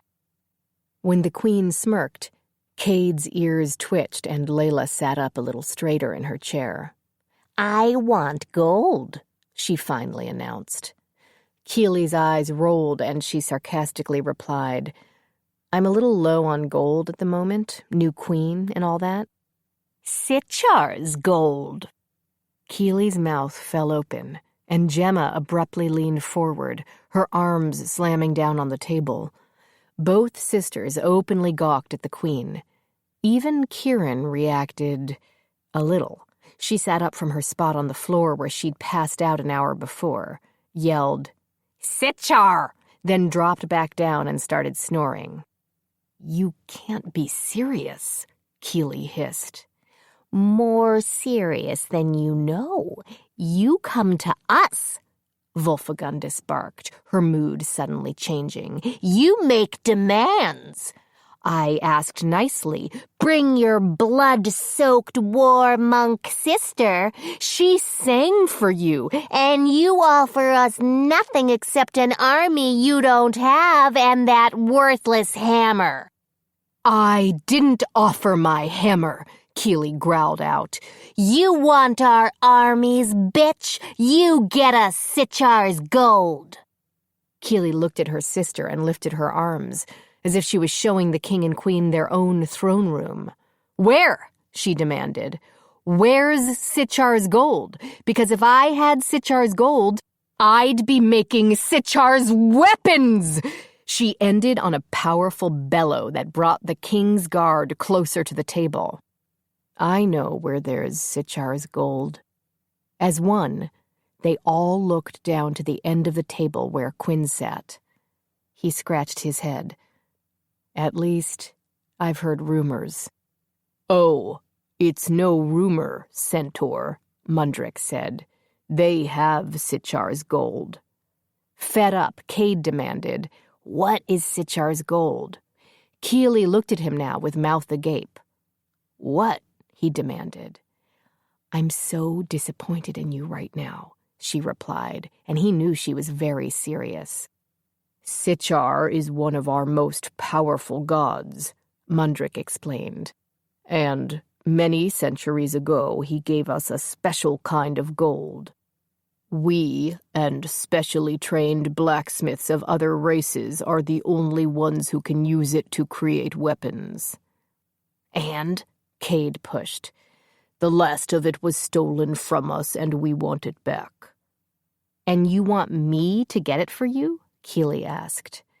"You're going there anyway." "I am?" "The rumor," Quinn said, "is that Sichar's gold is with the Wood Elves." Keeley tossed her hands in the air. "I don't even know the Wood Elves, have never met them, know nothing about them.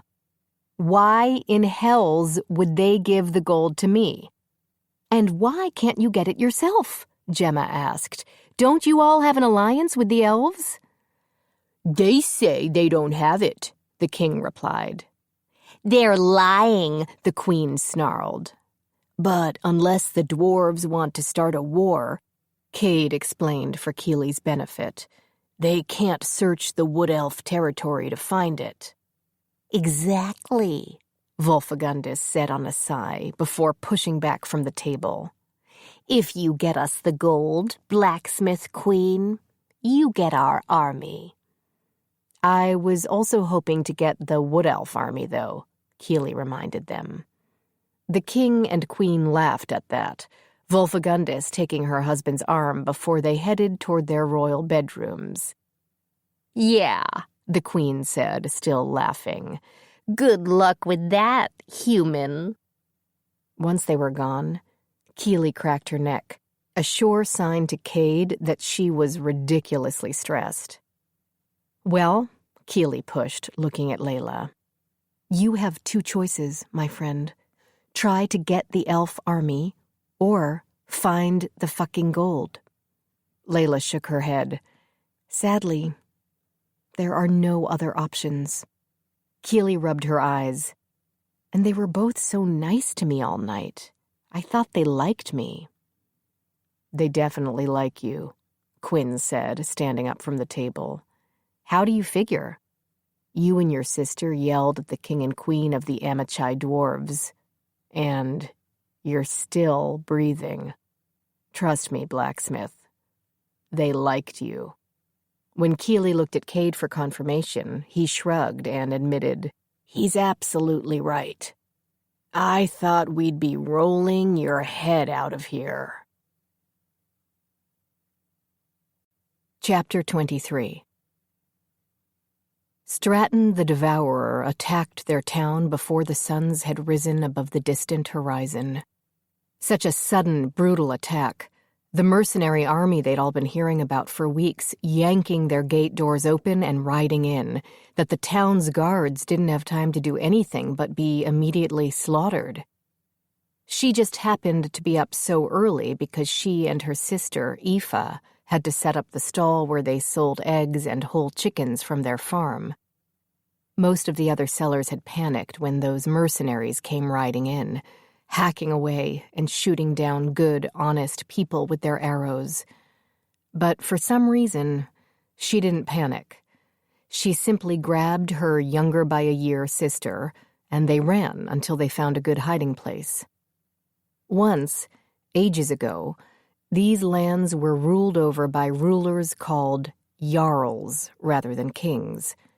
The old Jarl's longhouse still stood, despite the fact that the rest of the town had been made over into something much more modern to accommodate the travelers and traders who came in off the river behind them.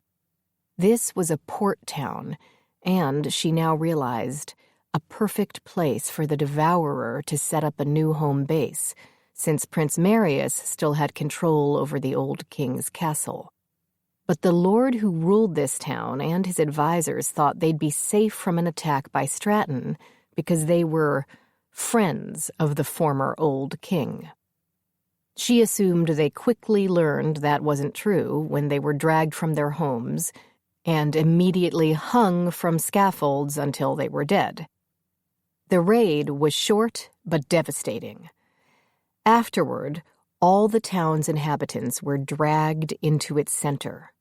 Stratton stood in front of them, informed them that this was now his town, and all would be well as long as they were nice to him and his men. While he gave this speech, the bodies of their town leaders swayed from the scaffolding. He also promised that things would remain normal, but soon after, many of the younger women were separated from their families and forced to one of the pubs to work. She knew what that work would entail, something she didn't want for her sisters or herself. Yet the most horrifying thing that she and Aoife saw from the safety of their hiding place was when one of the O'Broin sisters was dragged, kicking and screaming, before Stratton. "Here she is, my lord," one of the mercenaries said. "The local witch." It was true, she was a local witch, but she wasn't the only one. All of the O'Broin sisters were witches. But they weren't like witches in the big covens. They were just nature witches who made basic potions and healing balms from herbs and small spells. They were not witches with enough power to take down a whole city or even a small battle unit. They just helped locals with their basic aches and pains and births. That was it. But it seemed Stratton was expecting more. Perhaps the loss of the Amwyn witches was a bigger issue for him than it was for the rest of the old king's sons. If he thought that one of the O'Broins could help him with his battle for the throne, he was sure to be disappointed. Unfortunately for his captive, he probably wouldn't know that for a long time. Frightening-looking cuffs were placed on the witch's wrists, and Stratton dragged her off to the longhouse where he planned to live until he became the old king. "What should we do?" Aoife whispered to her. But what could they do? Nothing. Nothing but hide. When she saw their chance, she grabbed her sister and led her to the hidden tunnels under the town and prayed that this occupation would end soon. But she had the feeling that the gods weren't listening. Not anymore. Beatrix sat in the smaller throne and waited for this waste of her precious time to end. She was trapped under a fur cape that felt as if it weighed 10,000 pounds, while a priest walked around her in a circle, swinging that gold jar from its long chain so blasted incense slid into her nose. She'd already sneezed 12 times since this ridiculousness had begun.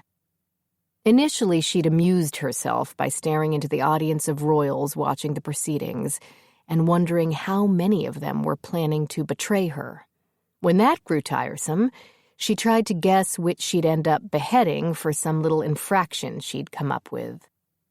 But soon she had to stop because her gaze kept falling on the Dowager Queen, who insisted on indicating to Beatrix that she should smile. But Beatrix hadn't worked this hard to be here so she could smile when she didn't feel like it. After at least 2 hours of this dreck, they put the gold and gem-encrusted crown on her head, a scepter in one hand, and an orb in the other. There were words spoken, and she repeated them, and as the suns set, Beatrix was finally announced the undoubted Queen of the Hill-lands. She was then forced into another gown chosen by the Dowager Queen, and the festivities began. King Marius, thankfully, found himself a pretty young virgin to amuse himself with, and Beatrix was about to slip away from the revelers in the main hall so she could go to her room and get some much-needed work done. But before she could, and as the royal attendants became more and more drunk and outrageous, Duke Gennadius decided to yell across the room to Marius. "And what about your remaining brothers, my king?" It wasn't the question that caught her attention. It was the way he'd said king. There was a tone to it she didn't like, a sarcasm. Of course, Marius, drunk as well, and deep into the mortified virgin's cleavage, was completely oblivious. "They will be hunted down and killed one by one, my friend," Marius yelled back to the delight and cheers of the court. "And the other queen?"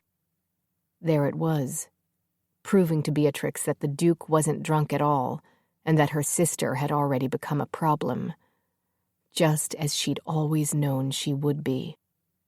Beatrix glanced behind her at Agathon and gave a small nod. He lowered his gaze and quickly disappeared behind the satin curtains that hid the hallway exit. "There is no other queen," Marius replied, still oblivious. "The only queen of these lands sits by my side." Marius gestured to his left, but quickly realized it was his mother who sat next to him. Squinting, he looked down the length of the table until he spied Beatrix. "I mean, there she is. My He cleared his throat. "My very handsome bride and your undoubted queen, Beatrix." "But the witches of Amwen also named her sister as queen. Will she be queen of other territories? Perhaps you'll share the hill lands with her." "She will be the queen of her gravesite," Marius shot back. "That pretender will never wear the crown. She will never sit on the throne." "Rumor has it that she has already gotten the backing of the Amachai tribes. What if they come from the mountains to be her army?" Marius gazed drunkenly at Duke Gennadius and managed only to repeat, "But I am king." Panic and insubordination. Beatrix watched it spread among the royals in the hall like a fast-moving plague. The Dowager Queen was quickly on her feet, attempting to soothe with words. But Beatrix knew better. She'd been preparing for all this since she'd read her first scroll on the early old kings. She'd only been 3 at the time, and her mother had thought she was merely playing with the parchment, so she kept taking it from Beatrix's grasp. It had been Keeley who'd realized that Beatrix could read and returned the scroll to her, then brought her more, then brought her books. She'd always be grateful to Keeley for that.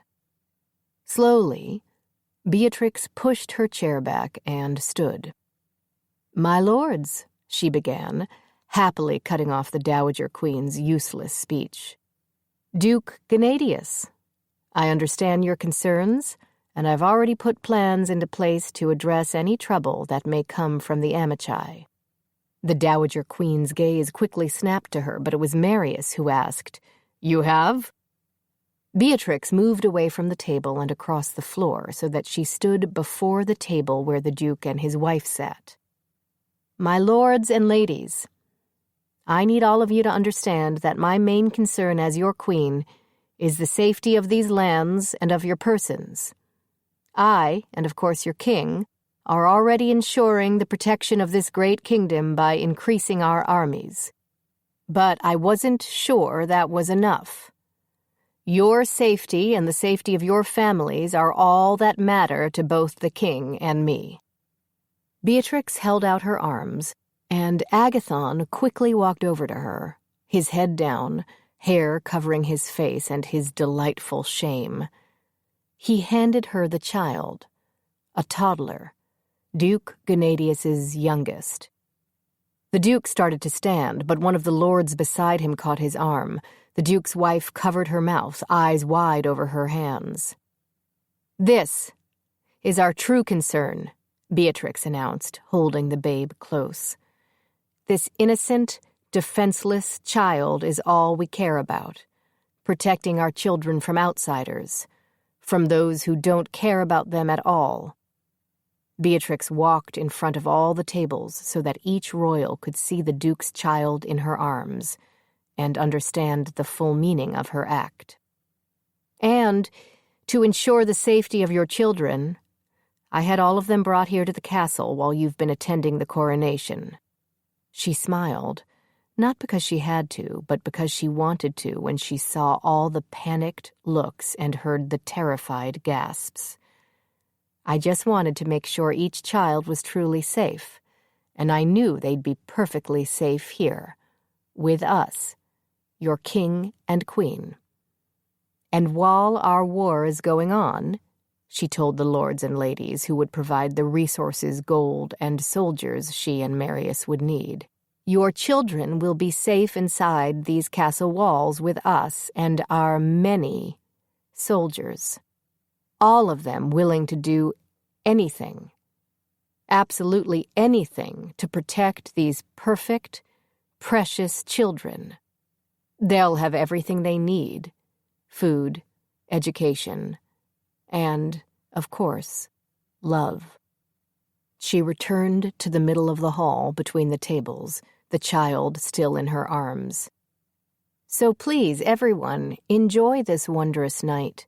Eat, drink, dance, and know that your king and queen are here for you, and your entire family. Musicians, she called out, play! The music began, and Beatrix walked out of the hall, still holding the Duke's child. Once she was out of the view of everyone in the hall, she returned the child to Agathon. "Put it back with the others," she said, brushing her hands against her dress. That child's hands had been sticky. Why had they been so sticky? "If you need me, I'll be in my privy chamber getting some work done." "Yes, my queen." "And Agathon?" He stopped, faced her. "Keep an eye on Gennadius. I don't trust him." "But," he glanced down at the child he held, "do you think he'd really risk? Maybe he's not as attached to the girl since he has a firstborn son. It's best not to risk it." Agathon nodded and rushed off, clutching the child to his breast. Beatrix cringed a bit. He seemed strangely attached to the child. She might have to get Agathon a wife soon so he could have his own family one day. It was best to give good people the simple things so that they could stay mostly satisfied. She'd hate to have to replace Agathon anytime soon. That idiot Gennadius, however, if he kept asking questions about Keeley and whatever she was doing in the Amichai Mountains, Beatrix would find out exactly how attached to his children he truly was. "What have you done?" Marius demanded from behind her. Beatrix faced him calmly. "I'm protecting us." "By holding royal children hostage?" "Who said they were hostages? They are merely your guests, my king. That's all. Now, if you'll excuse me." He grabbed her arm, and Beatrix slowly looked down at his hand, then, just as slowly, moved her gaze to his face. She didn't do anything. Beatrix merely waited. And despite his drunkenness, Marius released her rather than push his luck. Now, free to walk away, Beatrix didn't, but said instead, "Everything I do, my lord, I do for the good of this mighty kingdom and for you, our undoubted king. So please, don't worry. You focus on getting your men ready for battle, and I'll focus on the boring day-to-day details. Let me take some of that pressure off your back." With one more smile, Beatrix walked to her privy chamber and the many hours of work ahead. Chapter 24. Because the Amichai dwarves lived inside the mountain range, traveling to the Amichai wood elves' territories didn't take long. Their home was just a few leagues away in the forests outside the mountains. But in the end, it didn't matter how long the trip took, because Much to Layla's surprise, the king absolutely refused to meet with them. She didn't understand why. The king usually met with centaurs as long as it wasn't Layla's mother, and that was only because Gera was still friends with the king's former wife. She'd left the king and their children to be with her lover, a dark elven lord, a decision that had made her a hated enemy of the wood elves and their tribal king. Gera, however, refused to let anyone, king or peasant, tell her who she could or could not be friends with. Not when she'd known the former elf queen for years before the royal marriage. So, when the centaurs needed to communicate with the elves, they just didn't involve Gera. But for some reason, the king was making some sort of stand here. Layla simply didn't know why. While Layla argued with the king's long-eared emissary, Lord Elowan, Keely and Gemma stood nearby. Keely examined everything she could see. Ever since they'd entered the elven forest, she'd looked at all around her in wonder and fascination, the very sight of the elven city built directly above them making Keely smile. Then Layla had told Keely that the elves had built their kingly city from the ancient trees of the forest, that nothing had been cut or torn down, but merely enhanced with old magics and elven care. The joy that brought to the human had amazed Layla. Perhaps her friend's enjoyment amazed her because Gemma's reaction was nearly the exact opposite. She seemed unimpressed with everything in the elven city and suspicious of everyone. And the more Elowan spoke, the more suspicious Gemma seemed to become. True, she hadn't said a word, but there were some beings in the world who got their point across with silence. Gemma was definitely one of those beings. I simply don't understand, Layla continued to argue with Lord Elowan. Why does he object to seeing us? Could you at least make that clear? Elowan tossed his silky white hair over his shoulder before snidely replying, I don't have to make anything clear to you. My king has made his decision, and he doesn't have to explain to you or anyone else. So he didn't tell you either. The elf's eyes narrowed the slightest bit. Watch your tone with me, centaur. Keely tugged on Layla's arm. Let's just go. But Layla wasn't done. She pointed a finger at Elowan. Do not forget to whom you speak, elf. I am my mother's heir, and nothing. You are not your mother, and therefore do not have any of her power here in our lands. As for being her heir, he shrugged. Life changes. That's when Gemma cracked her knuckles. Again, she didn't say anything, but the elven royal guards abruptly appeared, standing behind Elowan, their weapons gripped tight. The emissary glared at Gemma but spoke to Layla. Is that why you brought this one here? To threaten us? Gemma blinked in surprise. I'm just standing here. Like hells you are, human. You're a war monk. Everyone knows what that means. A small smile curled the corners of Gemma's mouth. If you truly knew what that meant, you'd be much nicer to my friend. Or we can just go, Keely suddenly announced, motioning with her head. Really, let's just go. Fine, Layla snapped. But this, Lord Elowan, will not be forgotten. They turned to depart, Keely leading the way back out, but Gemma suddenly tossed over her shoulder. Give Beatrix our best. Oh, I will.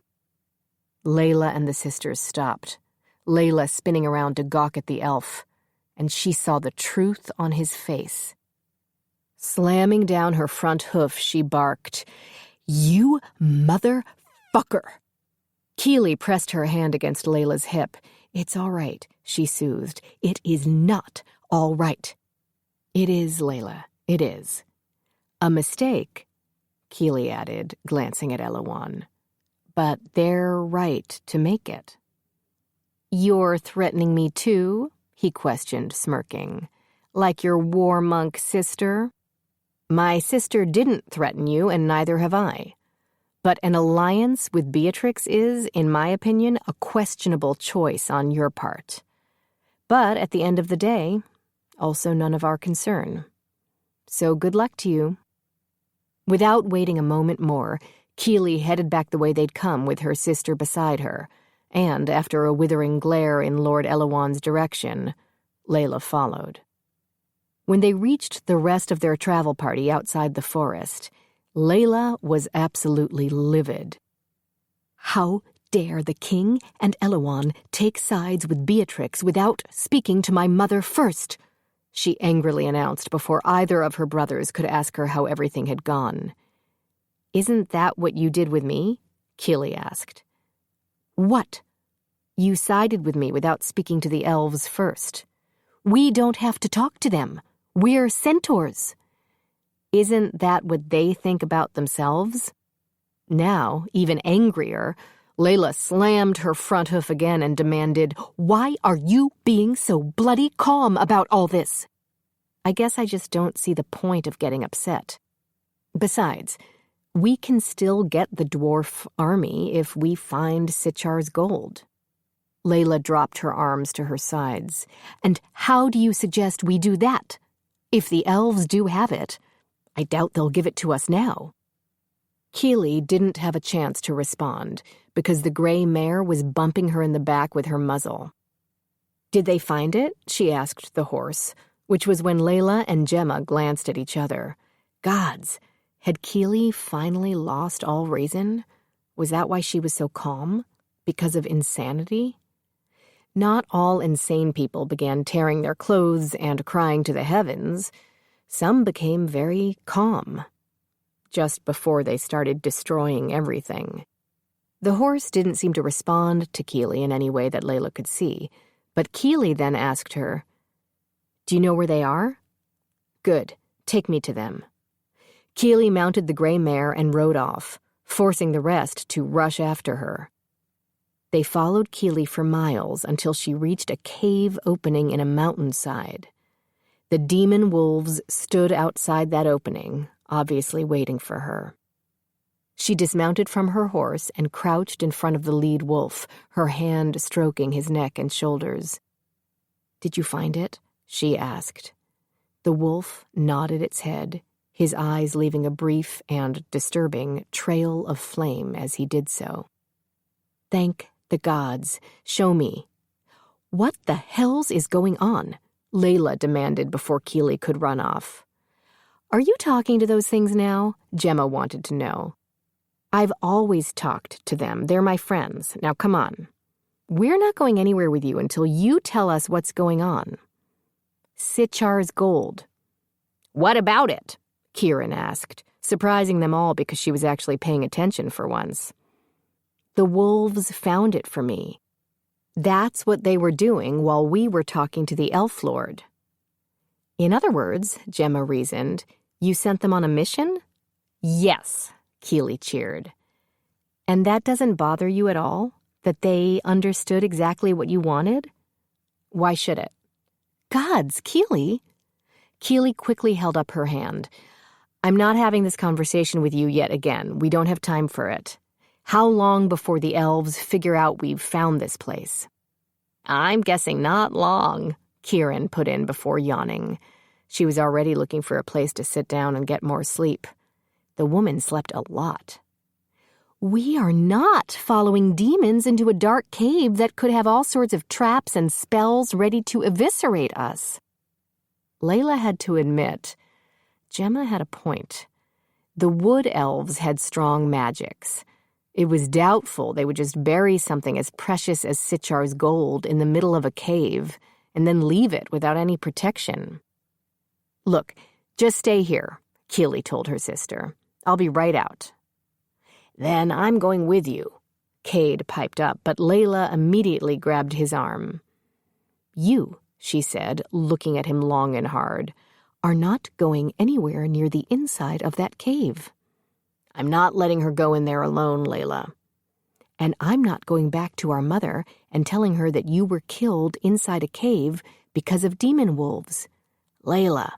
"Stop," Gemma ordered. "I'll go with her. You lot stay here and make sure to keep the elves off our backs if they show up. Understand, Kieran?"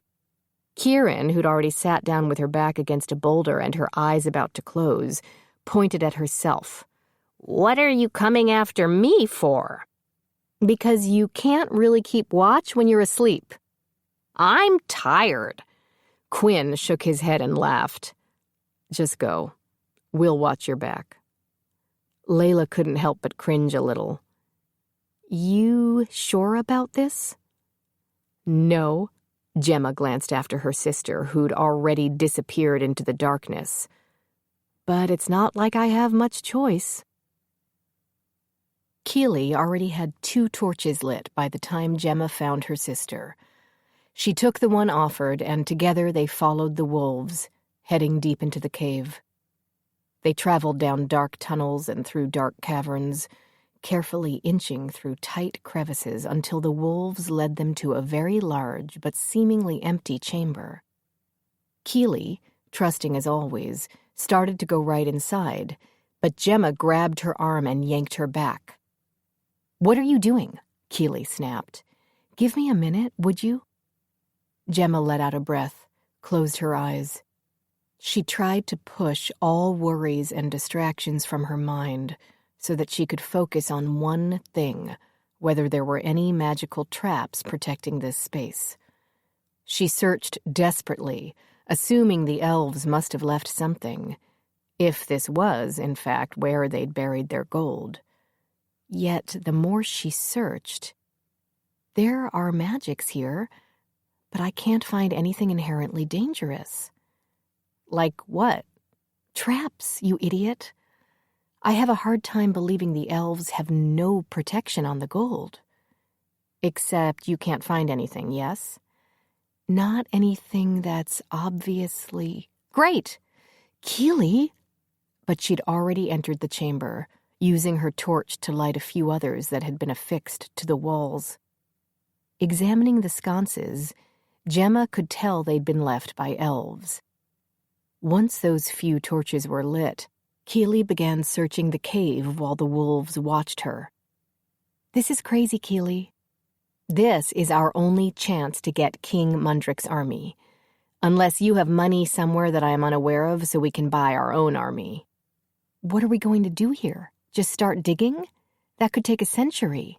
Stop being so negative. Why are you always so negative?" Gemma cracked her neck. "Maybe because our baby sister already has an alliance with the elves. That's a reason to be negative." Keely stopped in the middle of the cavern. She stood still in the light when she looked back at Gemma.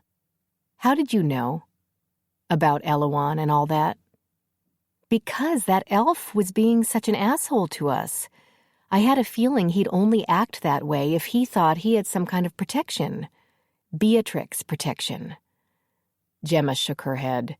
"I have to admit, I really underestimated her. She's good. I didn't underestimate her." Keely blankly stared off into the dark part of the chamber. "But I tried so hard, Gemma. I tried so hard to, I don't know, fix her." "I know you did. But sometimes there's no fixing." Gemma's words faded off, and the sisters slowly locked gazes. They both heard it, coming from that dark part of the chamber. Keely raised the torch, trying to look farther ahead. That's when Gemma could see that the ground they stood on abruptly ended a dozen or so feet away, leaving a gap between the ground and the chamber wall. It wasn't the opening that had their attention, though. It was the sound coming up from that opening.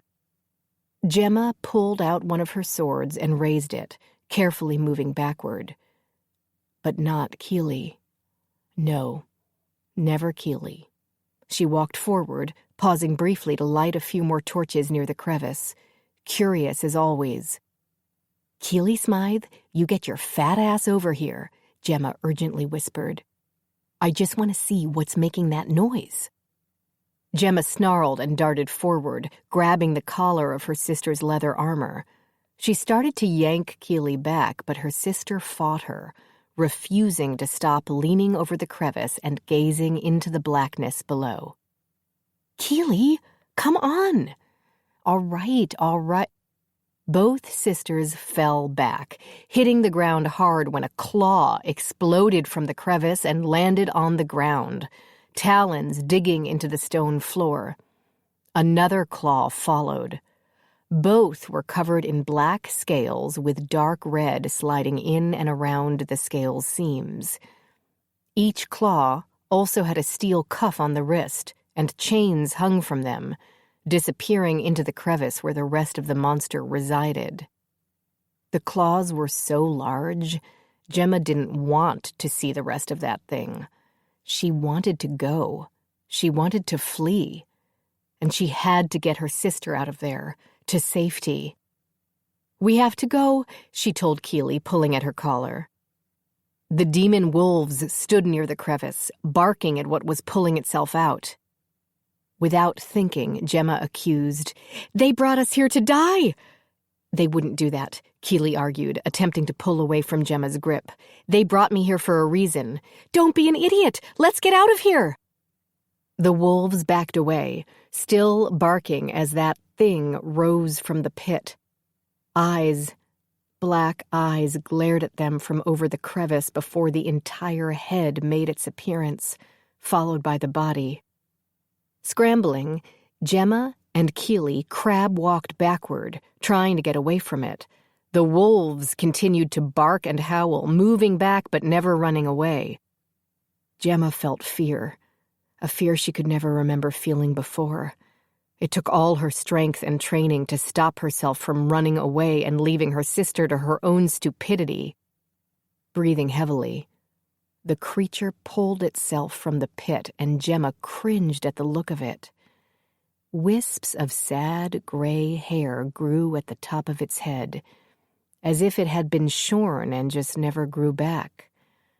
The head and claws implied a bigger animal, but the beast's torso was narrow. She could make out the ribs. Had it not been fed? And gods, if it hadn't been fed, how the sisters must look to that thing. The chains from the wrist cuffs linked to a steel collar around its throat, and more chains disappeared into the crevice. Perhaps it was also cuffed on its back claws. Keely was on her hands and knees now. "Gemma?" "Yes?" "I don't think we're going to get the gold." "I know. I do think we should run, though." Keely nodded, and they both jumped to their feet and ran toward the exit. But a scaled tail with a sharp tip lashed out and slammed into them, sending them flying back toward the beast. Gemma rolled over seconds before one massive claw came down to crush her. She tried for the exit again, but she heard Keely scream and saw that the thing had her wrapped in its tail. With her arms pinned at her side, Keely couldn't reach her weapon or even use her hands to defend herself. Still running, Gemma curved away from the exit and back toward the thing that held her sister. It made its claw into a fist and tried its best to slam her into the ground. She zigged and zagged to avoid that rampaging fist, finally reaching the part of the thing's tail that rested against the ground. She climbed onto it, glancing at her sister. Keely was still alive, but her face was starting to turn blue. It was crushing her with that blasted tail. Once on top of the tail, Gemma started to run up its back. The beast started to move around, trying to reach one forearm behind it. That's when the wolves attacked, barking and leaping up to bite its underbelly. The thing stood and started to use its back claws to stomp on the wolves. She heard the unmistakable sound of wounded canine, but she had to ignore it and keep running. She reached the back of its neck and pulled both her swords. She went up a little farther until she began to slide back down. That's when she raised her weapons and, with a scream, brought them both down in the middle of its neck. Rising up on its hind legs, the monster threw its head back and roared.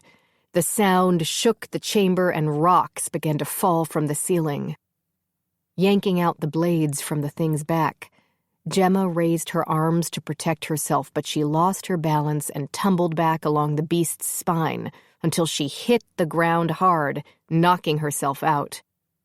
When Gemma opened her eyes again, the tail had unwrapped from around Keely, and her sister was lying on the ground, out cold.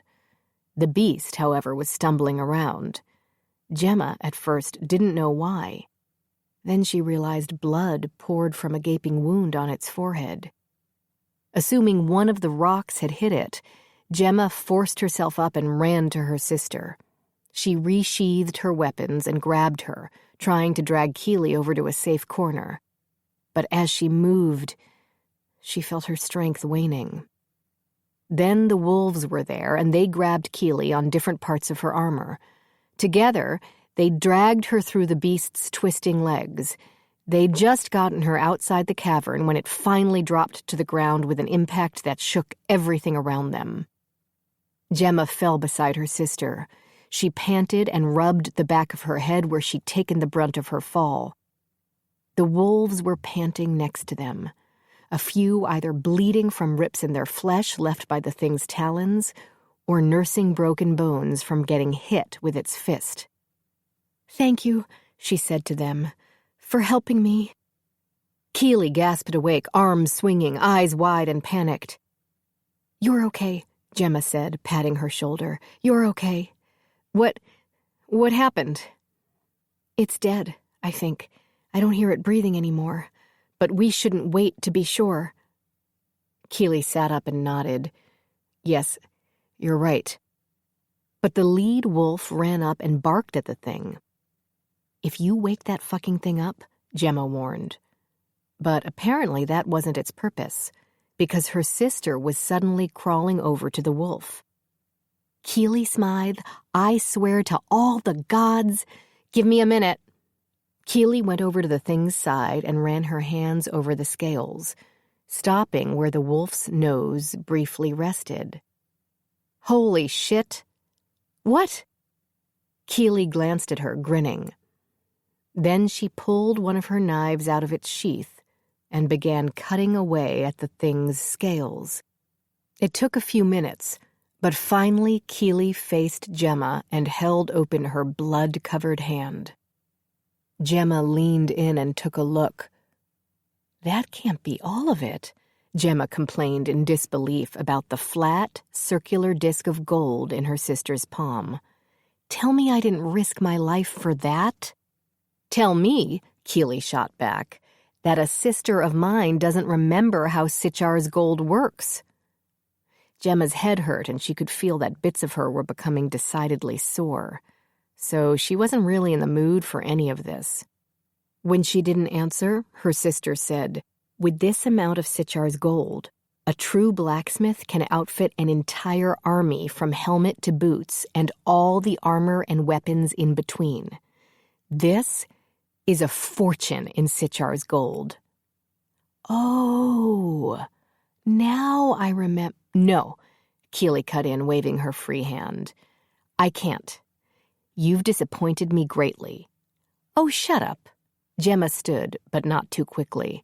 "You know," she reasoned, "if that's really a fortune, maybe you should keep it and fund your own army."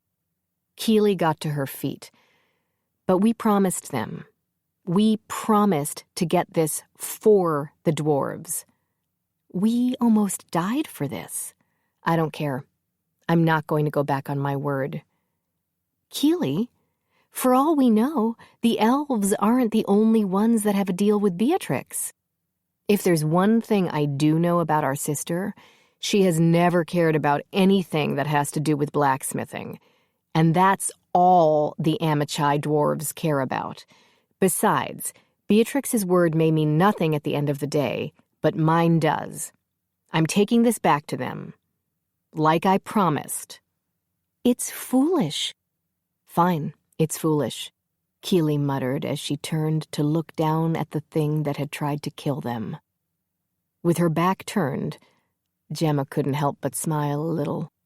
Yes, it was definitely foolish that Keely would return something so valuable to the dwarves when they had done nothing to get it themselves. but she loved that her sister was true to her word. It would probably get her killed one day, but, everything had a downside. "I feel so bad for him," Keely said, still gazing at the thing on the floor. "Are you kidding?" Gemma asked. "It tried to kill us." "He saw us as a threat." "It saw us as dinner. Because he was being starved. Look at these chains. They were using him for something." She shook her head. "It's just cruel." "Keely, I know what you're thinking, and don't you dare—" "God's damn it, Keely!" Gemma exploded when the cuff around the thing's neck fell to the ground. Only the best blacksmiths and the daughters they taught knew that all dwarven cuffs had a secret release mechanism. It was a way for dwarves to ensure they never got trapped in their own chains. "You are ridiculous!" Gemma yelled. "Don't be so dramatic," Keely sighed out as she walked toward the exit. "It was just the neck cuff. If he truly isn't dead, he still has the leg cuffs binding him. But now he has a chance to be free." "All that sounds great, sister, except that the neck cuff was the only one imbued with protective magics." Gemma pointed at the runes burned into the collar. "The others aren't." Keely stopped, looked at her sister. "What kind of protective magics?" Gemma shrugged. "I don't know. I'm sure something that helps to keep it bound here." "See? That's just cruel. He shouldn't be bound anywhere. He should be—" "Keely, I don't want to hear it." "Fine." They again started toward the exit, but Keely abruptly stopped and looked down. "What's that?" she asked. "What's what?" "What we're walking on." Keely bent over and lifted something up. "What the hells is this?" Gemma leaned close to see what Keely had spread all over her hand. "That's hair." Very lush, very black with some red streaks hair. As one, the sisters' gazes lifted and they stared at each other. "Or maybe," Gemma said with dread, "it wasn't a protective spell, but a binding spell." "A binding spell?" "That can prevent something from being at, shall we say, full strength?" "And once that binding spell is removed?" Gemma didn't answer. She really couldn't at the moment. Not when she heard that breathing behind her. The loud breathing of a very large, very pissed-off animal. Without turning around, Gemma screamed, "Run!" Cade continued to pace in front of the cave entrance. "Where the fuck are they?" he finally asked his sister. "I don't know, but I'm not waiting any longer." She pulled out her steel spear, hitting a latch that caused the weapon to extend several more feet. "We're going in, and we're going to find—" The roar that exploded from inside the cave caught them all off guard, but only Quinn was crazy enough to immediately move in closer. Then he laughed. "I love these women," he crowed, oblivious to any danger, as always. Cade grabbed his brother by the hair and yanked him back, seconds before the Smythe sisters charged from the darkness of the cave, the demon wolves right behind them.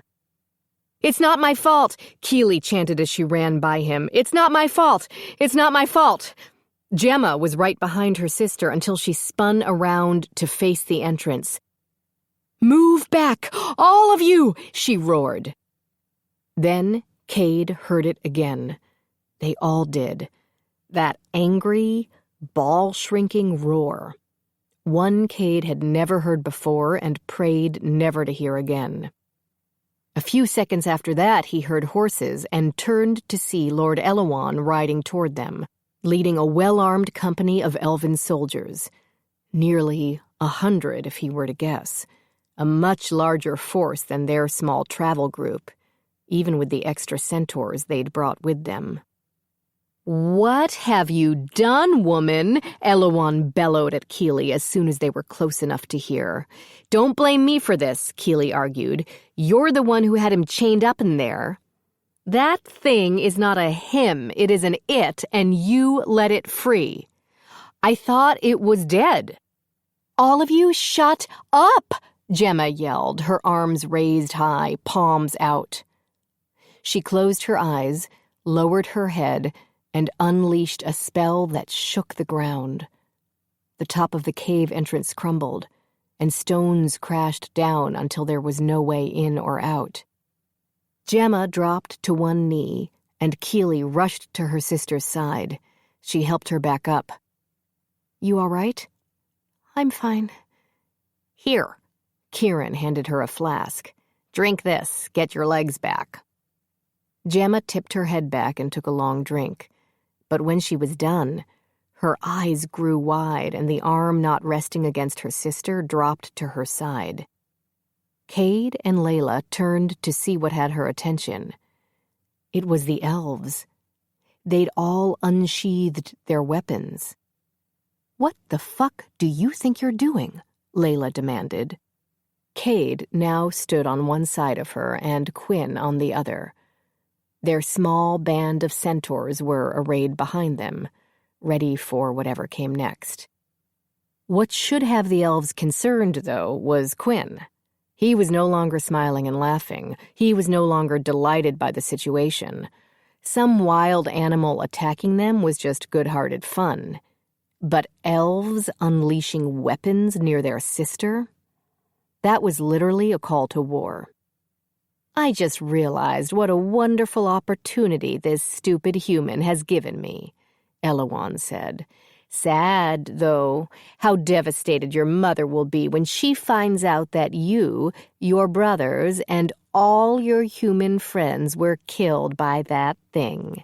He smiled. "It will be such a sorry tale I'll tell." Before Cade could move, Keely stepped in front of all the centaurs. Right by her side were Gemma and Kieran. She had her hammer out, and she was so angry, her entire body was shaking. So angry, she couldn't even speak. So angry, she could do nothing but point her massive hammer at the elven lord.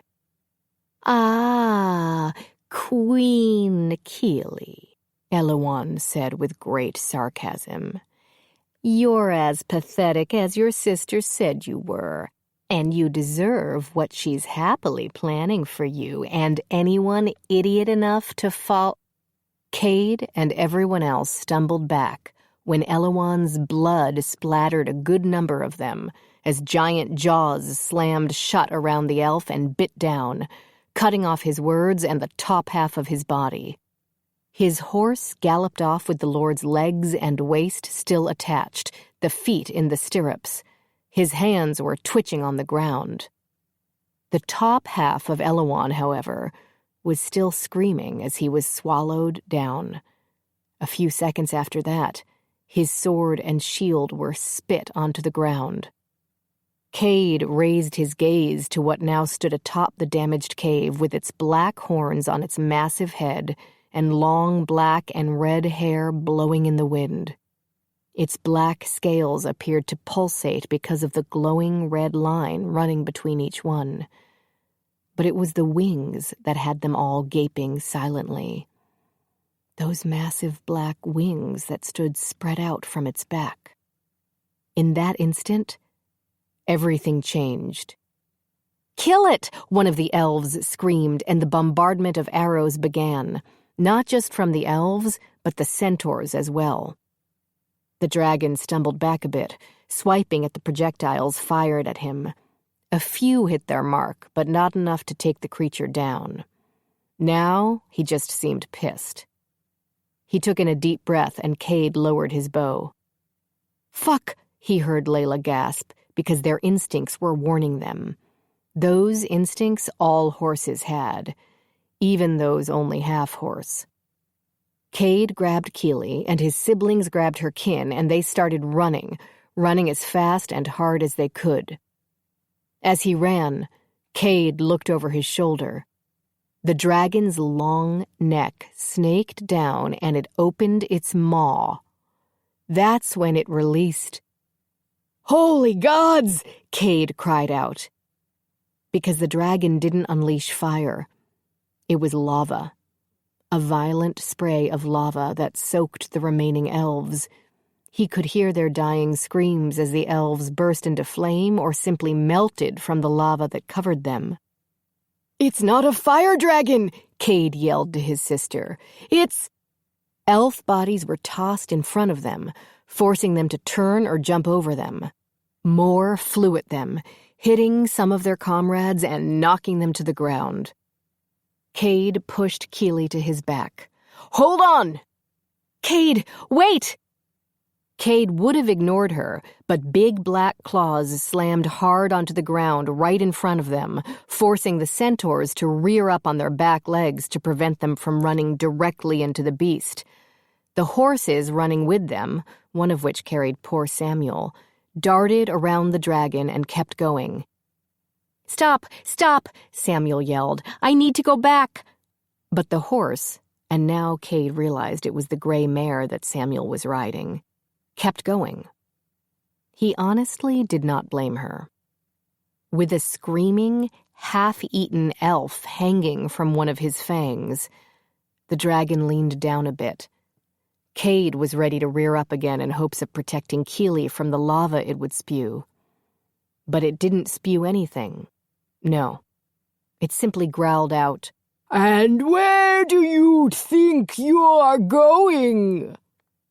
And instead of Keely screaming and attempting to run away, she leaned around Cade so she could ask with surprise and what sounded like delight, "You can speak?" "Really?" Gemma screeched. "That's what you have to say?" And for once, Cade really had to agree with the war monk. "Why are you yelling at me?" Keely wanted to know. "Maybe," Gemma growled, "because he's going to kill us, and you're worried about whether he can speak or not." "Kill us? But I saved him." Gemma, sitting on Quinn's back, leaned in a bit and loudly announced, "I don't think he gives a fuck." "He should." Keely looked at the dragon. "You should. I saved your life. If it wasn't for me, you'd still be trapped in that cave." The dragon gazed down at Keely as he picked the screaming elf off his fang, stripped the elven armor off with a talon, and placed him fully into his mouth. He chewed. The screaming stopped, but the crunching began. When he swallowed, he said, "You took my gold." Layla's head dropped. "You stole his gold?" "We need the gold for the dwarves. I had to take it." She looked up at the dragon. "You understand that, don't you?" "No!" Keely slid off Cade's back and walked closer to the dragon, shaking off Cade's hand when he attempted to grab her. "We didn't trap you in there," she reminded the dragon. "And if you hadn't attacked us, we wouldn't have fought back. We did what we had to do to survive. But after it was over, I was the one who removed the cuff. I could have left it on you." "You thought I was dead." "I wasn't sure, actually." "So you expect me to be grateful?" "Yes." He glanced at the centaurs. "She doesn't know about dragons, does she?" "We don't have dragons in these lands," Layla explained, "which makes me wonder why you're here at all." "The elves found me when I was returning to my homelands from the dwarf cities. I was taking the underground tunnels and had stopped one night to sleep. When I awoke, I was chained like some human slave and trapped in that cave. They would occasionally feed me with convicts or anyone who'd annoyed their king, but otherwise, they let me starve." "And the gold?" "They buried it near me, and it was pretty, so I took it." "None of that matters. Keely's right," Layla pointed out. She did save you. The dragon looked off, but that didn't stop Layla. She saved you, dragon. Let her go. No, Keely cut in. Let us all go. They're my friends. They're with me. The dragon didn't answer. He was still glaring off into the distance. Hey! Keely yelled up at him, ignoring the startled gasps behind her when she grabbed a rock and threw it at the dragon's chest to get his attention. I'm speaking to you. Eyes wide, the dragon slowly looked down at her. Did you just throw a rock at me? Yes. I'm trying to talk to you. I could melt your face off and eat your friends. I always did like the taste of horse. Do dragons not have honor?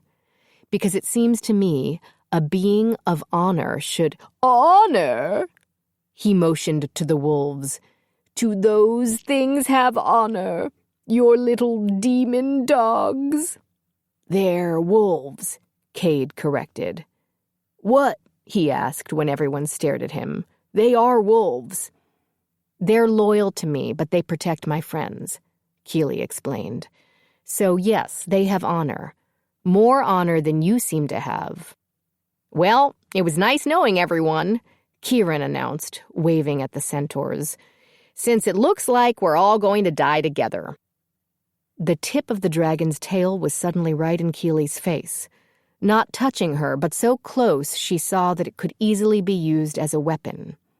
It was pointed, like a very large metal arrowhead. I don't like you, he said, his voice low.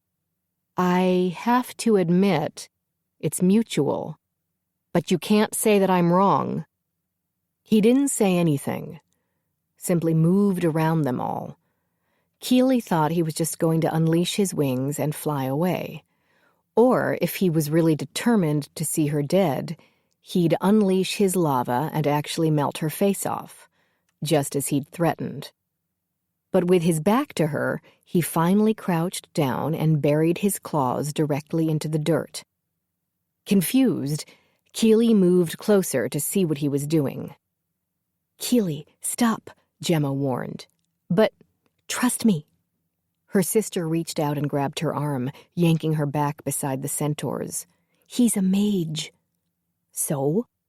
Her sister didn't answer because the dragon had closed his eyes, bowed his head, and started to chant. What's he doing? I'm guessing he's getting revenge on those who have truly harmed him? Keely didn't understand. Well, she understood revenge, but she didn't understand what putting one's hand in the dirt was supposed to do. The dragon was a mage, so maybe he was poisoning the ground or something? Or calling up ghosts? Or whatever mages do? What did they do? To answer, the ground beneath them began to shake and buckle, and then that shaking and buckling shot across the land, heading right for the forest of the elves. And once it reached the forest, the rumbling became worse and the screaming began. Stop! Keely yelled. What are you doing?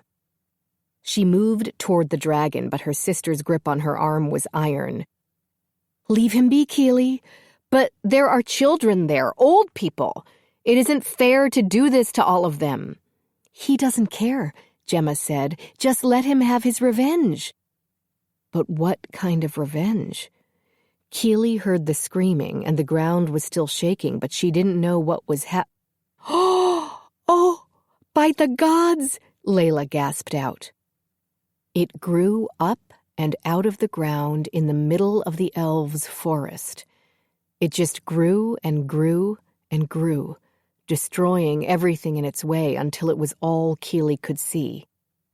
Is that a volcano? Kieran asked. It was. Keely knew that as soon as it began to spew lava and big orange balls of fire. And just like that, the wood elves lost their home. The dragon pulled his claws out of the ground and looked down at Keely.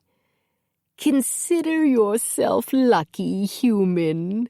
You and your friends. We're now even." Without another word, the dragon unleashed his wings and took off into the air. But he didn't fly away. Instead, he turned over and dove toward the ground. Their entire travel party scrambled out of the way as the dragon hit the ground and dug into the earth in seconds. He vanished, leaving a giant hole behind for them to stand around and stare into until an explosion had them spinning away to face the elves' forest again. Keely only had a second to see the volcanic fireball screaming toward them before Cade picked her up and took off running once more. Keely watched over Cade's shoulder as the boulder landed hard, and the world around them exploded, sending the centaurs and the humans they were helping tumble hooves overhead. When they finally stopped rolling, Keely pulled herself out of Cade's arms and stood. She gazed at exactly where the red-hot boulder had landed, in the hole that the dragon had left. He'd blocked his exit, so no elves could follow him home. Gemma stood beside her and sneered. "I'm so glad you released that dragon, Keely." "Oh, shut up." Chapter 25. The two brothers were in the middle of another one of their arguments when Emma slammed down a carafe of ale and 3 steel mugs. "It's late," she said, also slamming a wooden platter of bread, cheese, and dried meats on the table next to the wine. "And you two nattering bitches haven't stopped fighting once." Grumbling, the brothers leaned back in their chairs and refused to look at each other. Fed up, Emma reminded both men, "Our babies are out there risking their lives, and you two are just going at each other. I can't stand it another second." "He took what was mine," Archie accused. Emma finished pouring out some ale, shoving the cups in front of each man. She picked up her own and dropped into a chair, putting one leg up on the table. "If you're talking about me, I am. I was never interested in you." "How could you say that to me?" Archie asked, pressing his hand to his chest. "You loved me." "No, I didn't. But I do care for you as my husband's brother. That's why you're still breathing." Angus laughed as Archie's eyes narrowed on her. "You're a cruel woman, Emma Smythe." "I am. Now, let's eat and drink and not annoy me anymore." "Then what fun will we have?" Archie asked. Emma chuckled, bringing her cup to her lips. But she stopped before drinking and gazed at Andelian, her young daughter. She held the little hammer Keely had given her tucked into her elbow, both hands rubbing her eyes. Placing the cup down, Emma asked, "What are you doing up, little bit?" "Can't sleep. Too many horses coming. Is Keely back?" Emma looked at her husband and his brother. "Farlin? Cadell?" she called out to their protector centaurs. "Where are you two?" "Under the stairs, getting ready for night watch. Why?" Farlin shot back. "You need to get out here now," she told the centaurs as she swung her legs off the table and tore off her skirt. She'd been wearing it to hide her chainmail leggings and all her weapons from the younger children, not wanting to panic them. She went to her daughter and picked her up. "Let's go get your brothers and sisters up, yes?" The attack started as soon as Emma disappeared up the stairs to round up the children. The attackers had a battering ram and were banging at the door. Archie tossed Angus a sword and shield. They'd already blocked the door when they'd settled in for the night. "How long do you think?" Angus asked. "Before they take the door down? Not sure, but they're coming." Brothers faced the blocked door together, shields and swords raised. "You know," Archie said as they waited, I built this place out of stone so they couldn't set fire to it and trap me inside." Angus glanced at him. "Do you worry often about people trying to kill you with fire?" "Yes." Deciding they didn't have time to debate that, Angus continued to wait.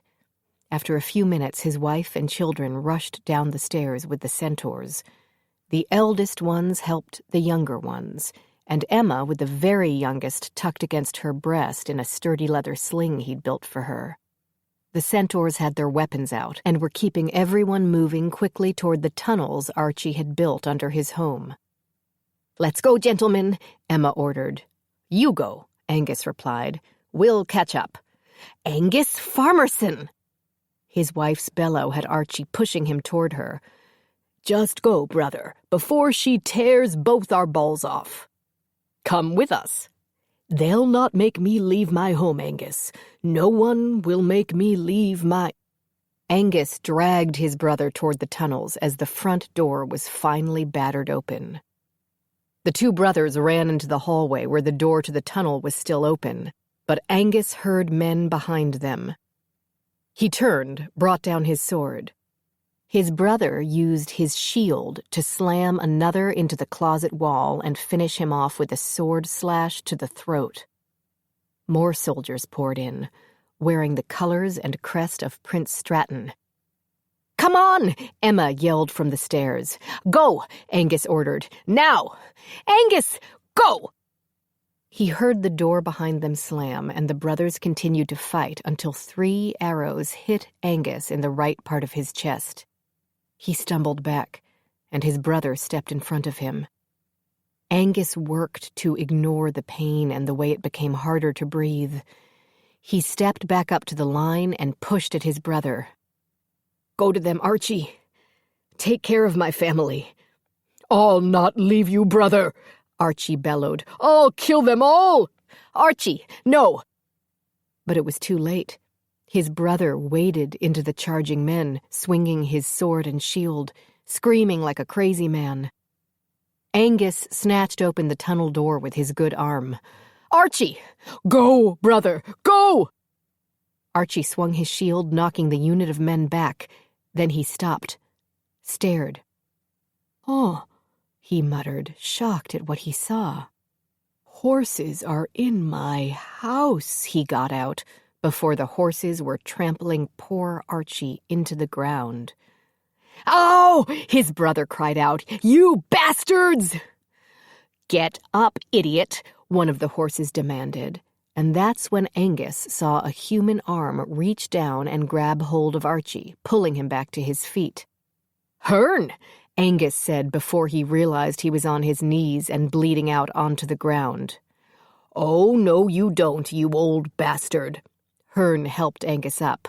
"I'll not face that daughter of yours and tell her I lost her da." Hearn took a quick look around until his gaze stopped at the stone entryway leading to the hallway.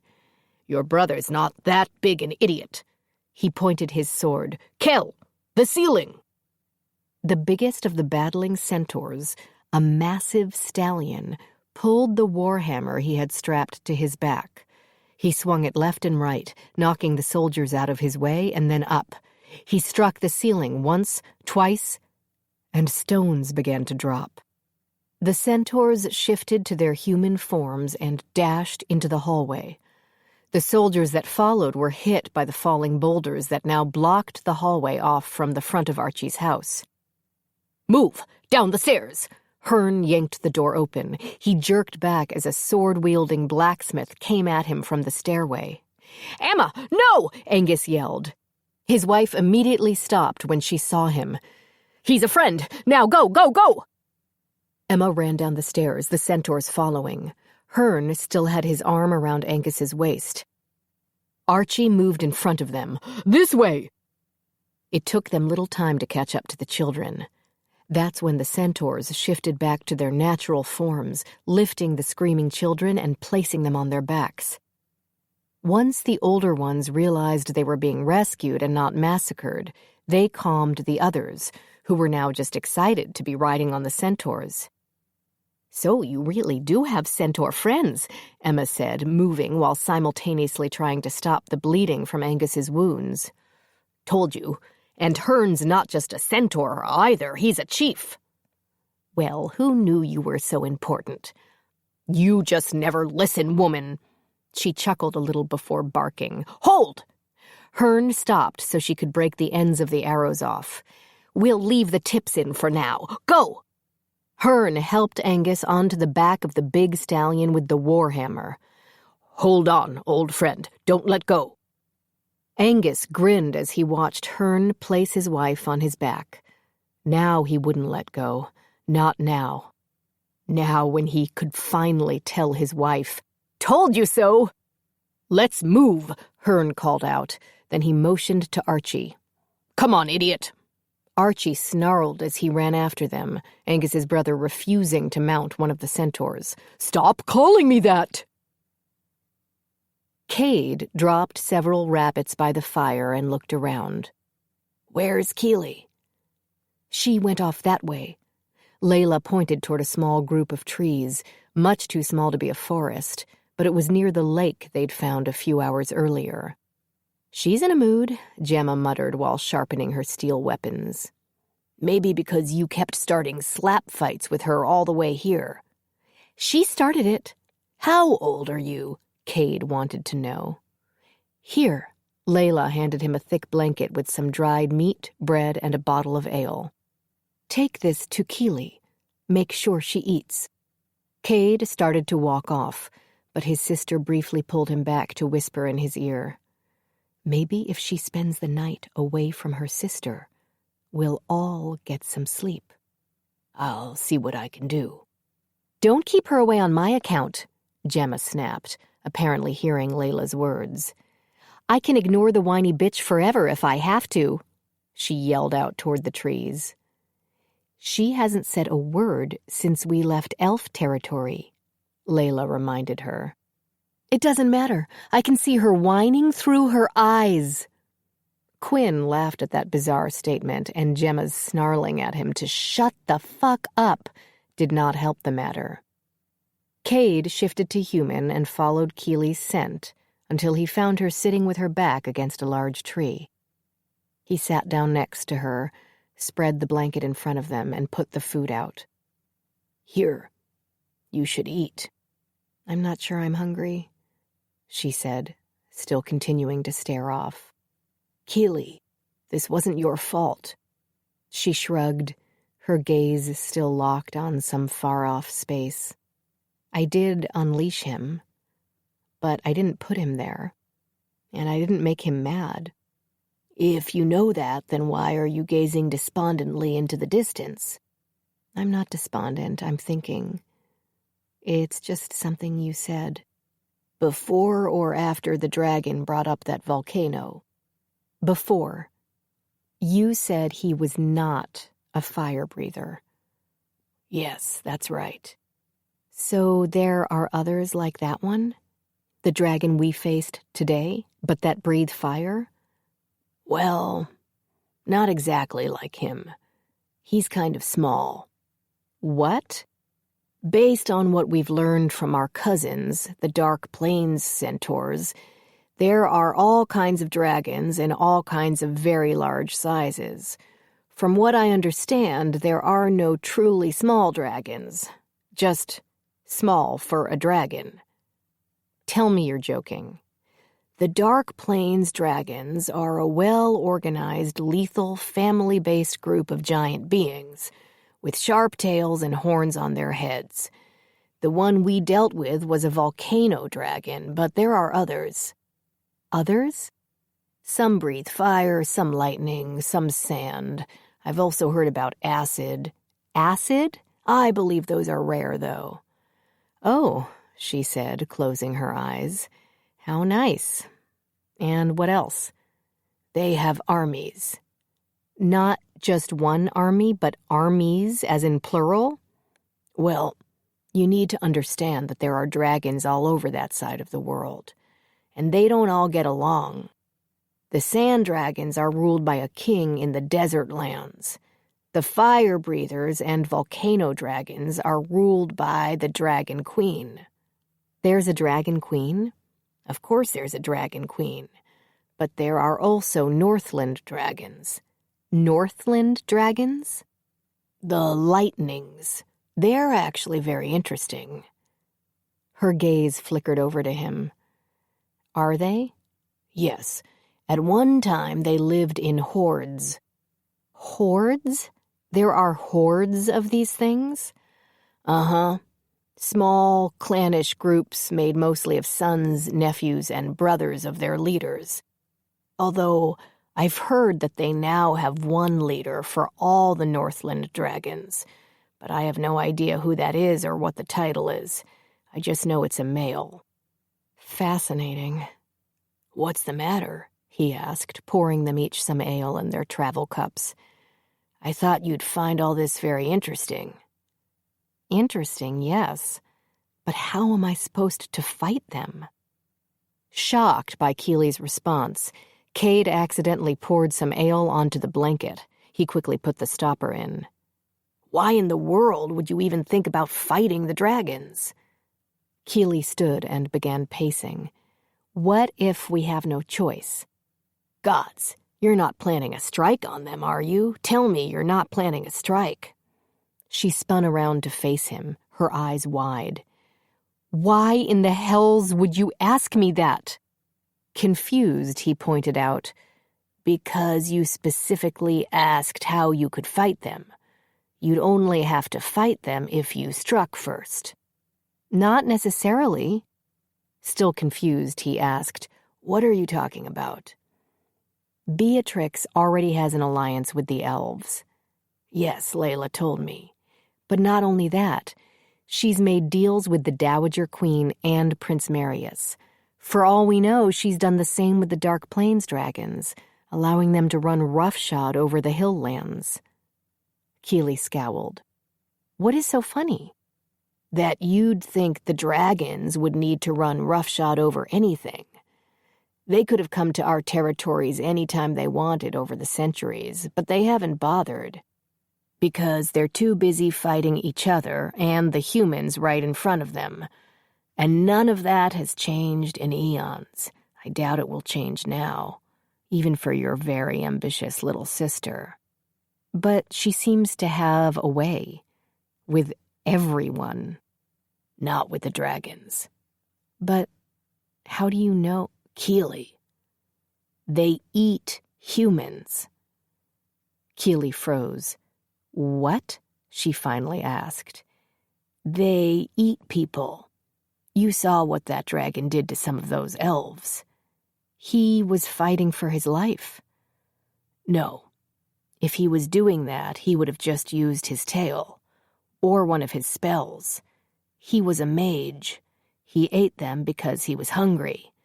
Humans, to the dragons, are nothing but two-legged cattle. They're a staple of their diet. So, unless your sister is willing to hand her power over to a force much more deadly than she is, and based on what I've heard from others, even more insane than your Uncle Archie, I doubt she'll attempt to get the dragons on her side, much less manage to do so. You know, without becoming a scrumptious appetizer in the process. So, I have no reason to panic? Not about that, no. What does that mean? Keely demanded, not appreciating when Cade began laughing at her. Again. Can I make a suggestion? He asked.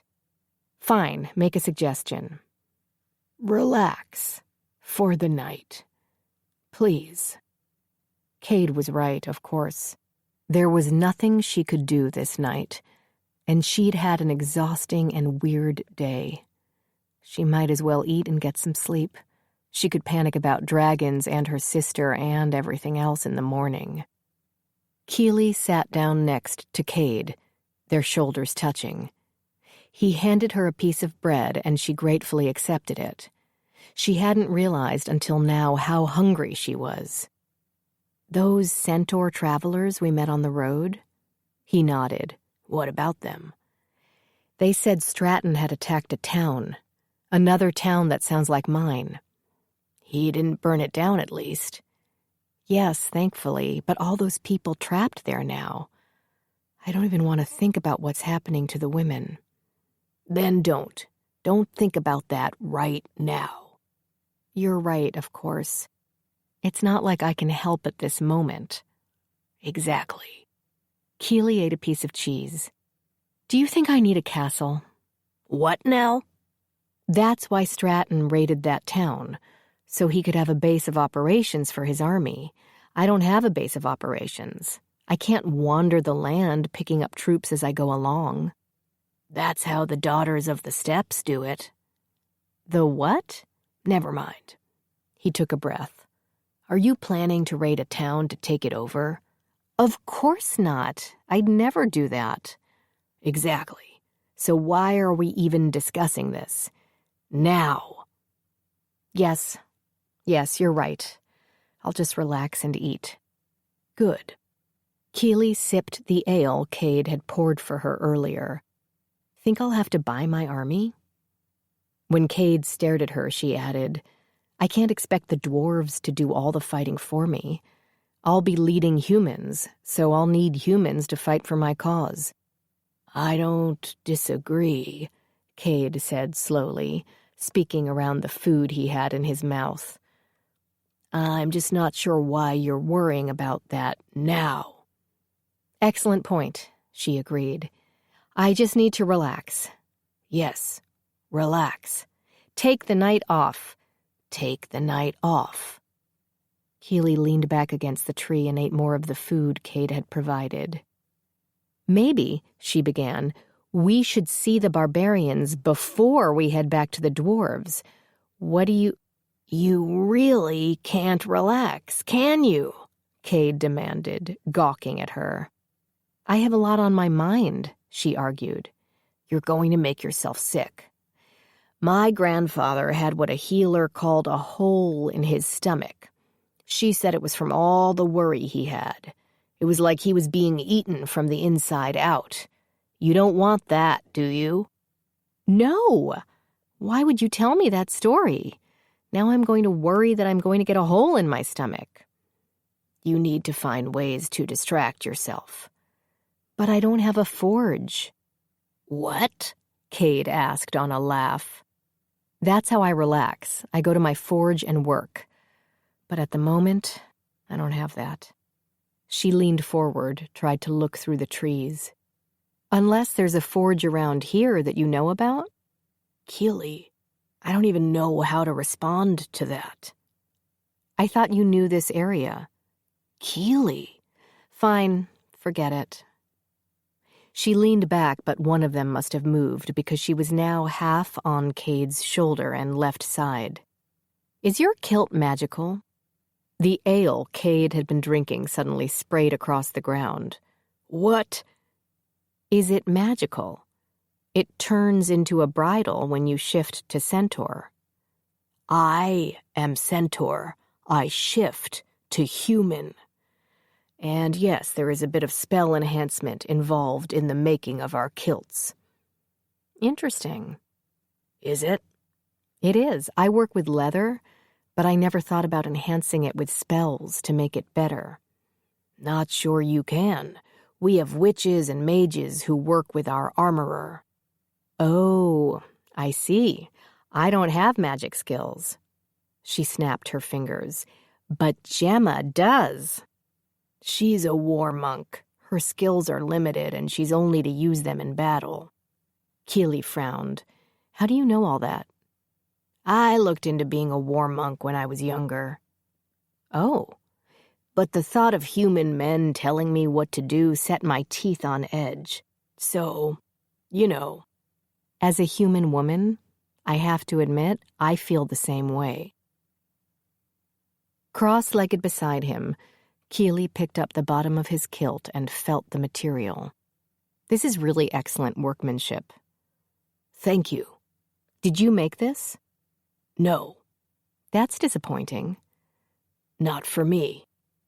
Instead of verbally responding, Keely just looked up at him and briefly flicked her hands into the air and sucked her tongue against her teeth, letting him know she was now disappointed with his response.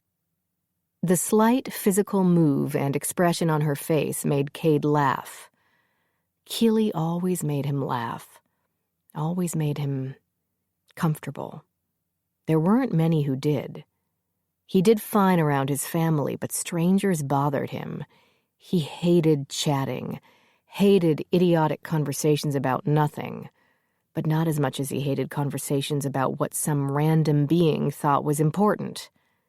Honestly, Cade was most happy when he was by himself, in an open field with horses. Not centaurs, but actual horses, because they didn't bore him with constant conversation either. Keeley was the only being he could think of whose conversation didn't make him homicidal. Even when she was panicking, pacing, and prattling on, he didn't want to get away from her. Instead, he wanted to help, to calm her down, even if calming her down meant letting her prattle on and on until she'd worn herself out. It was a price he was willing to pay. For her. Keeley finished examining his kilt, released it, and put her hands in her lap. She looked at him then. "What?" she asked when she saw his face. He didn't know what to say to her. Didn't even know how to begin. So he said nothing. Silence had always been his friend. He'd assume the same thing now. It was safer. Safer to keep his mouth shut, safer not to say what he was thinking and feeling, safer not to push too hard and lose everything. But he should have remembered. Keeley never played it safe. She never did anything that anyone expected. That's what would make her such a powerful queen one day. One moment, she was gazing at him, and the next, her lips touched his, soft, gentle, hesitant. No doubt she hadn't forgotten his earlier reaction to an innocent request. She was probably worried he'd push her away this time, too. Assume she was just another human female wanting to try out a centaur. But he knew now that wasn't Keeley. She didn't see any being as something that was simply for her own entertainment, an object to be used. If Keeley was kissing him, it was because she truly desired him, Cade. Wanting to show her that the interest was mutual, he slid a hand behind her neck, tugged her in closer, pressed his lips harder. It happened all at once then. Their mutual desire exploded. It was all so fluid. Cade didn't even know when it happened. Sitting next to each other, calmly chatting. Then they were on their knees and facing each other, hands on each other, Cade with his hands dug into Keeley's hair, Keeley with her hands on his shoulders and neck. They seemed to open their mouths at the same time, and their tongues touched, played. Their breaths mingled, and Keeley groaned. Cade felt it as much as heard it. It went up his spine, spread to his shoulders, down his arms, and out his fingertips. Keeley abruptly pulled out of their kiss. "What?"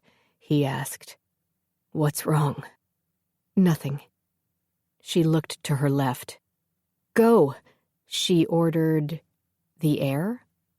Who was she talking to? Then he saw them. They appeared from behind the other trees that surrounded them, their flame eyes watching Keeley and Cade. As they all trotted off, the leader moved the slowest, his glare for Cade and Cade alone.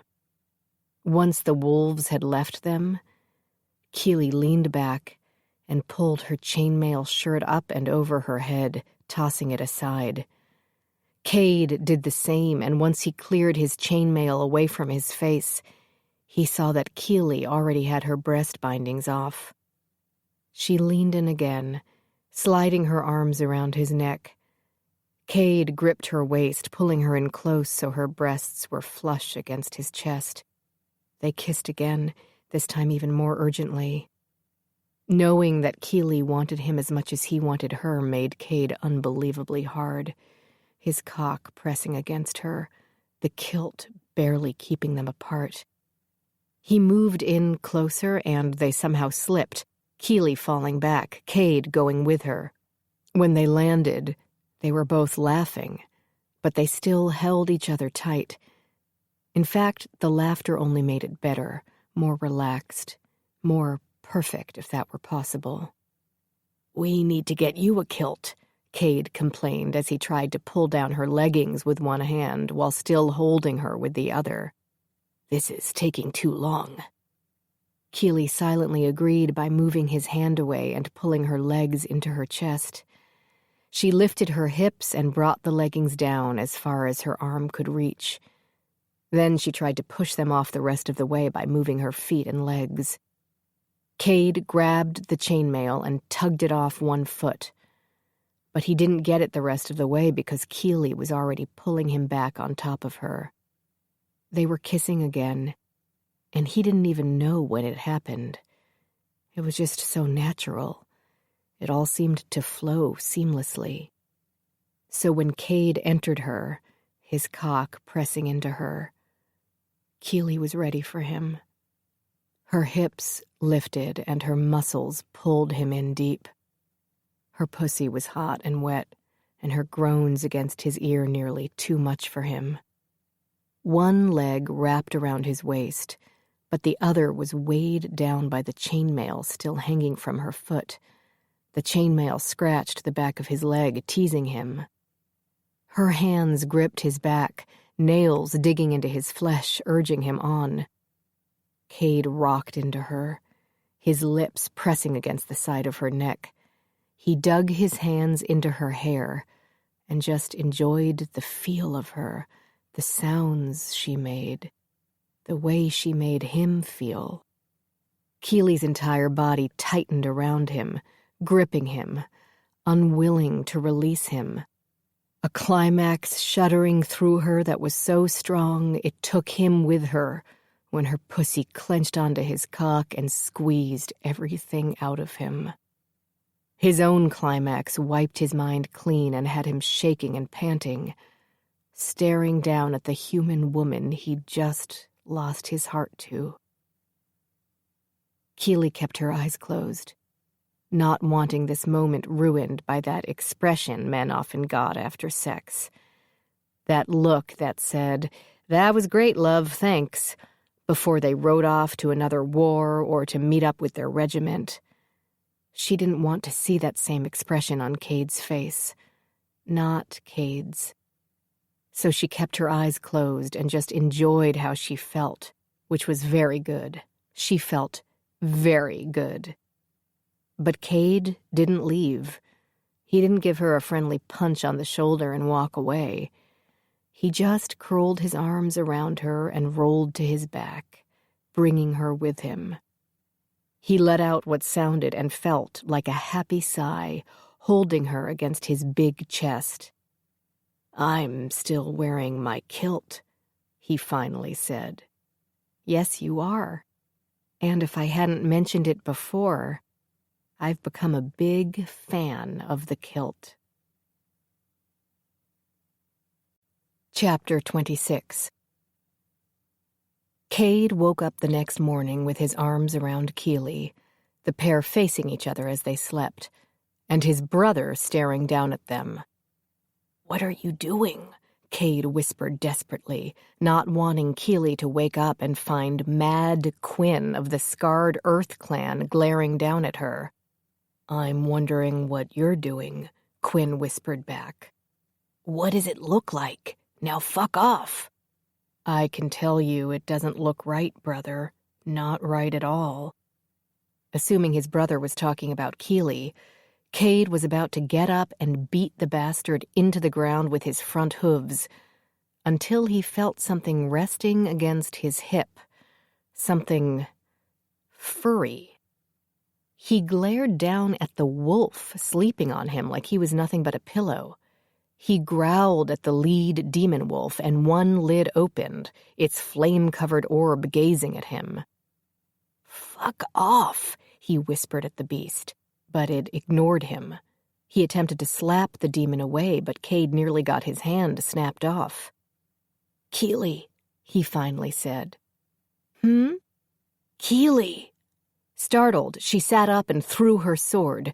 Quinn barely ducked in time, the weapon impaling a tree right behind him. "What the hells was that?" Keely opened her eyes and looked at Cade's brother. "Oh, sorry." Snarling, Quinn stalked back to camp, and Keely motioned to the wolf still resting on Cade. "Piss off with you," she said sweetly. "You're making Cade uncomfortable." Those disturbing eyes of some hell flickered over to him, then away. With a loud, dramatic sigh, the creature rose to its feet and trotted off after Quinn. Cade kissed Keely's forehead and asked, "You knew that was Quinn when you threw the blade at him, didn't you?" "Oh, yes, I knew." Dressed with her weapons strapped to her back and around her hips, Keely began to walk to camp. But Cade caught her around the waist and pulled her in close. "Is this over before it's barely begun?" he asked. "Not for me. But what? Can't speak for you, can I?" He frowned, appearing confused. "Keely, do you expect me to be like human men?" "I guess I do." "Except I'm not human." "Which means what? To me, I mean." "That, like it or not, my heart belongs to you. So if your interest was only in one night—" More excited than she could say, Keely didn't let him finish his grand speech, but instead threw herself into his arms and kissed him. "Are you sure this is what you want?" he asked, laughing when she pulled away. "Why wouldn't it be?" "Because I'm not human. You have to remember that, Keely, because trust me when I say, everyone else will remember it for you." Gemma had just watched Samuel saddle her horse when her sister returned with Cade. The pair said nothing to each other and weren't even holding hands.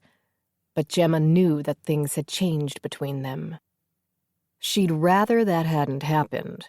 She'd rather things were simple and clear-cut, at least until they got Keely onto her throne. But that was just not how life worked, at least not for her family. "You and Layla," Quinn muttered to her.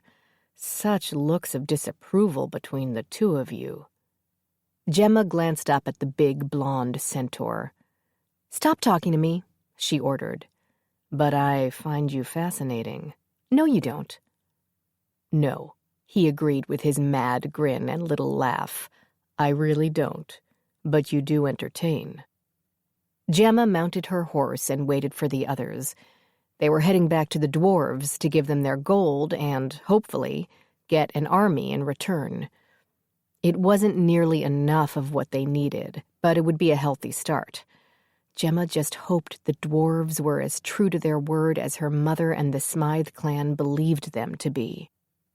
Keely mounted the gray mare, which had returned in the night with Samuel, and looked around at them all. "Let's move out," she ordered, and set off. Everyone followed. After just a few feet, Keely called a halt and suddenly yelled out, "Gods damn it, Kieran!" "Coming, coming!" their cousin returned, stumbling around the boulder she'd passed out behind the night before. When they'd run from the Wood Elves' territory and that angry volcano, they'd simply taken off, not really caring where they were going. Unfortunately, to get back to dwarf territory, they had to circle around until they could get to another mountain entrance that would lead them back to the dwarf city. But in making this move, they were forced to cross from elf territory into barbarian, a small section that Cade and hundreds of other centaurs had crossed on many occasions, from the elves' woods into an open plain.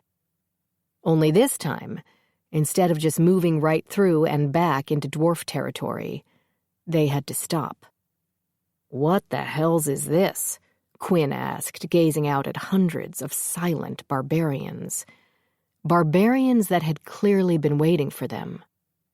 They weren't attacking or making their battle cries, but they were armed with flint weapons and had on their war woad, the blue markings clearly visible even from this distance. The barbarians were also blocking them from moving out of their territory and into the dwarves. So Quinn's question was legitimate. What the hells were the barbarians doing? Keely dismounted and came to stand between Cade and Layla. "What's happening?" "We're not sure," Cade replied. "Do they want something from us?" "I think I know what this is." Surprised by the speaker's identity, they all turned and looked at Kieran. "What?" she asked. "You know?" Keely raised an eyebrow. "You?" "I know things." "Do you?" "We've had barbarians in my fighters' guild. I learned from them, so I think I know what this is." Kieran nodded when they just stared at her. "I do," she insisted. "I know." "So what is it?" Gemma asked, now standing behind Keely and sounding as disbelieving as her sister. Kieran began to answer, but she turned abruptly pale, raised one finger at them, then quickly walked a few feet away so she could vomit in peace. Keely rolled her eyes. "Anyway," she said, dismissing her cousin and focusing on Layla, "what do you lot suggest?" "We've never seen them like this," Layla admitted. "We either see them attacking like crazed animals or ignoring the world completely. This is," she gestured toward them, "just strange." "Then I'll go talk to them," Keely said. "No," the rest of them all said together. "They are not friendly, Keely," Layla explained, "and those are their warriors. For all we know, they may want to capture you and force you into marrying their leader." Quinn pointed. "That's their leader there. Torin Sa." "How tall is he?" Keely asked, eyes wide. 7.5 feet or so, Quinn guessed. Maybe 8. "You are not helping," Layla softly chided him. Keely shook her head, horrified. "I'm not marrying him." "Of course not." Layla patted her shoulder as the barbarian leader strode purposefully into the center of the open field, between the two groups. "I'll speak with him." "We'll go with you," Cade said. "No, both of you stay here with Keely. I'll be fine." Layla made her way across the open field until she reached Torin Sa. They began to speak, and though Layla attempted to keep things calm, the barbarian leader continued to gesture in Keely's direction. "Do you think this has to do with Beatrix?" Gemma asked. "No," Keely replied with a slow headshake. "I think it has to do with the Wood Elves. I think they blame me for what happened to them." Gemma glanced at Cade in disbelief before asking her sister, "What in the world makes you think that?" She pointed. "Because their troops are holding some of the half-melted bodies." "Oh, shit!" Gemma began to push Keely back. "Cade, Quinn, we need to get her out of here, now, and— Kieran, no!" But it was too late. Keely's still drunk cousin had looped around and was now charging straight at the side of the barbarian leader. He turned his head toward her just as she launched herself off the ground and slammed her sword directly into his neck. "Oh, shit!" Quinn exclaimed, saying what everyone else was thinking. Poor Layla, blood splattered across her face and chainmail, was forced to turn and dash back to their side. Torin Sa dropped to his knees and Kieran yanked out her sword. When the barbarian fell over on his side, she stood in front of him, chopped off his head with one blow of her blade, and grabbed it by its hair. She held it up toward the barbarian horde and screamed at them, no words, just screaming. Then she threw the head at the horde and sauntered back to her kin. When Kieran finally reached them, she smiled. All done.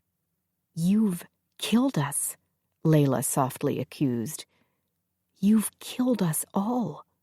Gods, don't be so dramatic. She looked at her cousin. Go on, Keely, take your horse, and walk right through. What? They won't attack. How do you know? Do you trust me or not? Not, Gemma barked. I wasn't asking you, trifling cow. Go on, Keels, give it a go. Give it a go? I'm sure about this, cousin. So Keely started walking. Cade reached out to grab her, to stop her, but Kieran caught his arm and held him with a strength that continued to surprise. The gray mare fell in right beside Keely, and together they walked the distance between their group and the barbarians. When Keely was no more than a few feet from the horde, they suddenly separated into two groups, allowing her to walk straight down the middle.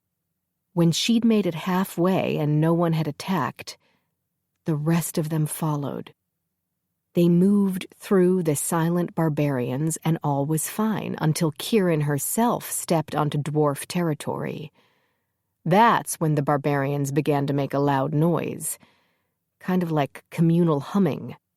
It was disconcerting, and Cade rested his hand on the pommel of his sword, ready for an attack even though they were no longer on barbarian lands.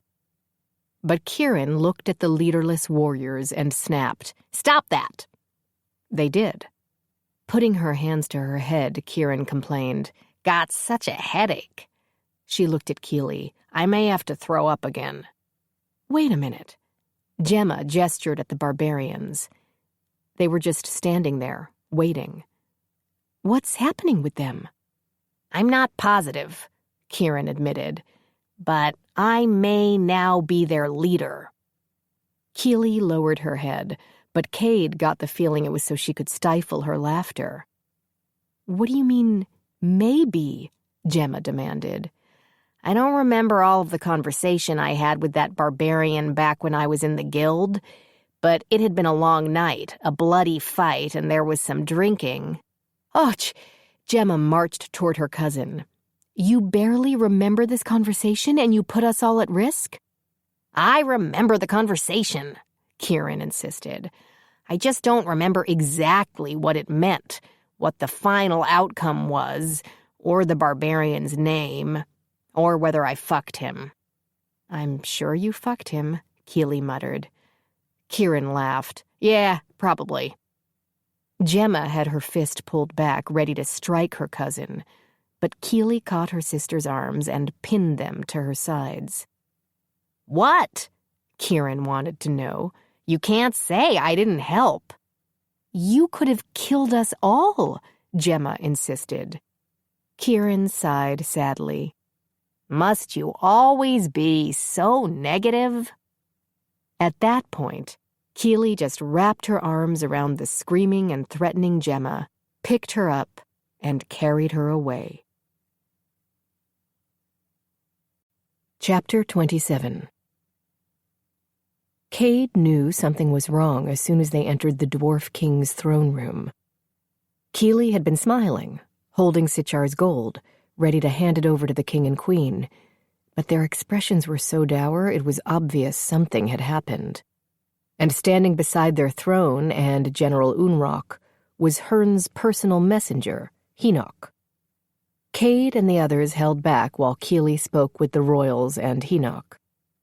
"What do you think is going on?" Quinn asked him.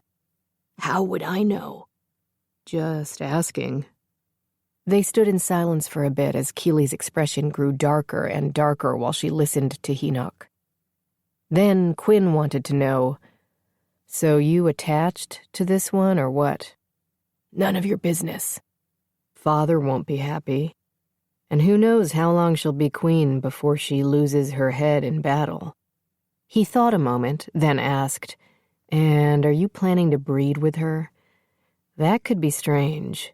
What if the offspring have horse back legs but everything else is human, and they can't shift? Or they have front forelegs instead of arms but human legs?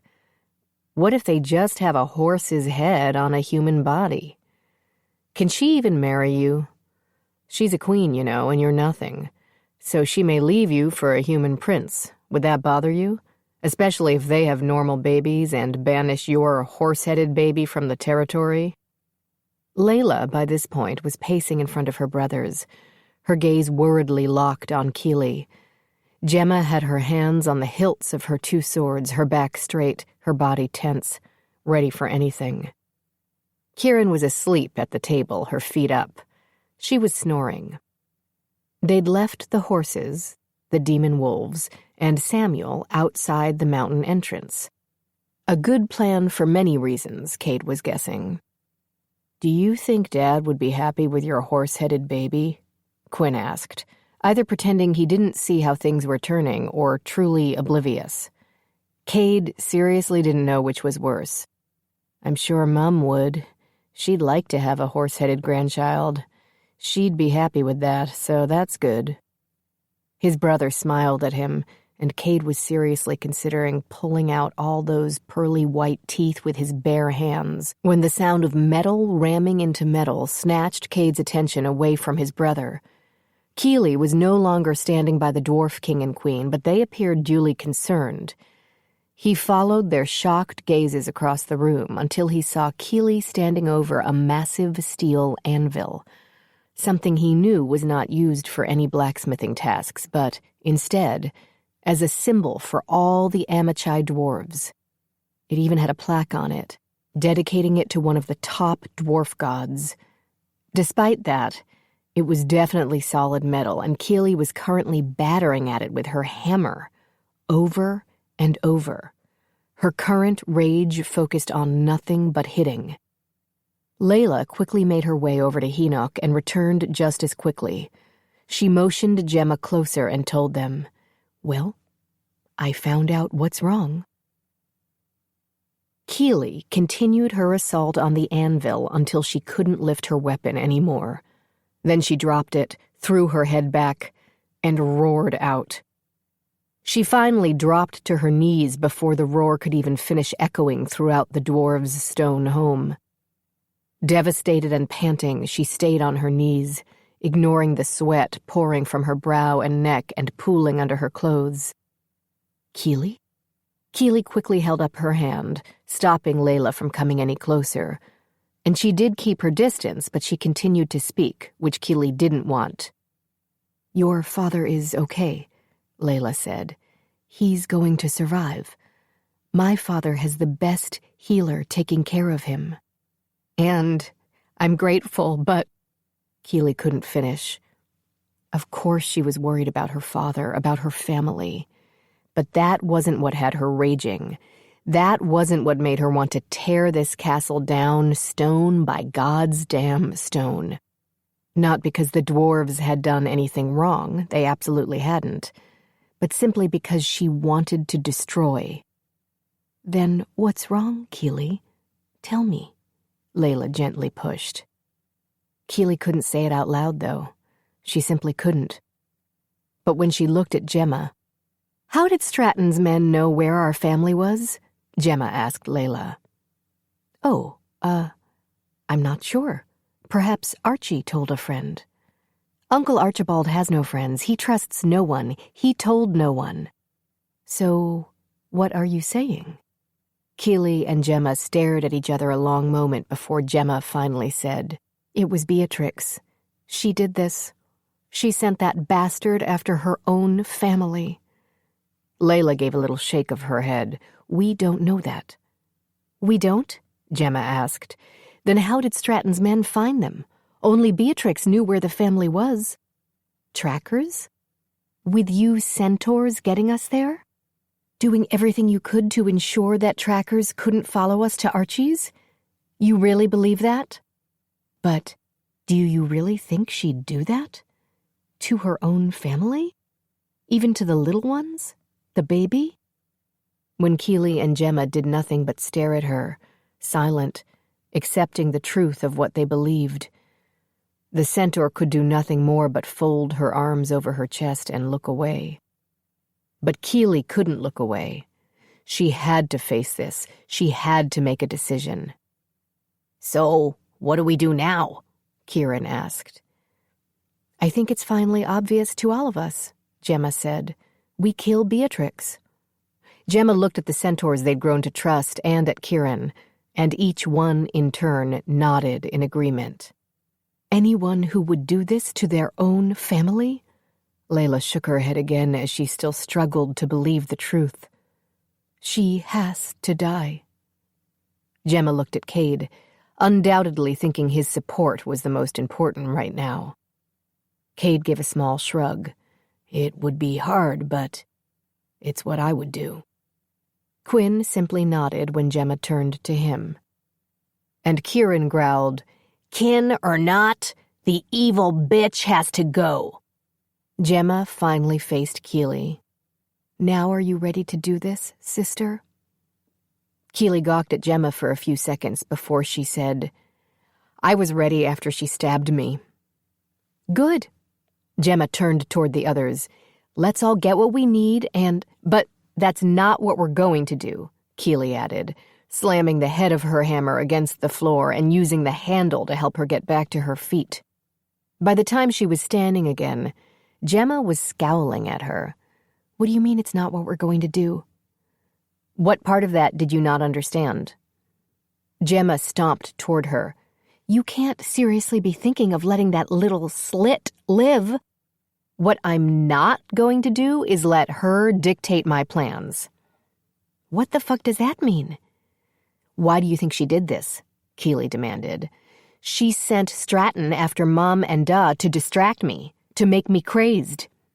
And because you want to prove what a queenly woman you've become, you're going to let that vainglorious cunt live?"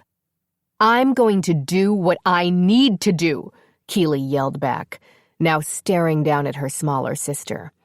"And if that's a problem for you, fucking leave."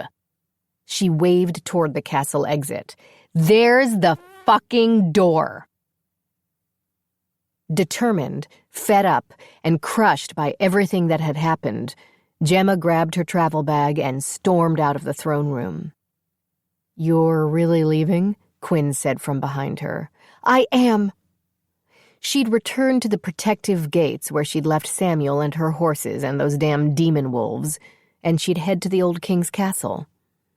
Beatrix has to die, and clearly Keely doesn't have the guts to do it. "Really?" he sneered. "You really think that?" "If nothing else, it's clear my queen sister doesn't need me anymore. She has your brother and sister." "And Kieran." Gemma stopped on the last step and looked back at the centaur. Smirking down at her, he said, "You know, the one who may or may not have started a war with the barbarians due to a drunken conversation she had with one that she may or may not have fucked over a decade ago." He came slowly down the steps toward her. "And of course there's your mother and father who will always be by her side. I'm sure they can take time out from watching your siblings to risk their lives in battle to keep the queen safe." He reached the step just above the one she stood on. "I'm sure servants can raise the children. Should all three be lost." "So you're assuming I'll fail to kill Beatrix?" "Yes," he said with a wide grin. "Because she's expecting either one or both of you to come, and she'll crush you before you can get near her, and then she'll laugh and laugh. Or," he added, leaning down so they were eye to eye, "you can stop being a spoiled little nightmare and fight by your sister's side to secure her crown and the safety of your family. Of course, that means you'll need to start trusting her judgment, as hard as that may be for you. But as long as Beatrix lives, she will keep coming for you and your family. I do not deny that. For some reason, she's trying to wipe all of you out. The memory of you offends her, I guess. I'm not sure why, but Keely knows. But to go after Beatrix right now? Keely knows better. She's learning to play the game. Beatrix's game. because Prince Marius's army will be waiting for you with open arms if you make this very predictable move. And even a war monk can't fight an entire army by herself. Gemma hated that he was right, and that he felt the need to pat her on the head like a dog. As he patted, he noted, "You are surprisingly short, considering the size of your sister." Gemma jerked away from his hand and started back up the stairs, punching him in the side as she passed. "Ow, evil viper!" Unrock watched the Smythe sister return to the throne room, the centaur Quinn behind her, rubbing his side and wincing. Making sure to catch the attention of his head guard, Unrock motioned to the human females.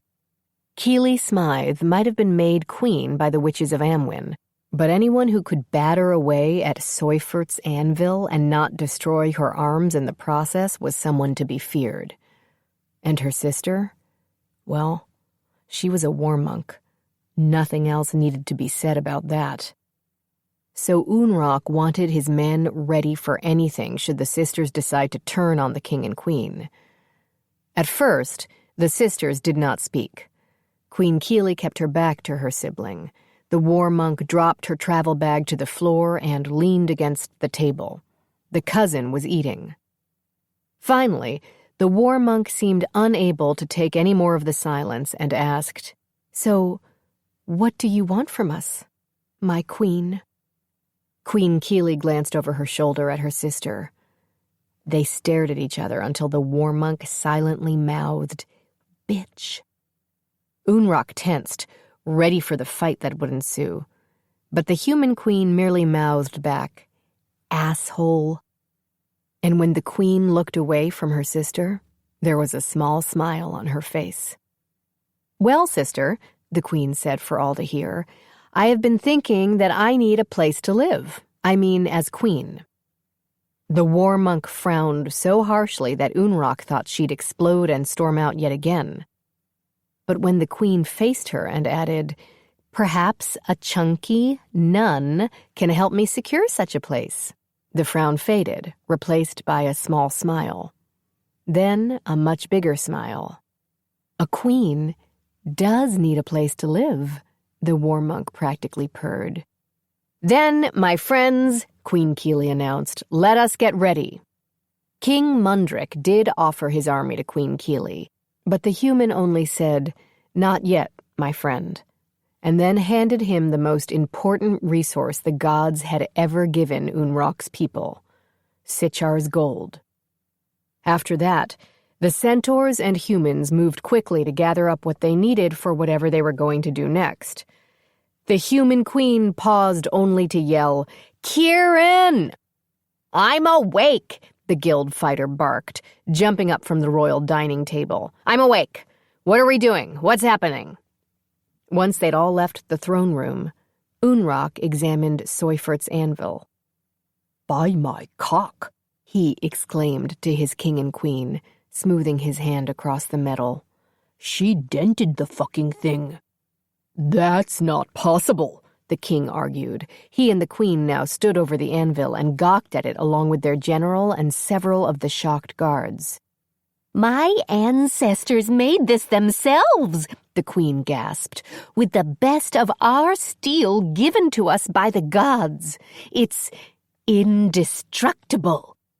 This should not be possible." "It's a dent, my lady. A small dent, but it's a dent. That human dented it with that hammer she made herself." "He's right," Mundrick said. "That woman dented it with her pathetic little hammer." Unrock blew out a breath. "I do not envy her enemies, my liege." Chapter 28. Lars watched the chunky nun approach the closed gates with her 2 mules. "My lords," she called up to them, "I beg you in the name of my merciful God to allow me to enter so that I may bring the words of love and care of the god Simon to those who are within." Lars glanced at his men and asked, "Simon? You lot ever heard of a god named Simon?" After getting nothing but headshakes, Lars returned his gaze to the nun who had moved closer, all 2,000 pounds of her. Well, she wasn't that big, but still. "Sorry, sister. You'll have to take your words of love and whatever to someone else. We don't need them here." Grinning, he glanced at his men. "We wouldn't want the ladies of this lovely town to change their ways toward us." The nun's eyes narrowed a bit. "Yes, I'm sure they've all happily welcomed you into their town." "What?" Her soft smile returned. "I asked that you please allow me inside so I may bless this place in the name of my God." Lars shook his head. "No, sister. No one in or out."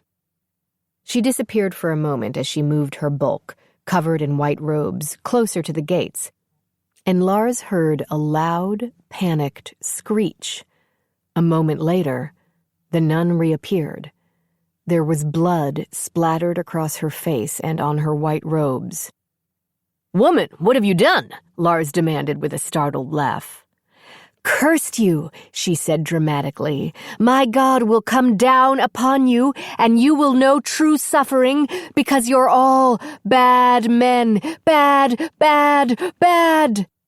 "Your God, Simon, will come for us?" he asked with great sarcasm. "Yes, I shiver in fear. Now go." He motioned to his bowmen. "Or we'll leave your body as warning to others." "Bad men," she said, shaking her finger. "Bad." One of his bowmen leaned forward, and the nun ran off screaming, hands above her head. "Where are her mules?" one of the men asked. "She left them, I guess." "Should we bring them in?" "We're not opening the gates for anyone, so no. They'll wander off on their own." Lars motioned to one of the young boys they'd recruited from among the locals as squires. With a few words, he sent the boy to the other side of town to alert the bowmen on the back gates. He wanted them to keep a lookout for the nun. But as the boy took off running, there was a banging at the front gates. Hard, brutal banging that didn't stop. "What is that?" he demanded, looking over the battlements in an attempt to see below. "What is that?" His men and bowmen also leaned over the wall, trying to see below. That's when he heard the sound, slicing through the air. He'd been a mercenary for decades and instinctively ducked. But he had many younger, less experienced men under his command, and they were hit with arrows to the head, neck, and chests. Those who weren't killed outright died when they fell from the wall and landed hard inside the city. "Blow the horn!" Lars yelled to the men below. "We're under attack!" She heard the horn blow and knew that someone was attacking her town. She looked at her sister, and Aoife nodded. They'd be losing their hiding place, but they couldn't live like this much longer. Every time they had to steal food or get water, they put themselves, and the few who'd managed to make it into the safety of the tunnels under the town, at risk of being caught and killed by Stratton's men. Or worse. For the younger girls, there was always the promise of much worse. Of course, who knew what horrors lay on the other side of that gate? It could be Prince Marius's army trying to get in, and that royal was no better than his brother. But he had a queen now. Perhaps she would bring a bit of humanity to the men of the prince's army. As she gripped her sister's hand one last time, the pair charged out of their hidden position toward the big wooden gates. "Stop them!" someone yelled as she and Aoife grabbed the wood pieces blocking the doors and lifted, tossing them aside. Hands grabbed her, but she swung her arms, hitting the men, and lunged for the third and last piece of wood. She and Aoife tossed it aside together as the soldiers caught her and her sister and dragged them away. The doors banged open and 2 mules ran in. 2 mules? Mules? The soldiers laughed, and one said to her, "I guess your great rescuers aren't coming, whore." Foolish. How could she have done something so foolish? The soldiers started to bind her and her sister's wrists to drag them to the brothel. But before the men could tie those bindings tight, one of the mules lifted its head, and that's when she realized the animal's throat had been cut. Its eyes were also red from blood, and it was dead. It was dead. The mule swung its head toward her and her abductor, and the man's grip on her loosened as her captor went for his sword. She yanked Aoife away from the soldiers as the second, also dead, mule charged the men. Both animals turned and began kicking at the men with their back legs, apparently still possessing that instinct even in their dead state. She dragged Aoife back toward the safety of the tunnels and shoved her sister inside. As she was about to follow, she stopped and looked over her shoulder. The attackers came in on horseback, she thought. But no, they weren't on horseback. They were horses and human. Centaurs. Centaurs with bows and swords and deadly intent. Grinning for the first time in ages, she followed her sister back into the tunnels. Layla rammed her spear into one soldier, yanked it out, spun, speared another. She sensed a soldier behind her, and she kicked out her back legs, sending the man flying. Cade leaped over her, tackling another soldier coming from her right. Quinn cut off the head of a mercenary to her left. The rest of her battle squad took down soldiers running in from the barracks. Layla took off toward the longhouse where she assumed Stratton was staying and where Keeley was headed to confront him. But a small unit of soldiers came at her from the side, startling her. She reared up on her back legs. One of the soldiers attacked her there with a spear, so she shifted to human, diving over the weapon. When she landed on the ground, she again shifted to centaur and kicked out with her back legs. Bones cracked and a body flew. She tried again to get to the longhouse, but more soldiers cut her off, blocking her from reaching Keeley. "Gemma," she called out, "get to your sister!" Kieran swung her axe and took another head before she ran into the town behind Gemma. But she wasn't meant to be fighting by the war monk's side. Keeley had given Kieran very specific orders after they'd talked to those who lived outside of town and discovered what had been happening since Stratton and his men had taken over. And Keeley needed that dealt with in case none of them made it out of here alive. Samuel tried to follow Gemma, but Kieran grabbed his arm and yanked him with her. Together, they quickly ran down the streets but kept close to the buildings, hoping to avoid running into any soldiers. They reached their destination, and Kieran pulled out the axe given to her by the dwarves. She ran up the stairs to a front door and kicked it in, but she immediately stopped. The soldiers assigned to keep an eye on the brothel were standing in the main room. All the women who'd been trapped there cowered behind them, and one of the soldiers, a big blonde, had a blade to the throat of a sobbing young girl. Samuel started to dart forward, but Kieran blocked him with her body and put down the axe. She held up her hands and said, "It's all right, lads, no problem here. Everyone can stay calm." The blonde nodded to one of his men, and he came toward Kieran. He pointed a sword at her belly with one hand and reached for the rest of her weapons with the other. As he leaned in a bit, Kieran looked over the shorter man's shoulder at the girl currently being held hostage. She didn't say anything, didn't even smile. Kieran just stared and waited. The girl's gaze slid away, then back. That was all Kieran needed. Stratton stormed from his bedroom, putting on his chainmail as he walked. "What is going on?" he demanded, hearing the warning calls and screams from outside the walls. "We're under attack, my prince," one of the mercenaries announced. Stratton smiled. "My brother is finally here to face me." "No, my lord, something else." Allowing his squire to finish putting on his clothes and bits of armor, Stratton stared at the mercenary. "What are you talking about?" "It's not Prince Marius," the man repeated. "But I did see Amachai." "Amachai? What are Amachai doing?" Stratton's words faded out. "That mad bitch," he laughed. "That mad, wondrous bitch. The false queen is here attacking me." Loving the very idea, Stratton adjusted his armor and stalked through the feasting hall toward the front doors, but abruptly stopped midway. And without even turning around, he knew the false queen was already behind him. Keely pushed her way through the small door that led into the Jarl's bedroom. She hadn't been acquainted with this type of royal home. The Jarls of the past had faded to mere memory ages ago. But these stone buildings had held up well, and the dwarves knew about the ways those rulers would get their young children and wives to safety during wartime. Once she was halfway out of the escape tunnel door, she paused to take a quick look around the bedroom. She didn't see anyone, but she could hear sobbing, muffled sobbing. Dragging herself completely out, Keely stayed in a crouch and inched quickly across the dark bedroom.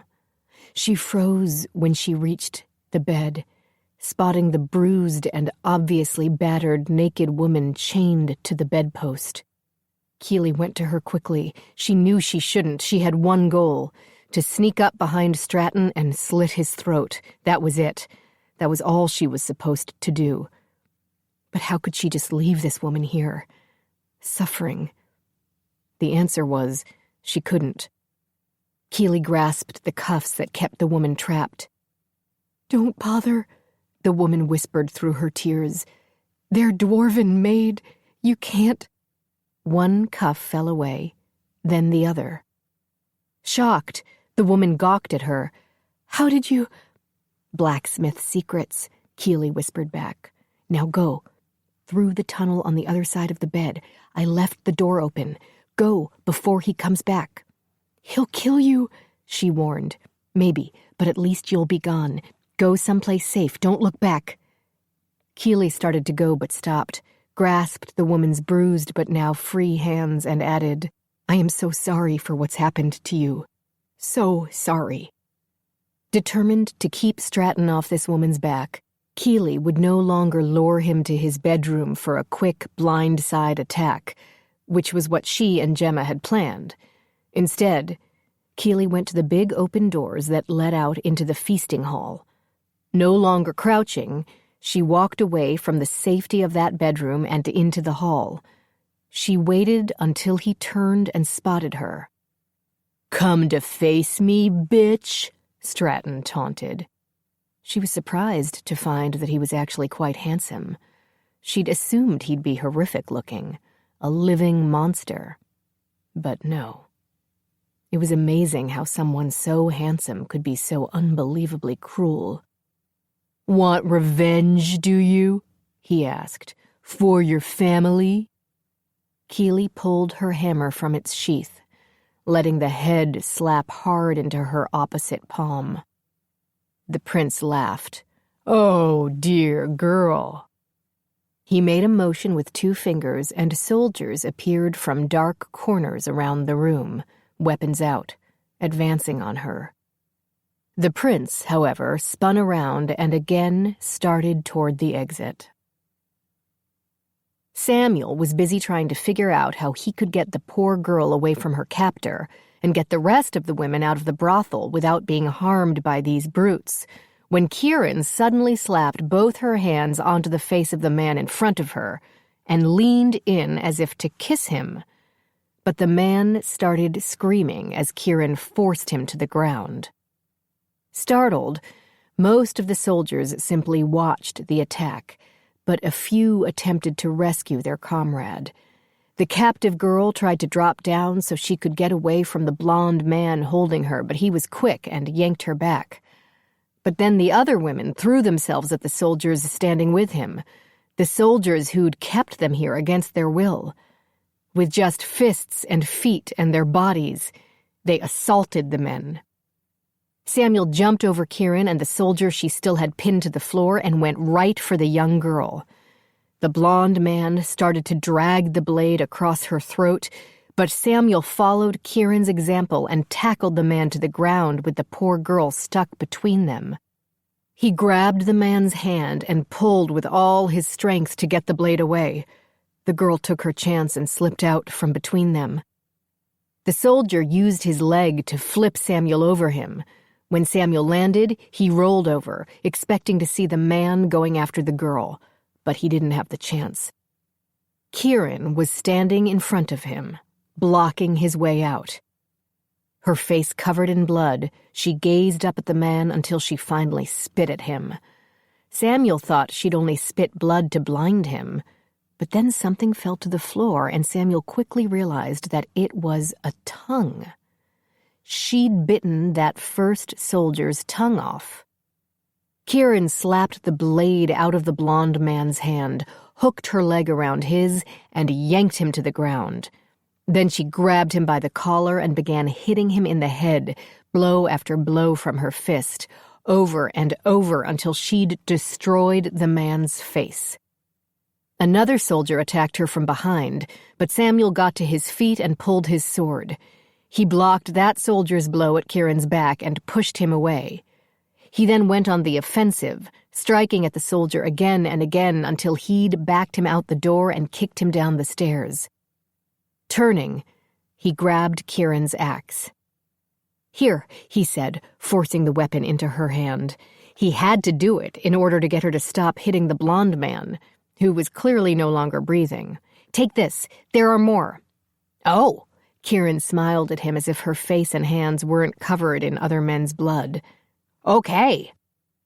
Some of the soldiers attempted to escape with a few screaming girls through the hallway. "Take the women to safety, Samuel," Kieran ordered. "I'll get the rest." Samuel probably shouldn't leave her alone to fight, but when he looked down at the blonde man with the crushed-in face and the other soldier choking to death on his own blood and without his tongue, he assumed she'd be fine. Gemma paused in the middle of the town to watch her centaur compatriots fight the mercenaries. Rapidly shifting from human to centaur and back again so they could confuse their opponents, they avoided direct assaults to important body parts. But as fascinating as that was, Gemma had to move. She grabbed an abandoned sword from the ground and pointed it at a group of soldiers attempting to drag off some women who'd been trying to use the sudden battle to escape. "Leave them!" she ordered, and a few of the men snickered at her. "I said, leave them!" "Or what?" one of them demanded, facing her. "What will you do, nun?" Burying the tip of the sword into the ground, Gemma grabbed the collar of the white robes she wore and ripped out and down. The man stumbled back. "War monk!" he screamed. "War monk!" Quinn heard the soldiers scream and turned to see a battle unit release the women they'd been dragging away and run. From Gemma Smythe. "You really love doing that, don't you?" he had to ask, briefly ignoring the fighting going on around him. "Scaring the unholy shit out of them when they see what you really are?" She looked at him over her shoulder, the smile on her face pure sin. Which was kind of strange, since she was a monk and all. Yet it wasn't that she simply scared her opponents away. He saw that now when she caught the handle of a warhammer aimed at her head, one not nearly as large as her sister's hammer, without even looking at her attacker. Yanking the warhammer and its wielder close, she rammed one of her short swords into the soldier's belly, then slashed him across the throat before shoving him to the ground. "Are you fighting, brother?" Layla called out to him. "Or watching the woman?" "Can't I do both?" "No!" his kin yelled at him. Surprised by his sibling's intensity, he twisted around to see more mercenaries. A lot more. Racing into the town on horseback. Quinn's stomach dropped. Oh, shit. Keely lowered her head and readied her weapon. The prince had walked out of the hall, but with a cry he tumbled back in. The lead demon wolf knocked him to the ground. "Get it off me!" Stratton screamed. "Get it off me!" One of the men ran to Stratton's side and kicked the wolf off. He rolled across the floor, but, as Keeley would expect, righted himself quickly enough and charged back. Stratton stood and pulled his sword. He slashed down, hitting the animal in the head. "No!" Keeley screamed out, hitting two of the soldiers that stood closest to her and running. But another soldier caught her and held on. The prince studied her with cold eyes. "A pet of yours?" he asked. "This thing?" "Leave him," she ordered, watching her friend stumble from the blow, leaving a trail of blood as he moved. "I'll end this thing," Stratton swore, raising his sword above his head. "And then I'll end you." Keeley yanked her arm free and rammed her elbow into one soldier's face. She pulled away from the other and brought the head of her hammer down on his foot, crushing it. As the soldier howled in pain, Keeley charged forward, but she stopped when the demon wolf's blood abruptly disappeared into the ground and a crevice opened up in the stone floor. The soldiers and Keeley moved away from that opening when paws appeared, and then wolf heads, their eyes made of flames. Keeley looked at her old friend and watched the wound to his head heal, leaving a raw scar from the top to under his jaw. Then he flashed his fangs at her, not in warning, but a smile. A brutal, merciless smile. That's when they came tearing up from the crevice. 10, 20, more. Full grown, eyes full of flame and rage for one of theirs who'd been harmed by a human. They charged at Stratton, and the bastard dragged one of his own men in front of him before running back toward the bedroom. Keeley ran after him. "Stratton!" Keeley barked to stop him before he could go back into the room. She didn't know if his captive had made it out yet, and she didn't want to risk it. He came to a stop. "Afraid of me, are you?" she taunted. "Afraid of you? A farmer's daughter? You're nothing," he said, walking toward her, his bloodied sword still clutched in his hand. "You're no one. And you will never be queen," he bellowed. "Then come for me, prince. Or are you afraid of a woman who can fight back?" "Cunt," he hissed. "Right here," Keeley agreed, "and waiting." Stratton now held his sword with both hands and raised it over his shoulder. Keeley readied her hammer, smirking as she heard the sounds of the soldiers behind her being torn apart by the wolves. That smirk was too much for the prince. He ran at her first, and Keeley raised her weapon to block the downstroke of his sword. But he abruptly stopped, removing one hand from his weapon and reaching behind his back. As he did, he turned, and Keeley spotted the knife that had been rammed into his spine. Stratton fell to his knees. His sword fell from his hand. As he dropped, Keeley saw the woman who'd been chained in his room. Still naked, her hand covered in the blood of the prince. But the woman hadn't killed him. Stratton wasn't dead. Her strike had been precise, Keeley guessed, to keep him alive but leave him unable to fight. "You need his head," she calmly said to Keeley, walking past her. "Feel free to take it at your leisure." Keeley watched the woman walk out of the longhouse, and Keeley sucked her tongue against her teeth. She motioned to the lead demon wolf and then the woman. He sent several of his original pack to follow her. They'd help her get to safety. With the woman cared for, Keeley looked down at Stratton. She sheathed her hammer and pulled the long sword hanging from her side. "As I told the first contingent of mercenaries you sent to kill my kin, you chose the wrong family." "You'll never be queen, peasant," he desperately gasped out. "You'll never—" The head came off swiftly and cleanly, bouncing a few feet away. Done with that bit of unpleasantness, Keely switched back to her hammer and headed out to join the fray. "Bring the head along, would you?" she asked the lead demon wolf. "The rest of you can have the body." Keely met Gemma outside the doors. Her sister looked in, then glared at her. "Where did all those extra demon wolves come from? Why do you ask me questions when we both know the answers will only upset you?" "Pull back!" Cade ordered the centaurs. "Pull back!" Cade knew not asking the dwarves to send a battalion or two with them was a danger, but he also agreed with Keely that they would need the king's dwarf armies far more when they took on Prince Marius and Beatrix. It would be foolish to waste their good favor for such a small battle. Of course, they hadn't expected fresh mercenaries would be arriving during their attack, and now they had to contend with the new arrivals. They were holding their own, but Cade didn't know how much longer they could. Although, he had to admit, his brother was enjoying the melee.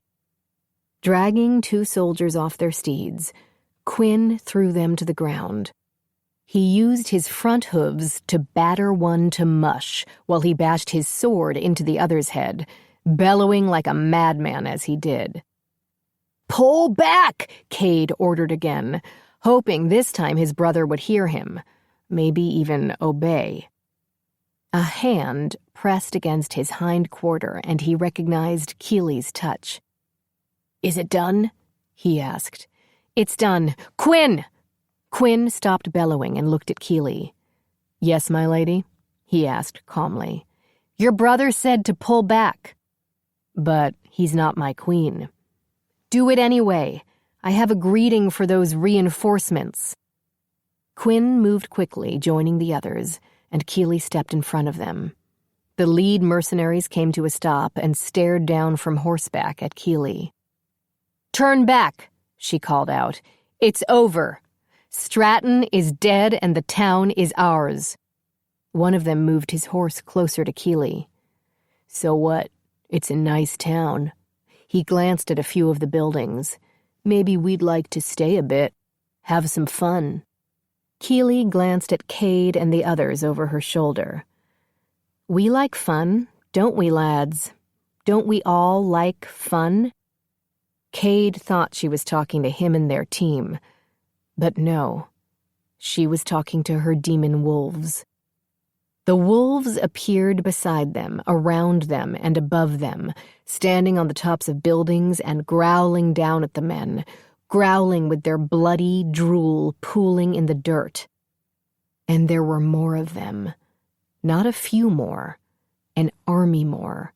An army of angry demon wolves with eyes of flame and drool made of blood. "Come on, my beauties," Keely called out to her friends, raising her arms in the air. "Go have some fun!" The demon wolves had the first half of the reinforcements torn off their mounts and dying in the dirt within seconds. Then they chased the soldiers who made a mad run for it. Keely faced Cade and the others, smiling. "That went well, yeah?" Layla pointed down. "What happened to its head?" Keely looked down at the now scarred lead wolf standing beside her, with Prince Stratton's head hanging from his mouth. "What do you think happened?" Keely asked, confused. "It got cut off." Chapter 29. Keely sat next to Gemma on the stoop that led into the longhouse. "I can't believe how tired I am," she said, watching as the bodies of the mercenaries were dragged off to a burning pit outside town. The local men had happily taken on the duty, offering Keely their services for nothing. I didn't think one could be this tired without being dead. Where's Kieran? After she got the girls from the brothel to safety, she took Samuel to the pub. That, sister, might be a plan. Keely heard the startled screams of the locals, and she knew the demon wolves were returning to her. When they arrived, they had a dark-haired woman with them. Are you Keely Smythe, the Blacksmith Queen? Despite her exhaustion, Keely couldn't help but smile a little at the title. I guess I am. You returned our sister to us. She was a captive of Prince Stratton, and I wanted to thank you myself. Keely combed her hair off her face. Does she need anything? We don't have much right now, but the women who were, me, my sisters, we're witches. It wasn't sex that Stratton wanted from my sister, but her magics to advance his cause. She refused simply because she didn't have the skill, but she could have done little things to appease him, to give a bit of help in his war. But my sister wasn't blind to the kind of leader he would be, that he was not a leader she could allow in the world. So he beat her, every day, and we were unable to rescue her because we lacked the power to do so. She shrugged. Perhaps we should have joined an order, but it's too late for that now. I have some healing skills. No, thank you, war monk. The woman cut off Gemma not only with her words, but a brutal look. Gemma flicked her hands. As you like. Are you two sisters? Keely nodded. Yes. You fight together, then? We do. That's nice. She gestured at the longhouse. And you will stay here? Once we get the stench of Prince Stratton and his men from this place, Gemma said. Actually, my plan is to reinforce the town walls first, Keely explained. My family will be arriving soon, and I want everything to be secure for them as well. She thought a moment. Or maybe we shouldn't stay here at all. I don't want these poor people to be put through any more. You do understand that you can't save her? The woman interrupted Keely. Keely glanced at Gemma. Was the woman speaking of Stratton's former captive? Unsure, she said. Pardon? Beatrix. You can't save Beatrix. She was never yours to save. I know that hurts you, and I'm sorry, but you shouldn't continue to hope. She'll only destroy you with it. Keely shook her head, a little confused. I must admit I haven't had that hope since she stabbed me. I wasn't talking to you, Blacksmith. I was speaking to the war monk.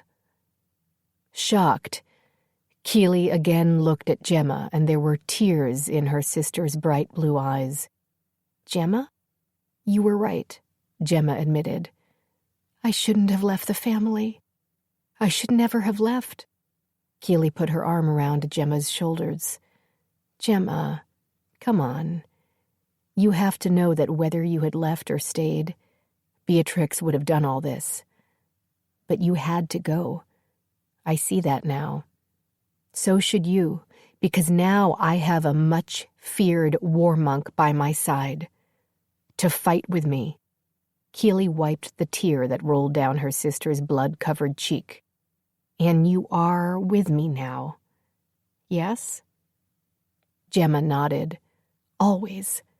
Of course, that doesn't mean I won't punch you in the face should you deserve it.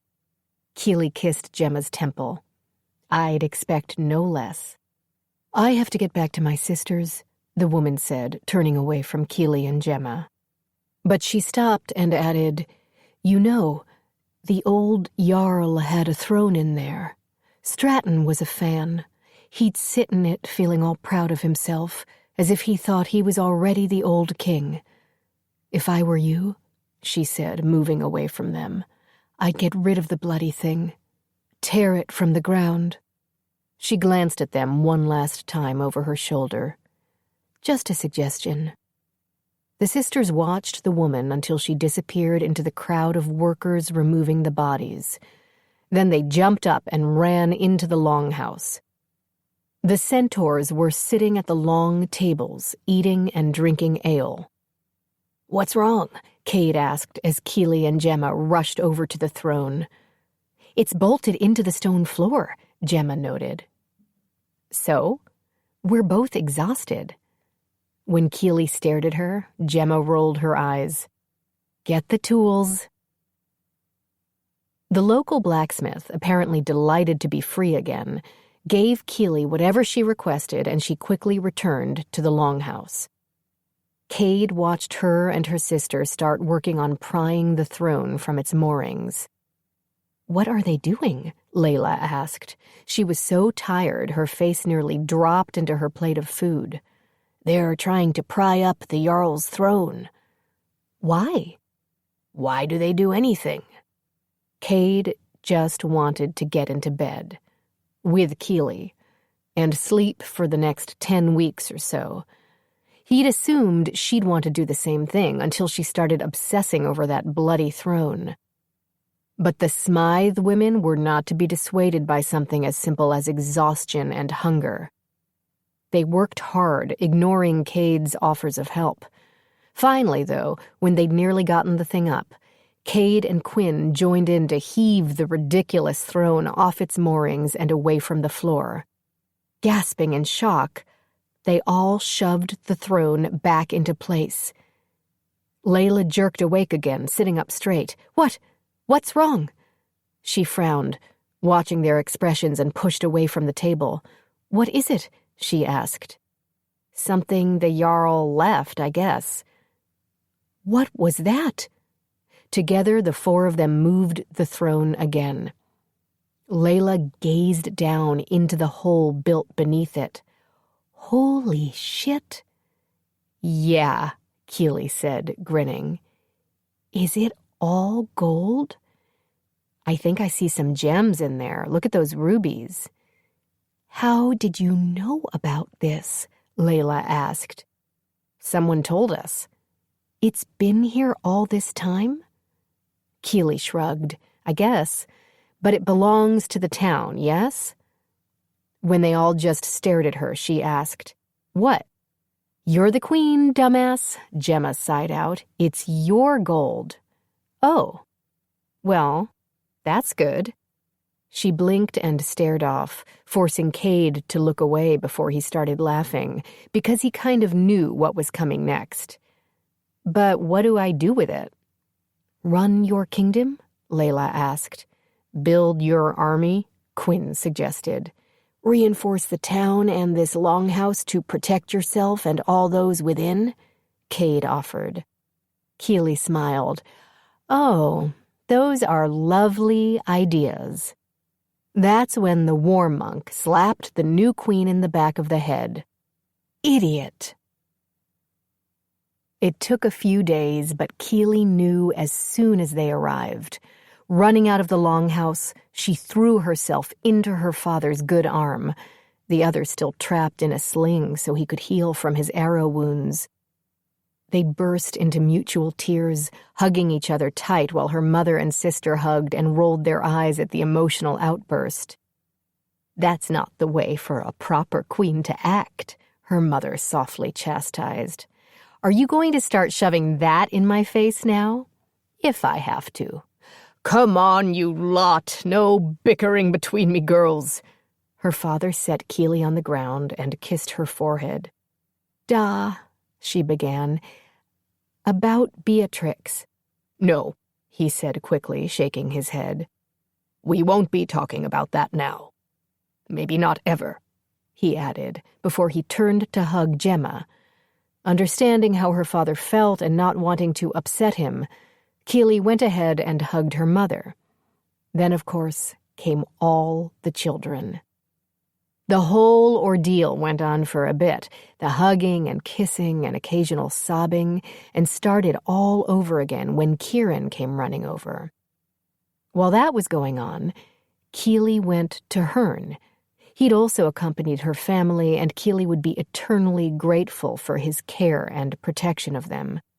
Although he didn't appreciate when she hugged him and kissed his face several times while his offspring watched. Of course, that only made Keely do it more. "Stop it, woman," Herne ordered, pushing her away. But when he thought it was over, Gemma threw herself at him. Then Kieran, both of them kissing and hugging him too. It was official now, Cade realized, when Keely winked at him as she tortured his father with affection and then got her sister and cousin to join in. It was official that he loved her. How could he not love a woman who purposely tortured his father? "Stop it!" Hearn bellowed, pulling away from the human women. "I'll not stand for this!" "Father," Layla suggested, taking his hand, "come. Let's go to the pub and get you some ale." "Can I come, Father?" Quinn asked. "No." "Excellent. I'm coming anyway." Cade knew he had to go as well, but he stopped long enough to slip his arm around Keely's waist and kiss her cheek. "I'll be back later." "Good. We're having a feast in honor of my family and your father." Cade gave her another kiss and followed his own kin. But before he could catch up, Angus was by his side. Cade smiled at him. "It's good to see you again, sir." "Ack!" Angus's very strong arm trapped his neck as the farmer growled. "I'll only say this once, boy. You break my daughter's heart, and I'll strip the skin from your bones. Do we understand each other?" "Yes, sir," Cade gasped out. "I understand." "Good," Angus released him. "And welcome to the family." Keely sat on the stoop in front of the longhouse, the lead demon wolf asleep at her feet. She'd thought he and his friends would have left her by now, but no. The newer ones had left, wanting to return to their underworld. But the lead wolf and his pack, they'd stayed, as had the gray mare, although the mare refused the stables and instead stayed in the nearby forest. But she did come when Keely called for her, which was very nice. "You wanted to see me, niece?" Archibald asked. "Yes, I have a job for you." "And do you have an axe for me?" "You'll get your axe, but I've been busy."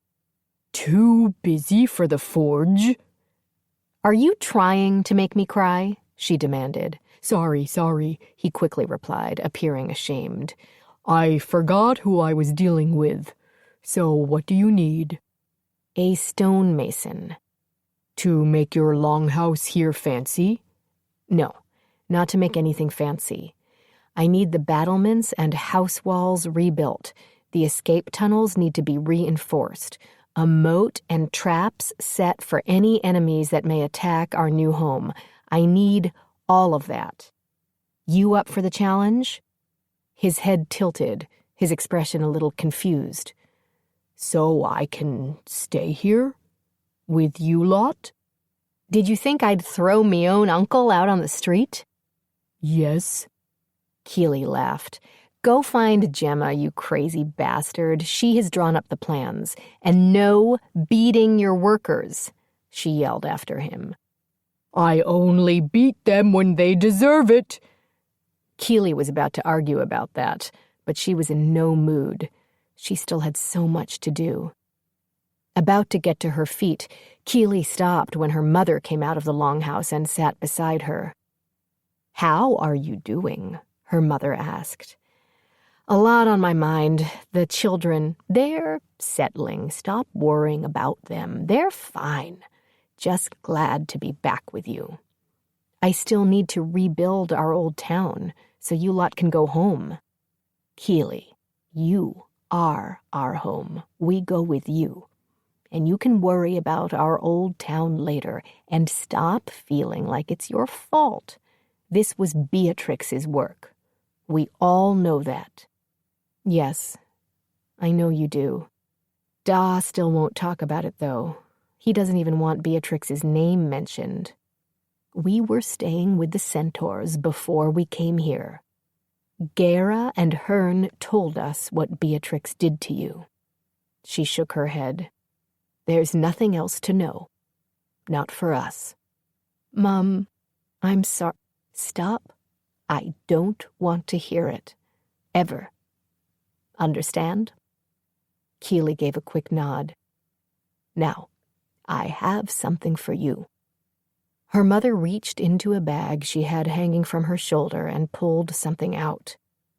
"I made this for you at a centaur's forge. It helped me work out my rage at what Stratton's men did to your father. Just so you know, Stratton got his due. I know. I saw his head outside the town walls. Nice touch, by the way. Reminds me of me old gran. She bumped Keely's shoulder with her own. Here, take this. Keely looked down at what her mother held out for her, and she blinked in surprise. A crown? Fit for a blacksmith queen. That is what they're calling you, you know. The Blacksmith Queen. A perfect name, I think, for one of the Smythe clan. Keely held the crown in her hands. It was beautiful. Made of the finest steel, with rubies inset into it every few inches. Perhaps her mother's finest work. Put it on, her mother urged. I won't look silly? You think it's ugly? No! I've just never worn anything fancy before, Mom. You know me. I never look right in jewelry or anything. Give it a try, anyway. For me. With a deep breath, Keely put the crown on her head. Her mother stood in front of her, adjusted the crown a bit. She stepped back to take a long look. Yes, that works nicely. I'll also make you a helmet so you can wear the crown into battle. All right. Her mother leaned in and adjusted the crown a bit more. All right, she said when she finished. Now we're all done. All done?